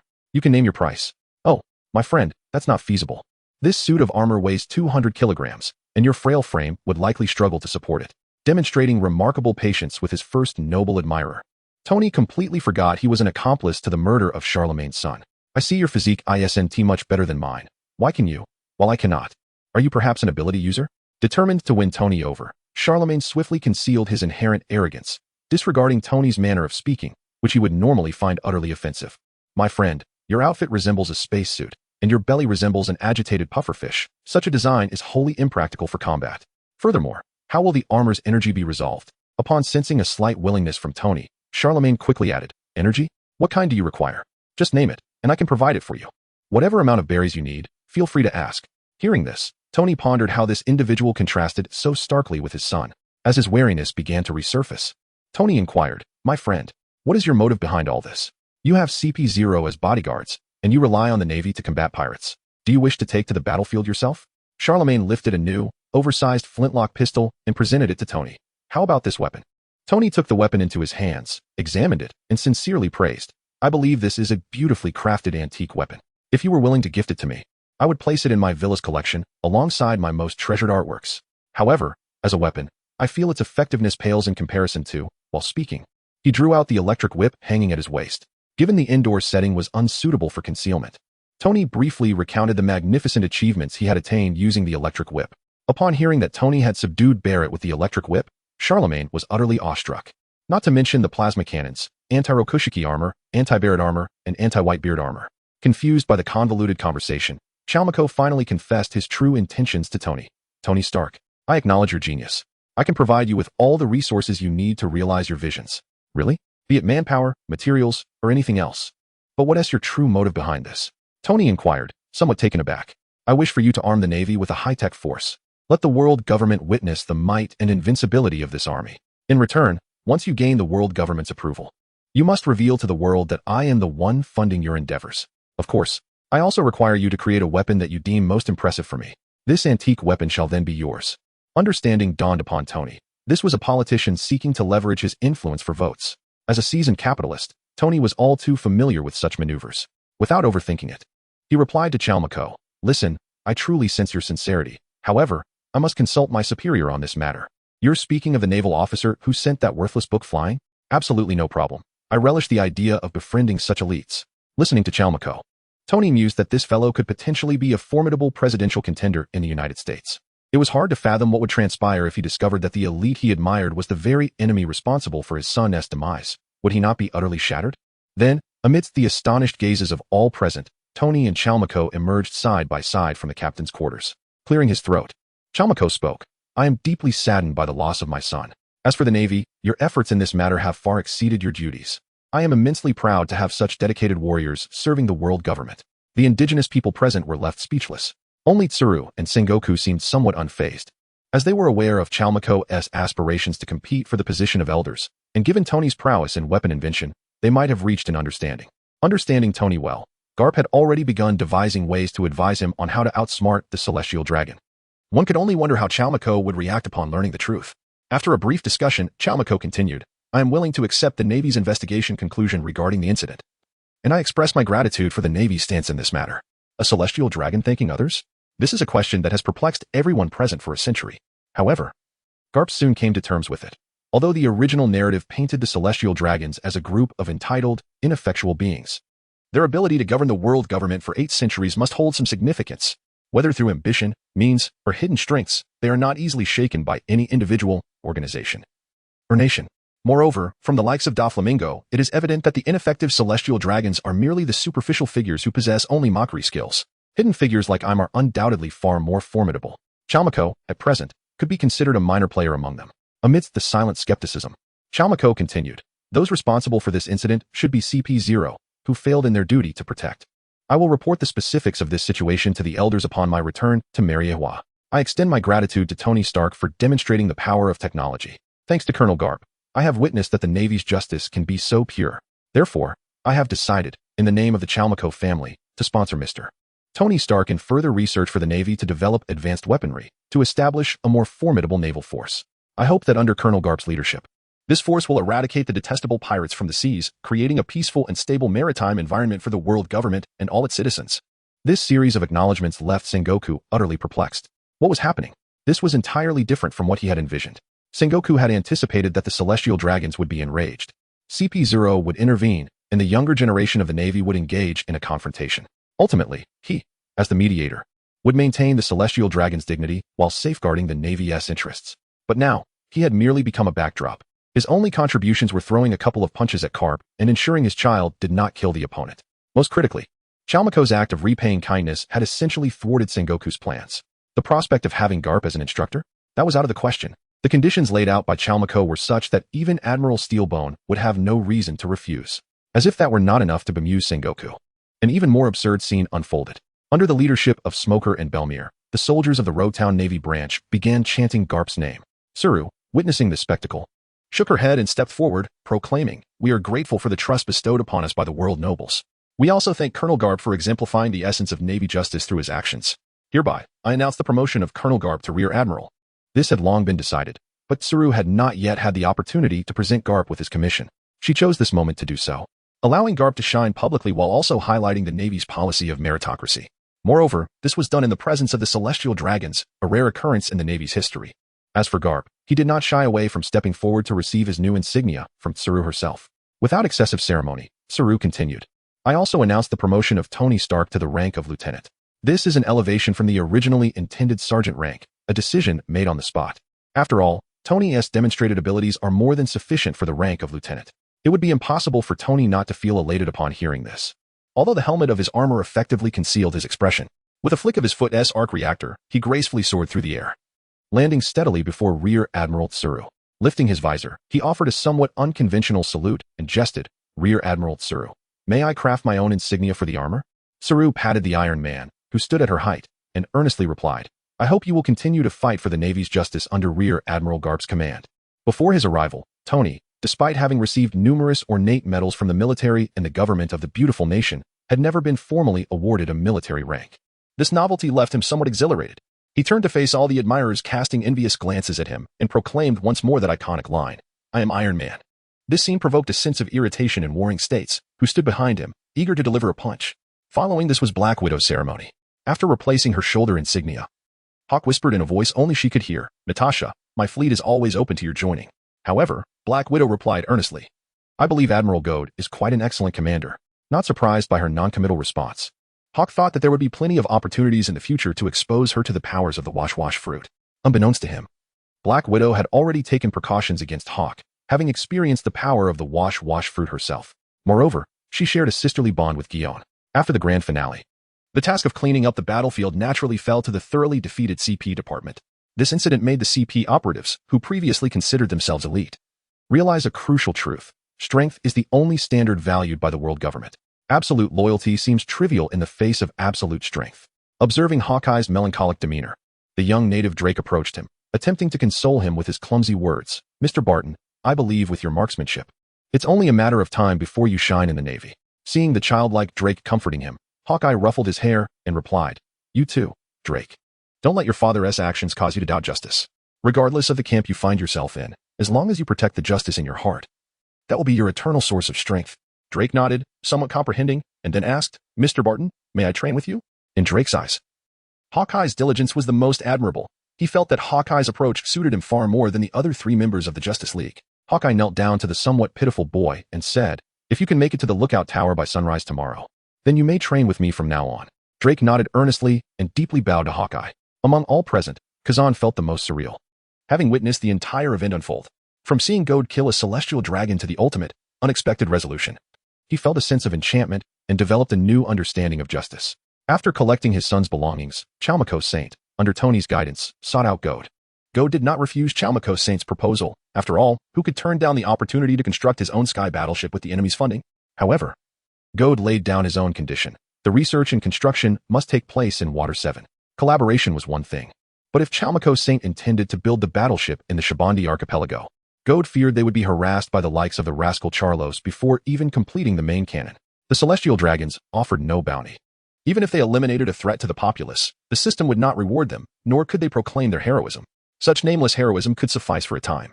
But Goad's group lacked the strength to annihilate an entire faction of celestial dragons. Chalmako Saint, oblivious to this, agreed readily, as he was a true novice and could only heed Tony and Goad's guidance. To demonstrate his sincerity in collaboration, Tony personally took him out on a speedboat to experience the exhilarating thrill of the Electric Sea King, feeling as if he had opened a new world. Chalmako Saint immediately placed an order for an electric fishing boat, spending 100 million berries.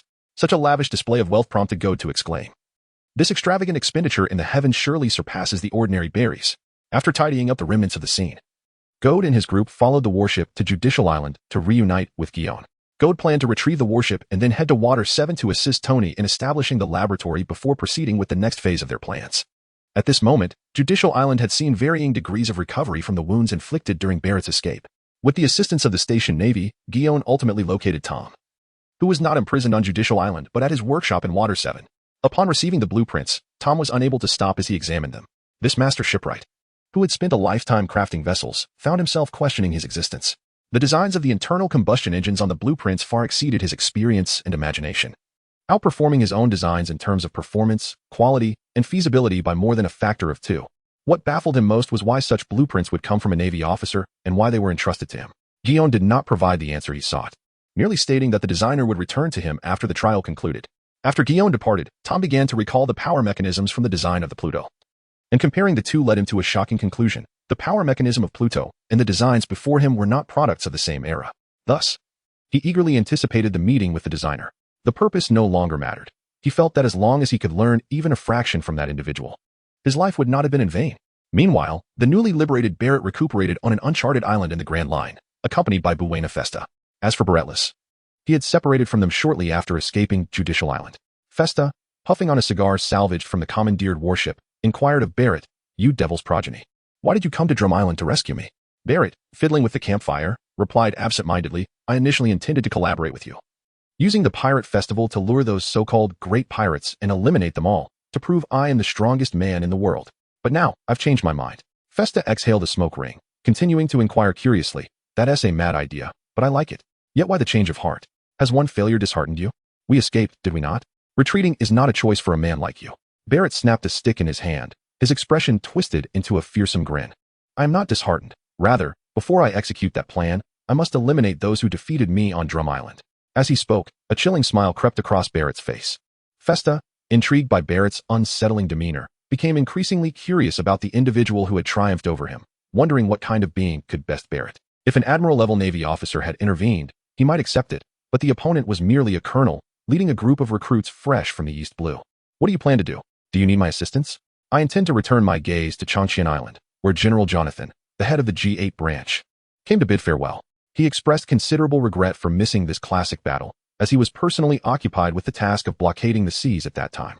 However, upon hearing the general account of the events, even he found the circumstances rather peculiar. "Brigadier General Gaudi, the doors of the G8 branch shall always be open to you. I reiterate, should you be reassigned to the Grand Line, I would be honored to serve as your advisor." In response to this unusual overture, Gaudi chuckled, "General Jonathan, I had thought your words were merely the ramblings of inebriation on that day. Brigadier General Gaudi, I believe everyone would relish the opportunity to collaborate with a formidable ally, especially since we share a similar appreciation for life, do we not?" Gaudi has come to realize that he has been preoccupied with his cherished Budweiser beer. However, it must be said that the G8 branch's inner sea-type defensive fortress is indeed an ideal choice for a base, provided it does not face a war of catastrophic proportions. After bidding farewell to Jonathan, the warship set sail for Judicial Island under the command of Sengoku. Meanwhile, on the grand ship of the world government, 2 CP officers, wrapped like mummies, were undergoing inquiries from Charlemagne. As the highest officials of CP0 and CP9, they were questioned about their recent actions. How could a mere naval colonel, now a brigadier general, bring them to such a sorry state? With their level of combat prowess, how could they possibly safeguard our celestial dragons? Bucer was reluctant to provide explanations. After all, defeat is defeat. Fortunately, his intention to lure Gaudi into conflict with Philrock had not been exposed. All the pirates on the slave ship had perished, and the connections to the slave ship were not his. As long as the big boss collaborating with CP0 on the slave ship did not wish for death, this matter would likely never resurface. Otherwise, not only would he lose his position as CP0 officer, but he would probably spend the latter half of his life in Impel Down. Yet, he could not fathom when such a monster had emerged from the Navy. Gaudi had only recently been promoted to brigadier general? Did that imply that he, as CP0 officer, was inferior to a mere brigadier general? No, he must find a way to rectify this situation. With that in mind, he finally spoke up, this time. "It was indeed our failure at CP0, but our loyalty to the world government and the celestial dragons is beyond doubt." Charlemagne did not refute this statement. After a moment of contemplation, he replied, "I believe it is time for you to place some personnel beside Gaudi. Whether it be Gaudi's utilization of the 6 powers or Tony Stark's weapon manufacturing techniques, these are precisely what your CP department requires." As an ambitious celestial dragon aspiring to ascend to the position of an elder star, Charlemagne could never place all his chips on a single entity. Meanwhile, Spandam, who had remained silent, internally cursed Gaudi's ancestors. He was unwilling to let the matter rest, especially since the Navy had unexpectedly returned Snowden to him. Once he returned and clarified the true situation with Snowden, he would see if the celestial dragons would continue to fund them. As a profit-driven scoundrel, Spandam firmly believed that Philrock had not perished due to a slave uprising. In the ship's cabin, the high-ranking officials surrounded Gaudi. Given the current outcome, they did not engage in further discussion. Instead, they focused on post-event matters, foremost among them the issue of the smoke fruit. The Navy adhered to the principle that whoever encounters a devil fruit is entitled to it. However, upon learning that Gaudi did not wish to consume it himself, they intended to purchase it, as the Navy currently lacked any natural-type fruit users. An asking price of 1 billion berries left Gaudi feeling somewhat incredulous. After all, This was the current version's king. How could it be worth only that much? Of course, this might stem from the previous user, Leichhardt, having rendered the fruit rather useless, leading the Navy to underestimate its value. Not to mention, if they merely learned from the likes of Buggy, they could certainly develop the fruit's flying abilities without issue. I do not wish to sell it. I want to keep it for my companions. Gaudi had no intention of consuming it himself, as he did not want to miss out on the joy of hosting beach pool parties. Besides, superheroes would emerge in the future, and perhaps one of them would take a liking to it. At the very least, it could follow the original storyline and be given to Smoker. However, he would ensure that he personally supervised the development, preventing Smoker from wasting the fruit again. In response to Gaudi's answer, the others were unsurprised, though Crane curiously inquired, "Did you not give away your previous 2 fruits?" The Gulp Gulp fruit seemed particularly suitable for Tony Stark. Crane was unaware that the true nature of the Gulp Gulp fruit was the hippo fruit. Therefore, regarding the ultimate fate of this fruit, Gaudi did not conceal the truth and summoned Jarvis in his hippo form. As the metallic hippo came into view, everyone was momentarily stunned. What is the situation here? I fed the Gulp Gulp fruit to a hippo, and this is what it turned into. Of course, he did not fully disclose the truth. Sengoku, feeling that Gaudi had somewhat squandered the opportunity, remarked, "Feeding a fruit to a hippo, do you consider this fruit too cheap? If that is the case, why did you bother to seize it?" Sengoku had previously exerted considerable effort to appease the king of Magnet Drum Island. Gaudi did not respond directly. Instead, he retrieved a collection of assorted metallic weapons and tossed them into the hippopotamus's mouth. After a brief moment, a metallic dog helmet, identical to the one worn by Cap, materialized before everyone. "You and that rascal Tony charged me 6 million for this?" Cap exclaimed, his mouth agape, causing his rice crackers to tumble to the ground. "Don't take it. I will refund you the money." Gaudi earnestly attempted to snatch it back, while Cap feigned indifference, evading the action as if nothing had occurred. To be honest, Tony had initially sought convenience by tossing a pile of materials to Jarvis, instructing him to synthesize them directly without checking the outcome before handing them over to Cap. Only later did he discover that Jarvis had produced a metal with properties akin to the renowned Vabu alloy of the future. However, it would now be aptly renamed Jarvis alloy. Previously, Jarvis had mentioned this to Tony, yet he had not believed it. Upon learning that Cap had emerged unscathed from a confrontation with Sengoku, Tony immediately conducted tests. He was thrilled to find that this alloy possessed a memory function, allowing it to automatically restore itself after being damaged. With its hardness and reliability surpassing that of conventional materials, truly a standard for crafting battle suits. Consequently, both Tony and Gaudi felt that 6 million was a paltry price for such a remarkable material. After hearing Gaudi's explanation, Sengoku fell silent. After conferring with Crane, he decided to place an order for weapons from Gaudi, but Gaudi firmly rejected the request, explaining that such materials could not be sold externally. His reasoning was sound. If this alloy were to proliferate and catch the attention of the fugitive Barrett, it could pose significant risks, given its potential as an advanced version of the combined fruit. Upon hearing this, the others quickly fell silent. As for the matter of Gaudi returning to the headquarters, the group tacitly avoided the topic, especially since Gaudi's identity had become somewhat sensitive after Tony accepted funding from the Celestial Dragons. Returning to the headquarters might invite unnecessary complications, so they collectively decided to let him do as he pleased, as long as he remained loyal to the Navy's justice. Gaudi's ability to attract pirates ensured that he would find himself on a battlefield for righteousness, no matter the location. With Barrett in mind, Sengoku advised, "Gaudi, given Barrett's obsessive nature, the likelihood of him seeking you out in the future is considerable. Therefore, I suggest you refrain from returning to the East Blue immediately after concluding your affairs. Wait until Barrett is apprehended again before making your plans." Gaudi acknowledged the wisdom in Sengoku's considerations, recognizing that luck played a part in his previous victory over Barrett. Initially, Barrett had fought against Solo and others for an entire day and night, exhausting his stamina. Furthermore, Barrett was entirely unaware of Gaudi's situation, especially after being unexpectedly drained of considerable energy by Tony's electric whip. It was difficult to predict the outcome if he were to face a fully prepared Barrett. Nevertheless, Gaudi was not one to shy away from challenges. He had grown stronger since their last encounter. Moreover, he discerned another implication in Sengoku's words, that the Navy intended to use him as bait. In response, Gaudi assured, "Rest assured, Admiral Sengoku, I will remain vigilant." As for the bounty of 2 million berries on the pirates aboard the slave ship, before Gaudi could speak, Crane promptly informed him that as long as they were not devil fruit users, he was free to eliminate or capture them, and the bounty would not be lessened. Amid Cap's protests of unfairness, Crane and Sengoku dragged him away, leaving the long-separated master and disciple to converse. Seeing Gaudi's newfound strength, Zephyr felt genuine happiness. "Gaudi, if you feel overwhelmed, you should not have followed through on Sengoku's words. As your mentor, I cannot accompany you as a bodyguard. But if there's anything I can assist you with, do not hesitate to ask." In response to Zephyr's offer, Gao Di reflected before replying, Admiral Sengoku is correct. A person like Barrett will not simply give up. If I were to hide at Navy headquarters, he would find a way to force me out. Instead, I would prefer. Teacher Zephyr, I hope you can help instruct a few newcomers, enabling them to learn the 6 styles swiftly. To be frank, while Gao Di was proficient in the 6 styles, he humbly acknowledged that he lacked Zephyr's innate talent for teaching. With the foundational skills and comprehension of Hawkeye and Black Widow, Gao Di was confident that under Zephyr's guidance, they would master the 6 styles at a pace comparable to other naval prodigies. As for Smoker and Drake, having them by his side was not particularly beneficial at this time. It would be more advantageous for them to undergo training sooner rather than later. Tony, equipped with his armor, had no need for the 6 styles. He merely required the freedom to express his design inclinations and create counter-armors tailored to various formidable opponents. Perhaps in the future, he could learn from Kaido's disciple, Luffy, to comprehend observation haki from Enel. In light of Gao Di's thoughts, Zephyr, while supportive, interjected with concern. Is it truly wise to separate them from your side while Tony begins weapon research? In response to Zephyr's apprehension, Gao Di smiled and reassured him, do not worry. If worst comes to worst, I can always return to being a slacker. Gao Di was, of course, jesting, merely seeking to alleviate ZFA's concerns. As a note to esteemed readers, I must convey that due to unsatisfactory performance, this work is unlikely to reach 200,000 words as initially anticipated. If all goes awry, the free period may extend to 300,000 words. I humbly implore any kind-hearted patrons to lend their support, however modest it may be. After conversing with ZFA, Gao Di returned to his chamber to prepare for card draws. Since he intended to send Black Widow and a few others for further training, he needed to enhance his own abilities promptly.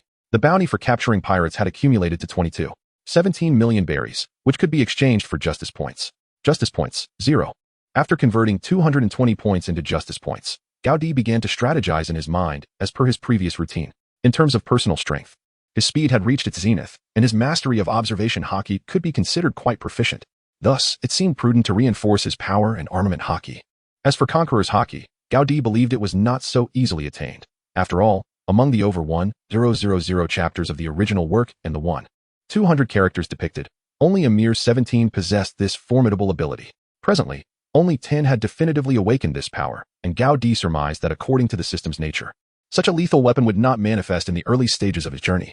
Hence, enhancing armament haki appeared to be the most viable option. Regarding superheroes, perhaps he could summon a tank-like figure akin to the Hulk. After all, the apparent adversary, Barrett, was a formidable giant, wielding Conqueror's haki, making a resilient ally essential for team battles. While Tony Stark also possessed considerable durability, his recent battle outcomes suggested he was prone to mishaps. Alternatively, a mage could be an option, perhaps Scarlet Witch. Once his strategy was laid out, Gao Di proceeded to initiate his first 10 consecutive draws. However, the system did not adhere to its usual pattern, presenting him with an unfamiliar item right from the outset. What was this? A cassette tape? What on earth could this be? Pondering this conundrum, Gao Di could not discern its purpose. Could it be the BGM for a superhero's entrance? With that thought in mind, he continued to draw cards. After 8 consecutive pulls yielding berries, he finally encountered something distinct. Upon seeing the words Venom, Gao Di's immediate reaction was one of disbelief. If this entity were to manifest as a symbiote, binding him to an absolute obedience contract, spending a year or so in the new world before returning to host within him, he could effortlessly conquer the true Pirate King dungeon. The dual fruit Blackbeard would pale in comparison. I could summon a being with the powers of all fruits, and one untroubled by the sea. However, upon closer inspection, he noticed the suffix type 3 and pondered its significance. After some reflection, Gao Di deduced that this was likely a skill, though he remained uncertain of which ability of venom it represented. Setting aside distractions, Gao Di continued his card draws. However, the second wave of 10 consecutive draws seemed to have been depleted of luck from the first round. Aside from a donut beloved by Tony and a bottle of bourbon, nothing new emerged, only berries. With 20 justice points remaining, Gao Di did not consider saving for another 10 consecutive draws, as individual draws bore no notable distinction. After one draw of berries, the familiar sensation returned. Venom Factor 2. Gao Di exclaimed, what a fantastic deal. It's a buy one, get one free situation. This is an incredible profit. Gao Di pondered once more, something seemed amiss. Why were the skills presented as individual components rather than as a complete replica of the Venom ability? It appeared that the system had fallen into the clutches of the penguins. After this moment of exasperation, just as Gao Di was preparing to make an exchange, a sudden knock echoed at his door. The interruption felt akin to the anticipation of a film, having prepared the necessary materials only to be abruptly thwarted. With a deep breath, Gao Di rose to answer the door, revealing Tony, Black Widow, Hawkeye, and Smoker standing before him. What brings the 4 of you here together? Gao Di inquired, somewhat taken aback. Admiral Gao Di, I seek the smoke fruit, Smoker declared, his voice resonating with urgency, as if fearing Gao Di might mishear him. In that instant, understanding dawned upon Gao Di. The young man was quite astute, having called for reinforcements. It seemed Smoker was aware that this particular fruit would be prioritized for his 3 compatriots, likely having conferred with them beforehand. However, one must remember that there is no such thing as a free lunch, although acquiring the fruit was not overly complicated for Gao Di. It posed a significant challenge for anyone else. For if another were to slay Leichhardt, locating this regenerated fruit would indeed border on the metaphysical. Very well. It will cost you 1 billion berries, Gao Di stated, requesting no more than what the Navy headquarters had deemed the price. Upon hearing this, Smoker was rendered utterly speechless. Standing there in shock, unable to respond for a considerable time, Gao Di did not respond to him, but instead turned to the other 3 and inquired, Tony, what are your thoughts? The Black Widow waved her hand and remarked, before I encounter a fruit that truly captivates me, I have no intention of relinquishing the freedom to swim in the sea while clad in a bikini. Gao Di wholeheartedly endorsed this explanation. In his view, it would indeed be a beautiful thing if the Black Widow never consumed any fruit throughout her life.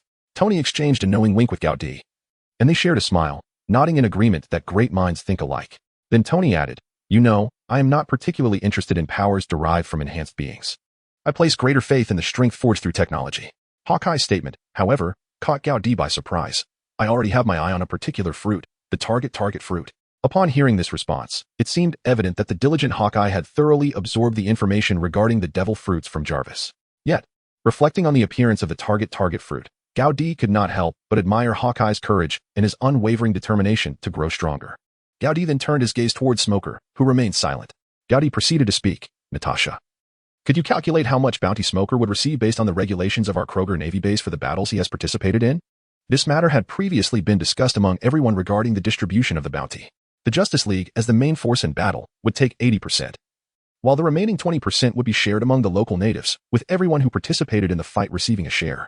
Within the Justice League, it essentially meant that all members would spend Gao Di's money together.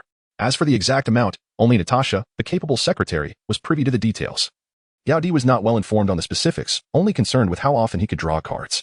Natasha calculated briefly and then addressed Smoker. Smoker, once the bounty from the Navy headquarters is settled, you will receive 15 million berries. Gao Di was unclear on how this figure was derived. He only knew that if Smoker continued to behave as he did in the original narrative, it was highly improbable he would ever amass the billion berries in his lifetime. Noticing Smoker standing there like a statue, Tony, feeling generous towards his assistant, spoke up, Smoker, if you desire this fruit, I can lend you the money. But you will need to repay me with your labor as interest. Observing Tony's capitalist tactics of making a profit without investment, Gao Di chuckled and remarked, Smoker, if you wish for this fruit, you must join our Justice League. Upon hearing this, Smoker asked, somewhat perplexed, Justice League? Gao Di stepped aside to allow the entrance. Retrieving a Cohiba BHK 56 cigar and a recently poured bourbon whiskey, inviting everyone to take a seat. Noticing the new liquor, Tony began, oh Gao Di, my brother, how many treasures do you truly have hidden away? You ought to share them with your companions. Gao Di retorted, first, you should construct a temperature-controlled wine cabinet. Before passing cigars to a few individuals, pouring drinks, and continuing, you may consider us as a unique fleet within the Navy. We possess our own understanding of justice. The Black Widow interjected with a sip. If an incident arises where the Navy's justice conflicts with our beliefs, we shall steadfastly adhere to our own sense of justice. Gao Di elaborated further, what constitutes a conflict of ideology? Smoker inquired, somewhat perplexed. For instance, our prior actions against the celestial dragons. The synchronized response from the 4 left Smoker momentarily stunned, as he began to grasp why Gao Di and his companions felt distinct from the other Navy personnel, and why they exhibited such unity. They shared a common belief, a form of justice transcending the Navy's own. Smoker took a puff of his cigar, feigning maturity as he asked, what are the conditions for joining, Vice Admiral Gao Di? You will undergo a probationary period, Gao Di replied. We will assess your actions, and if we unanimously deem you worthy, you shall become a member of our Justice League. The matter had been privately discussed among them. Their Justice League could not consist solely of their fellow traversers. They required natives from the Pirate King world to join. For instance, a cook posed a significant concern for this group of gourmands. Additionally, a local guide like Smoker was an excellent candidate. Although Gao Di, akin to an encyclopedia of the Pirate King world, would lead them, who among them had not contemplated the desire to venture out independently at times. It was after Smoker thoroughly considered and decided to join that the conversation continued. Gao Di promptly presented his assessment criteria. Smoker, you must master the complete 6 forms under Teacher Zephyr, otherwise, even if others agree, I shall not acquiesce. To this demand, Smoker earnestly replied, understood, Colonel Gao Di. After several individuals raised their glasses in a toast to welcome Smoker as an intern, Gao Di dismissed them all, for he intended to delve into the newly acquired venom skill. Having exchanged for the venom factor type 3 and consumed the golden sphere, Gao Di began to sense the transformations occurring within him. After half a day of confusion regarding its utility, Gao Di decided to conduct an appraisal on himself. Upon discovering that his stamina had risen to level 7, he exclaimed, "Good heavens!" Halfway to completing the hexagon, turning to the skills page, he observed, Target, Gao Di combat skills, Navy 6 forms auxiliary skills, spider sense, speed physiology, super perception, extraordinary resilience life skills, Navy 6 forms with a hint of perplexity. Gao Di directly accessed the detailed description of extraordinary resilience. Extraordinary resilience. The body is impervious to damage from shotgun pellets, submachine gun rounds, and armor-piercing bullets, which will either be deflected or destroyed by the hardness of the body. Cold weapon attacks, whether slashes, thrusts, or punctures, are also rendered ineffective, with the weapons themselves likely to break upon contact. Upon reading this, Gao Di could only think of one term: armament hockey. Gao Di instantaneously activated his skill. At that moment, a layer of glossy, ancient patina manifested upon the skin of his right hand. Thus it was revealed that the correct application of venom was, in fact, the use of armament hockey. With this newfound knowledge igniting his anticipation, Gao Di began to ponder what precisely the Venom Factor 2 entailed. To be frank, the system's tendency to withhold detailed information until the card is redeemed undeniably heightens one's curiosity and expectation to an exhilarating peak. However, such risks are inherently entwined. Who can ascertain that these offerings do not harbor undisclosed perils, especially when it comes to skills whose effects are only discernible upon consumption? One cannot help but worry about potential adverse effects akin to those of a Red Skull. Yet, despite the grumbling, adhering to the unwavering principle that the system would never lead the host to ruin, one must partake regardless. Gao Di exchanged for the Venom Factor 2 and consumed it once more.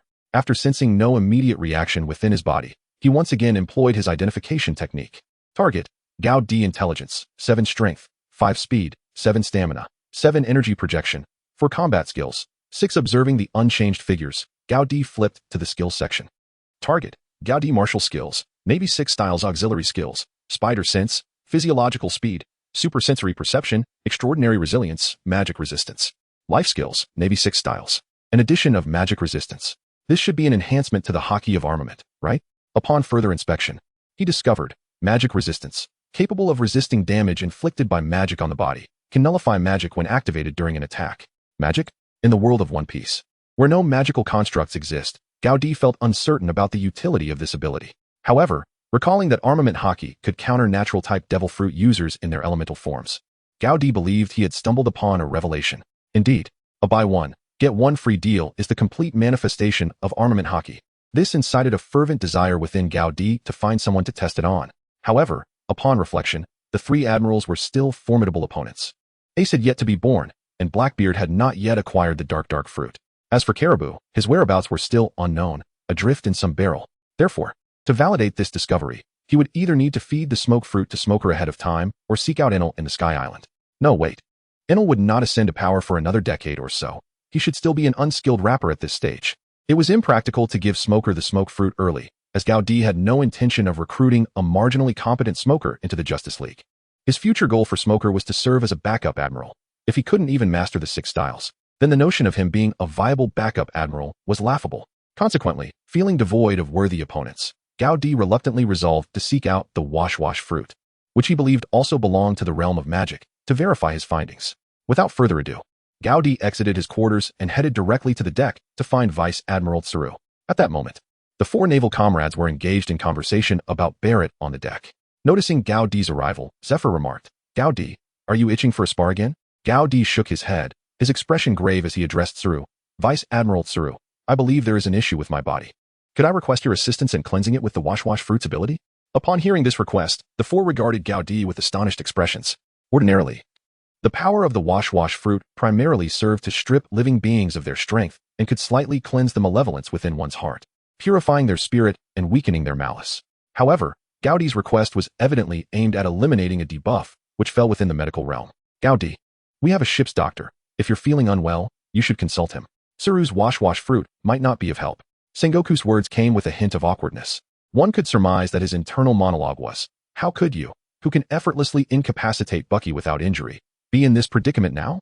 Are you seasick?" Yet Gao Di countered, "Why would the wash fruit be ineffective? With the proper development of a paramecia-type fruit, even someone like Monkey D. Luffy whose mind is preoccupied with nothing but meat and rhinoceros beetles, could transform the rubber fruit into a human fruit. Mythical Zoan, Nika form. Vice Admiral Tsuru.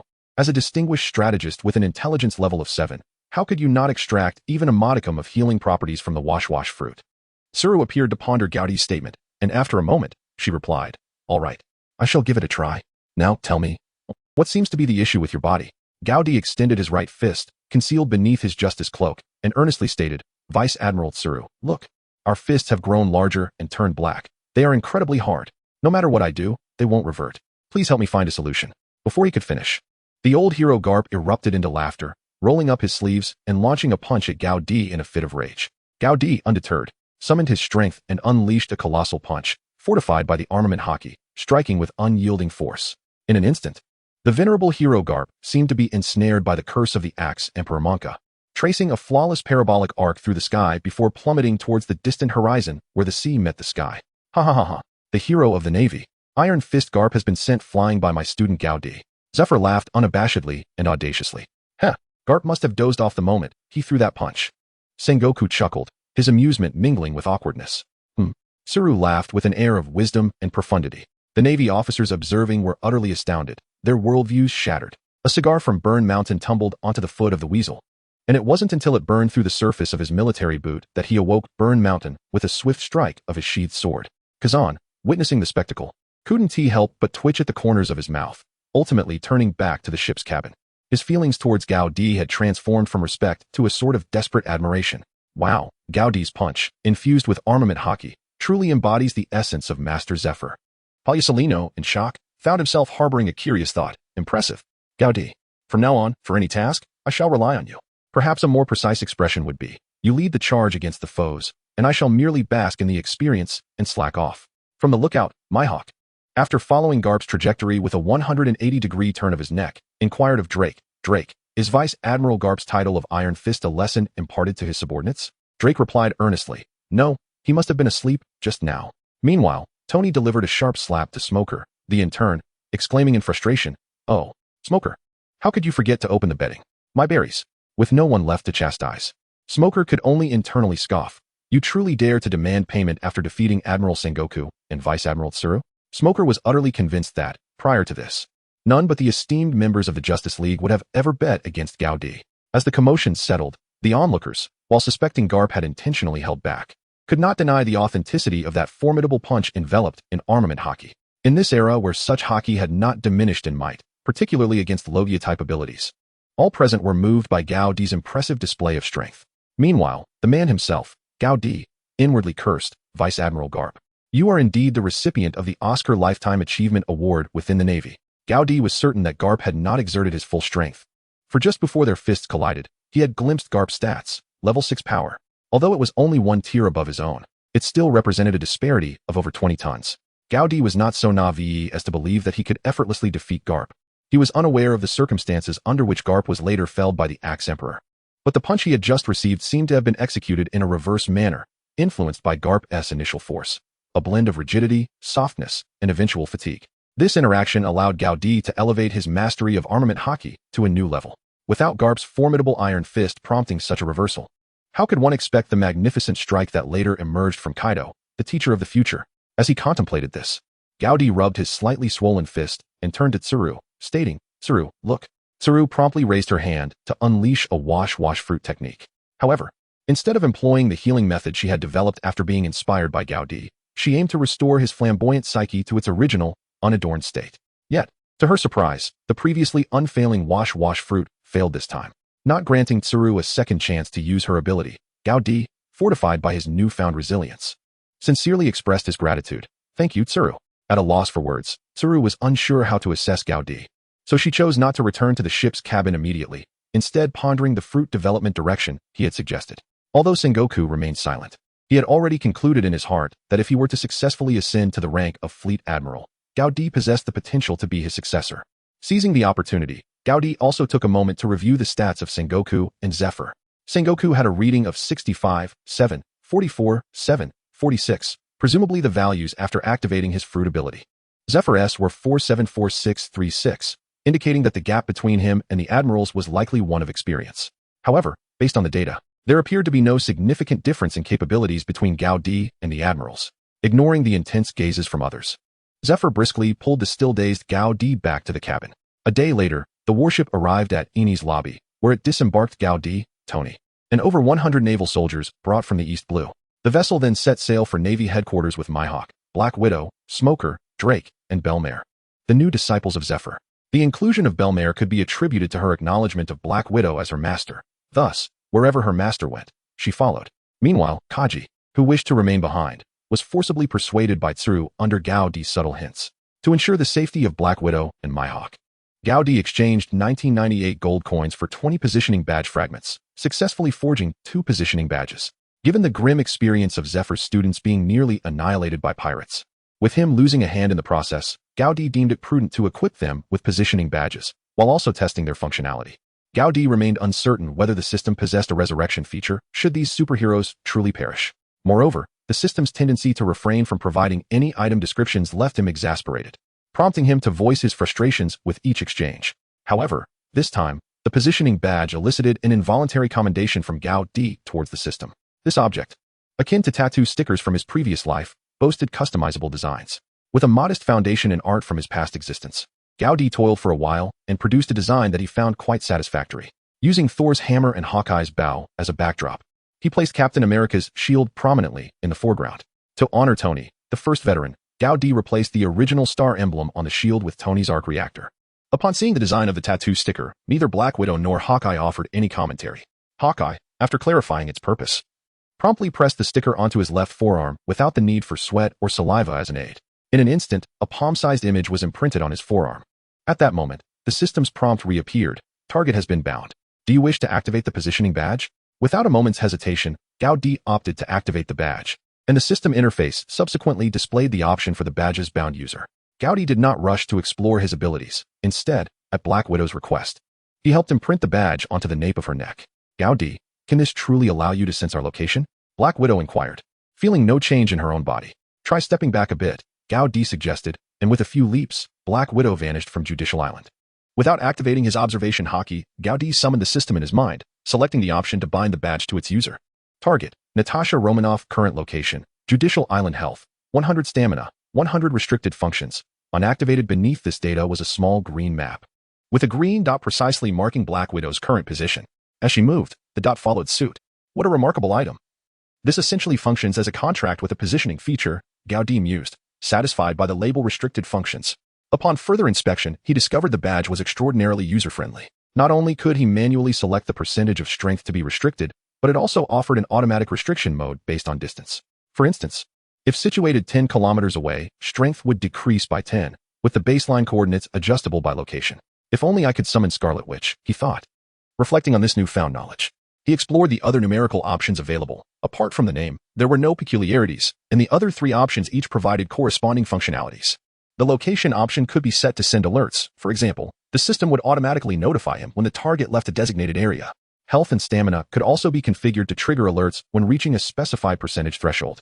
With this capability, even if adversaries approached, he could keep them in check without any consensus in thought during the early stages. Resolute in his decision, Gao Di vowed never to reveal this restriction feature of the badge to anyone. How about it, Gao Di? Can you sense Natasha's exact location? Hawkeye's question jolted Gao Di from his thoughts. Indeed, not only can I sense her precise location, but I can also monitor her health and stamina. Having been accustomed to various superhumans, Hawkeye found this revelation rather unremarkable. He merely intended to ascertain the sensitivity of the device.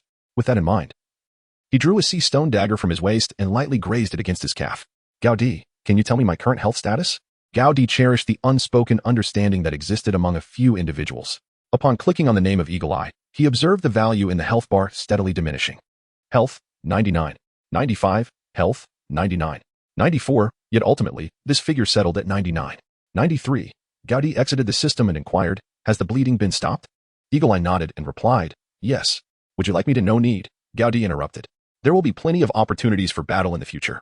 Alternatively, once you arrive over there, please inform me in advance during training and sparring sessions.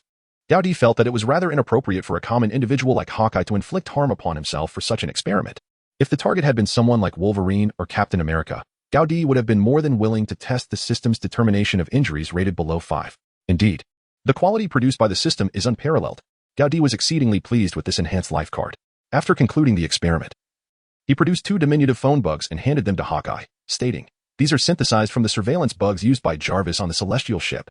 What you have here are the offspring bugs, while the parent bug remains with Jarvis. Should you encounter anything that requires documentation, you can utilize these to capture images directly, and Jarvis will take care of all the recordings.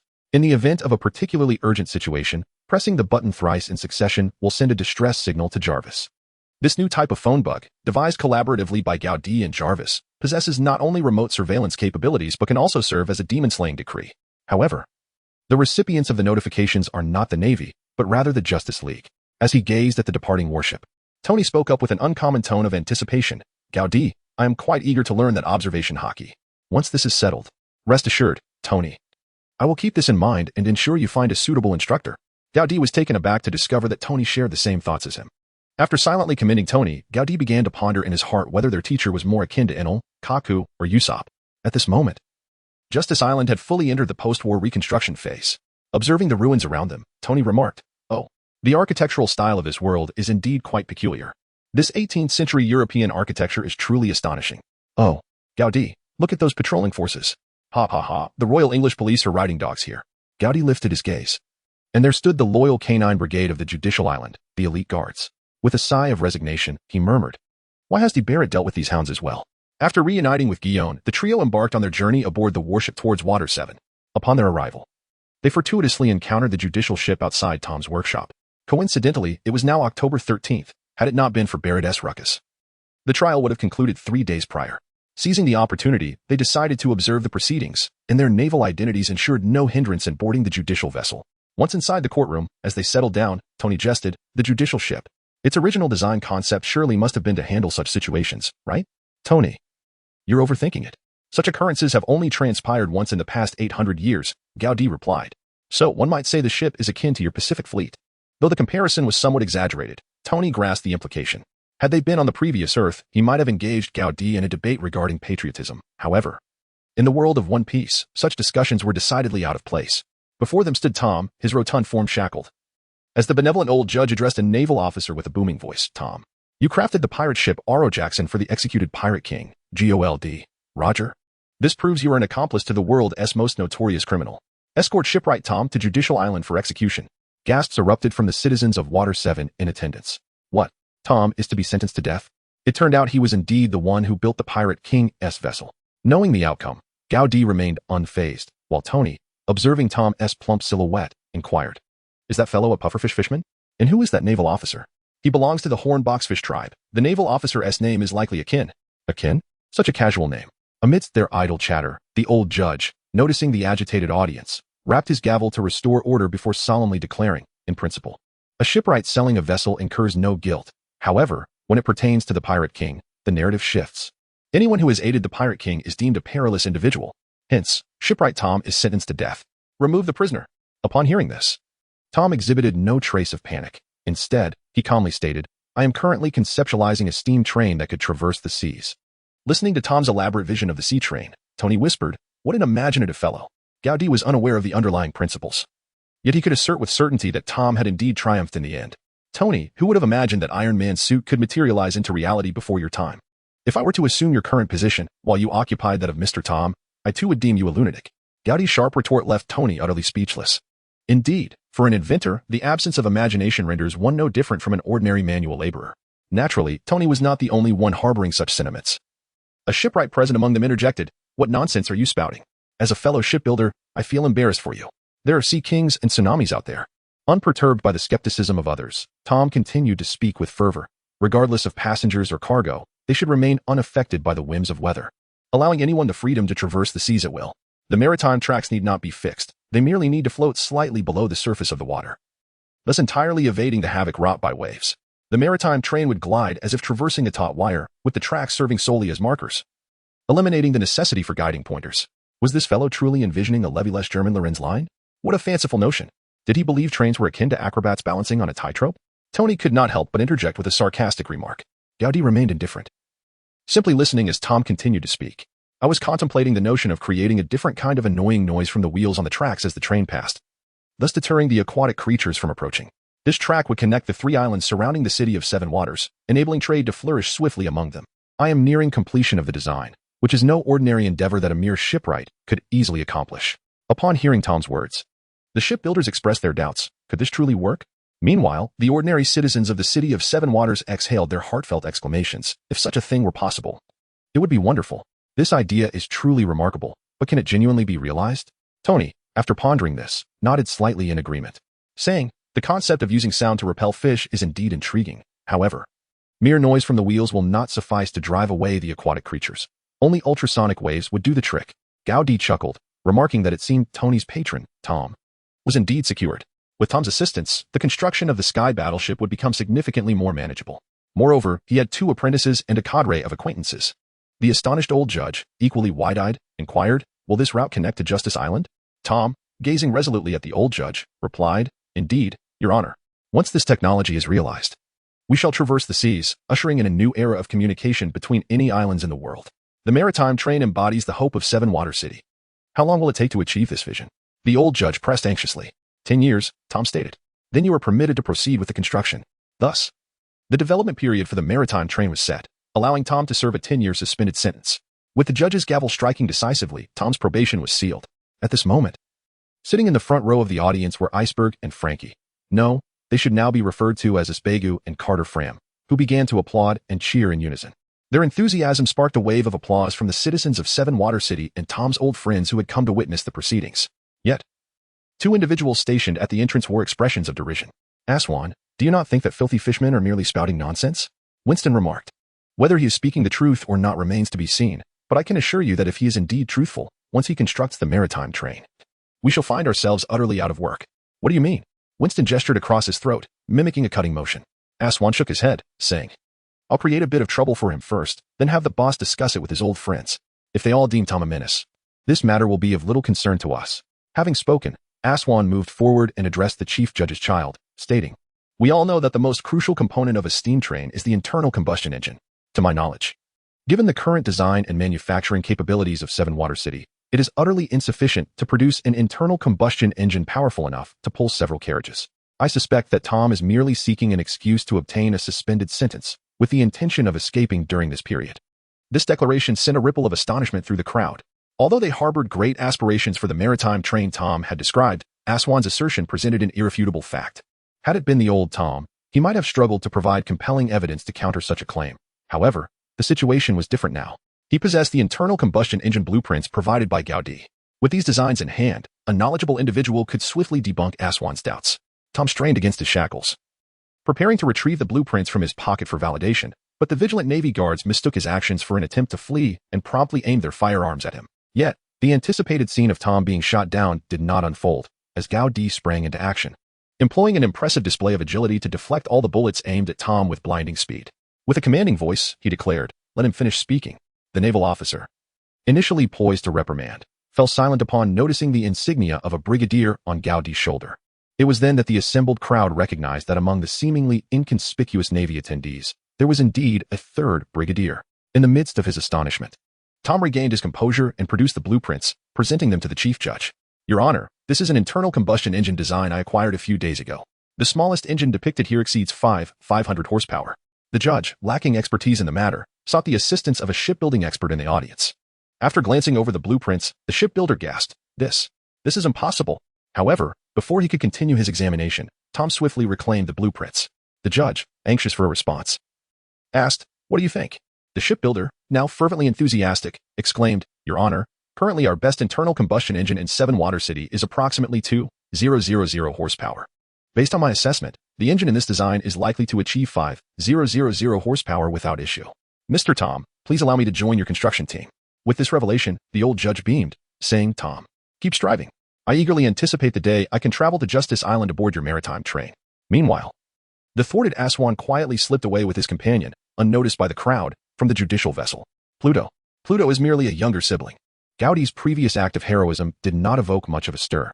It was only after the commanding officer recognized his identity that he insisted on inviting Gaudi to their evening gathering, a proposition that was firmly declined by Gaudi.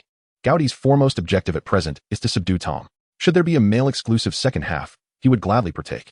After the judicial vessel departed from the derelict ship island, Tom immediately discerned Gaudy's identity upon seeing him follow Guillaume. Major General, I express my gratitude for your timely intervention in shielding me from gunfire. May I extend an invitation for you to join me in my studio for a dinner to convey my appreciation? Additionally, I would like to inquire if the design blueprint for the internal combustion engine was crafted by your hand. Gaudy smiled and nodded in agreement. Then pushed Tony forward. This is Captain Tony Stark, the mastermind behind the designs you see. As Tom, who stood at a towering height of 296 centimeters, bent down to shake hands with the relatively diminutive Tony, he exclaimed, "It is a pleasure to meet you, Mr. Stark. Had it not been for your schematics, I doubt I would have navigated today's challenges so effortlessly." Tony adjusted his sunglasses slightly, gazing at Tom, who resembled a ball, and remarked, "Mr. Tom, I must confess that your concept reminds me of my days at MIT." Sensing that Tony was about to launch into one of his characteristic grandiloquent discourses, Gaudy interjected, "Tony, haven't you always yearned to meet a mermaid? Mr. Tom's secretary, Miss Kokaro, is indeed a bona fide fish person." Upon hearing this, Tony promptly redirected his conversation. "It is an honor to accept your invitation." As they spoke, the trio followed Tom into the studio. Upon entering, Tony was greeted by the 50-year-old Miss Kokoro, and internally he lamented his oversight. Nevertheless, Miss Kokoro's culinary skills proved exceptional, leaving Tony thoroughly satisfied. While dining, he engaged Tom in discussions regarding the maritime train project. "To achieve the tensile effect you described, we must utilize Jarvis alloy rails," Tony asserted. "What is Jarvis alloy?" Tom inquired. "The sound of friction between the rails and wheels will not deter the aquatic beings. We must employ ultrasonic waves." Tony elaborated. "Ultrasonic waves?" Tom exclaimed. "How do you intend for these rails to float atop the ocean?" he asked. "With wood," Tom suggested. "For heaven's sake, Mr. Tom.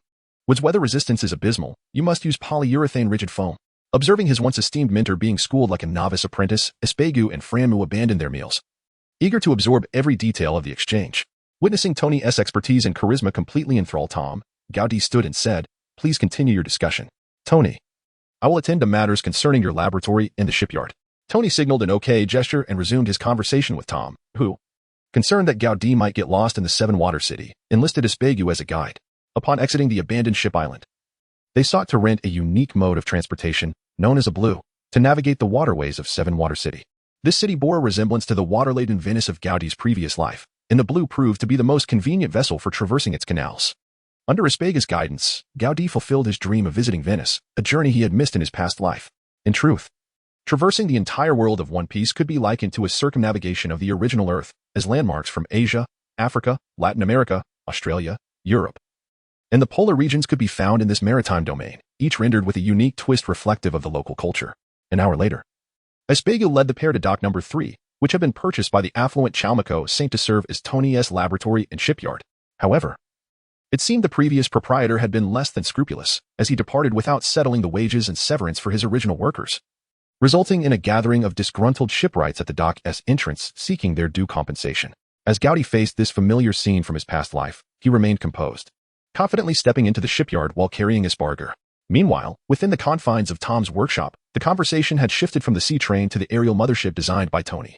As Tom gazed upon the stacks of blueprints presented by Tony, he felt as if he had returned to his apprentice days. After all, the aerial mothership was an epic-making tri-service combat vehicle conceived by the esteemed Tony and Mr. Fantastic. The mere concepts of the turbine engine and anti-gravity engine left Tom at a loss for words. For someone like Tom, who still relied on the extraordinary atom tree material for crafting top-tier sailing vessels, such a product, transcending countless generations of technological advancement, seemed utterly fantastical. At just 12 years old, Flam's eyes sparkled with wonder. However, his focus was not on concepts or propulsion, but rather on the array of extraordinary weapons that he found utterly fascinating. "Mr. Stark, what kind of weapon is this plasma cannon? Is it based on the same principle as the whip you just used?" he inquired eagerly. "Mr. Stark, do you really believe that the intercontinental missiles mounted on it can obliterate Mariewa with a single shot?" Faced with Flam's incessant barrage of questions, Tom delivered a light smack to his head. His mind was consumed with thoughts of how to join the construction team for the aerial mothership. After all, as a shipwright of divine repute, how could he possibly resist the allure of participating in the creation of an epic-defining warship? His magnum opus, the Aro Jackson, had already exited the annals of history following the execution of the Pirate King, Gold. Roger, the aerial mothership, named Justice League, would carry the mission of justice and compose the most magnificent chapters across these seas. "Mr. Stark, your purpose in coming to Water 7 is to construct this aerial mothership. Isn't it? What must I do to join your team?" Having been thoroughly captivated, Tom no longer exhibited any of the pride typical of a legendary shipwright. He resembled a student eager for knowledge. "What about your sea train? Have you abandoned that project?" Tony, with a cigar clenched between his teeth, replied with a smirk. As a man of my word, Tom, will see it through. Our fishermen possess 10 times the physical strength of humans, and I can dedicate my nights to constructing the sea train. Moreover, with your assistance, I believe I won't need 10 years. Tony's face broke into a satisfied smile, nodding in approval. Congratulations, Mr. Tom. You shall be the first official employee of Justice League Industries. Seeing his mentor accepted by Tony, Flam chimed in. Mr. Stark, what about me? I wish to join your team as well. The bizarre weapons aboard the aerial mothership were the very dreams that haunted Flam's imagination. Kid, your name is Flam, right? If you can demonstrate your abilities, I wouldn't mind having you assist Mr. Tom in our team, Tony replied. Seizing the opportunity, Flam earnestly mimicked Tom's tone, declaring, as a man of my word, I will prove my worth to you. Tony nodded in satisfaction and then turned to Tom, asking, by the way, Mr. Tom, how do you think my design compares to the Pluton? Having heard the name Pluton countless times from Gowdy, Tony sought a greater sense of self-satisfaction. Upon hearing the mention of Pluton, Tom instinctively grew wary. However, considering Tony's design for the aerial mothership, he smiled wryly and replied, compared to the Justice League, Pluton is merely this. With that, he awkwardly raised his pinky finger while spreading his webbed hand. Oh, so Pluton is just a little brother.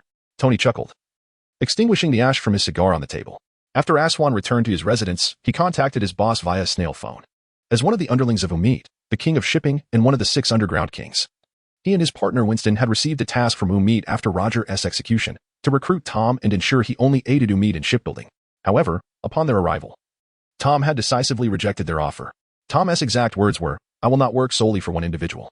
As a man of my word, the ships I craft must carry those brave souls pursuing their dreams at sea. Initially, the duo had planned to use force, but as a fisherman with 10 times the strength of a human, Tom swiftly dispatched them.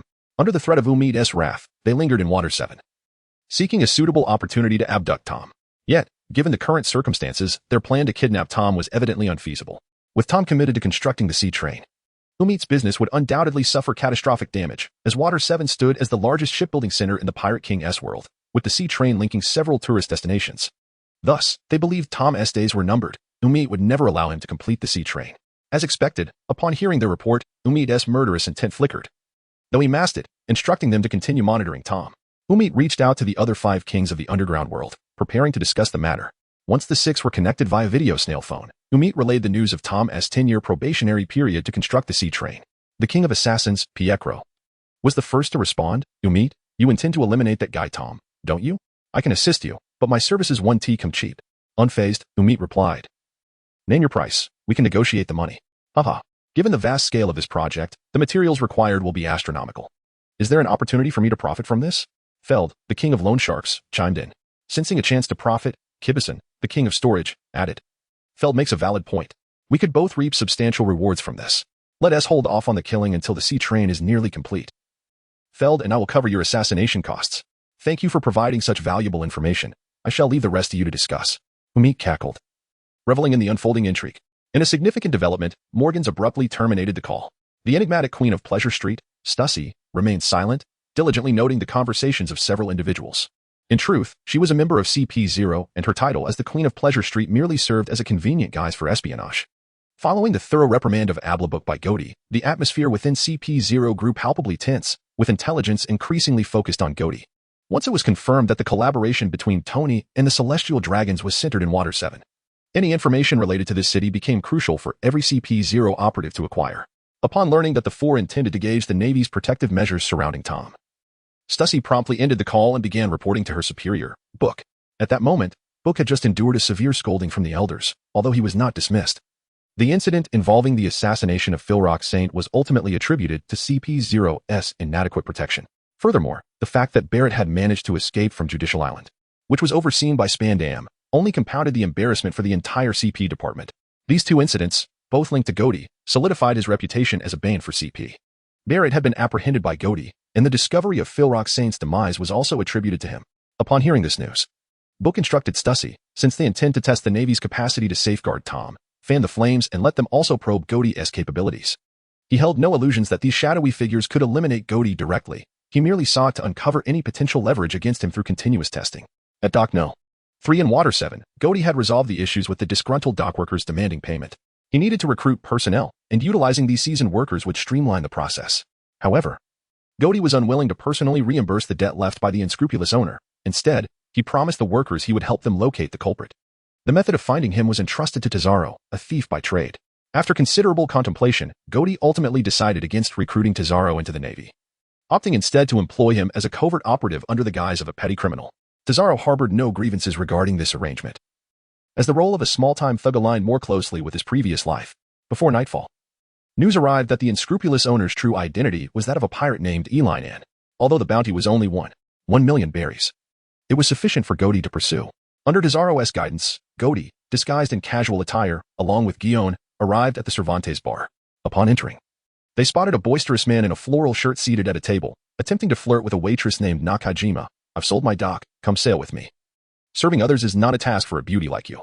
Nakajima, however, ignored him, delivering the drinks before turning to leave. Yet, the man seized Nakajima's wrist, continuing, "Miss Nakajima, do not be so unromantic." Before he could finish his sentence, Godi swung a nearby stool with force, striking the man on the head. Do not misconstrue Godi's actions as a chivalrous rescue, despite Nakajima's undeniable beauty. Rather, Godi recognized that the waitress was not truly Nakajima, and that the man was Elinan, the very target of his pursuit. Upon realizing the attack, Elinan turned and attempted to grapple Godi, threatening, "You clumsy fool. Are you trying to show off your bravery before Miss Nakajima? You've chosen the wrong opponent." After exerting all his strength, the brute discovered that Godi stood unmoved. Meanwhile, Godi winked at Nakajima, saying, "Miss Orbia, are you not going to offer me a drink?" Upon hearing this, the unmasked Orbia turned in astonishment, exclaiming, "You are CP0? As soon as the words left her lips, the man still clinging to Godi began to wail, "You cannot do this. I am a celestial dragon." In response, Godi delivered a decisive blow. With his identity as a Navy officer revealed, Godi, amidst the silent protests of the bar owner, dragged the man along with Orbia out of the establishment. The reason why Gao abducted Nicole Albia was certainly not due to her physical allure, but rather the wealth of knowledge contained within her mind. Upon recalling the necessity of the positioning badge valued at 999 gold coins, alongside the myriad fragments available in the shop, Gao felt his gold reserves were insufficient. Beyond the devil fruits and exclusive skins, the most likely items he could utilize for his top-up were the historical texts. According to Gao's memories from his previous life, there existed a total of 30 historical texts. Only 12 had appeared in the latter parts of the original work, and he was currently aware of the locations of merely 9. The rest would naturally require the assistance of Albia, the archaeologist and adventurer from O'Hara. In Gao's perspective, Albia's objectives did not conflict with his own. She sought to unravel the hidden histories within the historical texts, while he required tangible items for his replenishment. Such a mutually beneficial collaboration, in Gao's view, would be one that no one would willingly decline. After dragging the Han captive back to the warship, Guillaume commenced the interrogation, while Gao engaged in a formal discourse with Albia. "Nicole Albia, our Navy is well aware of your mission. Although we harbor no interest in the blank century of history, have you ever contemplated the considerable troubles your actions might inflict upon our Navy and the world at large?" To Gao, the scholars from O'Hara were not in the wrong for delving into this aspect of history. What researcher does not aspire to achieve titles such as First, Premier, or Exclusive, especially when situated in the West Blue, home to the most scholars and the richest library, the Tree of Knowledge? However, as Gao remarked, they seemed utterly oblivious to the considerable upheaval their historical inquiries could bring upon both themselves and the world. "We are merely historians. Unraveling the enigmas of history, it is our duty to enlighten everyone about the blank century." Albia's expression was one of profound excitement, akin to that of someone investigating the perpetrator who desecrated their ancestral grave. Faced with such impassioned rhetoric, Gao chuckled. What difference does it make for the common folk to know the truth, if this segment of history is something that people are unwilling to accept? Can you journey back 800 years to alter the course of history? The stark and pragmatic inquiry posed by Gaudi left Orbia thoroughly perplexed. Scholars like them had indeed never contemplated such matters. Yet, this did not deter her from her unwavering stance. The reason the celestial dragons have been able to impose their tyrannical rule over the world for a staggering 800 years is undoubtedly intertwined with this missing century of history. Regardless of whether it is deemed positive or negative, we firmly believe that every individual residing in this vast ocean possesses the right to know the truth. The Ming dynasty has long since perished, and you are not a remnant of the D-clan from a bygone era. What purpose does this serve? As Gaudi silently critiqued in his mind, he finally spoke. I have a proposal for collaboration. I wonder if you might be inclined to consider it. Upon hearing the word collaboration, Orbia's demeanor softened slightly as she nodded. Your aim is to unravel these enigmas, while my goal is to acquire these historical texts. Thus, I believe we could forge a partnership. You provide me with leads on the historical documents, and I will grant you the protection of identity together. We can uncover all that we seek. Once you have obtained the information you desire, I shall ensure the destruction of these historical texts. At this, Orbia appeared to have heard the most ludicrous of jokes. Ha! Is it not the case that your navy seeks merely to assist the celestial dragons in obliterating certain evidence? Collaboration seems utterly unnecessary. Furthermore, the historical texts cannot possibly be destroyed, for how could the celestial dragons, Gaudi did not rush to interrupt. He waited until she finished her vitriolic remarks before continuing. My actions stem solely from my personal volition and have nothing to do with the Navy or the celestial dragons. I simply cannot bear to witness more innocent lives being harmed because of this matter. Humph. There's no need for your explanations. You and the Navy are no different from CP0, mere lapdogs of the celestial dragons. Upon hearing this, Gaudi shook his head and chuckled. At present, it is merely that your objectives have yet to attract the attention of the celestial dragons. If they were to take notice, do you truly believe they would simply eliminate all of you who can decipher ancient texts, or would they embark on an exhaustive search to gather the historical texts, ensuring that they remain closely guarded? After hearing these words, Orbia seemed to come to a realization, falling silent as she weighed the pros and cons in her mind. Indeed, as Gaudi pointed out, it would be far simpler to eliminate them than to assemble the complete historical texts. Noticing her reaction, Gaudi continued to stoke the flames. Even if you and your 33 companions are willing to disregard your own safety, have you considered the bloodshed that those pirates, who seek the 4 ancient red markers leading to Raftel, would unleash? And what of your 6-year-old daughter, Nico Robin? When Gaudi uttered the first part of his statement, Orbia's heart began to soften. Upon hearing her daughter's name, the sturdy wall she had erected in her mind, fortified by her belief in unraveling the historical mystery, began to show cracks. Should these historical texts be destroyed, what significance would it hold if you and your companions were to comprehend the inscriptions? Once you fully grasp the history that has been lost for a century, you can then choose whether or not to reveal it. With the conversation reaching such a critical juncture, Gaudi was confident that Orbia would not refuse him. Indeed, Orbia spoke up. How can I trust you? He listed locations: the royal tomb in the western palace of Alabasta, the base of the Golden Bell in the Golden City of Gaia, the basement of the Tree of Knowledge in O'Hara, the sea forest of Fishman Island, and the whale tree in the whale forest of Zoe. As Gaudi recounted these names, Orbia's bronze-hued face lost its composure. It was clear that a mere ordinary naval officer would not possess such intricate knowledge of the locations of the historical texts. Considering this, Orbia inquired, are you certain you can truly destroy those texts? For those meticulous scholars, witnessing firsthand the potential to obliterate the historical texts would be far more convincing than any words Gaudi could offer. Hearing the confidence in his tone, Orbia resolved to take a chance. What must I do now? After all, based on her observations, if Gaudi truly harbored ulterior motives, he would have no need to provide her with such extensive explanations. I do not understand why you dare to appear here alone in Water 7. But you must instruct your companions to return to O'Hara immediately, and then take me to the nearest historical text you know of. Upon hearing Gaudi's instructions to send her companions away, Orbia's trust in him grew slightly, for they had spent 4 years at sea seeking the historical texts, always evading the Navy whenever possible. They were acutely aware of the perilous nature of the history they were investigating. Yet, prior to Gaudi's awakening of her senses, she and her companions had been blinded by their insatiable thirst for knowledge and unwavering belief, ignoring the harshness of reality. After deliberating, Orbia spoke. According to our previous investigations, one of the historical texts is indeed located in Water 7, which is why I took the risk of coming here alone. If you can assist me in finding and destroying it, then. Upon hearing that there was a historical text in Water 7, Gaudi initially harbored doubts regarding the accuracy of this information, as the original narrative contained no hint of such a text. However, considering Orbia's assertive tone and recalling that the shipwrights here had constructed the legendary Pluton 800 years ago, everything began to fall into place. After all, the locations of the other historical texts shared a common trait. The civilizations on those islands could all trace their origins back 800 years. Whether it was the island of Zoe, Skypea, Fishman Island, or the Tree of Knowledge, each had existed for 8 centuries. Having pieced together these insights, Gaudi readily agreed. Share with me all the clues you possess, and I will instruct my crew to commence their investigation. After you persuade your companions to return, I will arrange for you to join the Navy, making our collaboration more convenient. To this proposal, Orbia responded, I will not serve the celestial dragons by joining the Navy.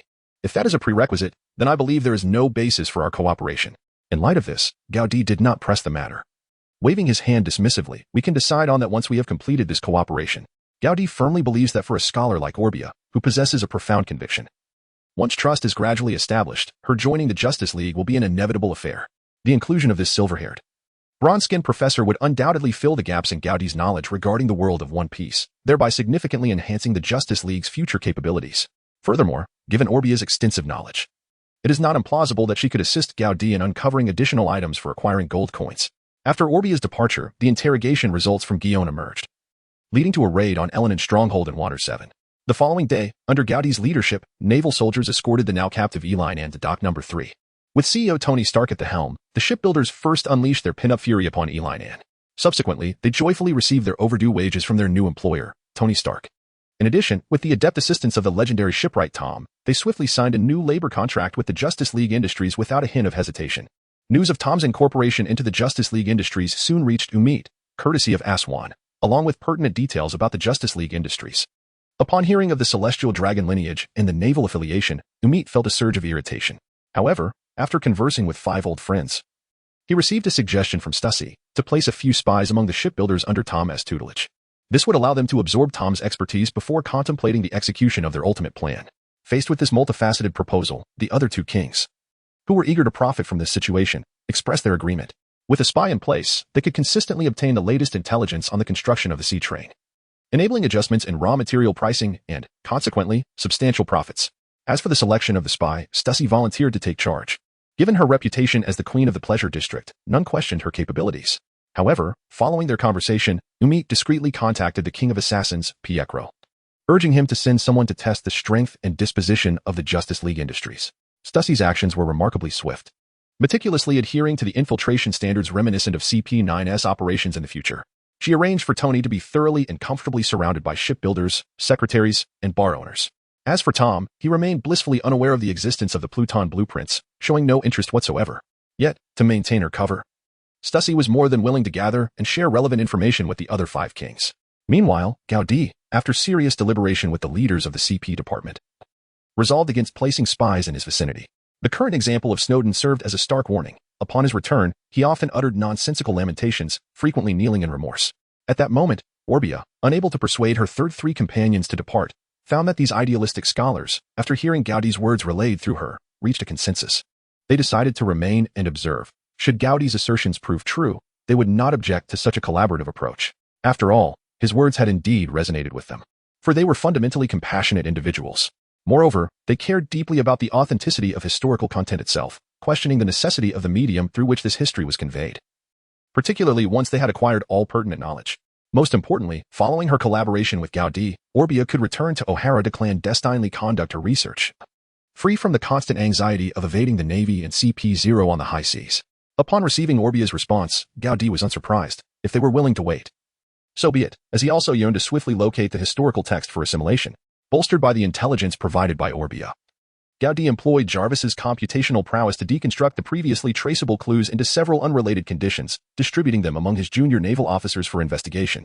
Meanwhile, he sought out Tom, believing that Tom, who possessed the Pluton blueprints, might possess greater insights regarding the historical text. Immersed in the creation of the sky battleship, Tom, upon hearing Gaudi's inquiry, impatiently tossed the Pluton blueprints to him, stating, "Admiral Gaudi, this blueprint is yours. If it contains no relevant information, I suggest you cease your search. And remember to burn it after you're done." Gaudi held in his hands the coveted schematics of the underworld, sought after by the world government and countless factions.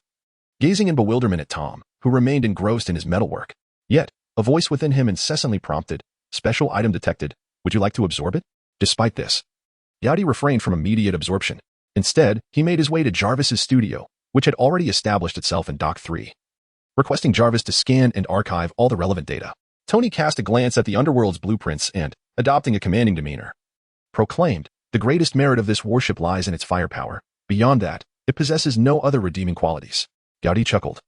"It seems you previously held a similar opinion regarding Ivan Vanko's electric whip, did you not?" Prompted by this reminder, Tony swiftly changed the subject. "Oh, Gaudi. Have you met my newly hired secretary, Miss Cynthia? What are your thoughts on her? I believe you should thoroughly assess her and consider integrating her into our Justice League." Tony, until now, there has been no secretary in this world as utterly trustworthy as Miss Pepper Potts. Upon hearing Gaudi mention Pepper, Tony immediately became alert. "My dear brother, you wouldn't be considering bringing Pepper over, would you? You know I have a slight personal preference that sustains me here while I complete the upgraded Sky Mother." "Enough, Tony. No matter how you plead. Do not expect me to grant studio access to a woman whose background is entirely unknown. By the way, let us discuss the design of the Sky Mother." Faced with Gaudi's resolute stance, Tony found himself with no alternative but to follow along, you see. "In order to keep our intentions concealed until the Sky Mother is fully unveiled, I plan to construct it in several segments. This is the first part that needs completion. Think of it as a submarine that can operate independently once separated. With this, we can stealthily evade the Navy and CP departments during any clandestine activities." Listening to Tony's explanation, Gaudi found no flaws in this line of thought. In the original narrative of the One Piece universe, only 6 submarines had ever been introduced. And as of now, none had made their debut. Even the earliest, the polar submarine, would not commence its nautical journey until 14 years later. And its offensive capabilities could hardly compare to a submarine designed by a weapon enthusiast like Tony. "Tony, how long do you estimate it will take to construct this submarine?" Tony pondered for a moment before responding earnestly, "If all goes well, I believe around 2 years. 2 years? That seems rather lengthy. Allow me to provide a little motivation. With that, Gaudi produced a bottle of Johnny Walker, here, a celebratory drink to commence the work. Upon seeing the Johnny Walker, Tony's eyes widened in excitement. After all, this world lacked whiskey. Gaudi, I recall that you owe me a bottle of liquor. Ah, I remember now. You promised to repay me after completing the Mark I iron suit. Before Tony could finish, Gaudi interjected, Tony, didn't we drink that bottle to celebrate Hawkeye's joining us? When did that happen? How come I was unaware? Tony began to interrogate, feeling quite indignant. In his recollection, it seemed they had never specifically celebrated Hawkeye's arrival. However, Gaudi's next statement left him utterly dumbfounded. By the way, that night you were busy researching something with Jarvis. And I called for you, but you didn't come. After their playful banter, Jarvis concluded his scanning task. Observing the stack of yellowed Latin annotated blueprints, Tony couldn't help but exclaim, what an intriguing aspect of the culture in this world. Gaudi nodded thoughtfully and said, Tony, I believe you should take some time to thoroughly examine this. Who knows, you might uncover something previously unnoticed that could provide you with fresh inspiration. Perhaps you are right. My brother. After their conversation, Gaudi took the blueprints and set off to find Orbia. As he stepped out of the studio, he noticed Miss Cynthia, Tony's newly appointed secretary, standing at the entrance, seemingly awaiting an opportunity to report something. Clad in a professional skirt suit complemented by frameless metallic glasses, she naturally reminded Gaudi of Khalifa, the CP9 operative who had infiltrated the icy demeanor of the past as a secretary. Upon this reflection, Gaudi instinctively employed a discernment spell on her, observing her rather mundane stats, only slightly superior to smokers.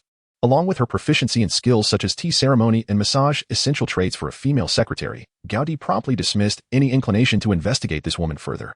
It was evident that Cynthia was a spy dispatched by Stussy. Her unremarkable appearance, aside from her looks, was not merely a peculiar arrangement by Brooke, but also a deliberate design by Charlemagne. He intended to place someone close to Tony, yet he was far more astute than Spandam of the future. He understood that both Gaudi and Tony were no ordinary individuals. Sending an agent skilled in the Six Powers could inadvertently reveal their true identities. General Gao, here are 2 documents sent from the mayor of Water 7 that require Mr. Stark's signature, she began, but before she could finish, Gaudi seized the documents and began to examine them. A charitable donation agreement? An honorary citizen title? At first, Gaudi found it perplexing, but he quickly realized these must be the handiwork of their benevolent benefactor, Charlemagne. If this individual were born in the beautiful nation, he would undoubtedly be destined for the position of governor. As Gaudi contemplated, he purposefully remarked, I fear you may have to wait. Captain Tony has undoubtedly informed you that his workshop is not open to just anyone. Although these somewhat unpalatable words reached Cynthia's ears, her expression remained unchanged.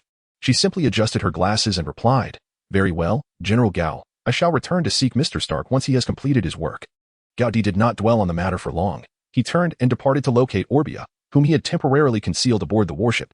As he walked away, Cynthia took out her notebook and recorded, Tony Stark's workshop spans 300 square meters and was constructed in less than a day. Currently, only he and Gaudi have access. Upon encountering the schematics of Pluto, Orbia was immediately rendered speechless, remaining in a state of shock for several seconds before regaining her composure. General Gaudi, where did you acquire this? She inquired. In Orbia's view, regardless of whether this artifact would prove beneficial, the mere title of the Pluto design was something that could not be easily obtained. She felt that, at least for herself and her companions, it might take a lifetime to uncover such a thing, while Gaudi had merely stepped out for a moment and returned to present it to her so effortlessly. You need not concern yourself with that. All I require is for you to extract the useful information from it in the shortest possible time and return it to me. Gaudi instructed. In response to his inquiry, Orbia curiously countered, General Gaudi, since this design has come into our possession, we have ample time to study it. The technology within is. Before she could finish, Gaudi interjected, if an ancient weapon capable of obliterating an island were to be constructed, regardless of who wields it, it would spell disaster. Therefore, once you have identified the information we require, I shall have it destroyed. When Gaudi spoke these insincere words, he felt no sense of impropriety whatsoever. Yet, when they fell upon Orbia's ears, they were nothing short of shocking. She had come to believe that Gaudi's earlier claim of wanting to obliterate the historical text was indeed a pursuit of genuine justice. With this thought in mind, she hastily replied, Very well, General Gaudi. I shall do my utmost to provide you with an answer at the earliest opportunity. After an entire night of relentless effort, the following morning, Orbia conveyed her findings to Gaudi. Based on fragments revealed in the blueprints of the underworld, she deduced that the historical text pertaining to the city of Seven Waters was situated within the ruins at the lowest part of the city. Upon hearing this, Gaudi inquired with curiosity, Ruins? Is this city built upon ruins? General Gaudi, the city of Seven Waters we observe today is not at all reminiscent of its state 800 years ago. The island originally resembled a volcanic crater, comprising both an inner and an outer sea, with the inner sea serving as a natural dock. You must have heard of the colossal tsunami known as Aqua Lagna, the god of waters? This tsunami has caused buildings to collapse year after year. Additionally, due to rising sea levels and the natural subsidence of the island itself, the sea level of the city of Seven Waters rises by 2 centimeters annually. With this explanation, Gaudi began to understand. As the shipbuilding scale of the city expanded, and the population gradually increased, the original land could no longer support its growth. Consequently, the inhabitants of the city of Seven Waters turned to construct edifices in the relatively hospitable inner sea. Thus, the main island of the city of Seven Waters, in a sense, had become a man-made island built upon the ruins.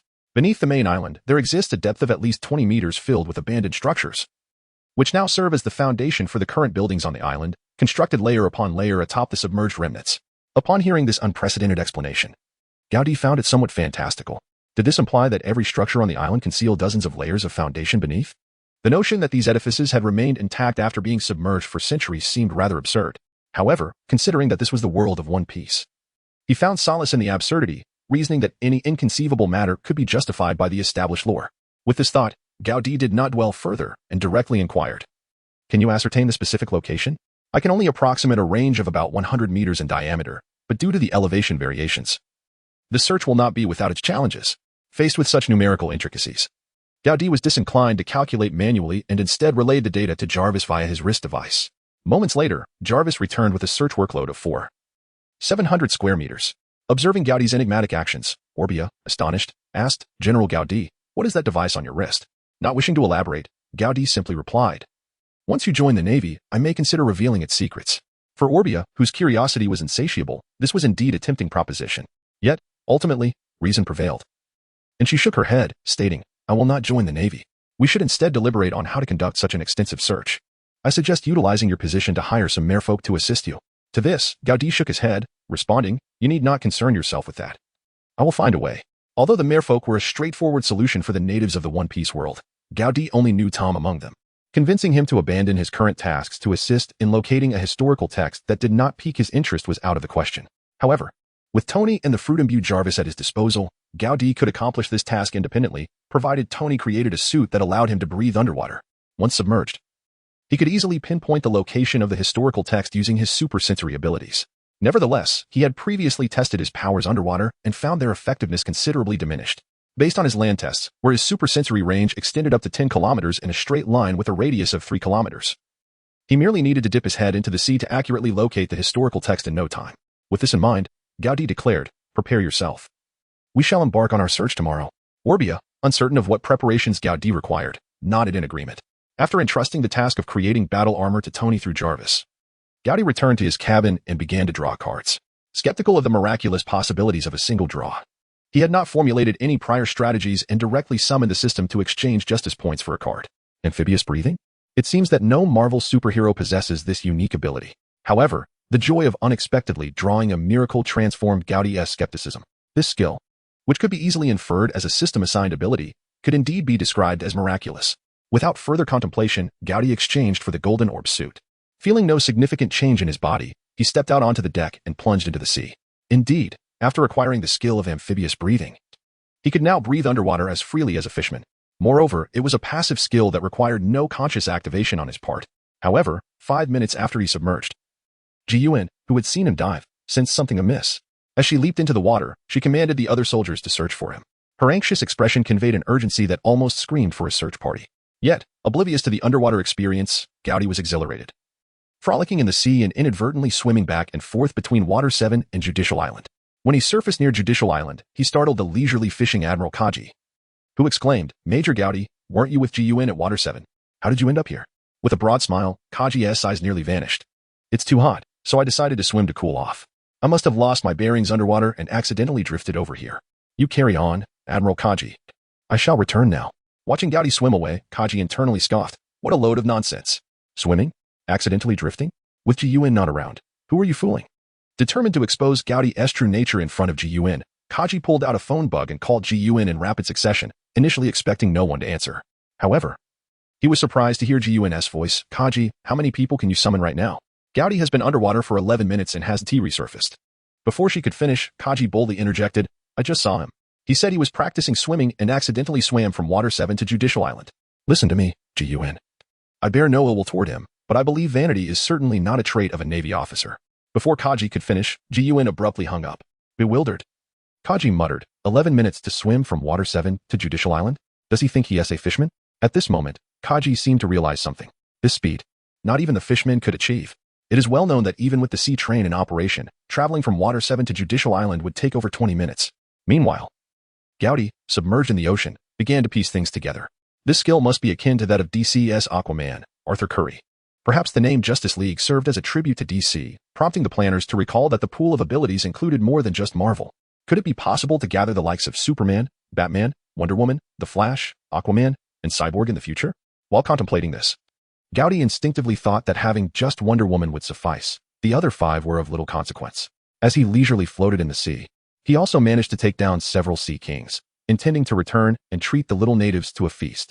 Had he not promised Orbia to accompany her, he might have even dived beneath the main island of Water 7 to uncover historical truths. Upon returning to the military ship, Gowdy placed down the sea kings and looked at the drenched sailors on deck, who regarded him as if he were a monster. What is the matter with you all? Major Gowdy, are you a half-breed of the fishmen? Or did you discover an underwater current? What nonsense are you spouting?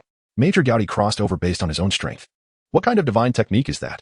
Does the Naval Academy teach such things? I envy Smoker and his team for being personally trained by Admiral Zifa. If you can assist Major Gowdy in battle, you could be next. What has Smoker done? Smoker can write reports. And Drake? Drake is 10 years younger than you. Listening to the chatter of his subordinates, Gowdy was somewhat perplexed. How did they know he had reached Judicial Island?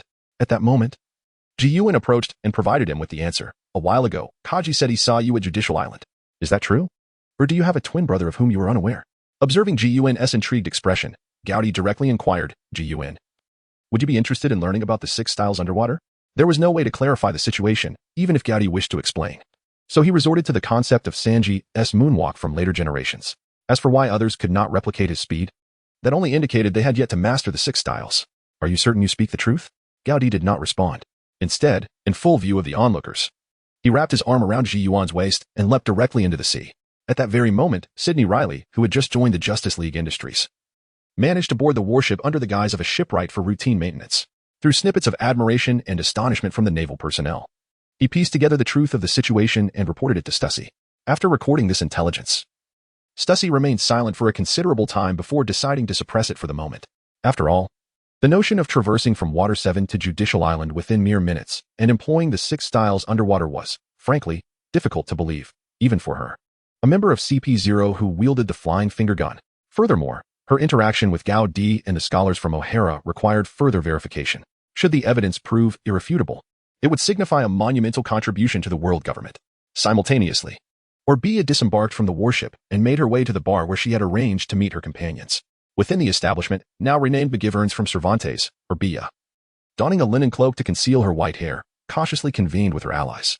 Under the pretext of Gaudi's remarks about destroying the blueprint of the Pluto, she merely informed her companions of the accurate discovery of the historical text, omitting its source.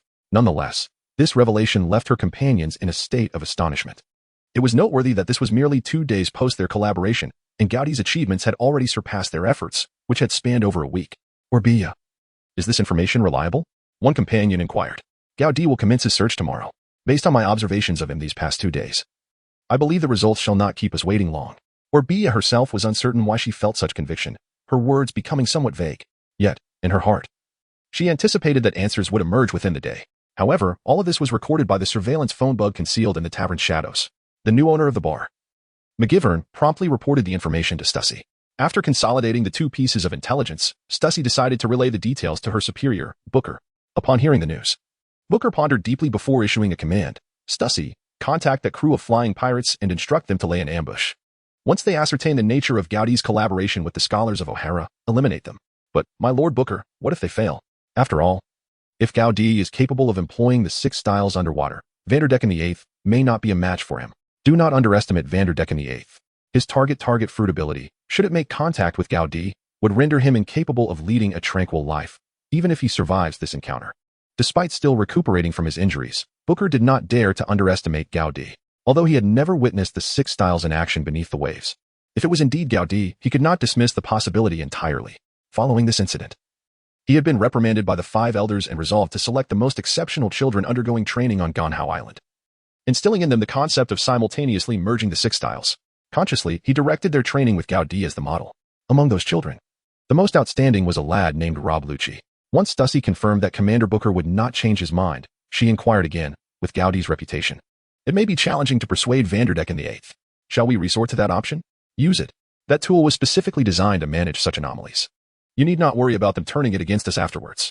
As long as the transaction occurs in Water 7, any ensuing chaos will fall upon Gaudy, the Commodore, to account for. In Booker's eyes, this plan was virtually flawless. Regardless of the outcome, he believed Gaudy would have no chance for a comeback. He would either perish in a confrontation with the flying pirates or his collaboration with the O'Hara scholars would be exposed. The latter was preferable, for it would elevate the Navy's standing in the eyes of the world government. That night, after absorbing the blueprint of Pluto, Gaudy acquired 12,000 gold coins. Gazing at this figure, he surmised it represented the pinnacle of special item exchanges for gold. Should anything more rare exist, it would likely pertain to those inexplicably powerful devil fruits. With the skill of amphibious breathing, Gaudy instructed Tony to modify the submersible armor to fit Orbia's proportions. Initially, Tony intended to voice objections, but upon meeting Orbia in person, he refrained from any protest and eagerly tailored the suit for her. Thanks to Jarvis's fruit ability, this transformation was feasible within a single night. Otherwise, Tony would have struggled to accomplish such a task. Out of caution, the ultimate control of the armor remained with Jarvis, essentially placing it in Gaudy's hands. This way, should any unforeseen circumstances arise, Gaudy would be adequately prepared to handle them. When Orbia donned the armor for the first time, with Kiwi's assistance, the operation was nearly foolproof, allowing her to master it with minimal effort.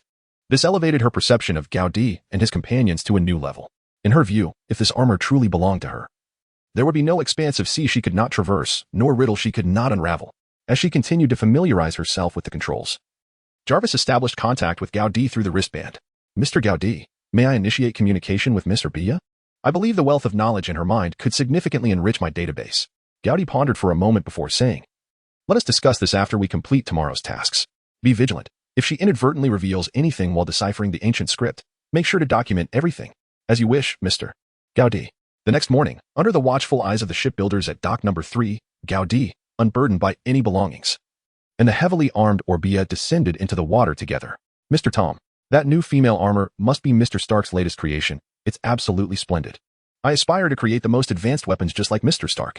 Tom, observing the starry-eyed admiration on Flam's face, replied earnestly, Flam, as a distinguished man, I wholeheartedly support your ambition. However, you must first address the energy issue. Steam and internal combustion engines cannot be miniaturized. Though Tom spoke with calmness, deep within, he harbored immense respect for Tony. The blueprints for the Sky battleship, followed by the mechs, were feats he once deemed unattainable, yet for Tony, they seemed trivial. As simple as eating or sleeping. Sidney Riley, having stirred the crowd for a while, discreetly slipped away to a secluded corner to relay the news. Once in the water, Gaudy and Orbia directly followed the plan they had discussed the previous night, diving to the depths of the ruins to commence their search. Gaudy, equipped with supersensory perception, declined Orbia's suggestion to search separately. It was unnecessary, and he was concerned for Orbia, a novice, navigating the intricate underwater terrain. After several confirmations, Gaudy ascertained the effective range of his super perception, approximately a 20-meter diameter centered around himself. Beyond this distance, while he could still perceive, the accuracy would diminish significantly. To avoid redundant efforts, Gaudy deemed it prudent to remain cautious. After all, the mention of historical records was no trivial matter, and the search should not prove overly difficult. Thus, he concentrated all his energy on perceiving square-shaped objects, allowing the shoals of Black Sea bream nearby to fade from his awareness. Among these fish were spies of the flying pirate crew. While they could not articulate like the fishmen, they could relay information to their leader, Nupas, through unique methods. As waves of Black Sea bream continuously transmitted intelligence, the concealed Nupas reported to Vanderdecken 8, Captain, those two are in search of the historical records. They are rather dull. What use is there in seeking stones inscribed with incomprehensible texts? However, that is not our concern. Keep watching. I shall take this information to negotiate with those cunning humans. Vanderdecken 8, initially engaged in piracy near the Queen Spring city of Sampobla, chose to accept this perilous task upon receiving word of the potent E.S. drug.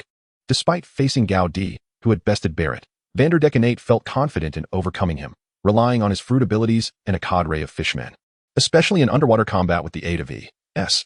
Not long after transmitting the information to Stussy, the bar owner, Max Wivert, arrived at their prearranged location, delivering a box to him. Observing the six-legged, four-armed creature, Max Wivert cautioned, this is only half. You will receive the other half once you have defeated Gaudy. Vanderdecken 8 chuckled, haha, just watch. With the target fruit, that fellow won't escape my grasp even if he hides at Navy headquarters. With that, he removed his gloves and reached toward Max Wivert. Max Wivert deftly dodged and continued to warn, Vanderdecken, do not forget that you are a pirate. In the eyes of our CP0. Once you lose your utility, you know the consequences. Unperturbed by his failure, Vanderdecken laughed. Haha. You celestial dragons lackeys needn't issue threats, compared to you. We pirates are far more benevolent. With that, he vanished into the depths, cloaked in a film layer. Watching Vanderdecken disappear beneath the waves, Max Wivert muttered to himself. You six-legged monster, just wait until this task concludes. I shall deal with you then.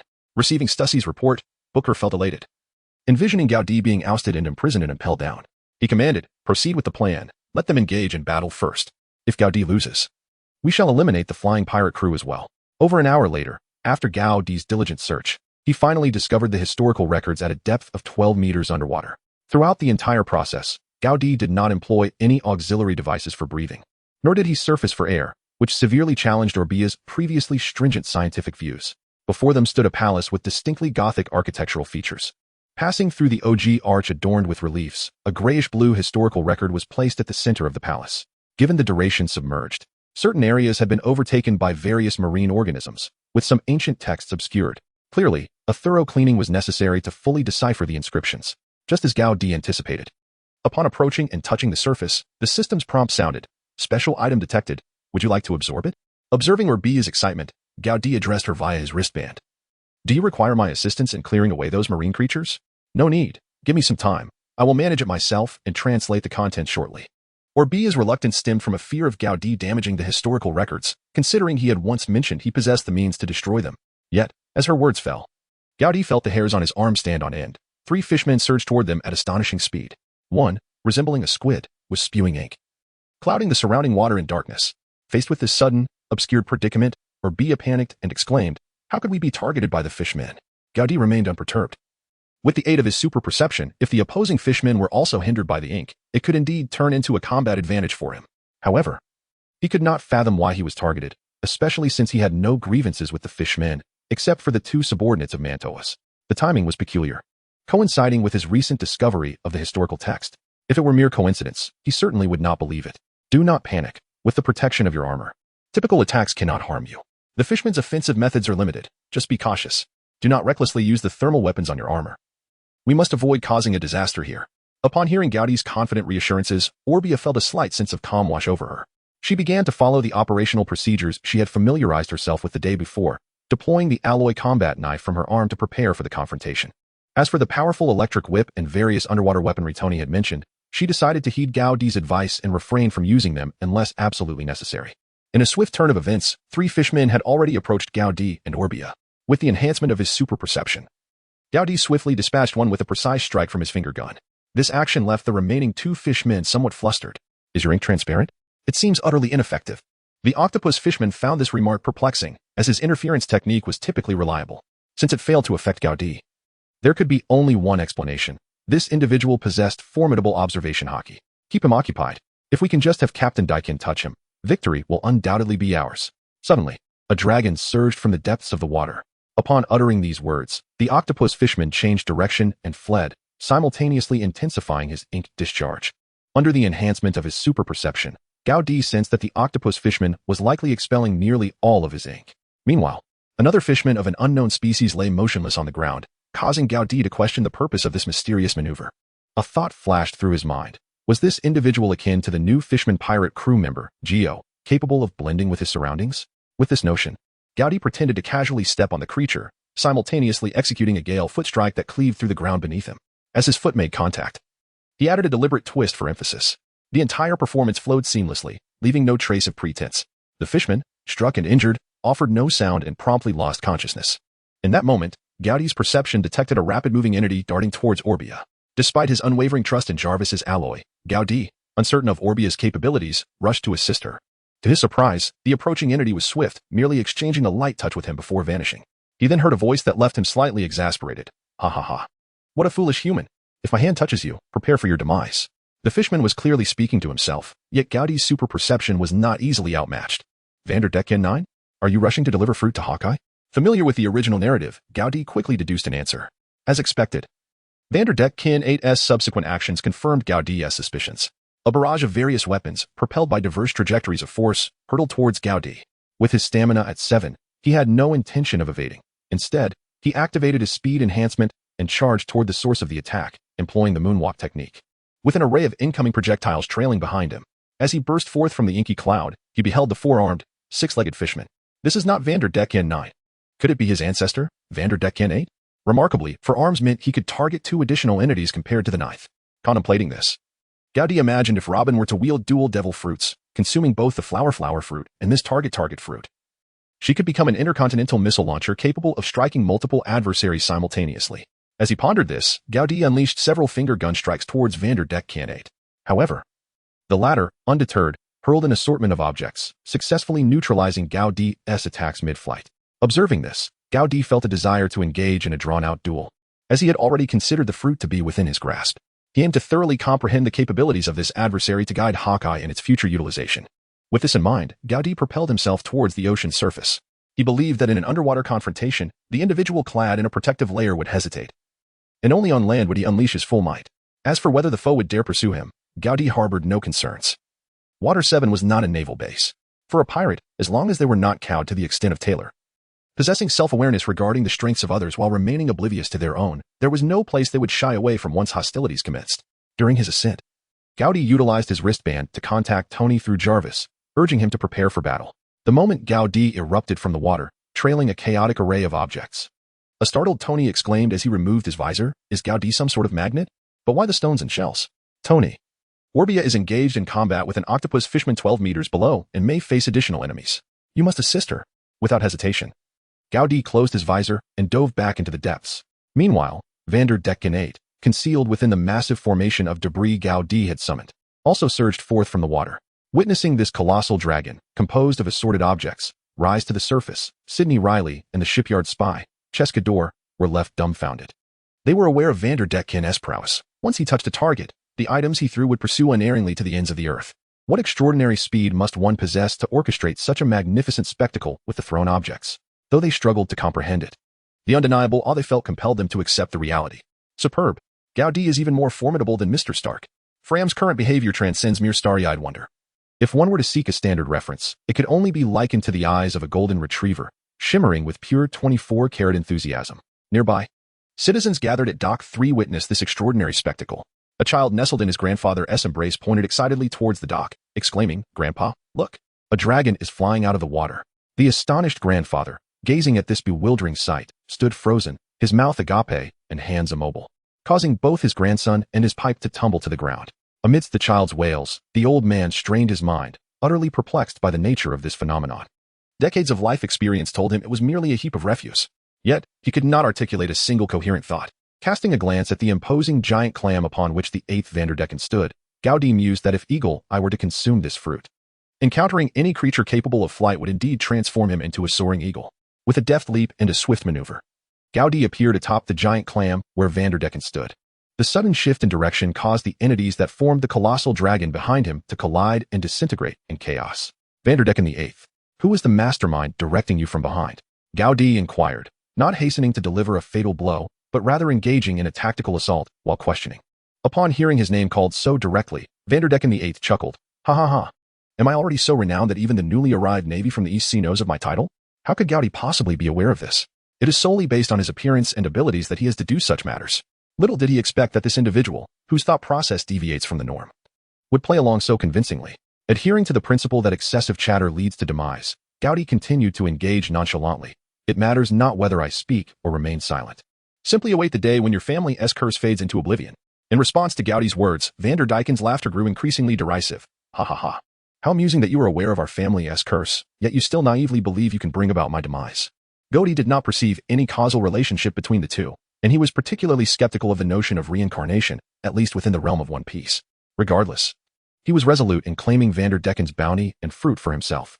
With this thought in mind, Gaudi chose not to engage in further trivial banter and unleashed his armament hockey, delivering a powerful punch that sent Vanderdecken crashing back to the ground. 086, Vanish. The Flying Dutchman. Vanderdecken 8, struggling to rise from the ground, coughed up blood and sneered, "Ha ha ha. It seems Stussy will have to pay more this time." With that, he produced a small pill, reminiscent of red and green, from his pocket and swallowed it whole. Almost immediately, his eyes began to bleed and turn a furious crimson, while the muscles throughout his body visibly swelled with rapid blood flow. Fierce Drug ES. Gaudi and Tom from the crowd uttered this name in unison. "Super. Mr. Tom, what exactly is this Fierce Drug ES? It sounds incredible," exclaimed Fran, only to receive a sharp slap from Tom in response. The Fierce Drug is known to drastically enhance physical capabilities in a remarkably short span of time. Yet it consumes a corresponding amount of vitality. Excessive use can lead to rapid aging or even death. That substance is a forbidden drug from the Dragon Palace. Where on earth did Vanderdecken acquire it? You better not get any ideas about that.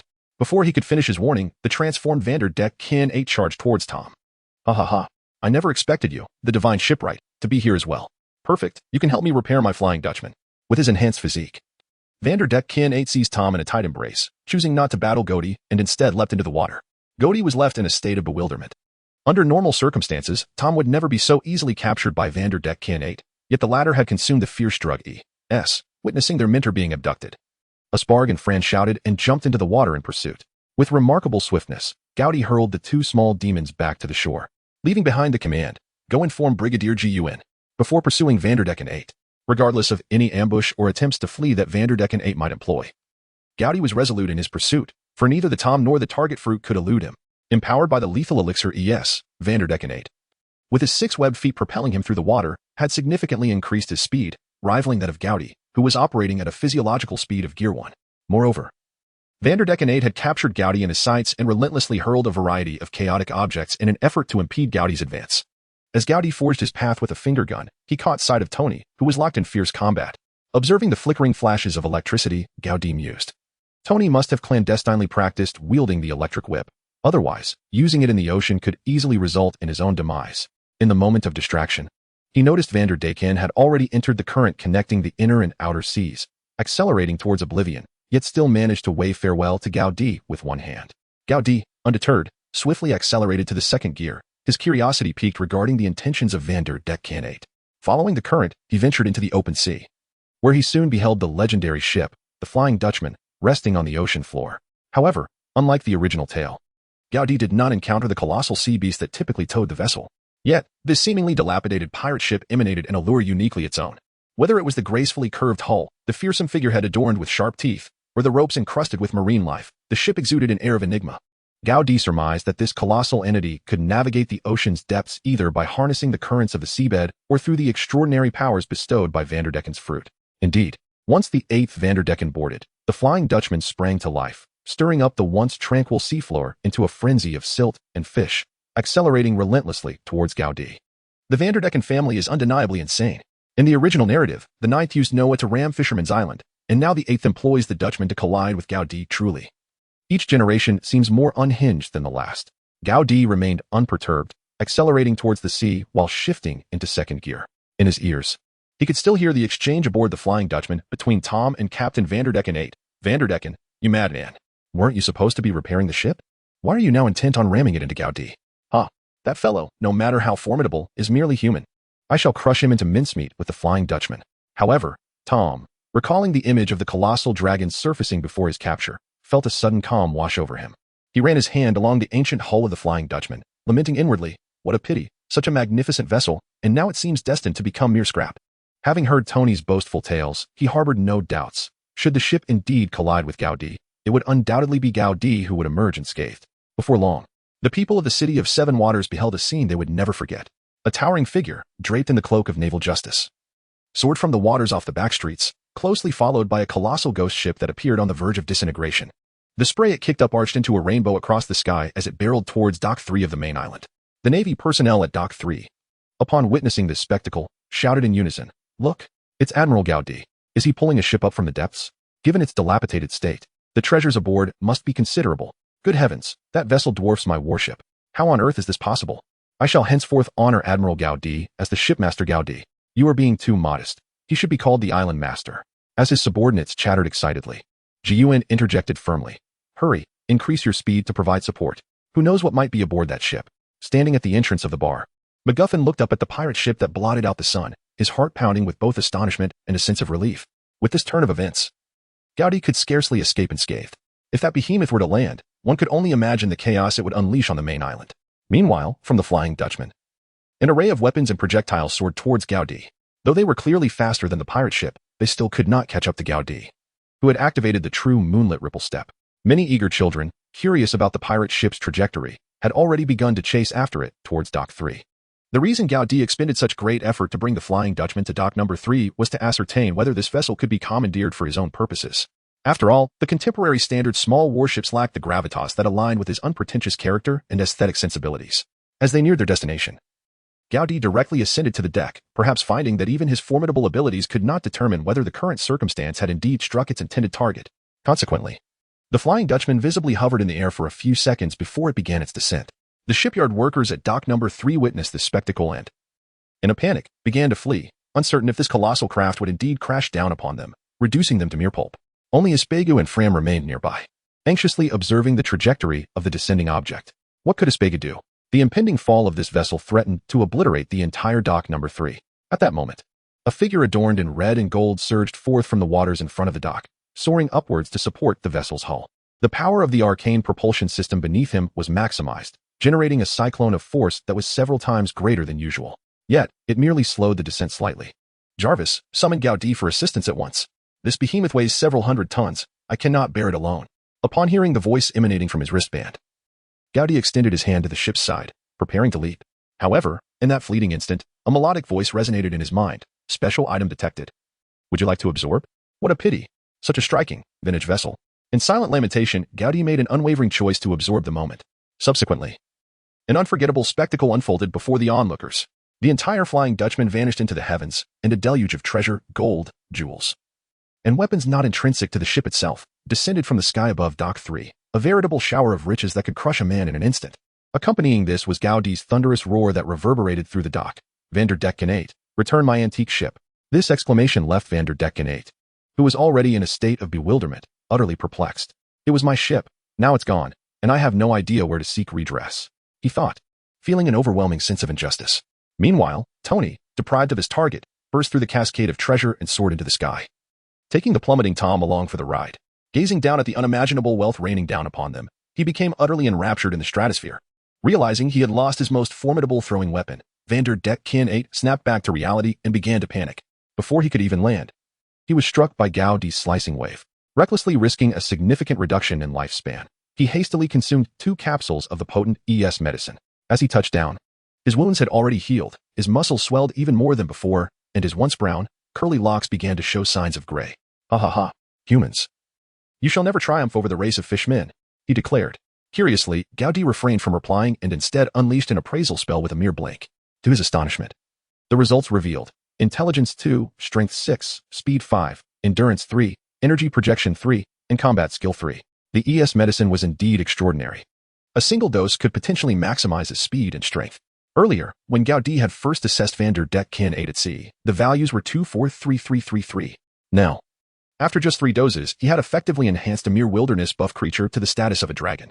Reflecting on the magnificent waters of Alabasta, Gaudi mused that these ancient nations were truly remarkable. Noticing Gaudi's lack of response, Vanderdecken 8 drew several throwing knives from his person and hurled them into the air while simultaneously kicking up a colossal axe from the ground to launch toward Gaudi. With his 6 legs now imbued with the enhanced power from the ES medicine, he charged forward with cataclysmic force, leaving a trail of destruction in his wake.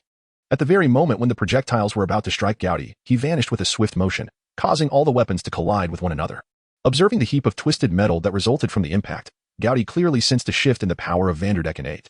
With a 6th level strength, he exceeded my own capabilities by a slight margin, Gaudi mused internally, a flicker of excitement beginning to bubble within him. His observation hockey surged forth, hurtling towards Vanderdecken. Vanderdecken, realizing the futility of trying to match Gaudi's speed and throwing, resolved to forego evasion.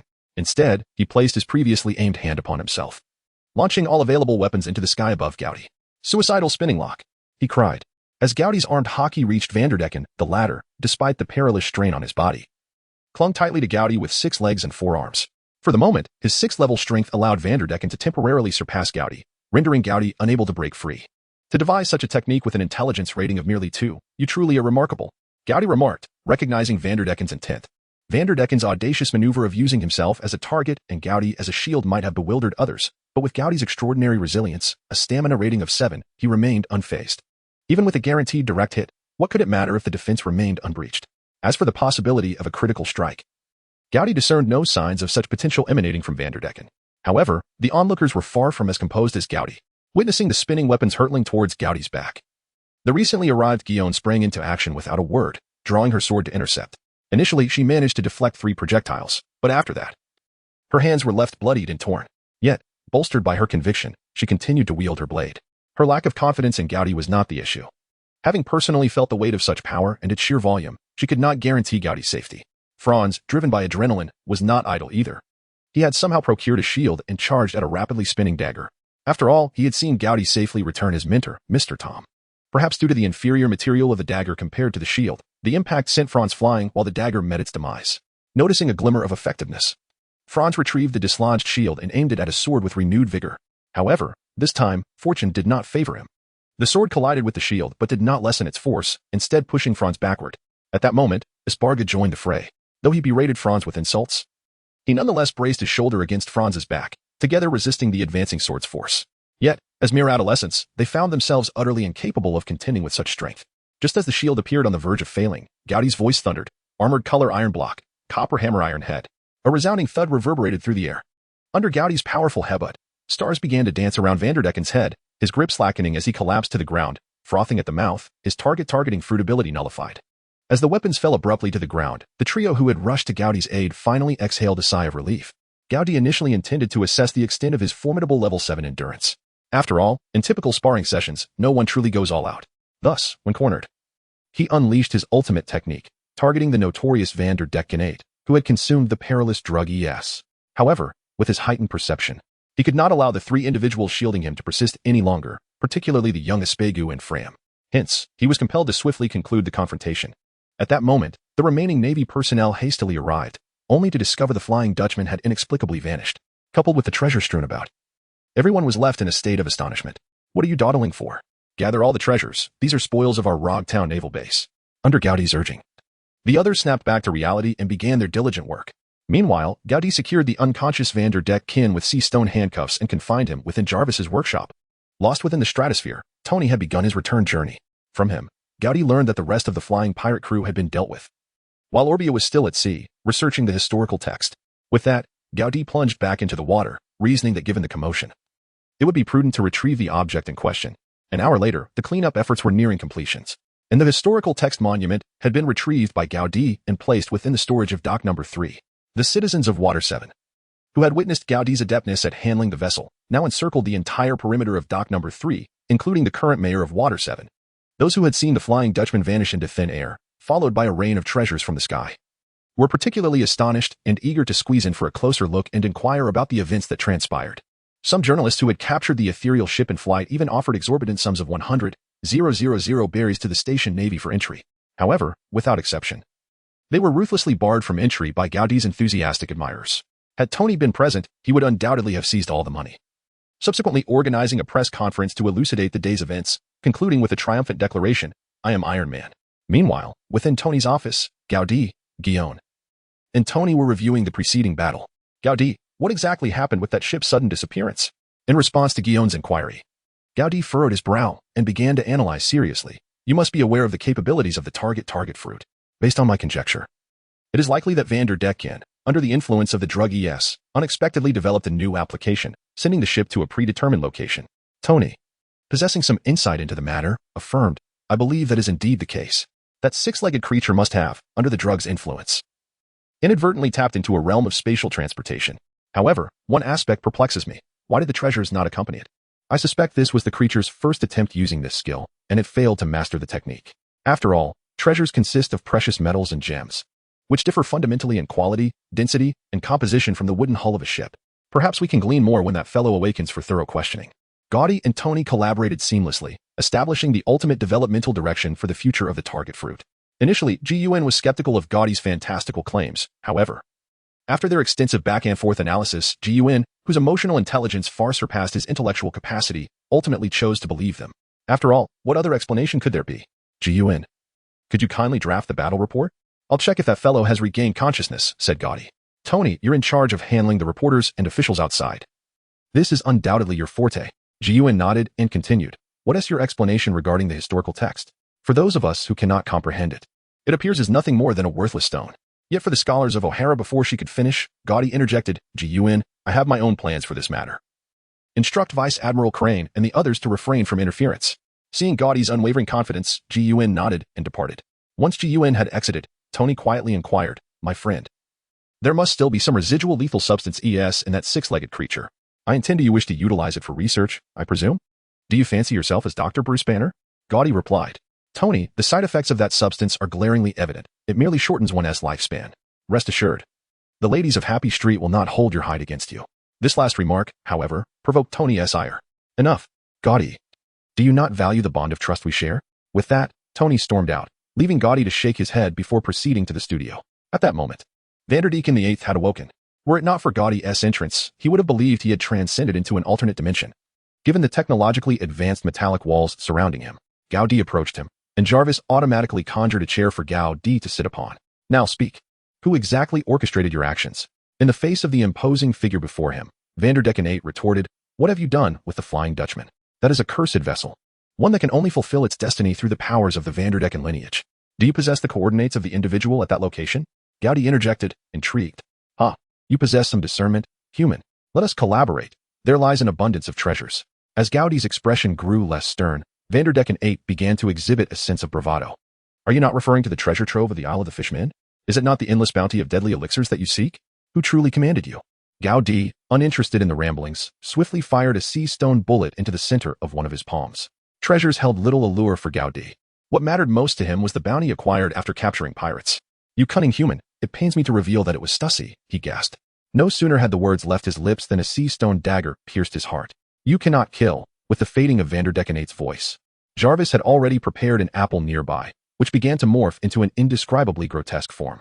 Hawkeye certainly has a peculiar taste, Gaudi muttered quietly, suppressing the discomfort within him, and extended his hand. Before the prompt could finish, he swiftly selected to absorb. With 460 gold coins plus the 800 given by the Flying Dutchman, Gaudi collected a total of 260 gold coins and a bounty of 46 million berries. Of this, 42 million belonged solely to Vanderdecken VIII, while the remaining 4 million was sourced from his minions. Since most of the minions had been eliminated by Tony, Gaudi confirmed a realization. The task of hunting pirates did not necessarily require his direct involvement. The superhero produced by the system would suffice. Observing his savings exceeding 20,000 gold coins within the system, Gaudi felt quite satisfied with the current speed of gold collection. It would be splendid if the shop had hero fragments. After submitting a complaint that was destined to be ineffective, Gaudi resolved to draw a card before Tony returned. Just then, someone rang the doorbell to the studio. Mr. Gaudi, it's a Navy soldier, Jarvis reported. Gaudi activated the intercom, inquiring, I am Gaudi, what is the matter? Gaudi, the CP department has sent personnel. Understood. Please keep everyone calm. I will be there shortly. Disengaging the intercom, Gaudi chuckled inwardly. How transparently obvious. They must have been waiting in Water 7 for quite some time. At that moment, outside dock number 3, Tony, clad in red and gold battle armor, was confronting several men in suits. Having just finished discussing the incident with various reporters after being paid, he was interrupted by these suited individuals who had driven everyone away. Adhering to the principle of getting paid for services rendered, Tony began to argue with the men who were obstructing his earnings. Can you not exhibit a modicum of common sense? Freedom of speech is a fundamental element for a healthy society. Violence cannot resolve issues. As he spoke, the electric whip in his hand fluctuated in size, accompanied by crackling sounds that deterred the suited men from approaching. Lieutenant Tony Stark, we suspect that your Dock No. 3 contains contraband recognized by our world government. Please step aside to allow us to conduct an inspection. Upon hearing the word contraband, Tony laughed. Contraband? In a world where firearms are ubiquitous and devil fruits can be openly auctioned, what contraband could exist? Are you after the deadly drug? Or perhaps you covet those treasures? I do not comprehend your statements. Our Justice League Industries is a legitimate enterprise funded by the Celestial Dragons and does not accept oversight from any department. Tony was unabashed, and had it not been for Gaudi's repeated insistence on avoiding alcohol, he would have likely disclosed the impressive record of defeating the CP department. He was convinced that these suited men were indeed part of the CP department, though he was uncertain of their specific code names. The arriving group was CP5, the same unit that Spandam would lead 10 years later. The reason Booker dispatched such a lackluster team was to create a pretext for a confrontation. The Long Chain Island incident remained a shameful chapter for the entire CP department, and after the defeat, Booker had issued a gag order at the cost of his life. Thus, he sent this group of untested CP5 agents. However, initiating a conflict was out of the question. He merely sought to escalate the situation to capture the attention of the higher-ups in the world government. After all, with Gaudi and the Celestial Dragons backing them, the CP department could not act without restraint. The crux of the matter was their inability to win. Meanwhile, the mayor felt caught in a dilemma. On one side were the Navy, a long-term benefactor operating under Celestial Dragon investment, and on the other, the CP department of the world government. He wished to avoid offending either party, or rather, he could not afford to. Just as he was weighing his options, Gaudi emerged from Dock No. 3 with an unhurried demeanor. Noticing the armed suited man, Gaudi commanded, "Are you all attempting to steal from a Navy-operated factory? Why are you still hesitating? Bind them immediately." A soldier who had arrived slightly earlier muttered to himself upon hearing the command, "Gaudi, is this what you meant by advising us not to act impulsively?" The little Navy recruits accompanying Gaudi, having undergone his rigorous training, had transformed into audacious fighters. Obedient to Gaudi's orders, they advanced to subdue the group of suited men. Even if they were from the CP department, they felt no fear under Gaudi's authority. Observing the Navy's actions, the leading suited man exclaimed, "What do you Navy personnel intend to do? Do you wish to take action against our CP department? Are you seeking death?" The CP-5 agents, having never participated in the Long Chain Island battle, quickly disregarded the admonition from their superiors to avoid confrontation. One of them even raised his weapon and fired at the foremost Navy soldier. The young sailor dodged, and Tony soared into the fray, unleashing a flurry of electric whip strikes that incapacitated all the suited men. As the suited men were being restrained by the young sailors, the mayor broke into a cold sweat. "Gaudi, is this truly acceptable?" Noticing the mayor's distress, Gaudi reassured him, "Rest assured. The affairs between the Navy and the CP department will not implicate your Water 7S, Tony. Please continue your speech. I will check on the progress of Albia." With the situation now disrupted, Gaudi decided to postpone drawing cards until everything was resolved, as frequent interruptions were exceedingly vexing. Upon reaching the warehouse, he found Albia engrossed in studying a historical text, seemingly oblivious to Gaudi's arrival. Judging by her expression, this piece appeared to be an ordinary historical record. According to the original texts, there were about 30 pieces of historical records, including 4 road sign records and 9 intelligence records. The road sign records were read, and based on the descriptions of the 4 pieces, a map could be drawn leading to the final island, Raftel. The grayish piece before them was likely one of those deemed less significant, aside from these 13 pieces.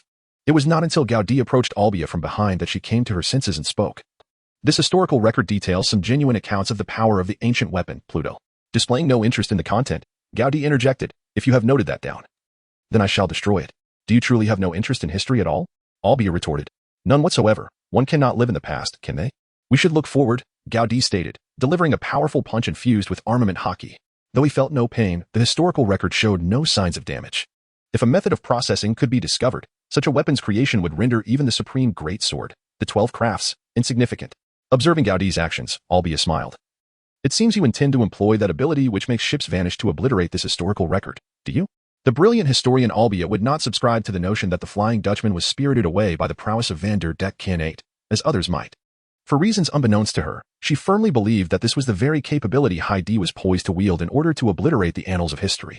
Gaudi did not deny it. He directly stated, "At times, being overly clever is not necessarily a virtue, particularly for a lady as exquisite as yourself." Just then, a naval soldier approached with a report. "General Gaudi, Chalmako Saint has arrived." Surprised by the arrival of his investor, Gaudi pondered whether this was also orchestrated by CP0.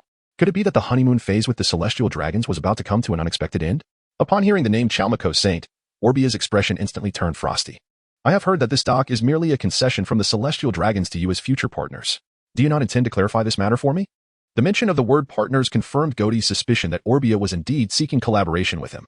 "I believe that for a scholar, the most fundamental quality is to maintain objectivity. While it is true that the Celestial Dragons are far from admirable, how do you, the scholars of O'Hara, survive relying solely on research? Even if you can sustain yourselves in O'Hara, from where do you procure the funds for your adventurous explorations? Do you truly expect to profit from your research findings?"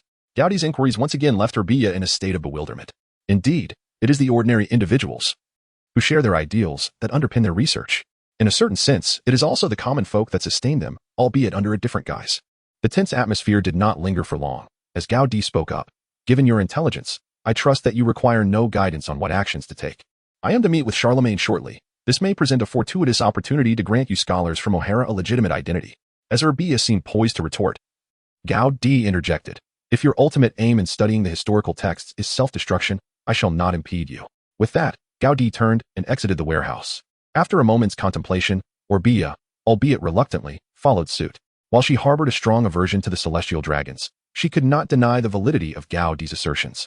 Upon leaving the warehouse, they encountered Tony, who had already removed his battle armor, engaged in an animated conversation with Charlemagne. Behind Charlemagne stood a slave, cradling a treasure chest. Judging by its size, Gaudi could surmise its contents, either an antique pistol intended for Tony or a devil fruit. Upon noticing Gaudi's approach, Charlemagne exclaimed, "Gaudi, I just heard from Tony about your capture of a vicious group of pirates. Truly, you are the elite of the Navy, a far cry from the ineffectual CP department. You are indeed the shield of the world government." Gaudi found himself unaccustomed to the flattery of the Celestial Dragon, and the extravagance of such praise was somewhat exaggerated. Charlemagne, we also apprehended several CP5 agents who came to stir trouble. Your arrival here is no mere coincidence, is it? It was indeed orchestrated, but solely by Charlemagne himself. After reporting the outcomes of the previous events to the elders, he had meticulously gathered all pertinent information regarding Tony and Gaudi. Following his review of Gaudi's recent ascension, he concluded that this investment would yield significant returns. Should Gaudi continue on this trajectory, his future as an admiral was all but assured, and the position of marshal was not beyond reach. Thus, he resolved to pay a personal visit, bearing gifts to strengthen their rapport and to assess the progress at dock number 3. Consequently, he arrived without the additional bodyguards assigned to him by the CP department, nor did he inform them beforehand.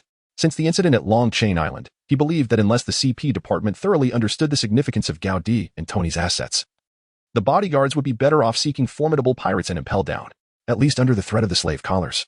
Those individuals would be compelled to exert themselves without hesitation. I have come specifically to see if there is any way we can assist you. Although your combat prowess renders you largely self-sufficient, there are still certain matters worth considering. Charlemagne did not complete his thoughts, but Gaudi surmised his intent. It was merely to bolster Charlemagne's sense of importance. Charlemagne, I happen to have a matter for which I seek your counsel. With that, Gaudi led a few individuals back into the warehouse. Charlemagne's expression shifted as he beheld the vast historical text, his countenance fluctuating before he finally spoke. Gaudi, do you intend to keep this as a collection piece?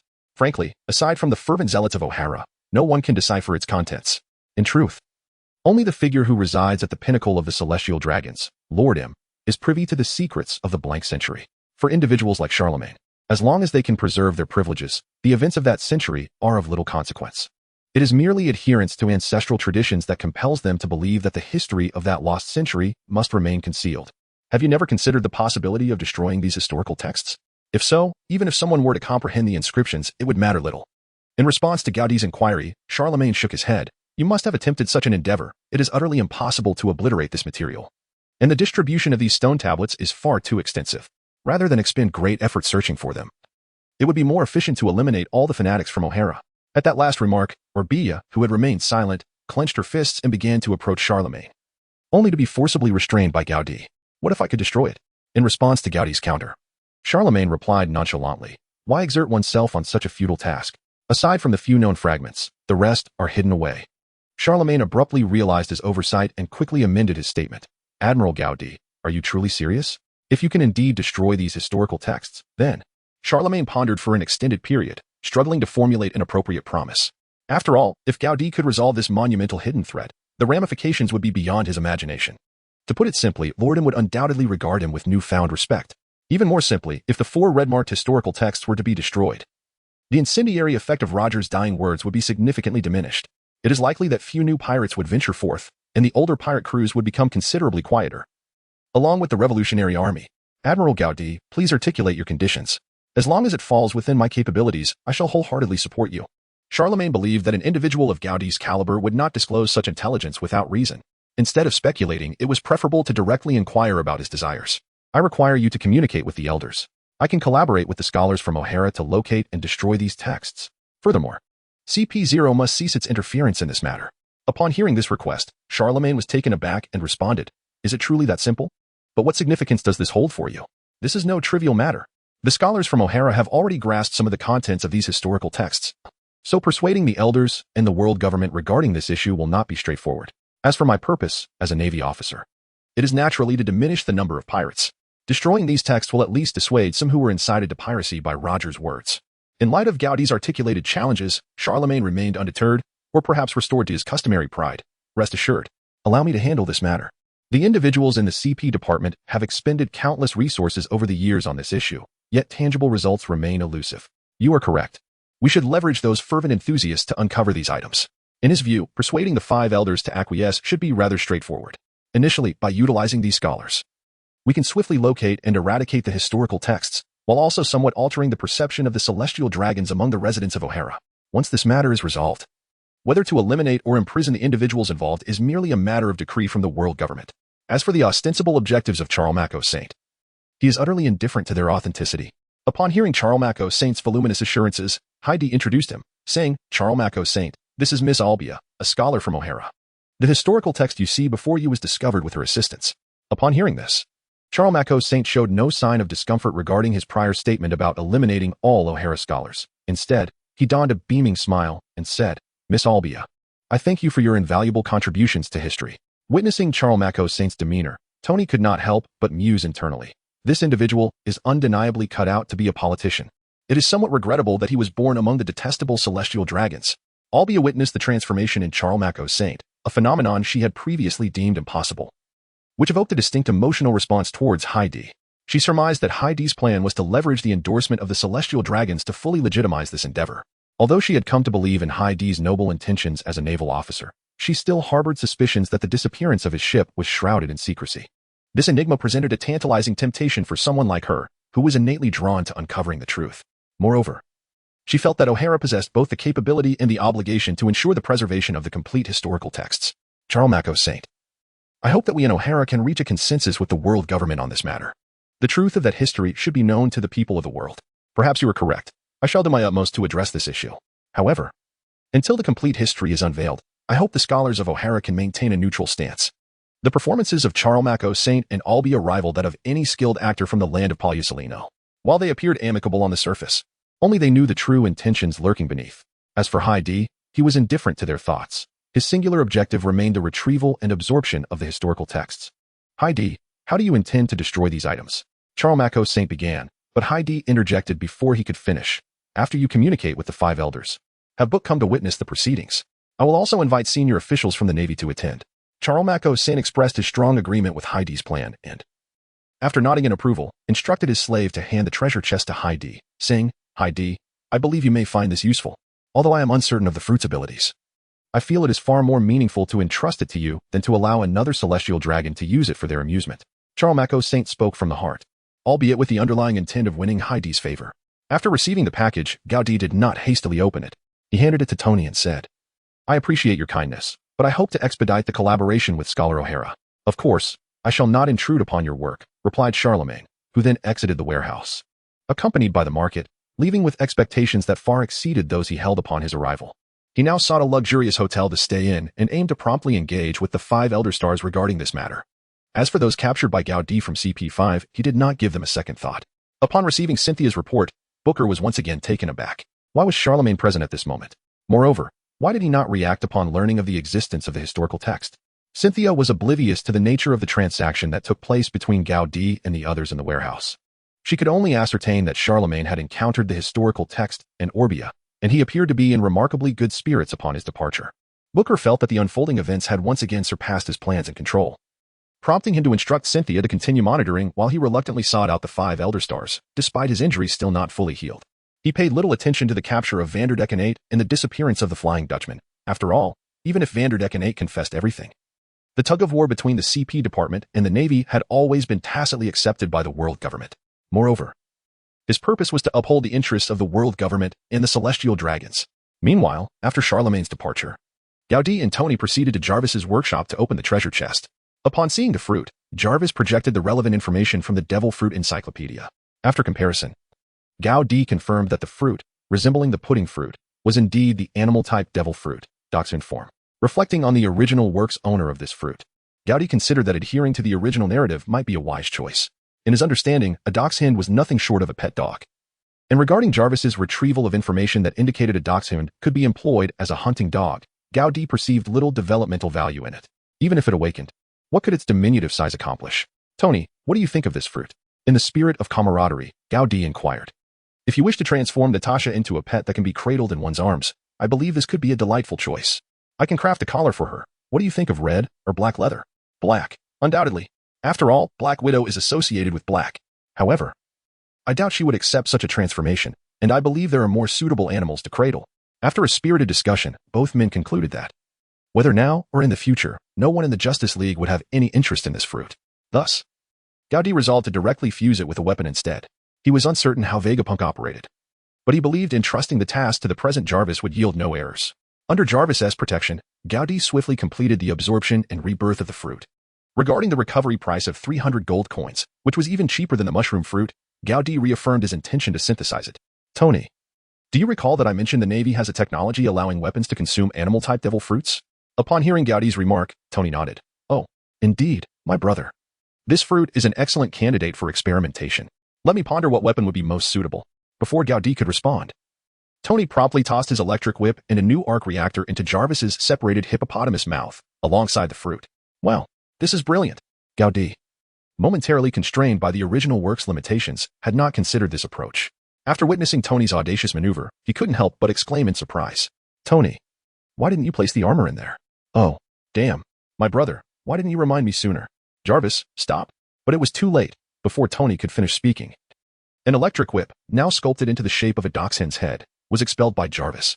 Faced with this irreversible reality, Tony consoled himself. Indeed, this fruit is rather weak. Gaudi, my brother, I believe we should acquire the rhino fruit, saber-toothed tiger fruit, and others, and then assemble an animal-type mecha army. Gaudi shared a similar sentiment. With Jarvis and Tony present, the Mark series armor truly represents the finest sanctuary for those ancient dragon fruit varieties. Upon the successful trial of this technology, Tony commenced performance evaluations. To his astonishment, he discovered that this modified weapon was exceptionally effective.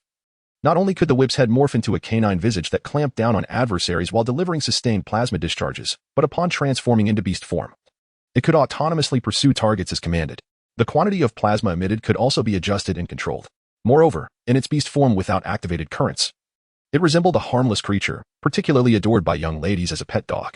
Gaudi, my brother, I believe this fruit was destined for my electric whip. Tony had long forgotten that he had once been bested by the electric whip.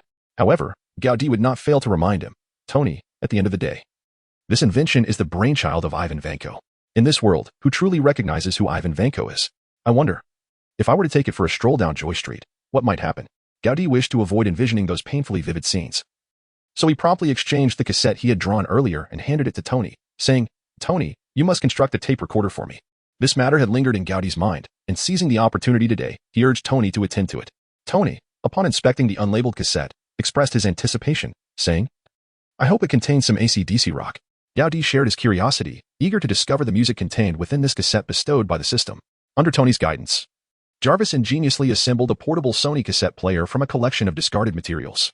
Why does it still bear a brand name? Gaudi inquired, bemused.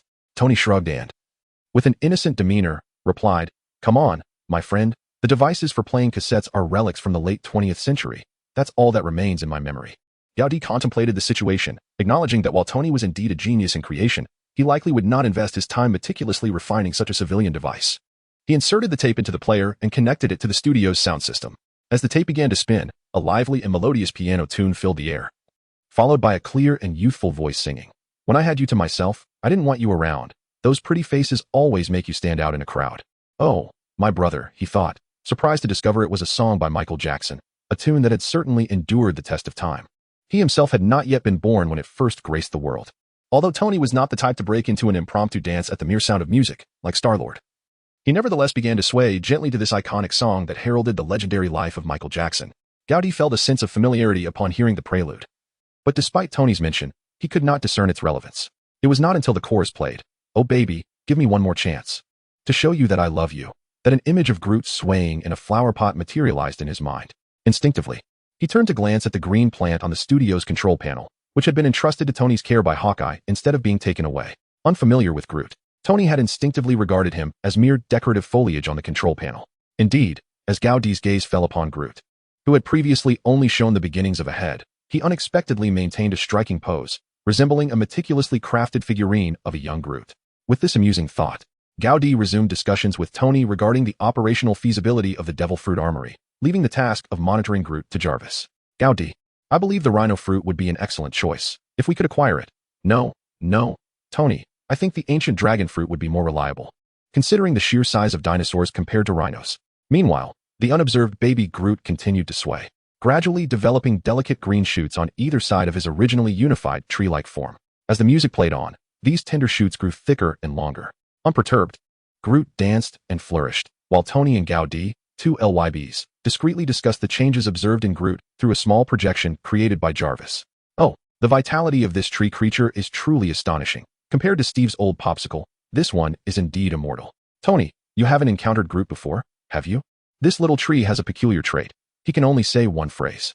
Perhaps you might consider bringing Peter Parker in, with that boy's eloquence. He would make an excellent linguistic tutor. It seemed that the music was the key to accelerating Groot's growth. In the future, while you work, play this tape to help this little fellow grow faster. Once he matures, he will undoubtedly be a valuable ally. Their conversation continued until Groot's hands were fully developed. prompting them to prepare for a direct confrontation with him. As they turned to face him, Groot instantly retracted his hands, resuming his captivating pose, leaving the two LYBs shaking their heads in disbelief. Heidi carefully moved the potted plant aside and extended a finger to gently prod Groot. Groot, stop pretending. We've all seen your actions just now. Upon hearing this, the nonverbal Groot immediately shook off his sluggishness, mockingly rubbed his large adorable eyes with tiny hands, and then, with a cute expression, gazed at Heidi and said, I'm Groot. Oh, Heidi, do you think this little fellow will truly become like Natasha said, using his hands to skewer enemies like kebabs? And can he heal injuries too? Tony questioned skeptically. Heidi nodded confidently, replying, Tony, Groot's abilities may be even greater than that. After all, as a descendant of the Flower God Colossus clan, he once boasted peak endurance of level 7 and strength of level 6. Plus, with his spore regeneration skill, he's more than capable of serving as a formidable control support tank. Alright, Jarvis, from now on, play this tape in a continuous loop inside the studio. Make this youngster grow some legs already. In the office of the 5 elders of Mariagia, Booker was reporting to them about Heidi and Orbia's joint efforts to uncover the historical text. Hearing that Heidi and his team had unearthed a piece of historical text from beneath the 7-water capital, the bald elder with a distinctive map-shaped birthmark and a pair of bushy eyebrows asked, is this authorized by the Navy, or is it his personal action? Whatever the case, such blatant behavior is a provocation against the world government. The bald elder, resembling Gandhi, with a knife and a shiny bald head, remarked. Just then, their communication device rang, and after the bald elder answered, he recounted Charm Mako's words to Booker, who looked on with disbelief. The elder then suggested, this plan is quite good. First, let us use them to locate and destroy these historical texts, and finally, execute them all. It would diminish one more threat to the celestial dragon's dominance. However, before the elder finished, the bald elder interrupted, therefore, you will serve as the witness. If Heidi truly manages to destroy these texts, then the CP department need not interfere in any matter related to them again. If he fails, you must find a way to eliminate this unruly kid swiftly. Abla Booker. Remember this, regardless of the outcome, this secret must be kept from everyone. He also ordered, keep a close watch on the crazed group in O'Hara. If they leak any information before the texts are destroyed, eliminate them immediately. The other elders nodded in agreement after hearing his commands. Booker solemnly responded, understood. Elder of the 5 elders. He already began scheming in his mind how to sabotage this affair.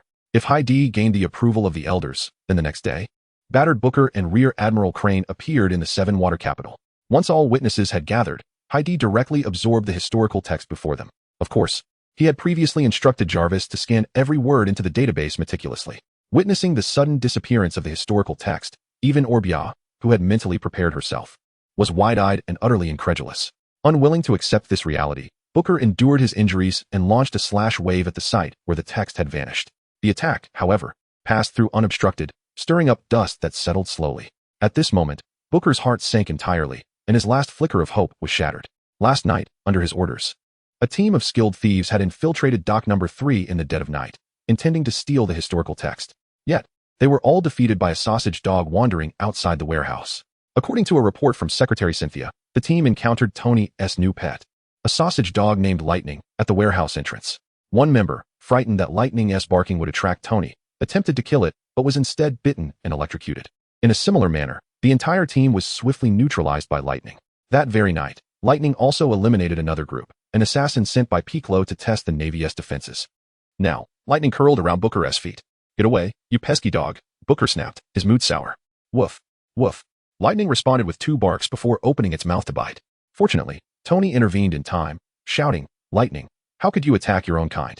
His words, though not particularly damaging, carried a sharp insult that worsened Booker's internal injuries.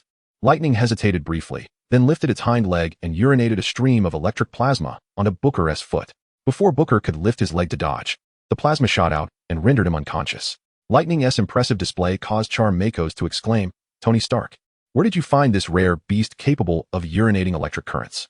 Oh, brother, Stark replied with a smile, speaking of which, do you still have any unwanted animal devil fruits? If so, I'd like a few more. At this, Charm Makos and Crane both grimaced, thinking, do you think devil fruits are just fruits from a shop? Nevertheless, Charm Makos, curious about the origin of his own fruit, asked, Tony, did you eat that devil fruit yourself? How does it feel? What kind of fruit is it? Oh, brother. If you didn't know the name and properties of that fruit, I do think you're insulting us, Stark replied with a hint of annoyance. Crane, also intrigued, asked, Tony, tell us what exactly it is. Stark smiled mysteriously and whistled at Lightning, which then rushed toward him and swiftly transformed into an electric whip. Is this the devil fruit I gave you? Charm Makos gaped, pressing his face against the glass cover, nearly unable to speak clearly. Whoops, Stark chuckled. Vegapunk has yet revealed his technology, so I had him install it first. Did you fuse the animal devil fruit with your weapon? Crane asked in astonishment. Yes. Crane, Stark confirmed. The devil fruit I was given by Charmakos is this sausage dog form. Jarvis used its abilities to integrate it with my weapon. Having listened to High DS report on Lightning's exploits last night, Charmakos immediately said, Tony, name your price. How much do you want for Lightning? I'll buy him. No, I shall not rent. Rather, you may lease it to me for a year. The reason Charlemagne altered his stance midway was due to the realization that Tony could never possibly part with such a magnificent weapon. After all, who would not desire a pet that possesses an innate electric shock attribute? Her astonishment was no less than that of Charlemagne. Yet her thoughts were directed towards enhancing the naval force's combat capabilities. If every vice admiral were to wield such a weapon, it might prove to be far more valuable than allowing them to consume it themselves. With this in mind, she spoke. Gaudi, is this technology stable? If so, the Navy will ensure that any animal-type devil fruits we can procure will be sent to you henceforth. Gaudi was precisely after this effect. The abilities of the fruit were of no consequence to him. What truly mattered was the ability to amass gold coins. Setting aside all other matters, the positioning badge, priced at a staggering 999 gold coins, was an essential item for every hero.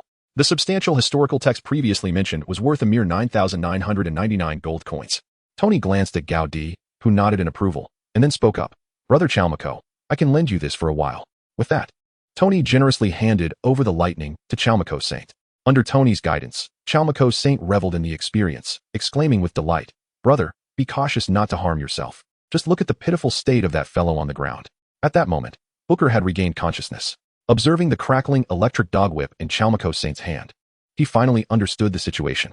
Fortunately, his own strength was commendable, enabling him to recover swiftly despite the injuries. Had it been someone else, they would likely have already met their demise. How infuriating. Why do all the fortunate events occur with Gaudi and his crew? Humiliated by a puddle of dog urine, he found no reason to linger any longer, so he rose, scoffed coldly, and left the warehouse without a backward glance. Inwardly, he began to devise his next plan to contend with Gaudi and his companions. If Gaudi was unfit, then I shall target you, Tony. He could hardly believe that he, the illustrious leader of a CP organization, would be bested by a mere naval officer reliant solely on weaponry. Crane observed this outcome and, addressing Albia with a warm expression, remarked, as a scholar from O'Hara, I look forward to our collaboration yielding fruitful results. This standard diplomatic response subtly reflected her own inner thoughts. There was no fault in researching the erased history. The true transgression lay with those who had obliterated it, who may still be alive. She hoped that Gaudi would resolve this matter thoroughly, for in doing so, he would not only save the scholars of O'Hara, but also countless others who harbored dreams and perished in their futile opposition against the world government. Regarding Gaudi's display of skill, no matter her astonishment, Crane chose to remain silent, for once this information spread, who could predict the multitude of adversaries it would attract? Not to mention, the notorious pirates seeking the Red Sign's text would undoubtedly target him first. Amidst Chalmako Saint's incessant pleas, Tony led him off to further indulge in the Lightning. Meanwhile, Gaudi detailed his encounter with the flying pirate crew to Crane, subsequently handing over the surviving fishmen and the corpse of Vander Decken 9. Additionally, he presented the target fruit intended for Hawkeye. Gazing at the bodies and the fruit, Crane asked earnestly, Gaudi, do you possess some technique for resurrecting the devil fruits? Gaudi neither affirmed nor denied, merely smiling as he remarked, I say there is. Does General Crane wish to believe it? With the answer already settled in his heart, Crane shifted the topic, saying, by the way, Gaudi, the idea you provided regarding fruit development was quite impressive. If time permits, I hope you can assist other capable individuals within the Navy as well. Upon hearing this, Gaudi couldn't help but chuckle. How many capable individuals does the Navy possess at this juncture? The future 3 admirals have yet to acquire their fruit abilities. And Magellan has not yet consumed the poison fruit, let alone the rust fruit, the monitor fruit, or the bean fruit. Nevertheless, Gaudi surmised that Crane's comment was a request on behalf of Sengoku. Very well, General Crane. I shall do my utmost to assist the Navy, he affirmed. By the way, has that great white bear, Taylor, been recruited under your command after you cleaned him up? Indeed, Crane replied. The essence of that girl is not inherently bad. She merely followed the wrong crowd. I believe that under my guidance, she can certainly grow into an exemplary naval soldier. Hearing this, Gaudi couldn't help but internally scoff, pondering whether she had followed the wrong Dayton or the wrong Garp. By the way, Natasha and Barton's performances have been commendable. Natasha has already managed to utilize the Gale kick a couple of times, and Barton's spear skills are beginning to take shape. Gaudi was not surprised by this. After all, the accumulated experience and talent of the Black Widow, combined with Zephyr's training, would ensure she learned swiftly. Hawkeye's talent is also considerable, complemented by an extraordinary work ethic. And what are the other 3 little rascals? Gaudi inquired further. That smoker is just a little chain smoker, and as for that Drake, I will make time to clean him up. Belmir is fine, though perhaps a bit too fierce. Hearing that none had engaged in any egregious behavior, Gaudi felt reassured. He then addressed General Crane, stating, Next, I plan to thoroughly explore the nearby waters where historical texts may be found. I will need you to appoint an officer to temporarily oversee Logtown on my behalf. Crane nodded in agreement. You are correct. Let us send Kaki. He seems to be idling away his time following Guillaume, so it would be beneficial for him to hone his skills in the East Blue. Pleased with Crane's decision, Gaudi offered a silent commendation. After bidding farewell to Crane, Tony approached Gaudi. Oh, Gaudi, that celestial dragon has offered us a rental price of 10 million berries for lightning over 3 months. Upon hearing this price and duration, Gaudi inquired with curiosity, then why the hesitation? Rent it.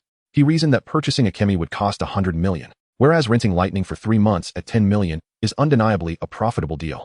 However, I worry that he might not return it. After all, he is our investor, and it wouldn't be appropriate to beat him up to reclaim it. Gaudi pondered a potential solution. He promptly exchanged for a badge and imprinted it onto Lightning's grip. Observing this badge, which now occupied a prominent position due to his arc reactor, Tony surprisingly refrained from criticizing. Oh, Gaudi, my brother, your taste is simply exquisite. While Tony understood the basic function of the positioning badge, he deemed it somewhat insignificant. Even if one knew the location, if the other party was unwilling to return it, one would ultimately resort to forceful measures. However, upon noticing Lightning's name appear in the binding section, Gaudi immediately employed the restriction feature, reducing Lightning's power to 0. Ignoring Tony's skepticism, he took Lightning outside for a test. The results were remarkably effective. The restricted Lightning was now merely an ordinary dachshund, incapable of transforming and merely barking and wagging its tail at him. As soon as the time is up, I shall lift the restriction and see if you are inclined to return it for a recharge. With this thought in mind, Gaudi contemplated the potential for a side business in the processing of devil fruit weaponry. However, this would inevitably lead to significant consumption of gold coins.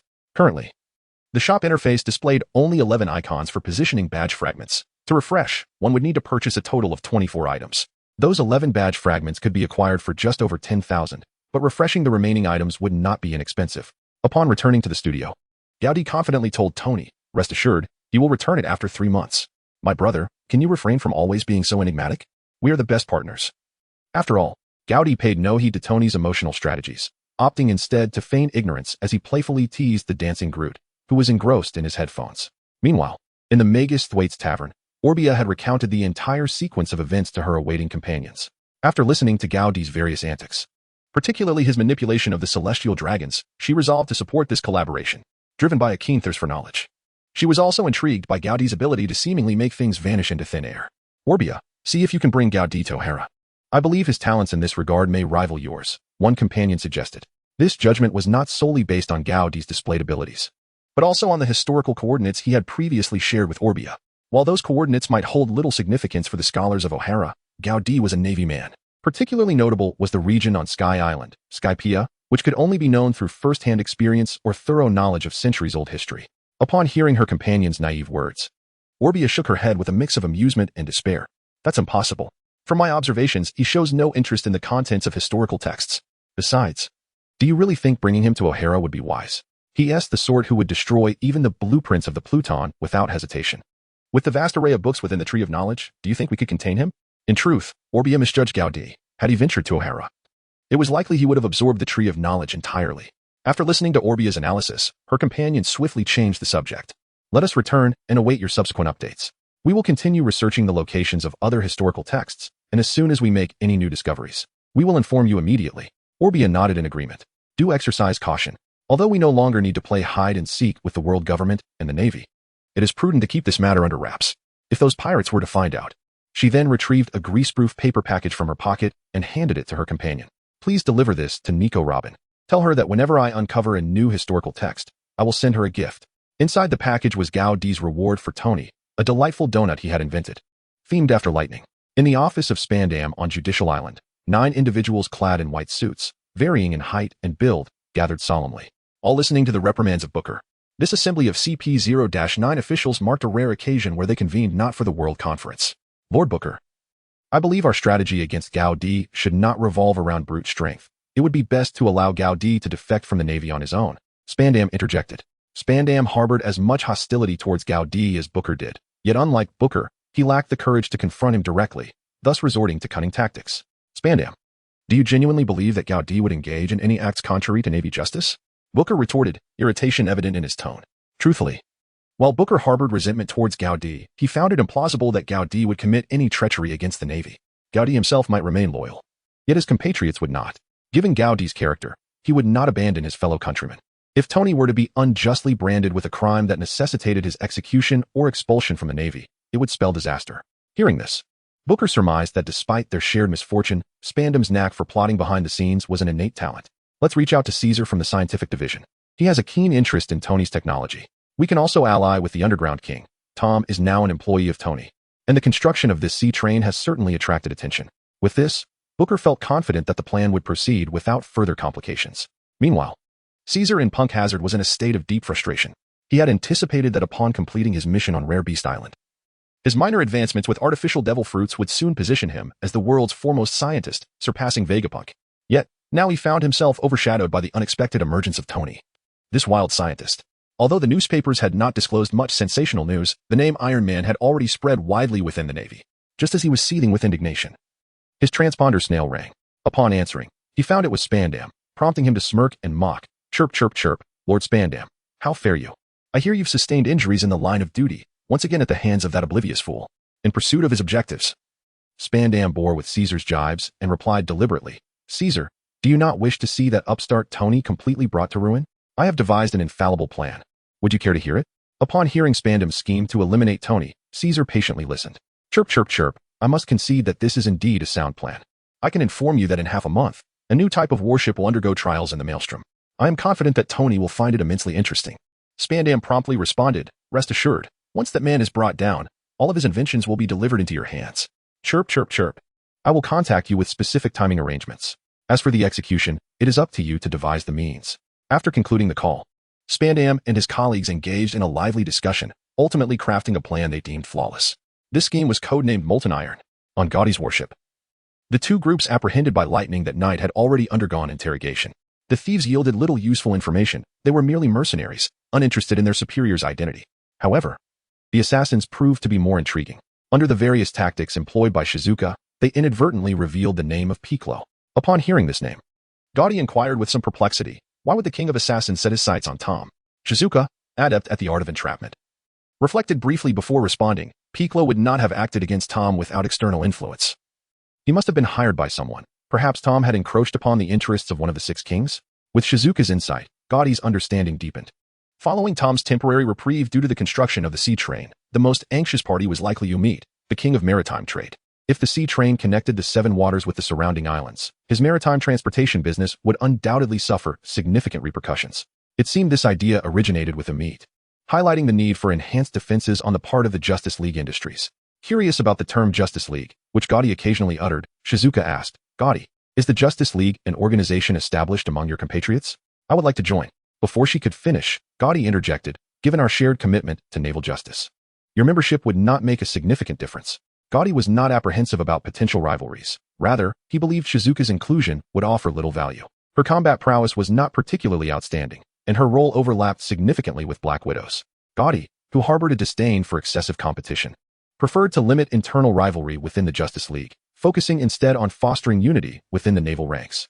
However, Shizuka had a different perspective.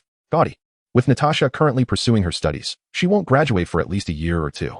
I can assist you with her responsibilities. Is that so? Then you may as well give it a try, Gaudi replied, feeling somewhat reluctant to refuse further, recognizing that effectively utilizing interns was a fundamental skill for any capitalist. Shizuka, I need detailed information on all the six kings of the underground, except for Stussy. Gaudi was now contemplating a foray into the underground world. Seizing the opportunity while Ming had yet to fully mature, he aimed to establish groundwork that would prove invaluable in the future. The underground world, with its unique characteristics, would always endure, regardless of historical transformations or societal advancements. Gaudi fully acknowledges the legitimacy of his existence, while simultaneously desiring to maintain control over it, embarking on a trial of justice on another level. Upon hearing this task, Ji-Yuan smiled sweetly at Gaudi and said, why not seek the information on the Queen of Joy Street? Do you not wish to? Gaudi did not conceal the truth, stating plainly, that old woman is a member of CP0, and investigating her is unnecessary. Upon hearing this, Shizun expressed her surprise and inquired, how do you know this?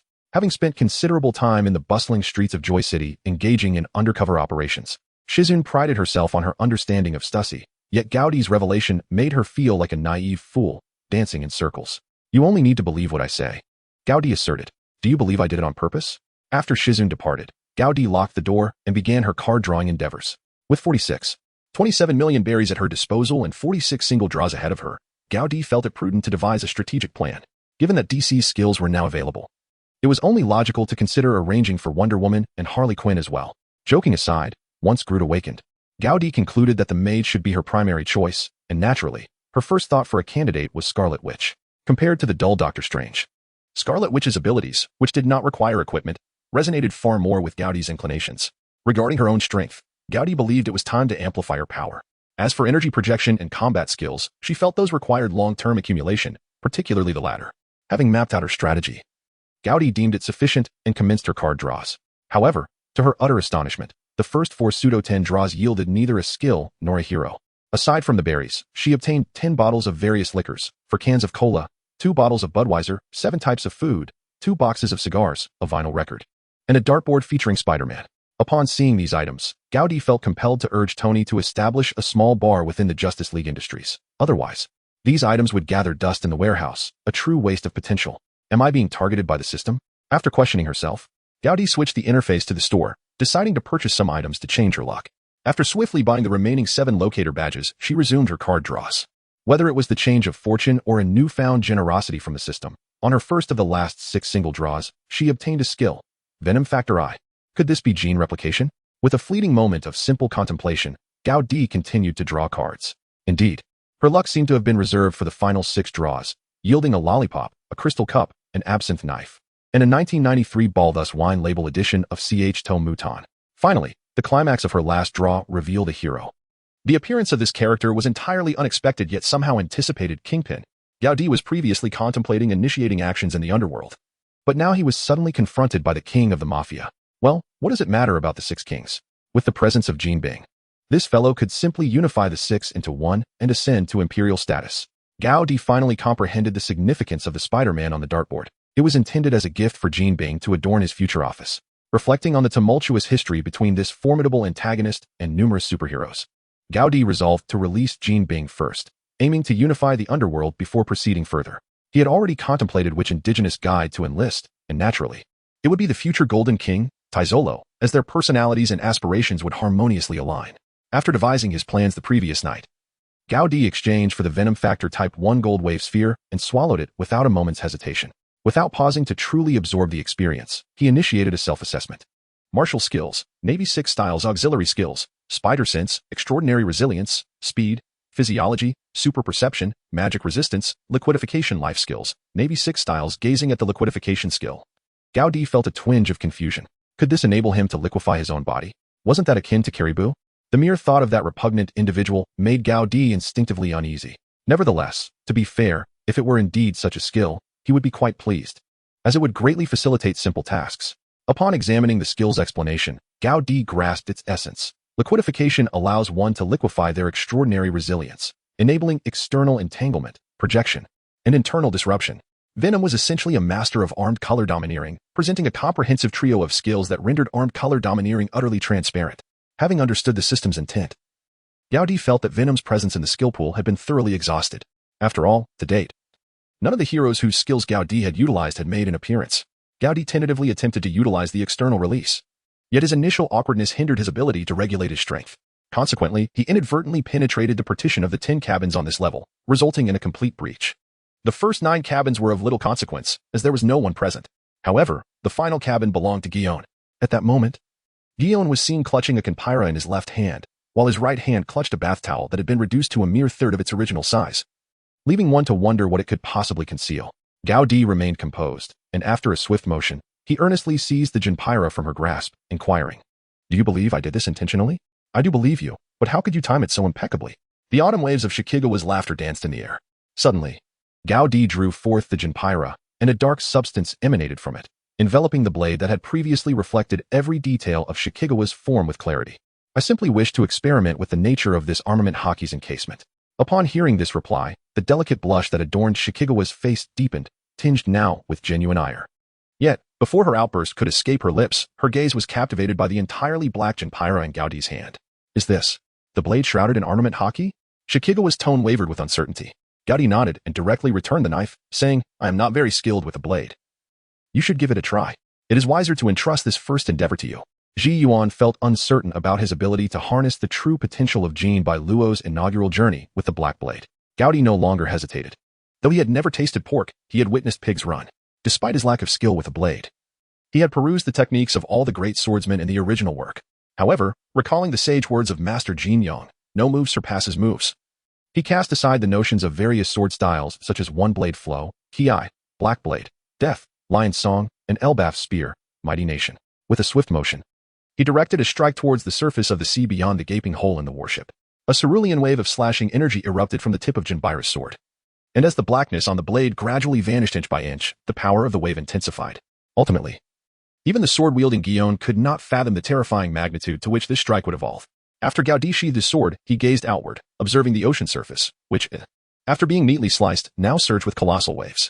The bewildered sailors on deck, unaware of the situation, began to shout alarms of an enemy attack. On the main island, Tony, upon hearing Tom's call, glanced briefly and directly inquired of Jarvis, "Is that the direction of our warship?" "Indeed, Mr. Stark," Jarvis replied. No sooner had the words been spoken than armor enveloped Tony's entire being. With a sonic boom, he vanished from his location, heading straight for the warship. In the city of Seven Waters, those witnessing this spectacle began to engage in various rumors and speculations. Is it the legendary world's greatest swordsman who has arrived? I believe the female officer accompanying General Gao Di is also skilled with a blade. Could it be her? If only Aqua Lagna could be cleaved apart in such a manner. Ji Yuan glanced at the aquatic beings that had begun to surface, now split in two, and seized the Jin Bing, exclaiming, "What a brutish fellow." Unfortunately, the first to arrive at the scene, Tony, experienced non-combat related injuries, but what troubled him even more was that, despite his internal wounds, he was tasked with repairing the ship. Those entirely oblivious to the truth could only rely on hearsay and conjecture. Regardless, 2 days hence, the newspapers would amalgamate this incident with the previous events involving Gao Di, the phantom ship's disappearance, and the treasure rain, crafting a sensational headline for the Seven Waters special. Although the article was shrouded in ambiguity, with photographs both authentic and dubious, some clear, others blurred, it did not hinder the populace from identifying two key figures, Gao Di and Iron Man. While the beleaguered Tony toiled away at the ship repairs, Gao Di ventured to Jarvis's studio to summon Ji Bing.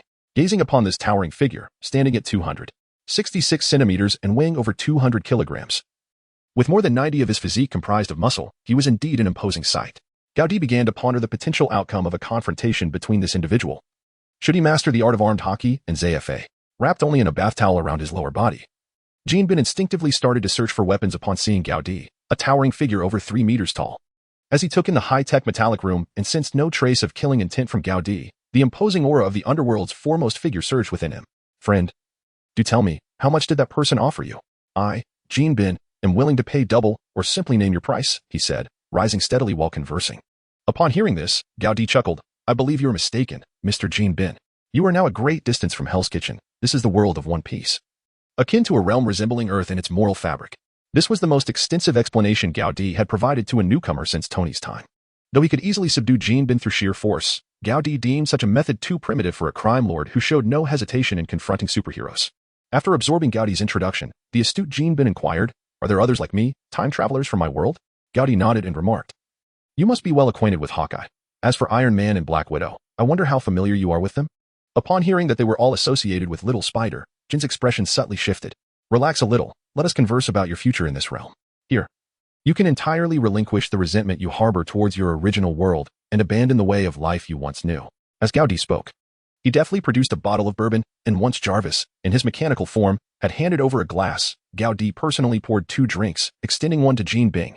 "Rest assured, the wine of this world is safe to drink." With this, Jin Bing relaxed his guard slightly. To be frank, as a formidable figure in the underworld, his fundamental principle was to gauge the situation accurately.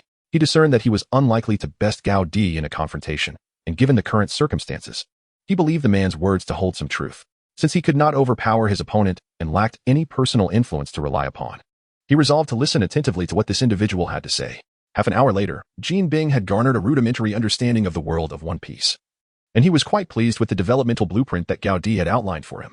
After all, for someone who had spent a lifetime entrenched in the underworld, the prospect of transitioning to a new world and seeking redemption was a daunting challenge, both psychologically and physiologically. "Speak, as a naval officer. What is your ulterior motive in supporting me in this endeavor?" Jin Bing was also a realist. He understood better than anyone that there is no such thing as a free lunch. Just then, Tony entered, catching sight of Gaudi and Jean Bing, who was clad only in a bath towel, enjoying their drinks. Tony's ire flared. "Oh, Gaudi, this fat pig is our new companion? Don't tell me he hails from Hell's Kitchen." Before he could complete his sentence, Jean Bing surged towards Tony, exclaiming, "I thought I recognized you. It's Tony Stark, the Iron Man who can only spew nonsense." Gaudi was uncertain whether these two individuals had any prior connection, however, judging by their demeanor. It seemed likely they were at least aware of each other's existence. He could not fathom why the astute and meticulous figure, Jean Bing, had chosen to display such volatility from the outset. Nevertheless, Gaudi had no inclination to intervene in this altercation. "Brother, do not lend a hand," he thought. "Watch me deliver a thorough thrashing to this soulless, gluttonous swine. Even if the world were to change, do not expect me to coexist amicably with this arrogant fool." As anticipated, neither of the two displayed any intention of seeking Gaudi's mediation. Gaudi observed the two engaging in a physical clash, sipping bourbon while playfully toying with Groot, whose roots had already formed and was on the verge of breaking free from its pot. Ultimately, it was Tony, clad in his armor, who emerged victorious. Gazing at the bloodied Kingpin lying on the ground, and noting Tony's own injuries, he exclaimed, "This guy and Spider-Man were merely avenging my godson." Hearing this, Gaudi grasped the situation more clearly. He approached and effortlessly lifted Kingpin, demonstrating his formidable strength, which gave Kingpin a glimpse of Gaudi's prowess. "As you can see, to us, you are merely an unusually ordinary individual. Moreover, individuals like you are not rare in this world. If you truly wish to unify the dark forces, you must employ your intellect." Upon hearing this, Tony grumbled once more. "Gaudi, why did you bring this guy here? Even if you had brought Pepper."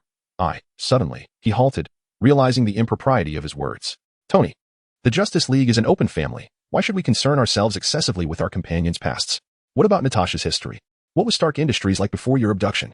As Gaudi spoke, Tony began to calm down. Indeed, as Gaudi pointed out, among their group, few had truly solid foundations. Kingpin, at this moment, was merely someone who had not encountered the opportunity for redemption. In this place, our ideals do not conflict. Kingpin can continue his pursuits in the underworld. Rather than allowing the underworld's 6 kings to be mere pawns of the celestial dragons, it would be preferable to incorporate this realm into our Justice League, Gaudi stated. "Kingpin, I have but a few modest requests. Throughout this process, you may employ any means at your disposal, but you must not engage in the slaughter of innocents or partake in the slave trade." After contemplating for a moment, Kingpin earnestly replied, "And what of the world government and the Marines? Reflect on your childhood shadows. There are many others in this world who share similar pasts to yours, including the celestial dragons." Upon mentioning the celestial dragons, Kingpin found common ground with Gaudi, recognizing that had he not been born in Hell's Kitchen, his life might have taken a different trajectory. "So what exactly must I do?" Kingpin inquired, his eyes revealing emotions he had never expressed before. After an hour of conversation, Tony and Kingpin had largely set aside their historical grievances, with Tony agreeing to replicate a staff for him. However, Kingpin's ultimate capitulation stemmed not solely from Gaudi's words, but also from the palpable, insurmountable strength he sensed emanating from Gaudi. After receiving a Justice League tattoo, Kingpin made several promises, including assisting Tony in acquiring all the necessary materials for constructing a sky fortress in this world. After all, the investments from the celestial dragons could not be infinite, and many extraordinary materials, such as Adam's tree, would be challenging for them to procure through conventional means. Additionally, with Kingpin as an ally, the Justice League would gain an alternative route. To prevent Kingpin's identity from being exposed, Gaudi ensured that the area was devoid of activity before nightfall. Before introducing Kingpin to Tesla, despite lacking concrete evidence, Gaudi was acutely aware that the city of Water 7 was certainly under surveillance by the CP department spies. As for how the two would navigate the underworld, Gaudi had no concerns. One was the future Golden Emperor, and the other, the king of the Marvel underworld. If this combination could not unify the underground, Gaudi could only blame the system for diminishing Kingpin. The following day, after managing the arrangements, Gaudi inquired about the progress of the submarine's construction before commencing discussions with Orbia regarding their next destination in search of the historical texts. Gaudi was not particularly anxious about the few areas he was familiar with, for he believed he could navigate them without the guidance of Orbia. Ultimately, Orbia set her sights on a location near Battleship Island, known as the Lost Island, where an ancient dragon-like creature was rumored to exist. Upon hearing this, Gaudi realized that he was indeed returning to his territory, the East Sea. He was uncertain whether the indigenous people of that region were aware of his presence. But being well-versed in the original text, he was quite knowledgeable about that area. He knew exactly where to go and who to seek for transportation. Following Orbia's logic, Gaudi pondered that he might also unearth all the historical texts, simply by venturing into those desolate, time-worn locales. The only uncertainty for Gaudi was whether, at this moment, the little creature ABIs had yet to be born, and whether he could find the millennial dragon that would lead him to the Lost Island. Without the guidance of that ancient dragon, he questioned if he could access the realm of the Lost Island. The vicinity of Rogtown in the East Sea was already under his jurisdiction, so it should not be difficult to locate. Prepare yourself, once I finalize matters here. We shall depart, he declared before heading to Jarvis's workshop. Tony, the next historical text I seek lies near Rocktown. Exercise caution while you're here. Pirates shouldn't pose much of a threat, but you must be wary of the CP department. In response to Gowdy's concern, Tony assured him, no worries, my brother. After all, I am now a lieutenant, and I can handle minor issues. By the way, make sure to take Groot with you. Tony gestured toward Groot, who was darting around the workshop. Look at this little fellow. I can hardly work with him around. Perhaps understanding Tony's words or sensing his emotions, the diminutive Groot suddenly halted his frenzied movements and turned to Tony, playfully growling, I'm Groot. Groot, join me on this adventure at sea. Gowdy called out, uncertain if Groot comprehended him as he attempted to catch the little tree creature. However, Groot clearly had no intention of accompanying them. Skillfully evading Gowdy's grasp with his extendable arms, Gowdy sighed in regret for allowing this little tree to grow during Hawkeye's absence. He then inquired, what about that net gun you created? Oh, brother, you finally remembered that. Tony exclaimed, grabbing an unusually large caliber handgun from the table and handing it to Gowdy. Catching this little tree creature will be quite the challenge. As anticipated, Gowdy fired the gun but failed to catch Groot. Instead, he ensnared Jarvis, who was now somewhat weakened by the sea stone material. Mr. Gowdy, please release me. Jarvis's voice came through weakly. In that moment, Groot, utilizing his nimble form, slipped into a display cabinet mounted on the workshop wall, which housed Tony's mechanized suits and various antique weapons, including 2 devil fruits. Typically, the cabinet remained locked, preventing Groot's entry. However, the moment Jarvis was ensnared by the sea stone net gun, a malfunction occurred, inadvertently unlocking the display room. With his elongated arms, Groot climbed to the top of a chest containing the devil fruits and opened one of the lids, diving inside. Oh, that little creature doesn't intend to eat the devil fruit, does he? Tony realized, dropping his work in a hurry. Tony, which fruit is in that chest? Gowdy asked, rushing over as well. I can't recall. If it's the smoke fruit, then poor Smoker is out of luck. Tony lamented, feeling sorry for Smoker, given that it was currently the king of the natural type fruits. After a belch, Groot's roar echoed, I'm Groot. Tony opened the chest to find Groot clutching a mushroom the same height as himself, making a gagging expression. A small bite mark was visible on the mushroom. Oh, just look at his expression. How unpalatable must that be? Tony grimaced at the sight, noticing it was not the smoke fruit. Gowdy could only marvel at the power of fate. A tree creature consuming a mushroom fruit. What an intriguing combination. However, Gowdy quickly realized that this was an impeccable match. Groot was already capable of spreading spores to control other plants and heal others, while the mushroom fruit possessed spore-related abilities. Whether it resulted in poison, healing, or an enhancement buff depended solely on the wielder's development. With Gowdy's guidance, Groot's path to becoming a divine healer was surely widened. Seeing the situation was under control, Gowdy chuckled, Tony, this fruit only recognizes the first consumer. Subsequent eaters gain no benefit. Would you care to give it a try? Hearing about such a rule piqued Tony's interest. Are you certain it won't turn me into a landlubber? Gowdy did not respond. Instead, he swiftly lifted the still nauseated Grut and hurled him onto the sea prism stone net. As expected, the previously vibrant Grut immediately wilted. Not only did the small leaves atop his head droop, but the branches on his body also appeared as though they had succumbed to dehydration. Gowdy swiftly lifted it and placed it upon the table, then turned to Tony and inquired, would you care to try? Mushroom sashimi? Are you certain there won't be any unforeseen side effects? Perhaps something hallucinogenic? What do you wish to see? Let me ponder. Who is the cover girl for this issue of Joy Street? I believe her name is Hilton. Incident 099, the mass poisoning of devil fruits. After their deliberations, Tony, accompanied by Jarvis, transformed the adjacent conference room into a bar. Gowdy retained only a bottle of his beloved Havana rum from his previous life, along with a few provisions, exchanging all other personal belongings to fill this quaint little bar. Observing Gowdy's impressive stockpile, Tony remarked with a hint of melancholy, oh, Gowdy, I never imagined you had hidden away such treasures. As he muttered, he proceeded to feed an assortment of materials into the mouth of the hippo named Jarvis, prompting it to synthesize a gramophone. Once an unlabeled vinyl record was placed upon it, a deep, tranquil melody emerged. All my friends are heathens, take it slow. Wait for them to ask you who you know, please don't make any sudden moves, you don't know the half of the abuse. Oh, Gowdy. Which band performs this song? I seem to have never heard it before. Gowdy did not respond. Yet the image of Harley Quinn practicing aerial yoga in her cell had already emerged in his mind. Once the two had arranged everything, they deliberately summoned Tom, or Bia, and Guillaume to partake in this rare delicacy together. Observing the meticulously sliced purple mushroom sashimi, the trio thought little of it, considering it merely an extraordinary treat. The stalwart Tom was the first to pick up his chopsticks at Tony's enthusiastic invitation, but upon taking a bite, the body of this boxfish-like merman nearly swelled to the size of a balloon.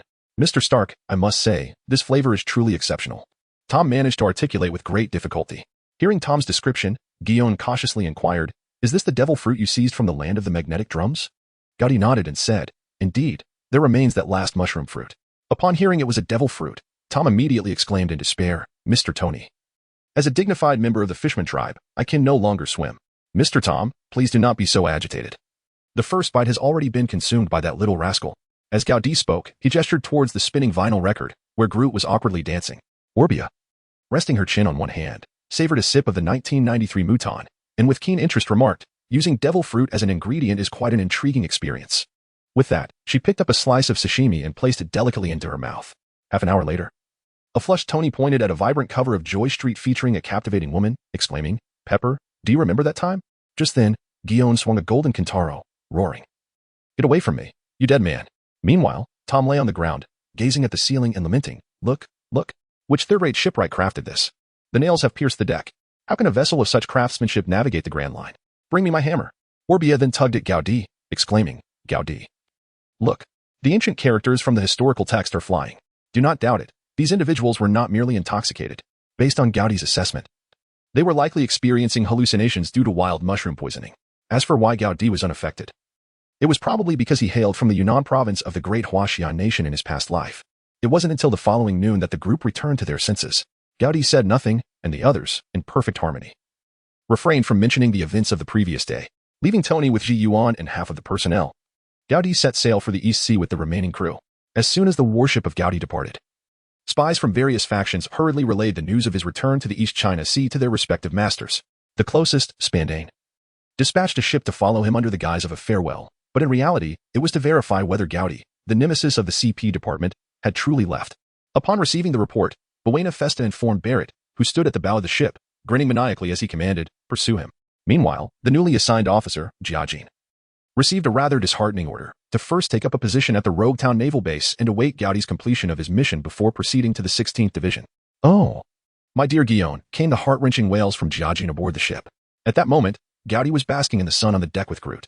This rare moment of bliss was abruptly interrupted by the shrill ringing of a phone buck. Upon answering, Gaudi immediately addressed the caller, "Hawkeye, I trust you received my gift. I hope its appearance does not displease you." "Hawkeye, I scarcely know how to express my gratitude," came the reply. "Train well. I believe the fruit's capabilities extend far beyond what Vanderdecken 8 demonstrated.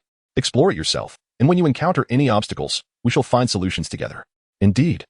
The future figure known as the average man Vanderdecken 9 utilized this fruit solely for romantic pursuits, with his most ostentatious act being the attempt to steer the Noah into Fishman Island, which ultimately failed. Considering the examples of the 4 awakened Paramecia users and later generations, Gaudi speculated that this fruit, once fully awakened, might even allow for time travel provided, of course, that Dr. Strange lent his assistance. "By the way, I am en route back to the East China Sea, and Groot has outgrown his crib. He has also consumed the mushroom fruit." After ending the call, Hawkeye contemplated following in Gaudi's footsteps to allow his companions to experience the fruit as well. However, upon seeing the appearance of the target fruit, the other 4 shook their heads and left, leaving only Drake, who still held a mentor-student relationship with him, to stay behind. "Drake, if I end up vomiting, you must cover my mouth." Even the resolute Hawkeye needed to mentally prepare himself before taking a bite.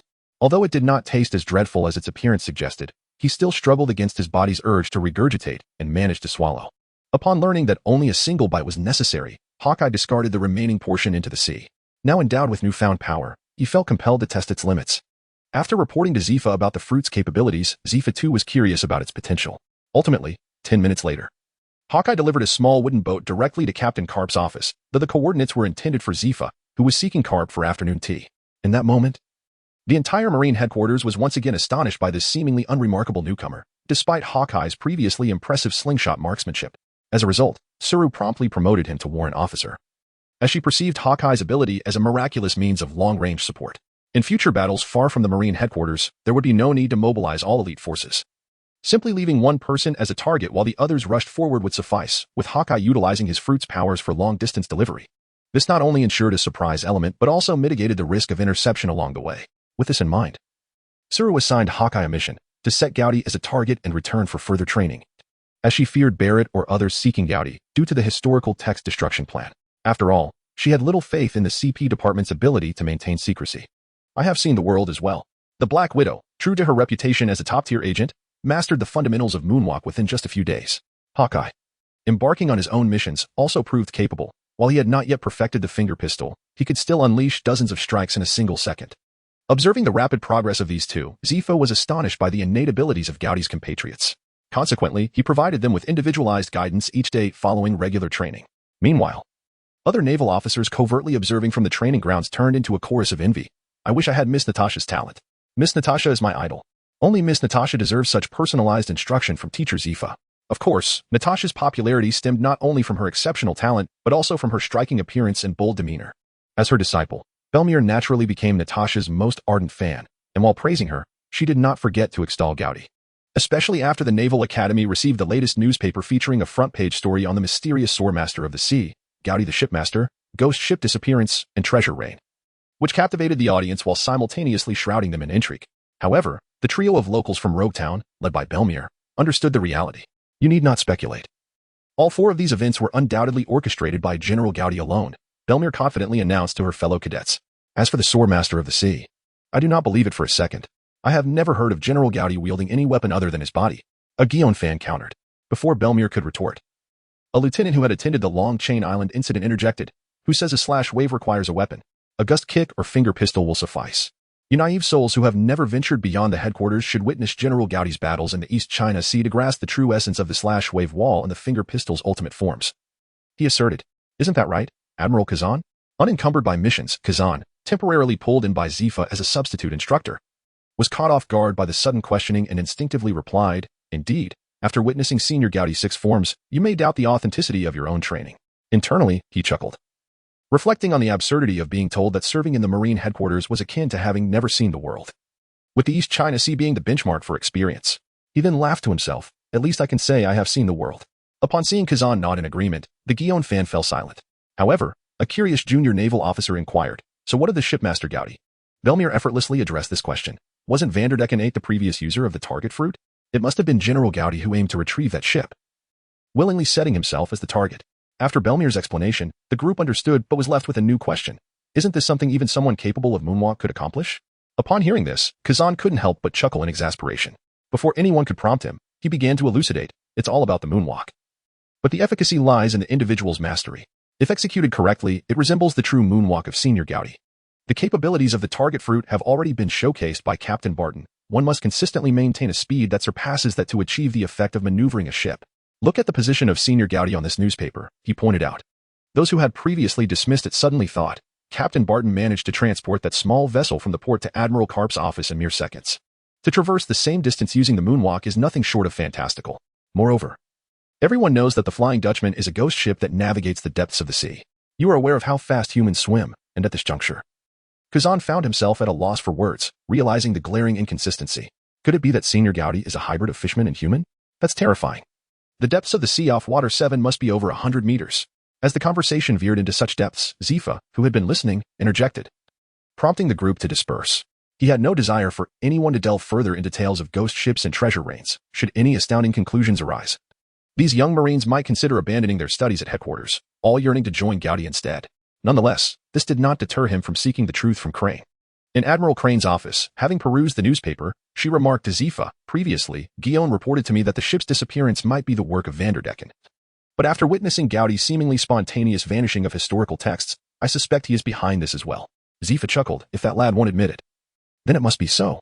Once the historical texts are leaked, those individuals from the New World will undoubtedly seek out Gowdy. Zifa expressed some concern. That's why I dispatched Barton to establish Gowdy as a long-term target. Should he encounter an insurmountable foe, we can respond promptly from headquarters. Zifa added.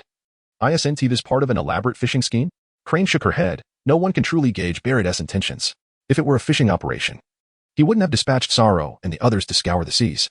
By the way, I have a new mission I wish to assign to Gowdy, to recruit the 7 warlords. Upon hearing this, Zifa's demeanor darkened. Recalling the deaths of his son and wife at the hands of pirate subordinates, Admiral Crane, you need not inform me of this. I have always been vehemently opposed to the warlord system. If Gowdy accepts, it is his duty as a Marine. If he declines, it is out of a sense of Marine justice. With that, Zifa departed Crane's office without another glance. However, the influence of the newspaper extended beyond the confines of the Navy. The series of events surrounding Water 7 piqued significant interest among various factions at sea. It was indeed good news that Tom had received a suspended sentence, thanks to the intervention of this Marine named Gowdy. As Crocus perused the second page of the newspaper, he felt a flicker of familiarity with the name Gowdy. Flipping back to the front page, he mused. This Marine is bound to become a figure akin to Karp in the future. In the waters near Alabasta, Crocodile gazed at Gowdy's name with intrigue, remarking, what an impressive neighbor. I wonder what circumstances compelled him to hide in Roguetown. Considering Gowdy's capture of Barrett, followed by his subsequent escape from Judicial Island. Crocodile found himself contemplating a confrontation with Gowdy. After all, their previous encounter with Barrett had ended in a stalemate, and having since become a warlord. He had suffered defeat at the hands of Whitebeard, severely tarnishing his reputation. This predicament was not favorable for recruiting members of the Baroque works. With my status as a warlord, I should have no trouble facing this Marine, he decided, instructing, I want to know all recent movements of this Marine. Meanwhile, in Fishman Island, the youthful Vanderdecken 9 stared blankly at the newspaper. The Flying Dutchman is gone? And the so-called cursed target fruit abilities? With this thought, he retrieved a piece of Nautilus that chronicled the history of the Vanderdecken clan and read it carefully. After finishing, he discarded it in a corner of Fishman Street. In a certain part of the New World, Edward Newgate, known as Whitebeard, burst into laughter at the peculiar news that would seem extraordinary to ordinary folk. Gururara. It appears Zifa has indeed nurtured a little monster. Wasn't he this little monster who captured Barrett? I wonder if he will grow to become the foremost figure among the next generation of Marines. Dad, will this fellow resemble Zifa? In response to Marco's question, Whitebeard laughed.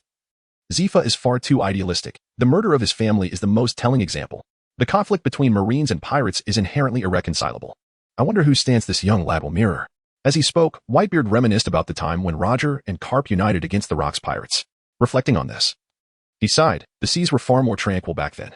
Roger's final words drew countless reckless individuals into the Grand Line. If this continues, chaos will only escalate. Marco, what do you think of this young lad? Dad, I don't quite grasp your meaning. Zifa has stepped down, and Carp is unwilling to ascend to admiral. Maintaining the current military strength of the Navy under Sengoku is becoming increasingly challenging to deter those rogues. If this new generation can remain within the Grand Line, at least those marauding pirates might behave more civilly, and the number of orphans would dwindle. Understanding Whitebeard's sentiments somewhat, Marco suggested, should I pay this lad a visit? Barrett's defeat at his hands likely has deeper reasons. He will undoubtedly seek revenge against Gowdy in due time.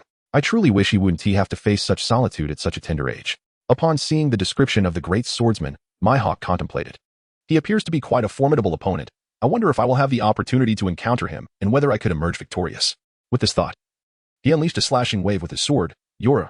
Meanwhile, having returned to the North Sea, Don Quixote da Flamingo felt a sense of survival after reading the news. That fellow didn't give his all, did he? If he had encountered the 101 Blizzard pirates. After High's glance at the newspaper, he felt little emotion. After all, in his view, his innate ability to attract pirates rendered such publicity unnecessary, as various pirates would inevitably come to him. Without a moment's thought, he decisively rejected the task of recruiting the 7 warlords, setting aside the potential disappointment of Zephyr. The mere thought of transforming bounty-hunting pirates into an unprofitable alliance was something he could not accept. Of course, this did not include Dracula Mihawk. In the original tale, Mihawk was introduced with the title of the 7 warlords in the world's greatest swordsman. However, upon traversing to this world, Hai understood that Mihawk was currently merely a swordsman solely focused on mastering the art of the sword, far from the prestige and power he would attain in the future. Moreover, his solitary existence had little connection to the world of piracy. As Hai perceived it, Mihawk's greatest passion at present was seeking out skilled swordsmen to challenge. Yet, Hai surmised that once Mihawk achieved the status of the world's greatest swordsman, he would likely become the one waiting for others to challenge him. It was quite possible that he was labeled a pirate only due to the multitude of challengers he attracted. Upon receiving news that Hawkeye was coming to secure a position for himself, Hai instructed the warship to remain on standby while he swiftly made a trip to Eni's lobby, which took just over an hour round trip. Had he ventured alone, he might have resolved the matter within 2 days.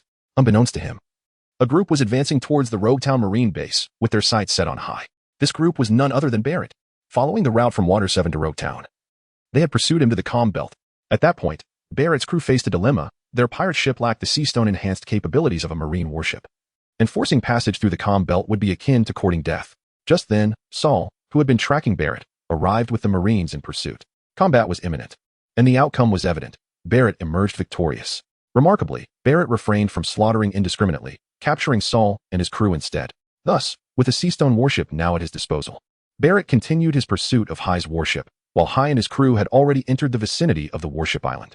According to our O'Hara records, the Lost Island only reveals itself once every 1,000 years, coinciding with the return of the 1,000-year dragon to lay its eggs. Finding its precise location at other times is nearly impossible. Listening to Orbia's account, the young Marines felt a twinge of concern, yet Hai remained unfazed, declaring, "Let us ascend the island. Orbia, you and my men will visit the island's inhabitants, while I explore the island to see if I can uncover any useful information." Orbia did not oppose this suggestion. Had it been anyone else, she might have employed her expertise to dissuade them from undertaking a fruitless endeavor. However, Hai was no ordinary individual. He had once casually returned with the blueprint of the Pluto after a stroll around Water 7, and there was a chance he might replicate such a miracle.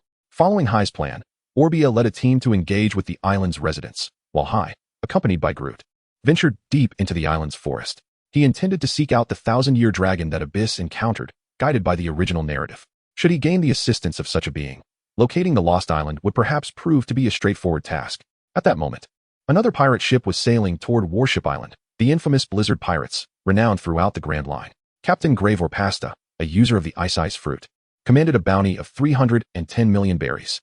They sought the thousand-year dragon, specifically the fabled elixir derived from its bones, rumored to grant immortality. Captain Gray, if we truly find the thousand-year dragon this time, we could fetch a handsome price on the black market, one of the eager crew members exclaimed.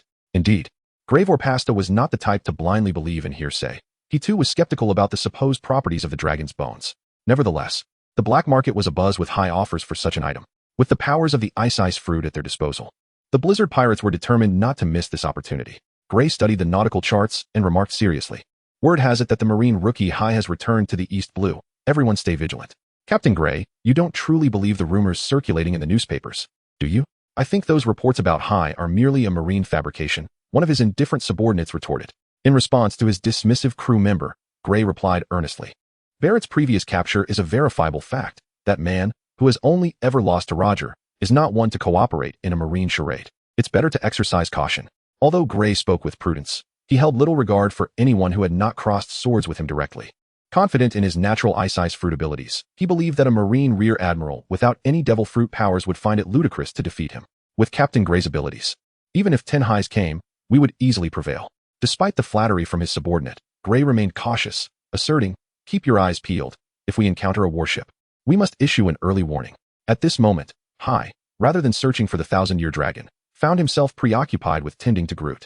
The original narrative did not provide a meticulous description of the route, and Hai only retained a vague recollection, the most vivid detail being that Abyss would pass a cliff. As Groot entered the forest, he fully embraced his natural instincts, chasing butterflies, pursuing beetles, and conversing with various plants.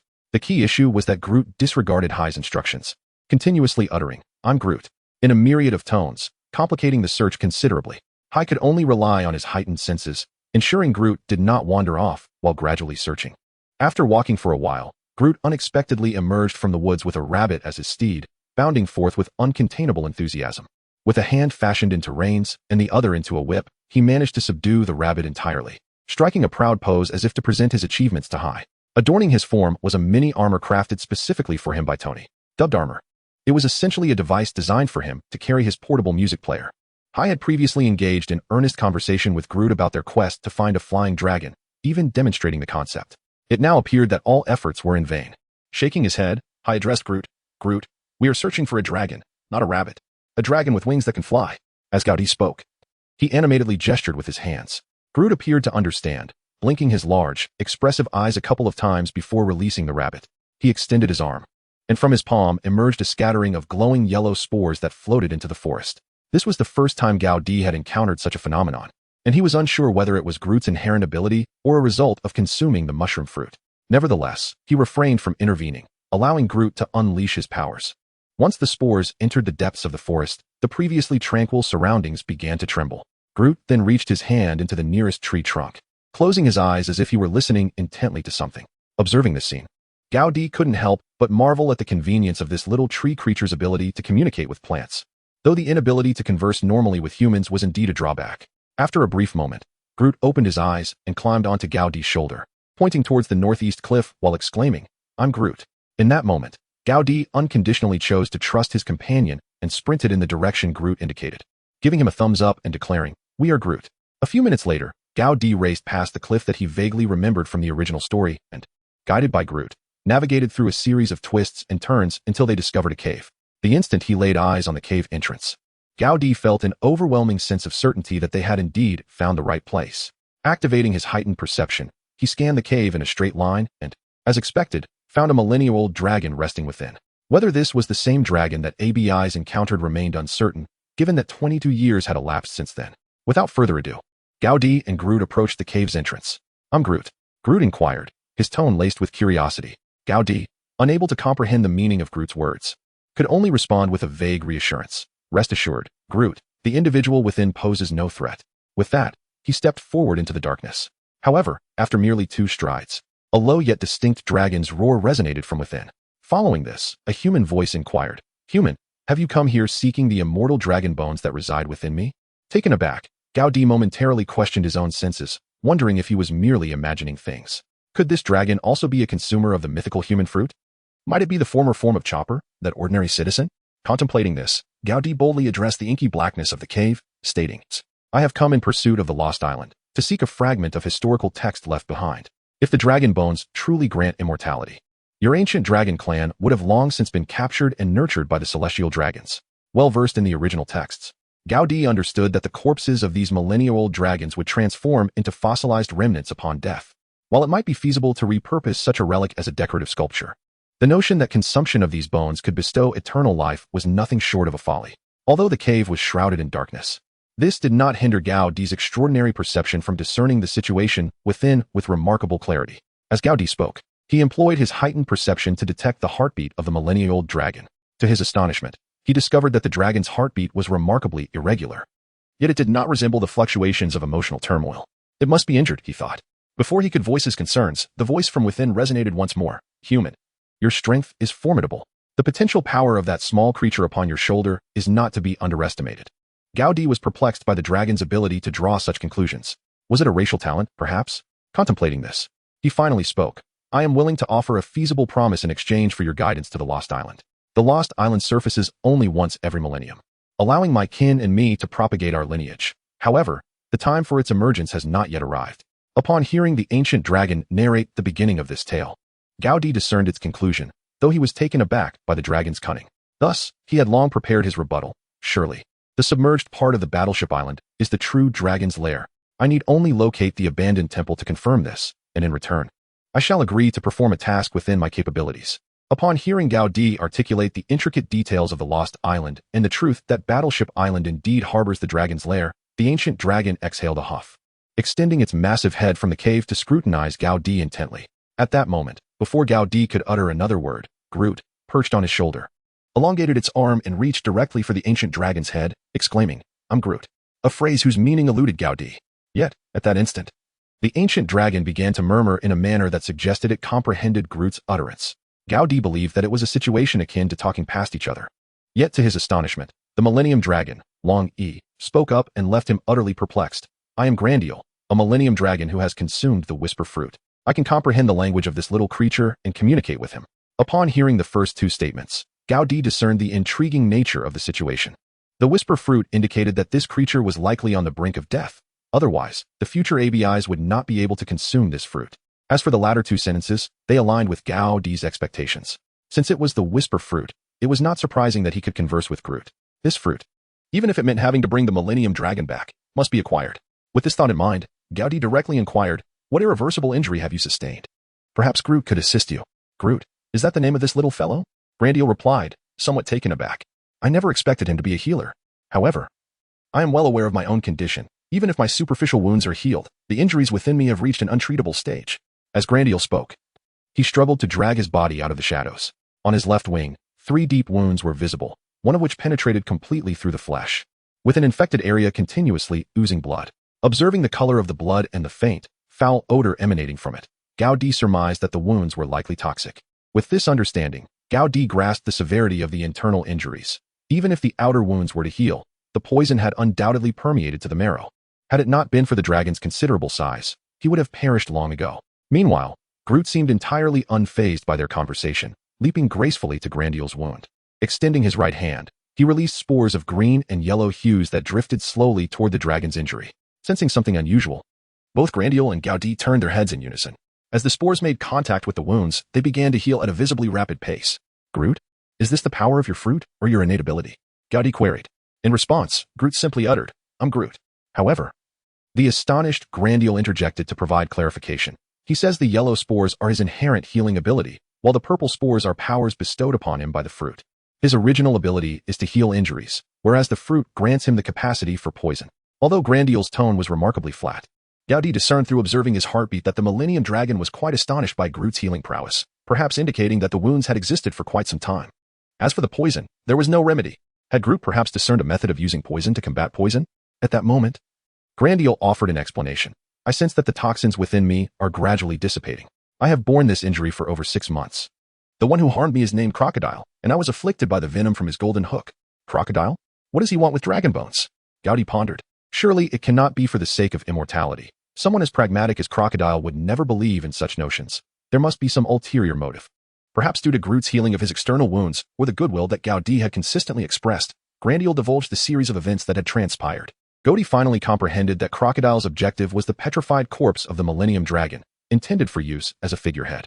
This revelation left Gaudi somewhat perplexed, given Crocodile's nature. He would typically eschew such extravagant embellishments. If he were to acquire something, it would likely be a living creature suitable for transportation. It is noteworthy that in the future, Alabastus Baroque Works became fervent admirers of animal-based conveyances, establishing dedicated waterways for the transport of the tortoise-like Benji, employing emergency transport for the marathon, and utilizing Robin's exclusive steed, the banana crocodile. As Gaudi pondered these thoughts, he faintly perceived the sound of cannon fire, shortly followed by the ringing of his transponder snail. Gaudi, we are under attack by pirates. The adversaries possess formidable abilities. We are holding our ground. I shall be there immediately, he replied.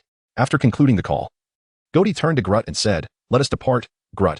Our warship is under siege by pirates, and we must hasten to their aid. Grandier, I urge you to contemplate my earlier proposal. We shall discuss it further once we have resolved the conflict at hand. With that, Gaudi prepared to take his leave, only to hear Grandier's voice. I sense that the toxins within me are gradually dissipating. In gratitude for your life-saving assistance, I am willing to escort you to the Lost Island. However, you must promise me that aside from the stone you mentioned, you shall not take anything else. Gaudi chuckled. Deal. At last, a resounding roar pierced the heavens as a Millennium Dragon, bearing Gaudi and Groot, soared out of the cave, heading towards the village. As they neared the village's skies, a voice from the tumultuous crowd below cried out, Millennium Dragon, has Gaudi truly found it? At that moment, the tension and fear had vanished from Orbia's face, which was now surrounded by pirates. Just as Gaudi prepared to leap from the dragon's back, a barrage of bullets from flintlock pistols began to rain down upon them. Grandeli, sensing the danger, ascended higher to evade the onslaught. After all, the Millennium Dragon was merely a flying creature, not a bulletproof behemoth like Gaudi. Seeing Gaudi poised to jump, Grandeli interjected. These ruffians are likely after the dragon bones. It would be best to lead them into the Lost Island, ensuring they never return. Grandeli's ruthlessness was unexpected, yet Gaudi found the suggestion quite agreeable. He then shouted loudly, Listen, Navy below, lay down your weapons and cease fighting. Pirates, heed my words, bring your people and follow me. The Lost Island is filled with dragon bones. Do not let my subordinates be harmed, otherwise. Upon hearing Gaudi's declaration, the soldiers of the Rogtown naval base halted their attacks, though they did not lower their weapons. Anger over surrender was etched on their faces, yet their hearts leaped with excitement. It seemed General Gaudi was up to something again, a perfect opportunity for a breather. Among them was a particularly dramatic young man, who indignantly shouted, A commander like you is unworthy of the title of justice. Are you abandoning us to flee? We shall continue to fight. If not for her prior experience battling alongside Gaudi, Orbia might have been swayed by the young man's theatrical performance. Yet, having already formed an accurate understanding of Gaudi's strength and style, she too felt that this band of pirates was unlikely to return. Gray, overhearing the commotion, began to harbor doubts. What is up with this Gaudi? Is this the same man who defeated Barrett? Despite the allure of the Millennium Dragon, he sought out a sergeant to inquire, Wasn't your Colonel Gaudi the one who triumphed over Barrett? Why does he lack the courage to even face us now? The sergeant, visibly irate at Gray's words, retorted, When we reached Drum Island, Barrett and the former Admiral Saul had been locked in battle for a day and night, utterly exhausting themselves. Had it not been for Colonel Gaudi's swift mastery of the 6 powers, I would have been the one to bring down Barrett. Listening to this somewhat absurd claim, Gray remained skeptical but not entirely dismissive. He recognized the fact that Gaudi had indeed seized an opportunity, after all. Pirates knew that Barrett had only ever been defeated under Roger's command. To believe that a mere colonel managed to capture Barrett was akin to believing in fairy tales. Yet if Barrett was indeed fatigued, Gray found it plausible. As for the sergeant's boastful assertion, Gray chose to disregard it entirely. After weighing his options, he issued the command, Bring all the Navy aboard the ship and follow that Millennium Dragon. Thus, the Blizzard pirate ship set sail alongside the Navy's vessel, trailing the silhouette of the Millennium Dragon. Once the two ships departed, a child on the island stomped his foot and exclaimed, Is this the Navy? A bunch of cowards afraid to battle the pirates. Encouraged by the child's audacity, other islanders began to murmur in agreement. Finally, the elderly village chief, unable to bear the commotion any longer, spoke up, You lot should think carefully. We have only suffered minor damage to a few houses. If the Navy truly engages the pirates, can our village endure the fallout? With the village chief's words, the crowd suddenly grasped the greatness of the Navy. The previously unruly child was swiftly chastised by his father, receiving a sound thrashing. Meanwhile, on the Dragon Rider Gaudi's side, under Grandeli's guidance, they were nearing the borders of the Lost Island. As they traversed through a portal that reflected their images and entered the storm's embrace, Gaudi curiously inquired, "What exactly is this mirror's principle? Without your guidance, would we not inadvertently stumble upon it during our travels?" Grandee shook his head. "I cannot specify what it is. But without the direction of our Millennium Dragon clan, this passage would remain undiscovered. Even if a ship fortuitously entered, it would merely become lost within this stormy expanse." "Human, why do I feel as though you have been here before?" Gaudi mused. "I once saw an ancient manuscript with relevant accounts. The author seems to have been named Joyboy, adhering to the principle in the pirate world that unknown individuals should be dubbed akin." Gaudi promptly shifted the blame to Joyboy. After all, this individual had left behind a historical record written in ancient script, intended as an apology. As the silhouette of the Millennium Dragon vanished into thin air above the sea, Gray and his crew were left utterly bewildered.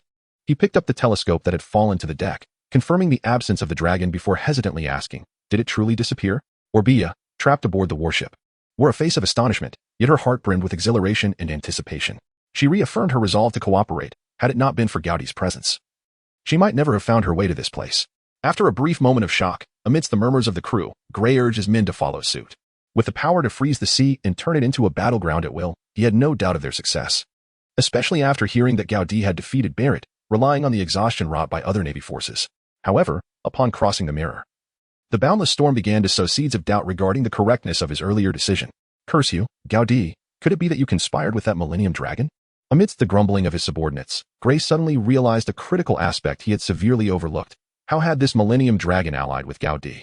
Could it be that Gaudi could communicate with the dragon? Or was the legend of the dragon's elixir merely a trap? Yet, with the situation as it stood, Gray had no options left. He seized the naval sergeant and pressed, "What is happening? We can't even see their shadows now. What are we to do?" The sergeant remained unfazed, pointing to the sky where yellow spores floated in and out of sight. "Follow those spores. They are unique to our brigadier's pet." The crew could easily identify the yellow spores that had been unleashed by little Groot's antics aboard the warship. Seeing the Navy's confidence, Gray reluctantly commanded the pirate ship to follow the drifting yellow spores above. After sailing for over 10 minutes, they finally glimpsed a glimmer of light ahead. "Accelerate." Just at that moment, the spores acting as a guide ahead suddenly multiplied, their hue shifting from a vibrant yellow to a deep purple. Yet, Gray could scarcely afford to ponder this transformation, focusing solely on directing his subordinates to advance. The naval soldiers, well acquainted with Gaudi's tactics and adhering to the principle that peculiar circumstances warrant caution, quietly retreated to the ship's cabin. It wasn't until they were on the verge of escaping the storm's grasp, witnessing the bewildering transformations of his crew, that Gray realized he had fallen entirely into a trap. Once they had fully extricated themselves from the tempest, both the pirate ship and the warship glided into calmer waters. Gray observed that, apart from a handful of men who had accompanied the Navy into the cabin, the remaining hundreds of his crew appeared to have succumbed to madness. Some wielded curved sabers, wildly slashing about while exclaiming, "Meat!" Roasted meat flying through the air. Others leered at their male counterparts with lascivious grins, eager to strip them, boasting, "Come on, darling. We're in the East Sea. The Navy here are cowards. No one will dare challenge the Blizzard pirates." There were also those rolling about the deck, weeping and lamenting their decision to venture out to sea against their mother's wishes. Only he, the wielder of natural abilities, could evade the onslaught of purple spores while in a passive elemental state. Witnessing the impending chaos on deck, Gray steeled himself and gently placed his hand upon the deck, utilizing his powers to temporarily freeze his crew. Observing this spectacle, Gaudi was struck by a peculiar thought. Could it be that the fruits behind the Navy were conjured by me? Suddenly, Gray conjured 2 ice spears in his hands and hurled them skyward with great force. However, before the spears could close in, they were intercepted mid-flight by Gaudi, who had leaped in with a swift movement. As Gaudi approached with a graceful moonwalk, Gray chose to leap from the pirate ship, freezing the surrounding ice surface, and began conjuring ice orbs to launch at Gaudi. Gaudi did not retreat, swiftly wielding his spear to carve a path, shattering the ice orbs while simultaneously targeting Gray's essence. However, an unexpected occurrence did not unfold. The passive elemental transformation of the natural system proved exceptionally effective. Without the presence of armament hockey or inherently countering fruit abilities, it was indeed quite insurmountable in terms of passive defense. Unfortunately, Gaudi was not devoid of capabilities. Although lacking a countering ability, he undoubtedly possessed armament hockey. This was fortuitous, as it allowed me to thoroughly assess the efficacy of the Venom suit. With this thought in mind, Gaudi activated his extraordinary resilience, fully enveloping his right hand, then dashed towards Gray with a moonwalk. Armament hockey? Upon witnessing this maneuver, Gray felt an urge to vocally chastise the journalist. Why did they not mention this fellow's proficiency in armament hockey?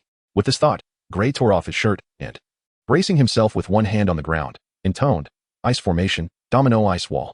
As his words echoed, numerous towering and formidable ice walls rose between the two combatants. Gaudi gazed at the tattoo emblazoned on the right side of his opponent's chest, a profound sense of unreality surging within him. After tossing a diagnostic spell, he beheld the name of his target, Grey Fullbuster, and silently exclaimed, "Goodness. This minor quest should be titled Fairy Tale." With no inclination to shift directions, Gaudi unleashed a swift wave of slashing energy, cleaving through the ice shields in its path, causing them to shatter and collapse. Observing this spectacle, Grey retreated, conjuring ice shields before him, their area and thickness amplifying with each moment.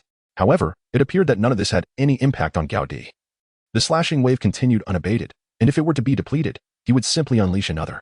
Inspired by this combat style, Gaudi mused that if Kazan from the later chapters of the original work could grasp such consumption techniques, the outcome of the battle against Punk Hazard would be a matter of speculation.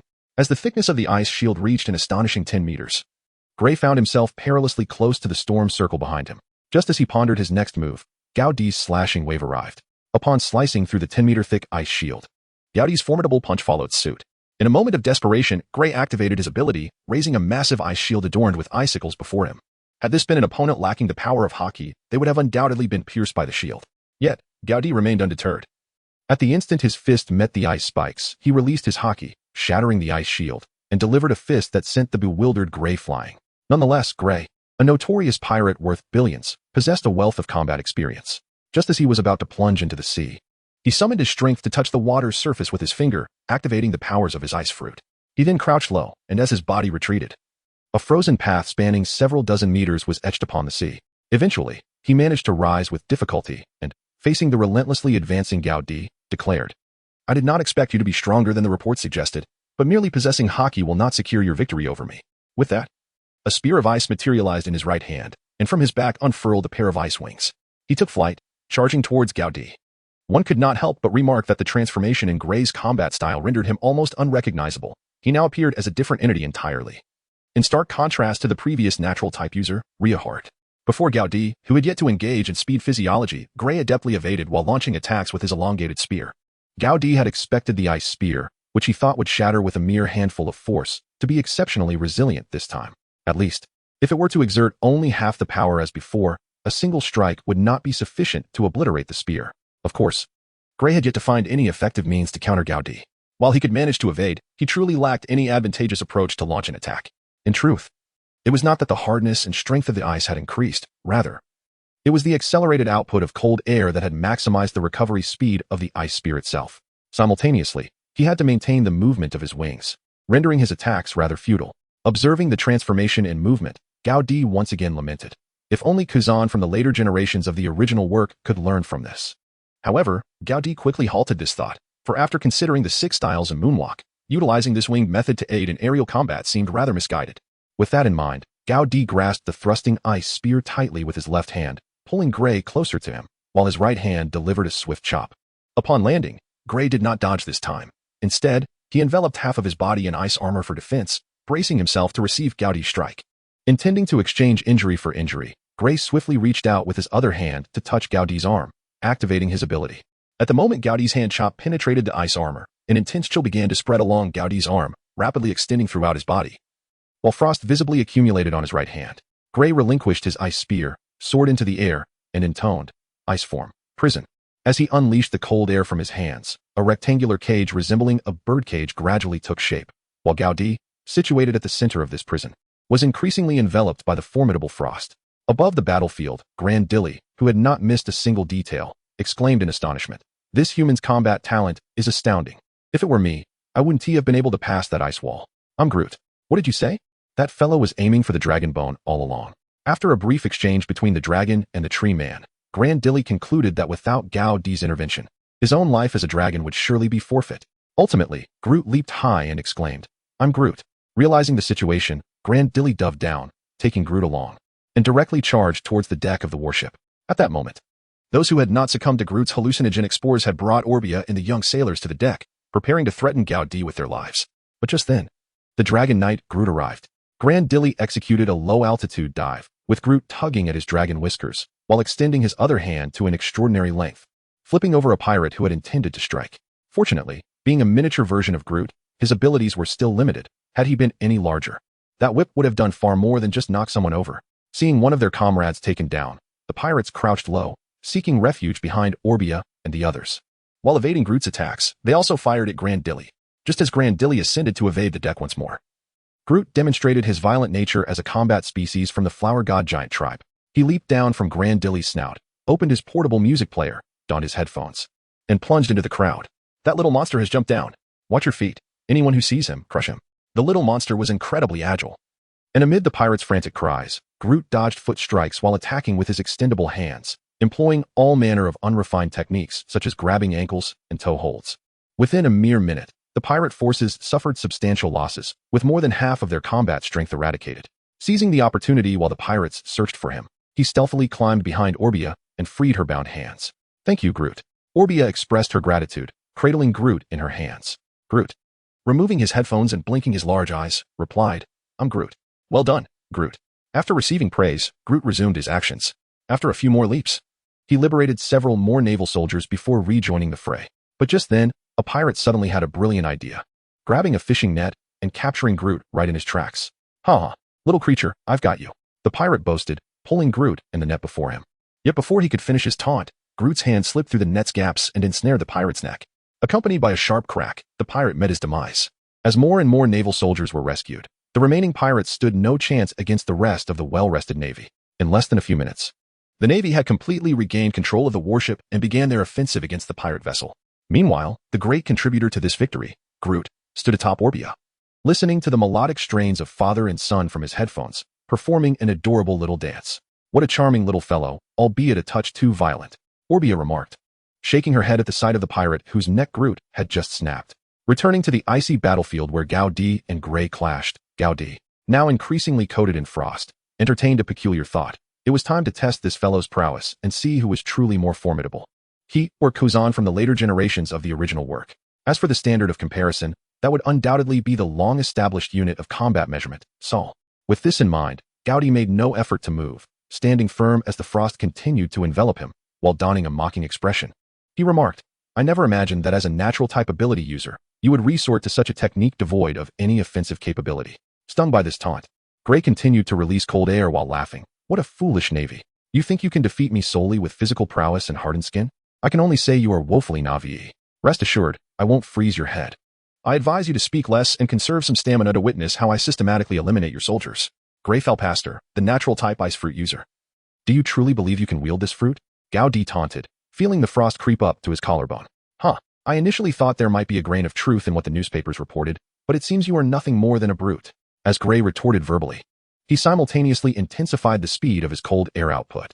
Seeing the frost on Gao Di's body grow thicker, it began to solidify into the same impenetrable ice as before. Your skin, muscles, blood, and organs will all succumb to my ability, frozen in time. If fortune favors you, perhaps someone might arrive in time to save you, and you might survive. But then again, even if you do survive, you will merely become a lifeless husk, incapable of action. For a brute like you, who relies solely on sheer force, it would be a lamentable fate to spend one's days confined to a sickbed. As Gray uttered these words, the portion of Gao Di's body that had been encased in ice was already covered by layers of ice several centimeters thick. Noticing Gao Di's silence, Gray rubbed his left shoulder, which had been struck by Gao Di's hand, and taunted, the Navy's rising star, Brigadier General Gao. I want you to witness as I torment your subordinates to their deaths one by one.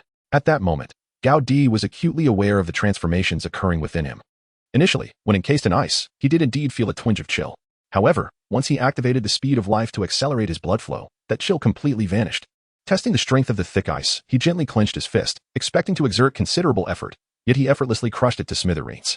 Following a series of crisp crackling sounds, Gao Di returned to his original form. With a powerful punch, the entire icy prison collapsed in an instant. Glandier, observing from above, was utterly astonished. Earlier, while diving down to engage the enemy, he had glanced over at the pirate ship, only to see its crew still firmly frozen in place, impervious to the attempts of their unaffected comrades. Yet now, it appeared as though Gao Di had simply shed a thin layer of wax. The formidable ice prison, which seemed capable of ensnaring a colossal beast, appeared as fragile as paper before Gao Di. It seemed he had placed his bet wisely. This human was indeed worthy of trust. Sensing something amiss, Gray swiftly flapped his wings and retreated, landing safely before constructing a turtle shell-like protective barrier around himself. This time, however, he appeared to have learned from the previous failure of Domino's ice shield, opting for a layered approach rather than merely pursuing thickness. The surface was no longer smooth but adorned with ice spikes, crystal columns, and half-circular protrusions, all designed to decelerate Gao Di's assault. Seeing this, Gao Di chuckled inwardly. Are you wrapping up an ice cream? A layer of hazelnut chocolate, followed by a layer of mango chunks? When you finish, will it be an ordinary treat, a dream dragon, or a choco pie? With these thoughts in mind, Gao Di unleashed the essence of his finger gun technique, 6 pulses divine sword. In an instant, 6 colored beams sliced forth like a disassembled rainbow, targeting the multi-layered ice shell. The spectacle was breathtaking, captivating every onlooker who dared not blink. Yet the effectiveness was rather mediocre, while the outer layer of the ice turtle shell was riddled with holes. It quickly restored under Gray's fervent exertion. Moreover, the most resilient strike had merely penetrated 4 layers of defense, which also regenerated in an instant. Through heightened perception, Gao Di noted Gray's breathing becoming increasingly labored. If they continued in this manner, it wouldn't be long before Gray succumbed to exhaustion. Yet, this was not a protracted siege. Such a strategy was not aligned with Gao Di's nature, who believed in avenging wrongs without delay. In that fleeting moment, Gao Di recalled another ice cream brand, inspired by various experiments conducted by netizens from his previous life. His human fruit, mythical beast type, Jin Yong form activated once more. As he coated his palms with armament hockey and initiated fluid dynamics, a semi-transparent red substance enveloped his hands. Then, as Gao Di brought his palms together, he engaged in a rapid exchange, generating friction within his palms. With over half of the 3-tiered 60-second limit elapsed, the intense heat from the rapid friction ignited the red liquid surrounding Gao Di's hands, transforming it into a vibrant azure flame. As he separated his palms, slicing towards Gray's layered ice shell, he exclaimed, flowing Sakura technique, flame blade. Inwardly, he laughed maniacally. Gray, do you think you are Zhong Shuigao? Without added carrageenan. You are nothing more than an old ice pop with filling. Oh, how amusing. You even mimic a sea salt flavor. 2 streams of azure flame cascaded forth like resplendent auroras, heading towards the layered ice shell with the force to dazzle the sun. As the fluid continued to surge, the length of this flame blade surpassed 40 meters, its width grotesquely exceeding 20 meters. Upon contact with the icy surface, the anticipated earth-shattering crash was replaced by a sizzling sound. Haha, the netizens do not deceive me. The burn fruit, even a dog wouldn't touch it. Then, dense clouds of steam began to rise, enveloping the battlefield, obscuring the observer's view of each other's attire, let alone the ongoing confrontation. The visual and auditory experience resembled a sauna, where icy water was poured over red-hot volcanic stones, but magnified to an unimaginable degree. When visibility returned, the previously ice-covered sea bore no trace of the multi-layered ice shell. Not a single piece of floating ice could be found, as steam continued to rise, and a faint aroma of charred seafood wafted through the air. The spectators, suppressing their astonishment, meticulously searched the surface of the sea, aside from various seafood. Perfectly charred yet tender, Gao Di and Gray's figures were nowhere to be seen. The Glandier, having rapidly ascended to evade the intense flames, dove once more, circling low over the sea in search of Gao Di's whereabouts. Meanwhile, the drenched Navy personnel aboard the ship had lost their ability to speak, until one of the higher-ranking officers suddenly exclaimed, "This is dire. Smoker and Brigadier General Guillaume are missing. Who will report this battle? What exactly was that last attack? Was Gao Di still human? Quickly, contact headquarters and provide a preliminary report." Snapping back to reality, Orbia flicked her damp white hair behind her, addressing the uncomfortable Grut. Grut. Your master is truly beyond description. How wonderful it would be if you were one of us from O'Hara. Grut, appearing somewhat distressed, clenched his tiny fists and, hunched over, roared with all his might, "I'm Groot." Orbia, not fluent in tree speech, instinctively understood Grut was urging her to dive into the water to find Gao Di. As everyone knew that little tree Grut was currently a powerless landlubber. In truth, Grut wished to convey that Gao Di was not merely a master, he was Grut's partner. The most important ally, akin to Rocket, Star-Lord, and Gamora. Orbia shook her head and led the slightly uncomfortable Grut back to their quarters, determined to dry him off while also changing her own thoroughly soaked white shirt. As for Gao Di's well-being, having previously witnessed his strength underwater, she held no worries whatsoever. He believed that the Fishman tribe could very well perish in the depths of the ocean, yet there was no doubt that this particular individual, Gao Di, would not meet such a fate. At that moment, Gao was gracefully traversing the waters in search of Gray. Fortunately, the unique geography near the Lost Island featured depths that barely extended a few meters below the surface. Otherwise, the thought of demise would have crossed Gao Di's mind. That recent encounter had indeed escalated dramatically. Old Master Jean had not deceived him. The flame blade of Jamosi was, in terms of power, certainly on par with the 6-pulse divine swords. Had he inadvertently vaporized Gray with such intense heat, the ice fruit would have been of little consequence. With that thought, Gao Di once again activated his heightened sensory perception with fervor. Soon enough, he discovered Gray, whose faint heartbeat still resonated, nestled upon a stone sculpture resembling a dragon. Upon reaching him, Gao Di, with a hint of disdain, seized the charred remains of Gray and swiftly emerged from the water. The moment the onlookers aboard the ship laid eyes on Gao Di breaking the surface, a wave of relief washed over them, but they had never genuinely worried. Just moments prior, most aboard had assumed that Gao Di had ventured to retrieve a devil fruit, given that he had already acquired 2 in the past. After tossing the charred body over his shoulder, Gaudi finally allowed himself to relax, only to be suddenly enveloped by a wave of fatigue. This marked the first instance of such exhaustion since he had injected the super soldier serum. It appeared that employing these formidable techniques did indeed incur some cost, until now. He had felt little to no fatigue, as his recovery had outpaced any depletion of energy. After all, even Captain America would only expend energy through running, jumping, and delivering countless punches during a battle, which was hardly comparable to the extensive magical devastation Gaudi had unleashed this time. Amidst the chorus of admiration from his devoted admirers, Gaudi mustered his spirits and declared, "You all handle the aftermath here. I shall await Orbia's emergence before we embark on our mission to the island." Although Gaudi had brought this group of young naval officers along, they were utterly unaware that the essence of their mission revolved around the historical text. After the Navy and the world government acknowledged Gaudi's cooperation, they stipulated a crucial requirement. The key information must not be disclosed until the mission was fully executed, regardless of whether CP0 adheres to this. The Navy was rigorously enforcing it.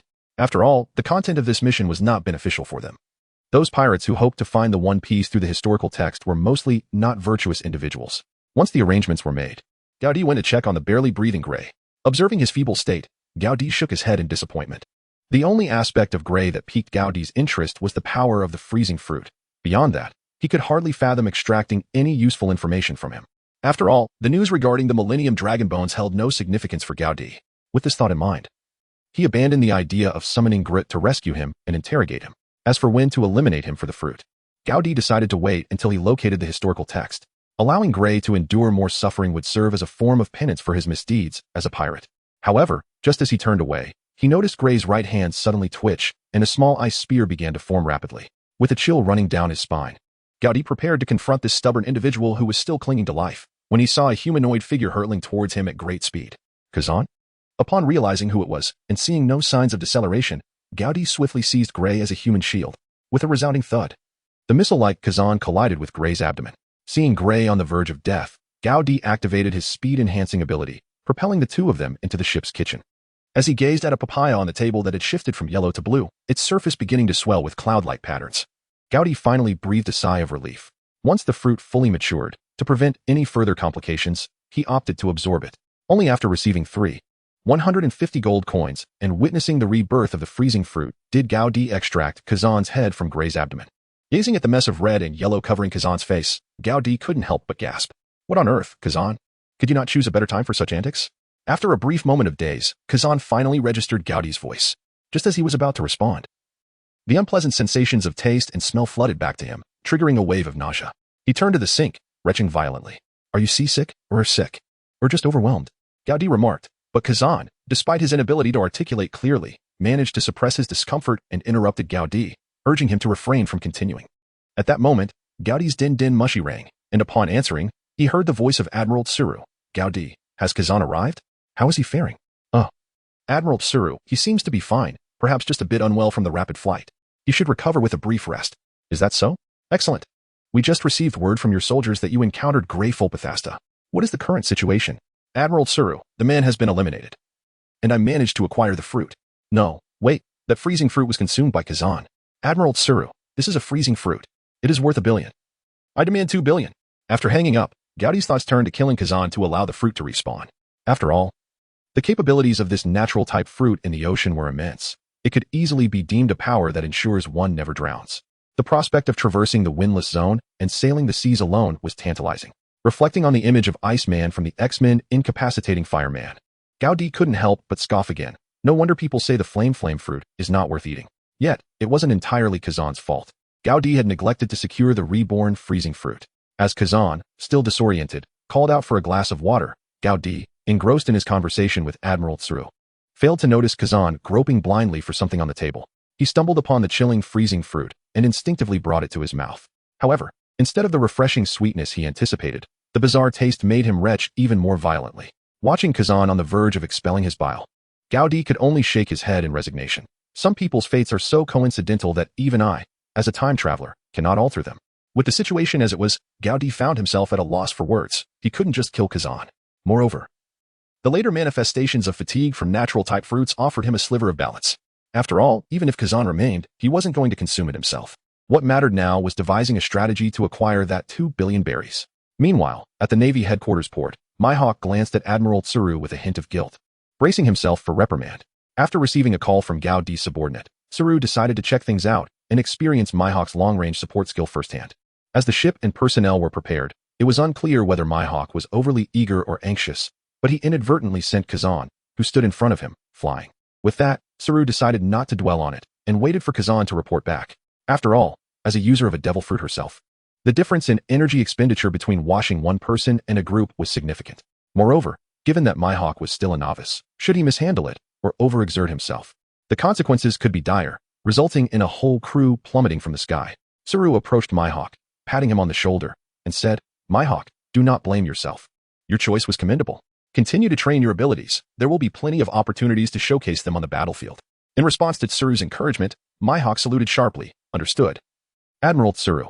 Since consuming the fruit, Mihawk had ceased to be an ordinary person and remained diligent. He understood well that the number of individuals who could be called superheroes on these seas far surpassed those on Earth. If he were to slack off, he would merely remain an ordinary member of the Justice League. At that moment, in the Justice League office in Water 7, Ji Yuan and Tony stared in disbelief at the video transmitted through the Den Den Mushi. What is wrong with Gao Di? This weapon or technique is simply too cool. What principle is behind it? Is he hiding a cutting torch in his sleeve? As Tony paced back and forth in the office, continuously downing bourbon, Ji Yuan, after a moment of stunned silence, began to imitate Gao Di's hand movements, rubbing his palms together without a care for his image. Is it really possible to use a hand blade like that? Tony, could you cultivate a fog-resistant videophone worm? As you can see, the footage behind us shows nothing but obscurity. The two individuals were observing an image transmitted by the videophone worm aboard the warship, which, originally, did not possess such technology. However, during Tony's efforts to mend the incriminating evidence against Gao Di, he stealthily installed it under the coercion and temptation of Guion.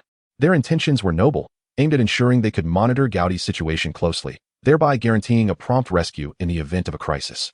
Yet, they were utterly unprepared for the outrageous spectacle that unfolded before them, not to mention the Millennium Dragon soaring above and the formidable Groot effortlessly crushing a pirate's neck. Gao Di's unique fiery blade technique was astonishing enough. For Guion, a swordsman, it was nothing short of a dream move. This matter must be reported to headquarters. I need Sister Tsuru to persuade Gao Di to teach me. A few minutes later, in Tsuru's office, Carp, Sengoku, and Zephyr gazed at the video transmitted by Guion, their expressions reflecting existential doubt. Haha. Sengoku, Carp, what do you think of my student? A true marshal. Zephyr, now devoid of any reservations, spoke without fear. Even in the presence of the Marine headquarters, fully aware that Steelbone Kong might overhear. Is it certain that Gao Di hasn't consumed some devil fruit? This is simply absurd. Sengoku's mind was engulfed in confusion. Throughout his extensive combat career, he had encountered many unreasonable individuals, yet a Navy officer like Gao Di was a first. His only concern was whether he could withstand Gao Di's attack after transforming into his Buddha form. Carp interjected with a profound inquiry. ISNT, that technique handy for barbecuing? Carp, are you suggesting we roast dinosaur meat? Tsuru scorned him before continuing. Gao Di's luck is beyond comprehension.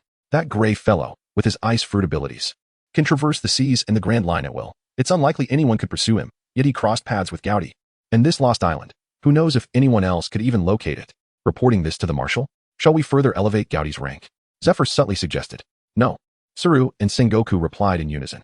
It hasn't been long since his last promotion. We cannot elevate him again. It's not that we're stingy, but at Gao Di's rate of capturing pirates, he might soon be on par with Sengoku by the end of the year. We should wait. After hearing Tsuru's analysis, Sengoku added, Indeed, let's hold off. We wouldn't want the promotion report to reach him only for him to pull off an even greater feat moreover.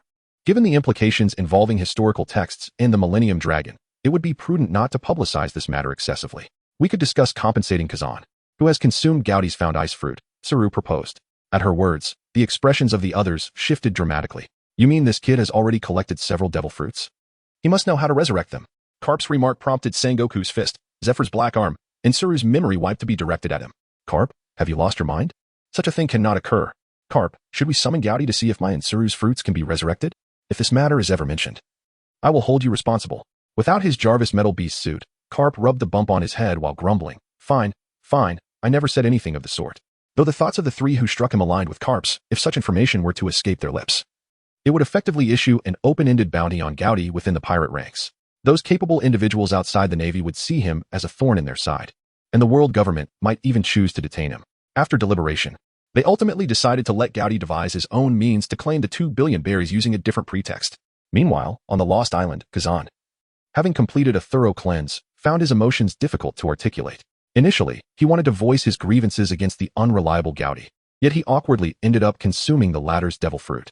Kazan, 2 billion berries. Gaudi lamented, his expression filled with anguish. Senior Gaudi, I understand the value of this fruit may exceed that amount, but how could I possibly possess such wealth? Recognizing Kazan's acknowledgement of the price, Gaudi knew the situation could be resolved.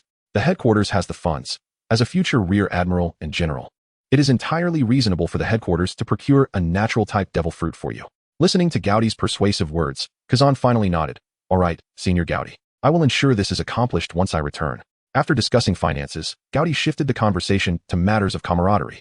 From now on, as long as Senior Gaudi requests, I, Kazan, shall never decline anything that does not contradict the justice of the Navy. Hearing this, Gaudi nodded in satisfaction before leading Kazan to reunite with Guion and Groot. Ready to embark on their treasure-hunting journey for historical texts, the trio rode atop the Grand Dill and soared towards the Lost Island. With the guidance of Grand Dill, they soon arrived at the Dome Temple, which required dragon teeth as the key to enter.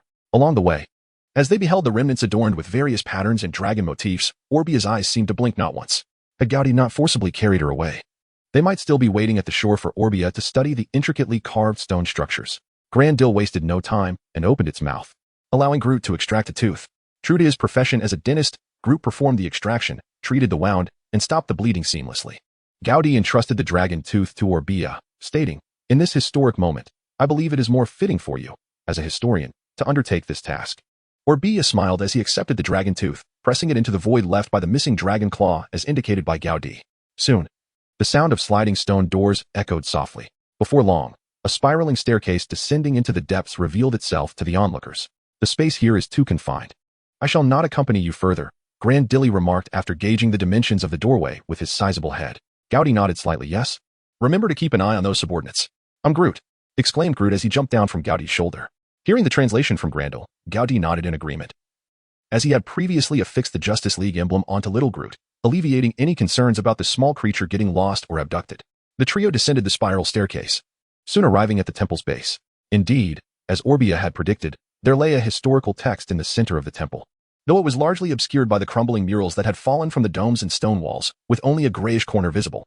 Observing the dilapidated temple, overrun by invasive plant roots, Kazan expressed his concern. Perhaps we should simply take the historical text and break down the walls. It isn't safe to linger here.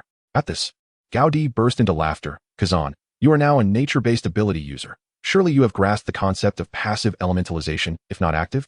If two ordinary individuals like us are unafraid of being buried, why should you be? Kazan's face shifted through a spectrum of colors, but ultimately, under Gaudi's guidance, he reinforced the entire temple with ice. Only then did Gaudi feel secure enough to begin clearing away the obstacles. After a flurry of unrestrained wind slashes, only the shadow of the historical text remained amidst the swirling dust. Orbia no longer lamented the murals, having just received a rapid explanation from Gaudi. She felt it was unnecessary to risk her life piecing together the original appearance of the murals when she could simply inquire further details from Gaudi. The deciphering of the historical text did not take long. Within 10 minutes, Orbia completed the task. She remained silent, and Gaudi did not press for details, as his only concern was the amount of gold coins he had accumulated. Aren't you going to replicate or take a rubbing of it? He inquired again. No need. She replied, I have committed it to memory. It merely requires additional time for contemplation and organization. Besides, isn't that device on your wrist capable of scanning and recording? In response to this, Gaudi maintained his composure, stating, I am collecting the precise coordinates of this lost island. Should I inherit the mantle from Master Zephyr, I intend to share my knowledge with the new recruits of the Navy. Orbia smiled radiantly, her expression reminiscent of the bright afternoon sun, leaving Kazan momentarily speechless at her enchanting visage. Gaudi, having witnessed the conclusion, stepped forward, prepared to absorb the historical text. Kazan, you are indeed the witness sent by Admiral Crane. Once this historical text is destroyed, this minor task will be complete. Kazan nodded, retrieving his image snail to record the event. In an instant, Gaudi placed his hand upon it, and the historical text vanished without a trace. Gaudi, what have you done? Kazan exclaimed, dropping the snail in shock and rushing to the spot where the text had disappeared, gesticulating wildly. Meanwhile, Gaudi calculated in his mind, still 9,999 pieces. It seems the content was rather ordinary. The value of this historical text ought to be tier 3. Given its lack of substantial information, the lowest tier is the first, priced at 9 pieces. The second tier consists of historical text with some information, while the red signpost texts represent the third tier. Kazan, why not verify it with your abilities? Gaudi kindly suggested, observing Kazan's frantic demeanor. Yet, Gaudi did not mock him. Had he been equally ignorant, he too would likely be teetering on the precipice of existential doubt. Ultimately, Kazan refrained from such folly. stowing away the image snail and ascending the spiral staircase first. Outside the temple, the sky bore witness to Grand Dilly recounting his tale to Groot. The narrative was somewhat fantastical, hence he chose to share it with this unassuming little treeman, as the sole being capable of seamless communication in this world. Groot was more than willing to be the sole audience. Long ago, this island was home to a unique group of humans who revered our millennia-old dragon clan as their totem. Emerging from the temple, the millennia-old dragon soared down from the sky, collecting the trio before returning to the warship. The young sailors had completed their apprehension duties, all treasures were aboard the ship, and the pirates had been confined to temporary cells within the vessel. The Blizzard pirates operated somewhat like bounty hunters, however, due to their Captain Gray's abilities. Their tasks primarily involved traversing the seas between the Four Seas and the Grand Line, resulting in a substantial treasure haul. According to Orbia's estimates, there were at least 100 million berries, including 3 entire chests filled with treasure maps, books, and nautical charts. After confirming there were no redeemable items, Gaudi entrusted everything to Orbia for research. As for the pirates' bounties, aside from Gray's 310 million berries, no other individual bore a bounty. However, the number of 310 draws brought Gaudi joy, though he silently sighed. Drawing 310 times, this dog system's method of extending game time is quite novel. Should such a game ever be released, it would surely face backlash from those who spend extravagantly. Complaints aside, drawing must proceed, be it 310 or even 1,000 draws. Gaudi would not frown. Yet, now was not the opportune moment. Gaudi's thoughts were consumed with how to persuade this millennia-old dragon to return with him. Whether or not he became a dragon knight was secondary. Finding a translator for Groot was the priority. Even if the dragon demanded that he guard the entire millennia-old dragon clan on Warship Island for 22 years, he would comply. Resolute, Gaudi swiftly ascended to the mast of the warship, where Grand Dilly was perched, continuing his tale with Groot. Upon seeing Gaudi approach, Grand Dilly flicked his head in acknowledgement. Grand Dilly, I sincerely invite you to join our Justice League. Hearing Gaudi's invitation, Grand Dilly shook his head in refusal. I have my own mission, while this island is not the dragon's lair. I do not wish for it to be overrun by those from the north. Gaudi reminisced about the dragon-shaped images and sculptures that adorned the temple, feeling a twinge of empathy. After all, apart from the dragon lair that surfaces once every millennium, this place might well be the only testament to the existence of a now-reclusive dragon race in these waters. If it were to accompany him on his journeys, it would likely draw the attention of the world to the secrets of Granthiel's kin, gradually unveiling them. Contemplating this, Gaudi chose not to elaborate further and simply stated, You have fulfilled your promise. Now, what is it that you require of me in return? Upon hearing this, Granthiel lowered his head to set down Grut, who had been perched atop his dragon head, and replied, Human, I wish to have a private conversation with you. Gaudi did not refuse. With a hint of melancholy in his eyes, he leapt onto the back of Grandier. Shortly after ascending into the sky, Grandier began his narration. We, the millennial dragon lineage, are bound by the formation of this storm circle to activate the teleportation only once in our lifetime. Once I have done so, I shall have but a single day left to live. Then when was your last visit? It was a fellow clansman who brought me here and shared the secrets of this place with me. It was also here that I discovered the fruit of my whispers. Upon hearing this, Gaudi comprehended the gravity of the situation. It seemed this creature was entrusting him with a legacy. Surely, he wished for me to return in 22 years to find a suitable heir for him. But not all millennial dragons possess the ability to communicate with humans as you do. As Gaudi contemplated this, he was about to speak when Grandier interrupted. After my demise, the power of my devil fruit will dissipate. Human, I know you possess the ability to retain it. Very well. I can see that you are a most astute millennial dragon. Gaudi surmised that Grandier had likely devised his plan long before his arrival. The only unforeseen factor was perhaps his own ability to regenerate the devil fruit. However, this very circumstance rendered Grandier's scheme all the more flawless. Indeed, Grandier's subsequent words affirmed all of Gaudi's suspicions. In 22 years, the dragon's lair surrounding Battleship Island would once again emerge into existence. I hope you can. Gaudi, without a moment's hesitation, agreed. For he was determined to obtain the whispering fruit. In 2 decades, barring any unforeseen circumstances, he would be confronting that bloated pig from the G8 branch, along with the likes of Scythe Eric and the 5 novice members of the Straw Hat crew. This posed no pressure for Gaudi, especially since this territory was firmly under his jurisdiction. Although hereditary succession was not a concept within the Navy, Gaudi had no intention of seeking a woman to bear him children to inherit his legacy in Rogue Town. However, he would never entrust this legendary place of the East China Sea to anyone outside of his direct lineage, for it was both the birthplace and execution ground of Roger. Every pirate who dared to venture the seas had to pay homage here, as one would to Mazu. Though time was still short and effects minimal as time progressed, this locale would undoubtedly become the second most coveted destination for pirates, second only to Laugh Tale. After all, the whereabouts of Laugh Tale remained a mystery. While Rogue Town was explicitly marked on every East China Sea nautical chart, how could a stronghold forged from the life of the pirate king Roger be left to mere fishers? How much time do you have left? Gaudi inquired directly. I will be waiting for you in the valley behind the temple before sunset. Let me take another look. It seems there are new intruders. Upon hearing this, Gaudi's spirit soared. He still had his 310 consecutive draws left to utilize. How delightful it was to have more charming little pirates bringing him bounties. I will accompany you. As for how Grandiel knew of the incoming ship, Gaudi chose not to question it. There was no need to delve into such a matter. Unless, with this thought, Gaudi felt another target could be added to his notebook.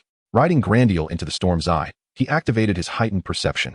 Within less than 3 minutes of flight, he indeed detected the presence of a pirate ship within his perception's range. The vessel was not particularly large, merely half the size of a warship. However, Gaudi sensed that 2 individuals on board surpassed the rank of Rear Admiral. Grandiel, the figures aboard are formidable. Exercise caution. Human, my only aim is to guide them within this storm-'s confines. If you are interested in them, I can lend you a hand. Hearing this piqued Gaudi's curiosity. There was no need for him to engage in close combat. A distant strike to destroy the ship would suffice.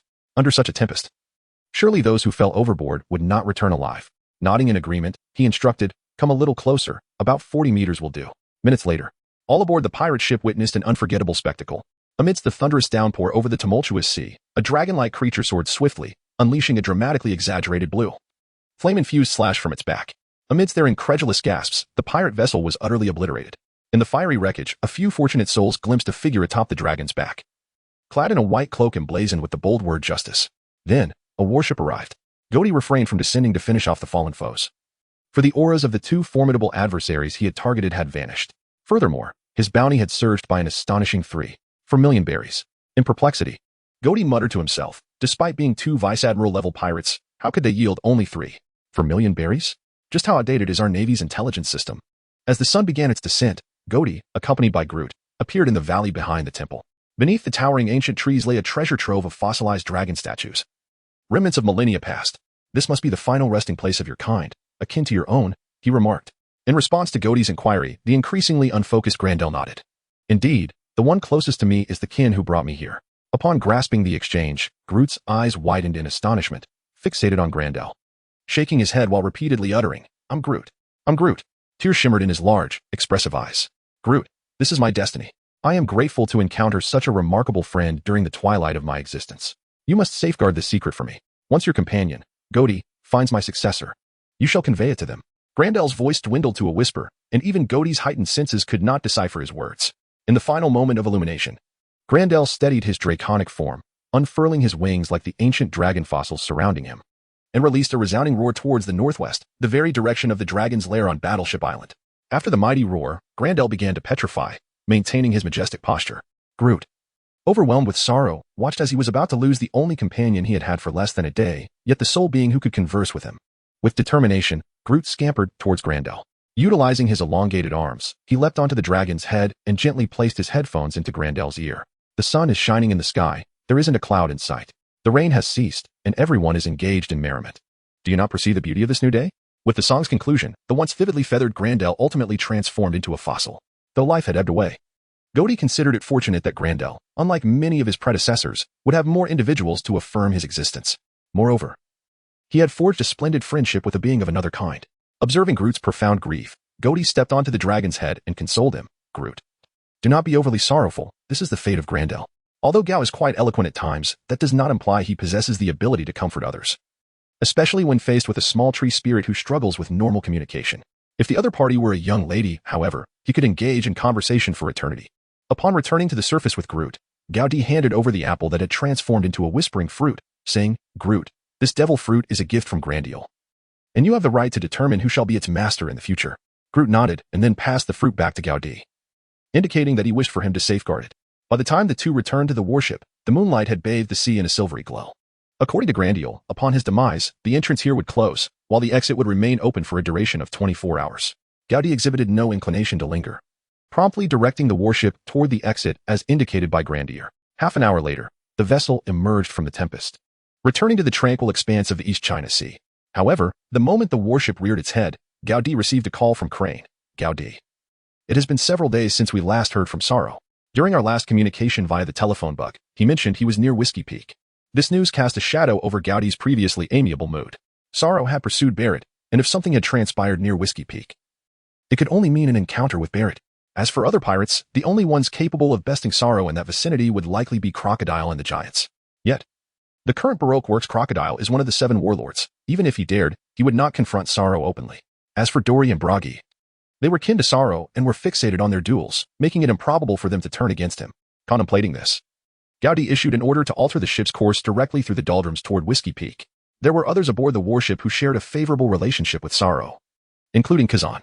However, upon passing the naval island once more, Gaudi was astonished to spot Sorrow's warship at the port, but the deck was swarming with pirates. Seize them all alive. With a commanding shout, Gaudi leaped into the air, while Kazan froze the sea surface, propelling the navy forward. The skirmish lasted no more than 5 minutes, and all 30-odd pirates aboard were captured without a single injury on Gaudi's side.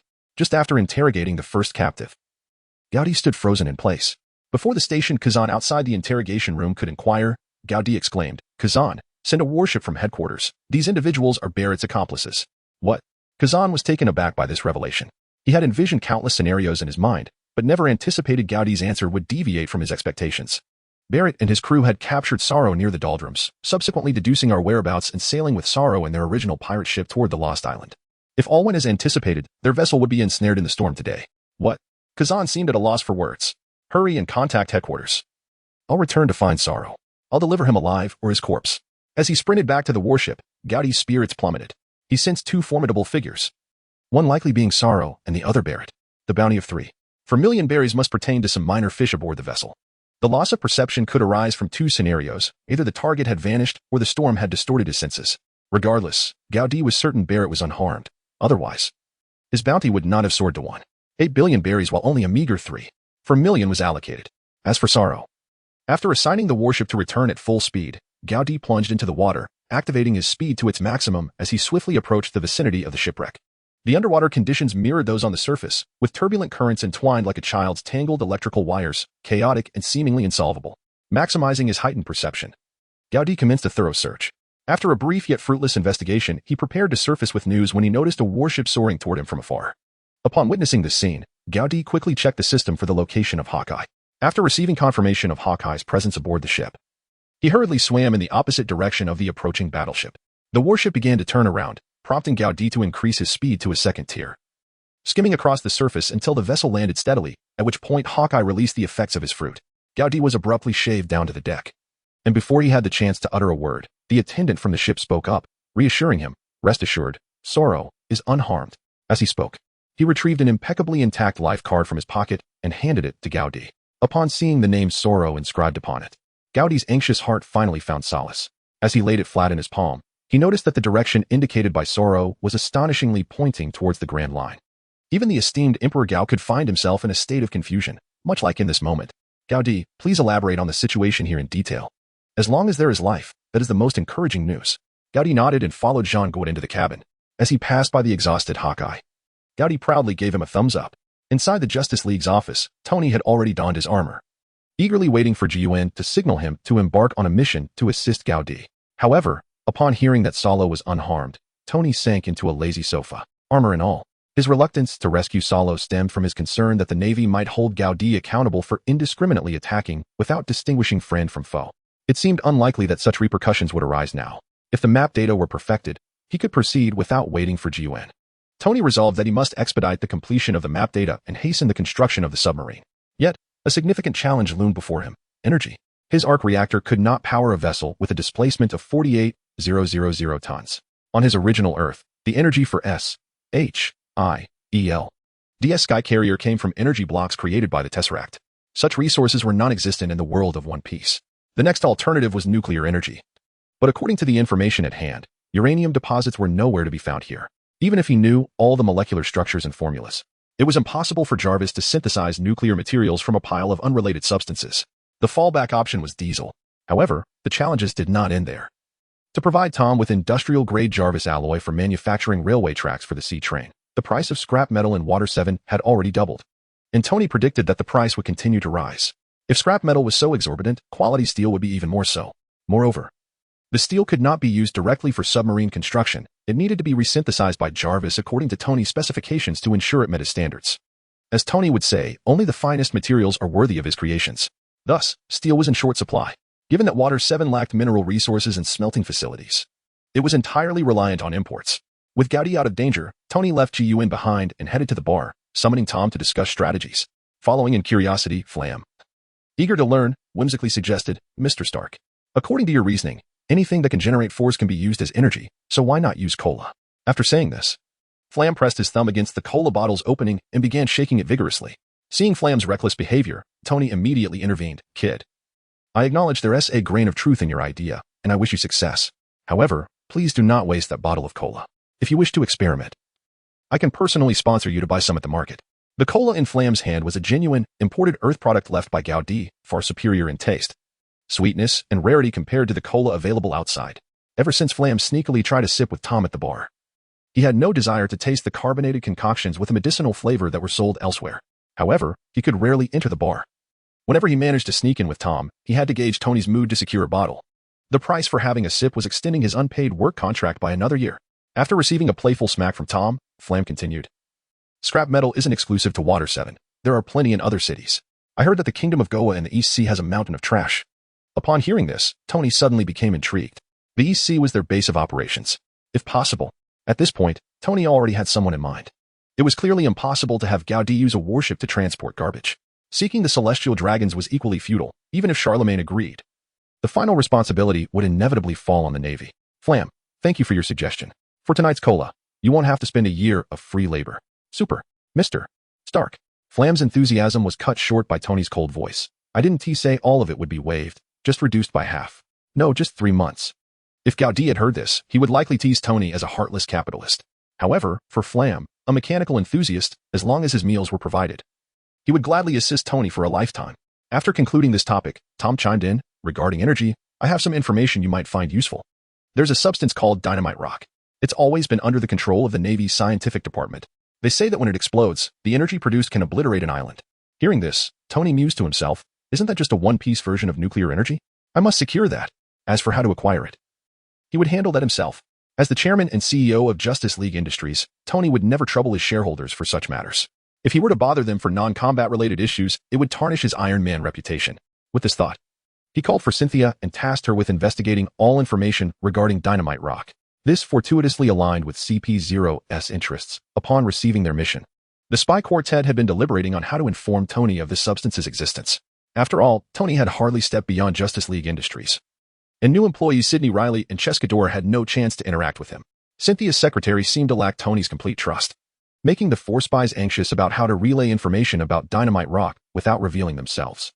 Now, thanks to Tom's casual remark, their problem was resolved. All right, Mr. Stark.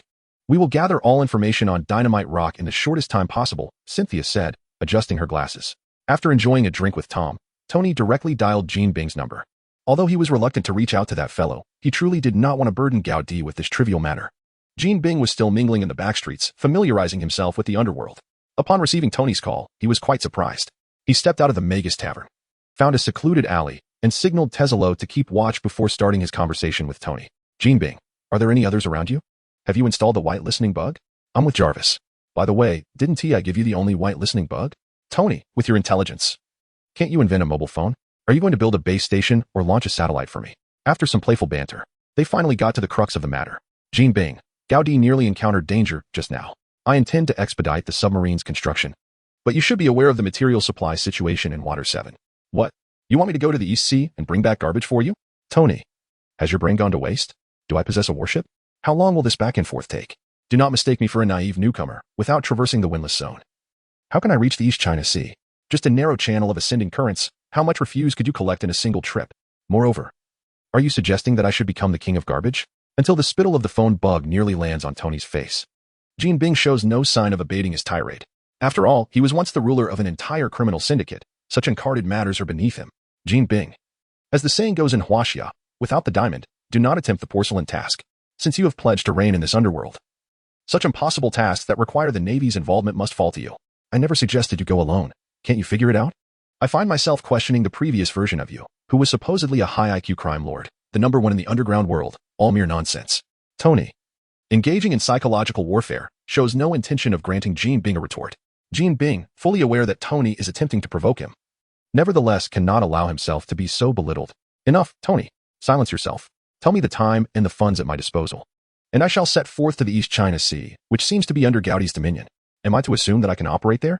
I suggest you abandon those perilous notions. Committing transgressions in the East China Sea will teach you the true meaning of regret, courtesy of Gaudi.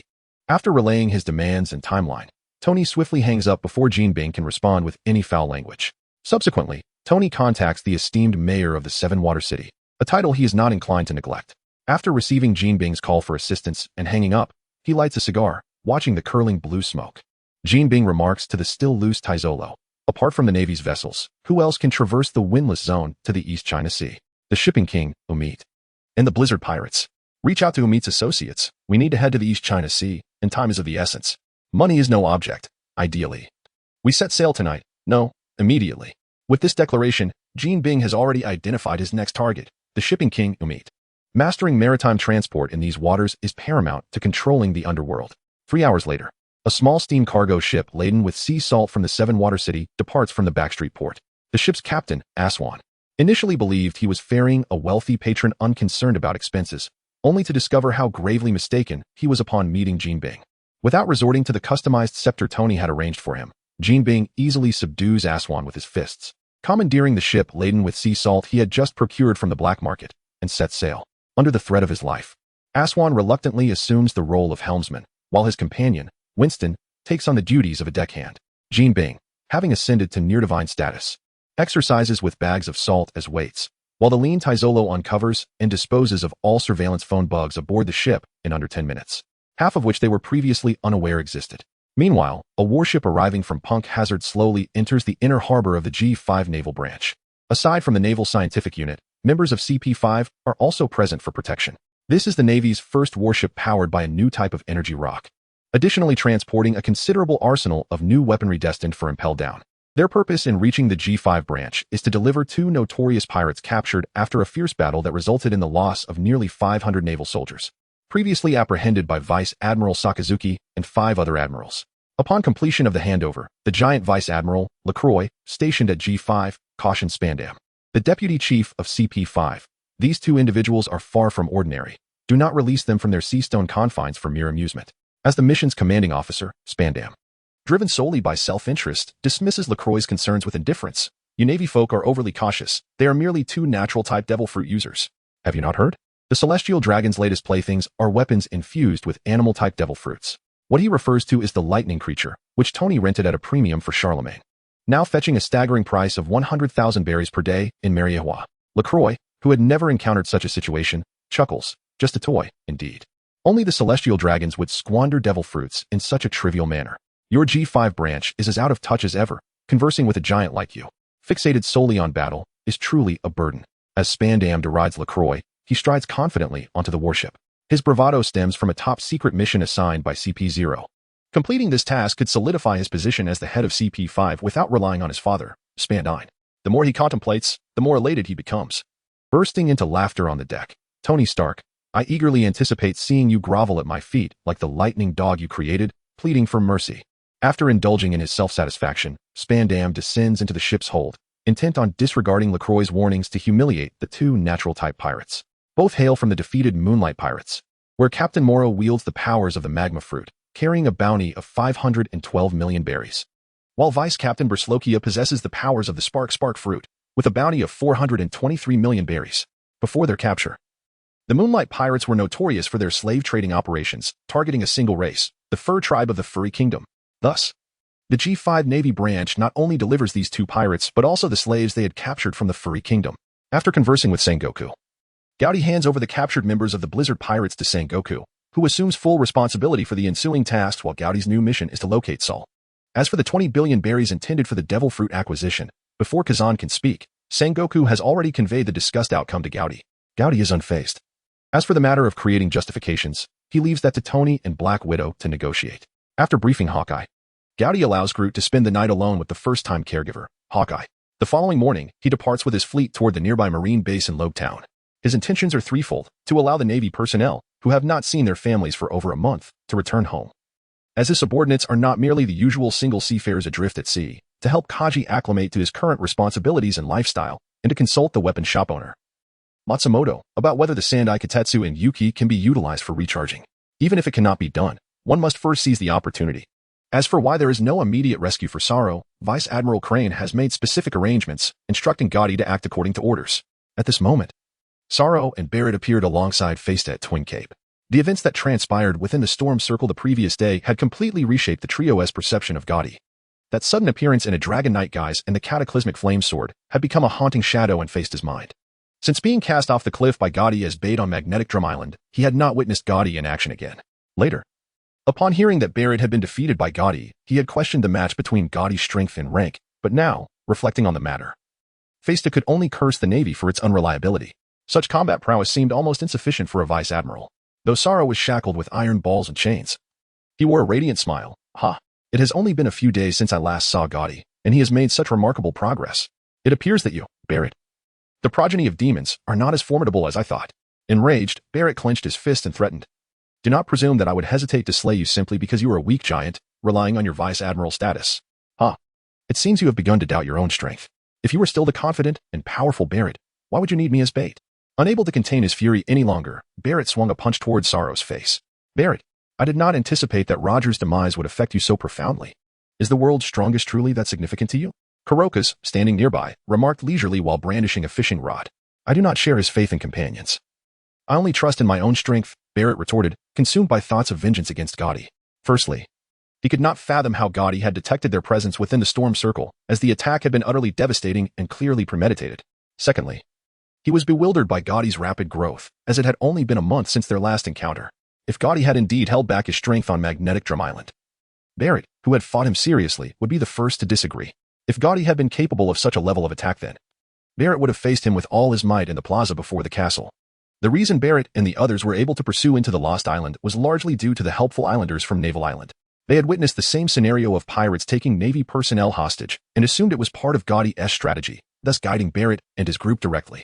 Before entering that mysterious mirror, Barrett had sworn to kill Gaudi. Yet, in the extreme weather conditions, even Barrett, with all his abilities, dared not engage in direct combat at sea.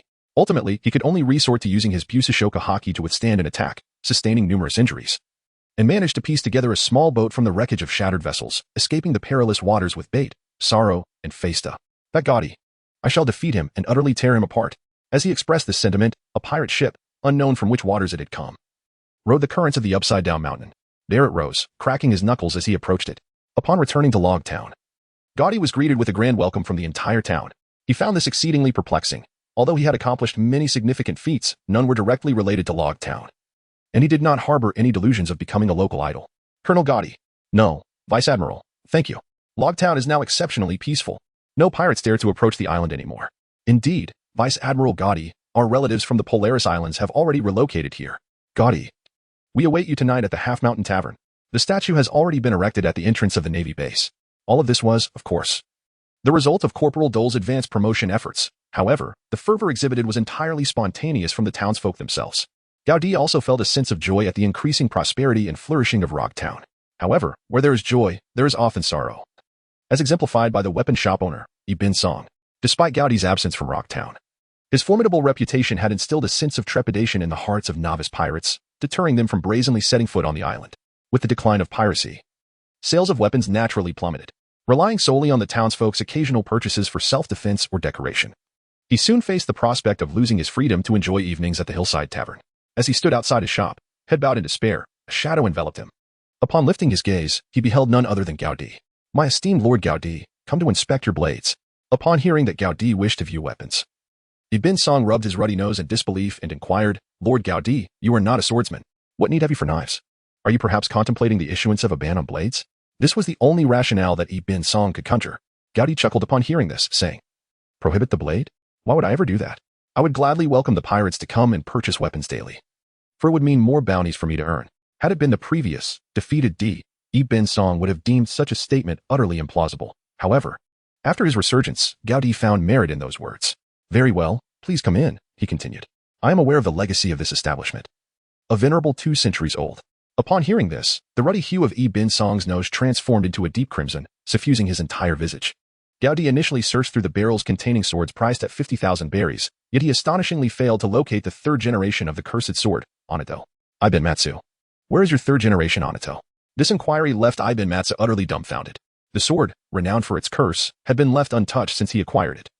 Those knowledgeable enough would not choose it, while those unaware could not afford its exorbitant price. Additionally, he feared that the sword was indeed as ominously reputed. potentially bringing misfortune to any swordsman who wielded it, a fate he wished to avoid. However, how did Gaudi know about it? With this perplexing question lingering in his mind, he ventured into the back warehouse to fetch a sword for Gaudi. Unexpectedly, Gaudi, as if possessed by some spirit, remarked, "You might as well bring along Yukizuru. It will save you from making 2 trips. Iben Matsu, after pinching his nose repeatedly to assure himself he was not dreaming, eventually presented the 2 famed swords to Gaudi. While Gaudi might not possess an understanding of renowned blades, his familiarity with the original narrative, particularly the earlier plot involving Lu Suolong, was quite vivid. With one hand, Gaudi grasped Yukizuru, effortlessly recalling its details without needing to consult a book like Dasky. He declared, "The blade is crafted from black lacquered tachi, with a chaotic edge resembling a small T-shaped blade. Yukizuru is among the esteemed 50 fine swords." What? Lord Gaudi is a concealed swordsman? Iben Matsu pondered, observing Gaudi's nonchalant demeanor. Yet, despite their years of camaraderie, he had never heard of Gaudi wielding a weapon. "Lord Gaudi, are you implying? I shall take the sword, and the 3rd generation Onado as well." Upon grasping the sword's hilt, there was no sound indicating a transaction, but Gaudi was determined to claim it, unwilling to let it fall into the hands of Lu Suolong later. Why not give one sword to Hawkeye and another to Black Widow, although they might not match the various alloys he could redeem from the shop, which Tony could forge using modern techniques for greater sharpness and durability? Possessing such legendary swords would certainly enhance his prestige. Upon hearing this, Iben Matsu instinctively took 2 steps back and cautiously said, "Yukizuru is worth 1 million berries, but I will not sell the 3rd generation Onado. Isn't it merely a cursed blade?" As he spoke, Gaudi prepared to replicate the dramatic moment Lu Suolong would later enact. He drew the 3rd generation Onato and lightly tossed it into the air, extending his right arm to embrace the fortune and curse that awaited him. Iben Matsu, witnessing this spectacle, was so astonished that he fell to the floor. "Lord Gaudi, please stop. While the 3rd generation Onato may not belong to the esteemed swords, its sharpness is indeed capable of severing your arm." However, as soon as the words left his mouth, it was unclear whether Gaudi's throwing technique was lacking or due to some other reason. But the spinning Onato unexpectedly descended blade first, aiming directly at Gaudi's forearm. Gaudi did not even glance. In his perspective, it mattered not if he faltered, for his level 7 endurance was ever present. Suddenly, a resounding ding echoed. The tip of the 3rd generation Ghost Che, upon nearing Gaudi's forearm, was met with the automatic activation of his armament Haki a mere 0.36 seconds prior. It was only then that the sound of iron clashing, resulting in the shattering of the blade's tip, reverberated. Ultimately, neither Gaudi's fortune nor the curse of the 3rd generation Ghost Che could prevail over the other. The unexpected victor was, astonishingly, Gaudi's endurance. Matsumatsu. Witnessing the broken tip of the 3rd generation Ghost Che lying on the ground and observing Gaudi's arm returning to its normal state, was rendered utterly speechless. Gaudi glanced at the situation, feeling rather awkward. Was this a successful acknowledgement of allegiance, or was it merely that it recognized me while I held it in disdain?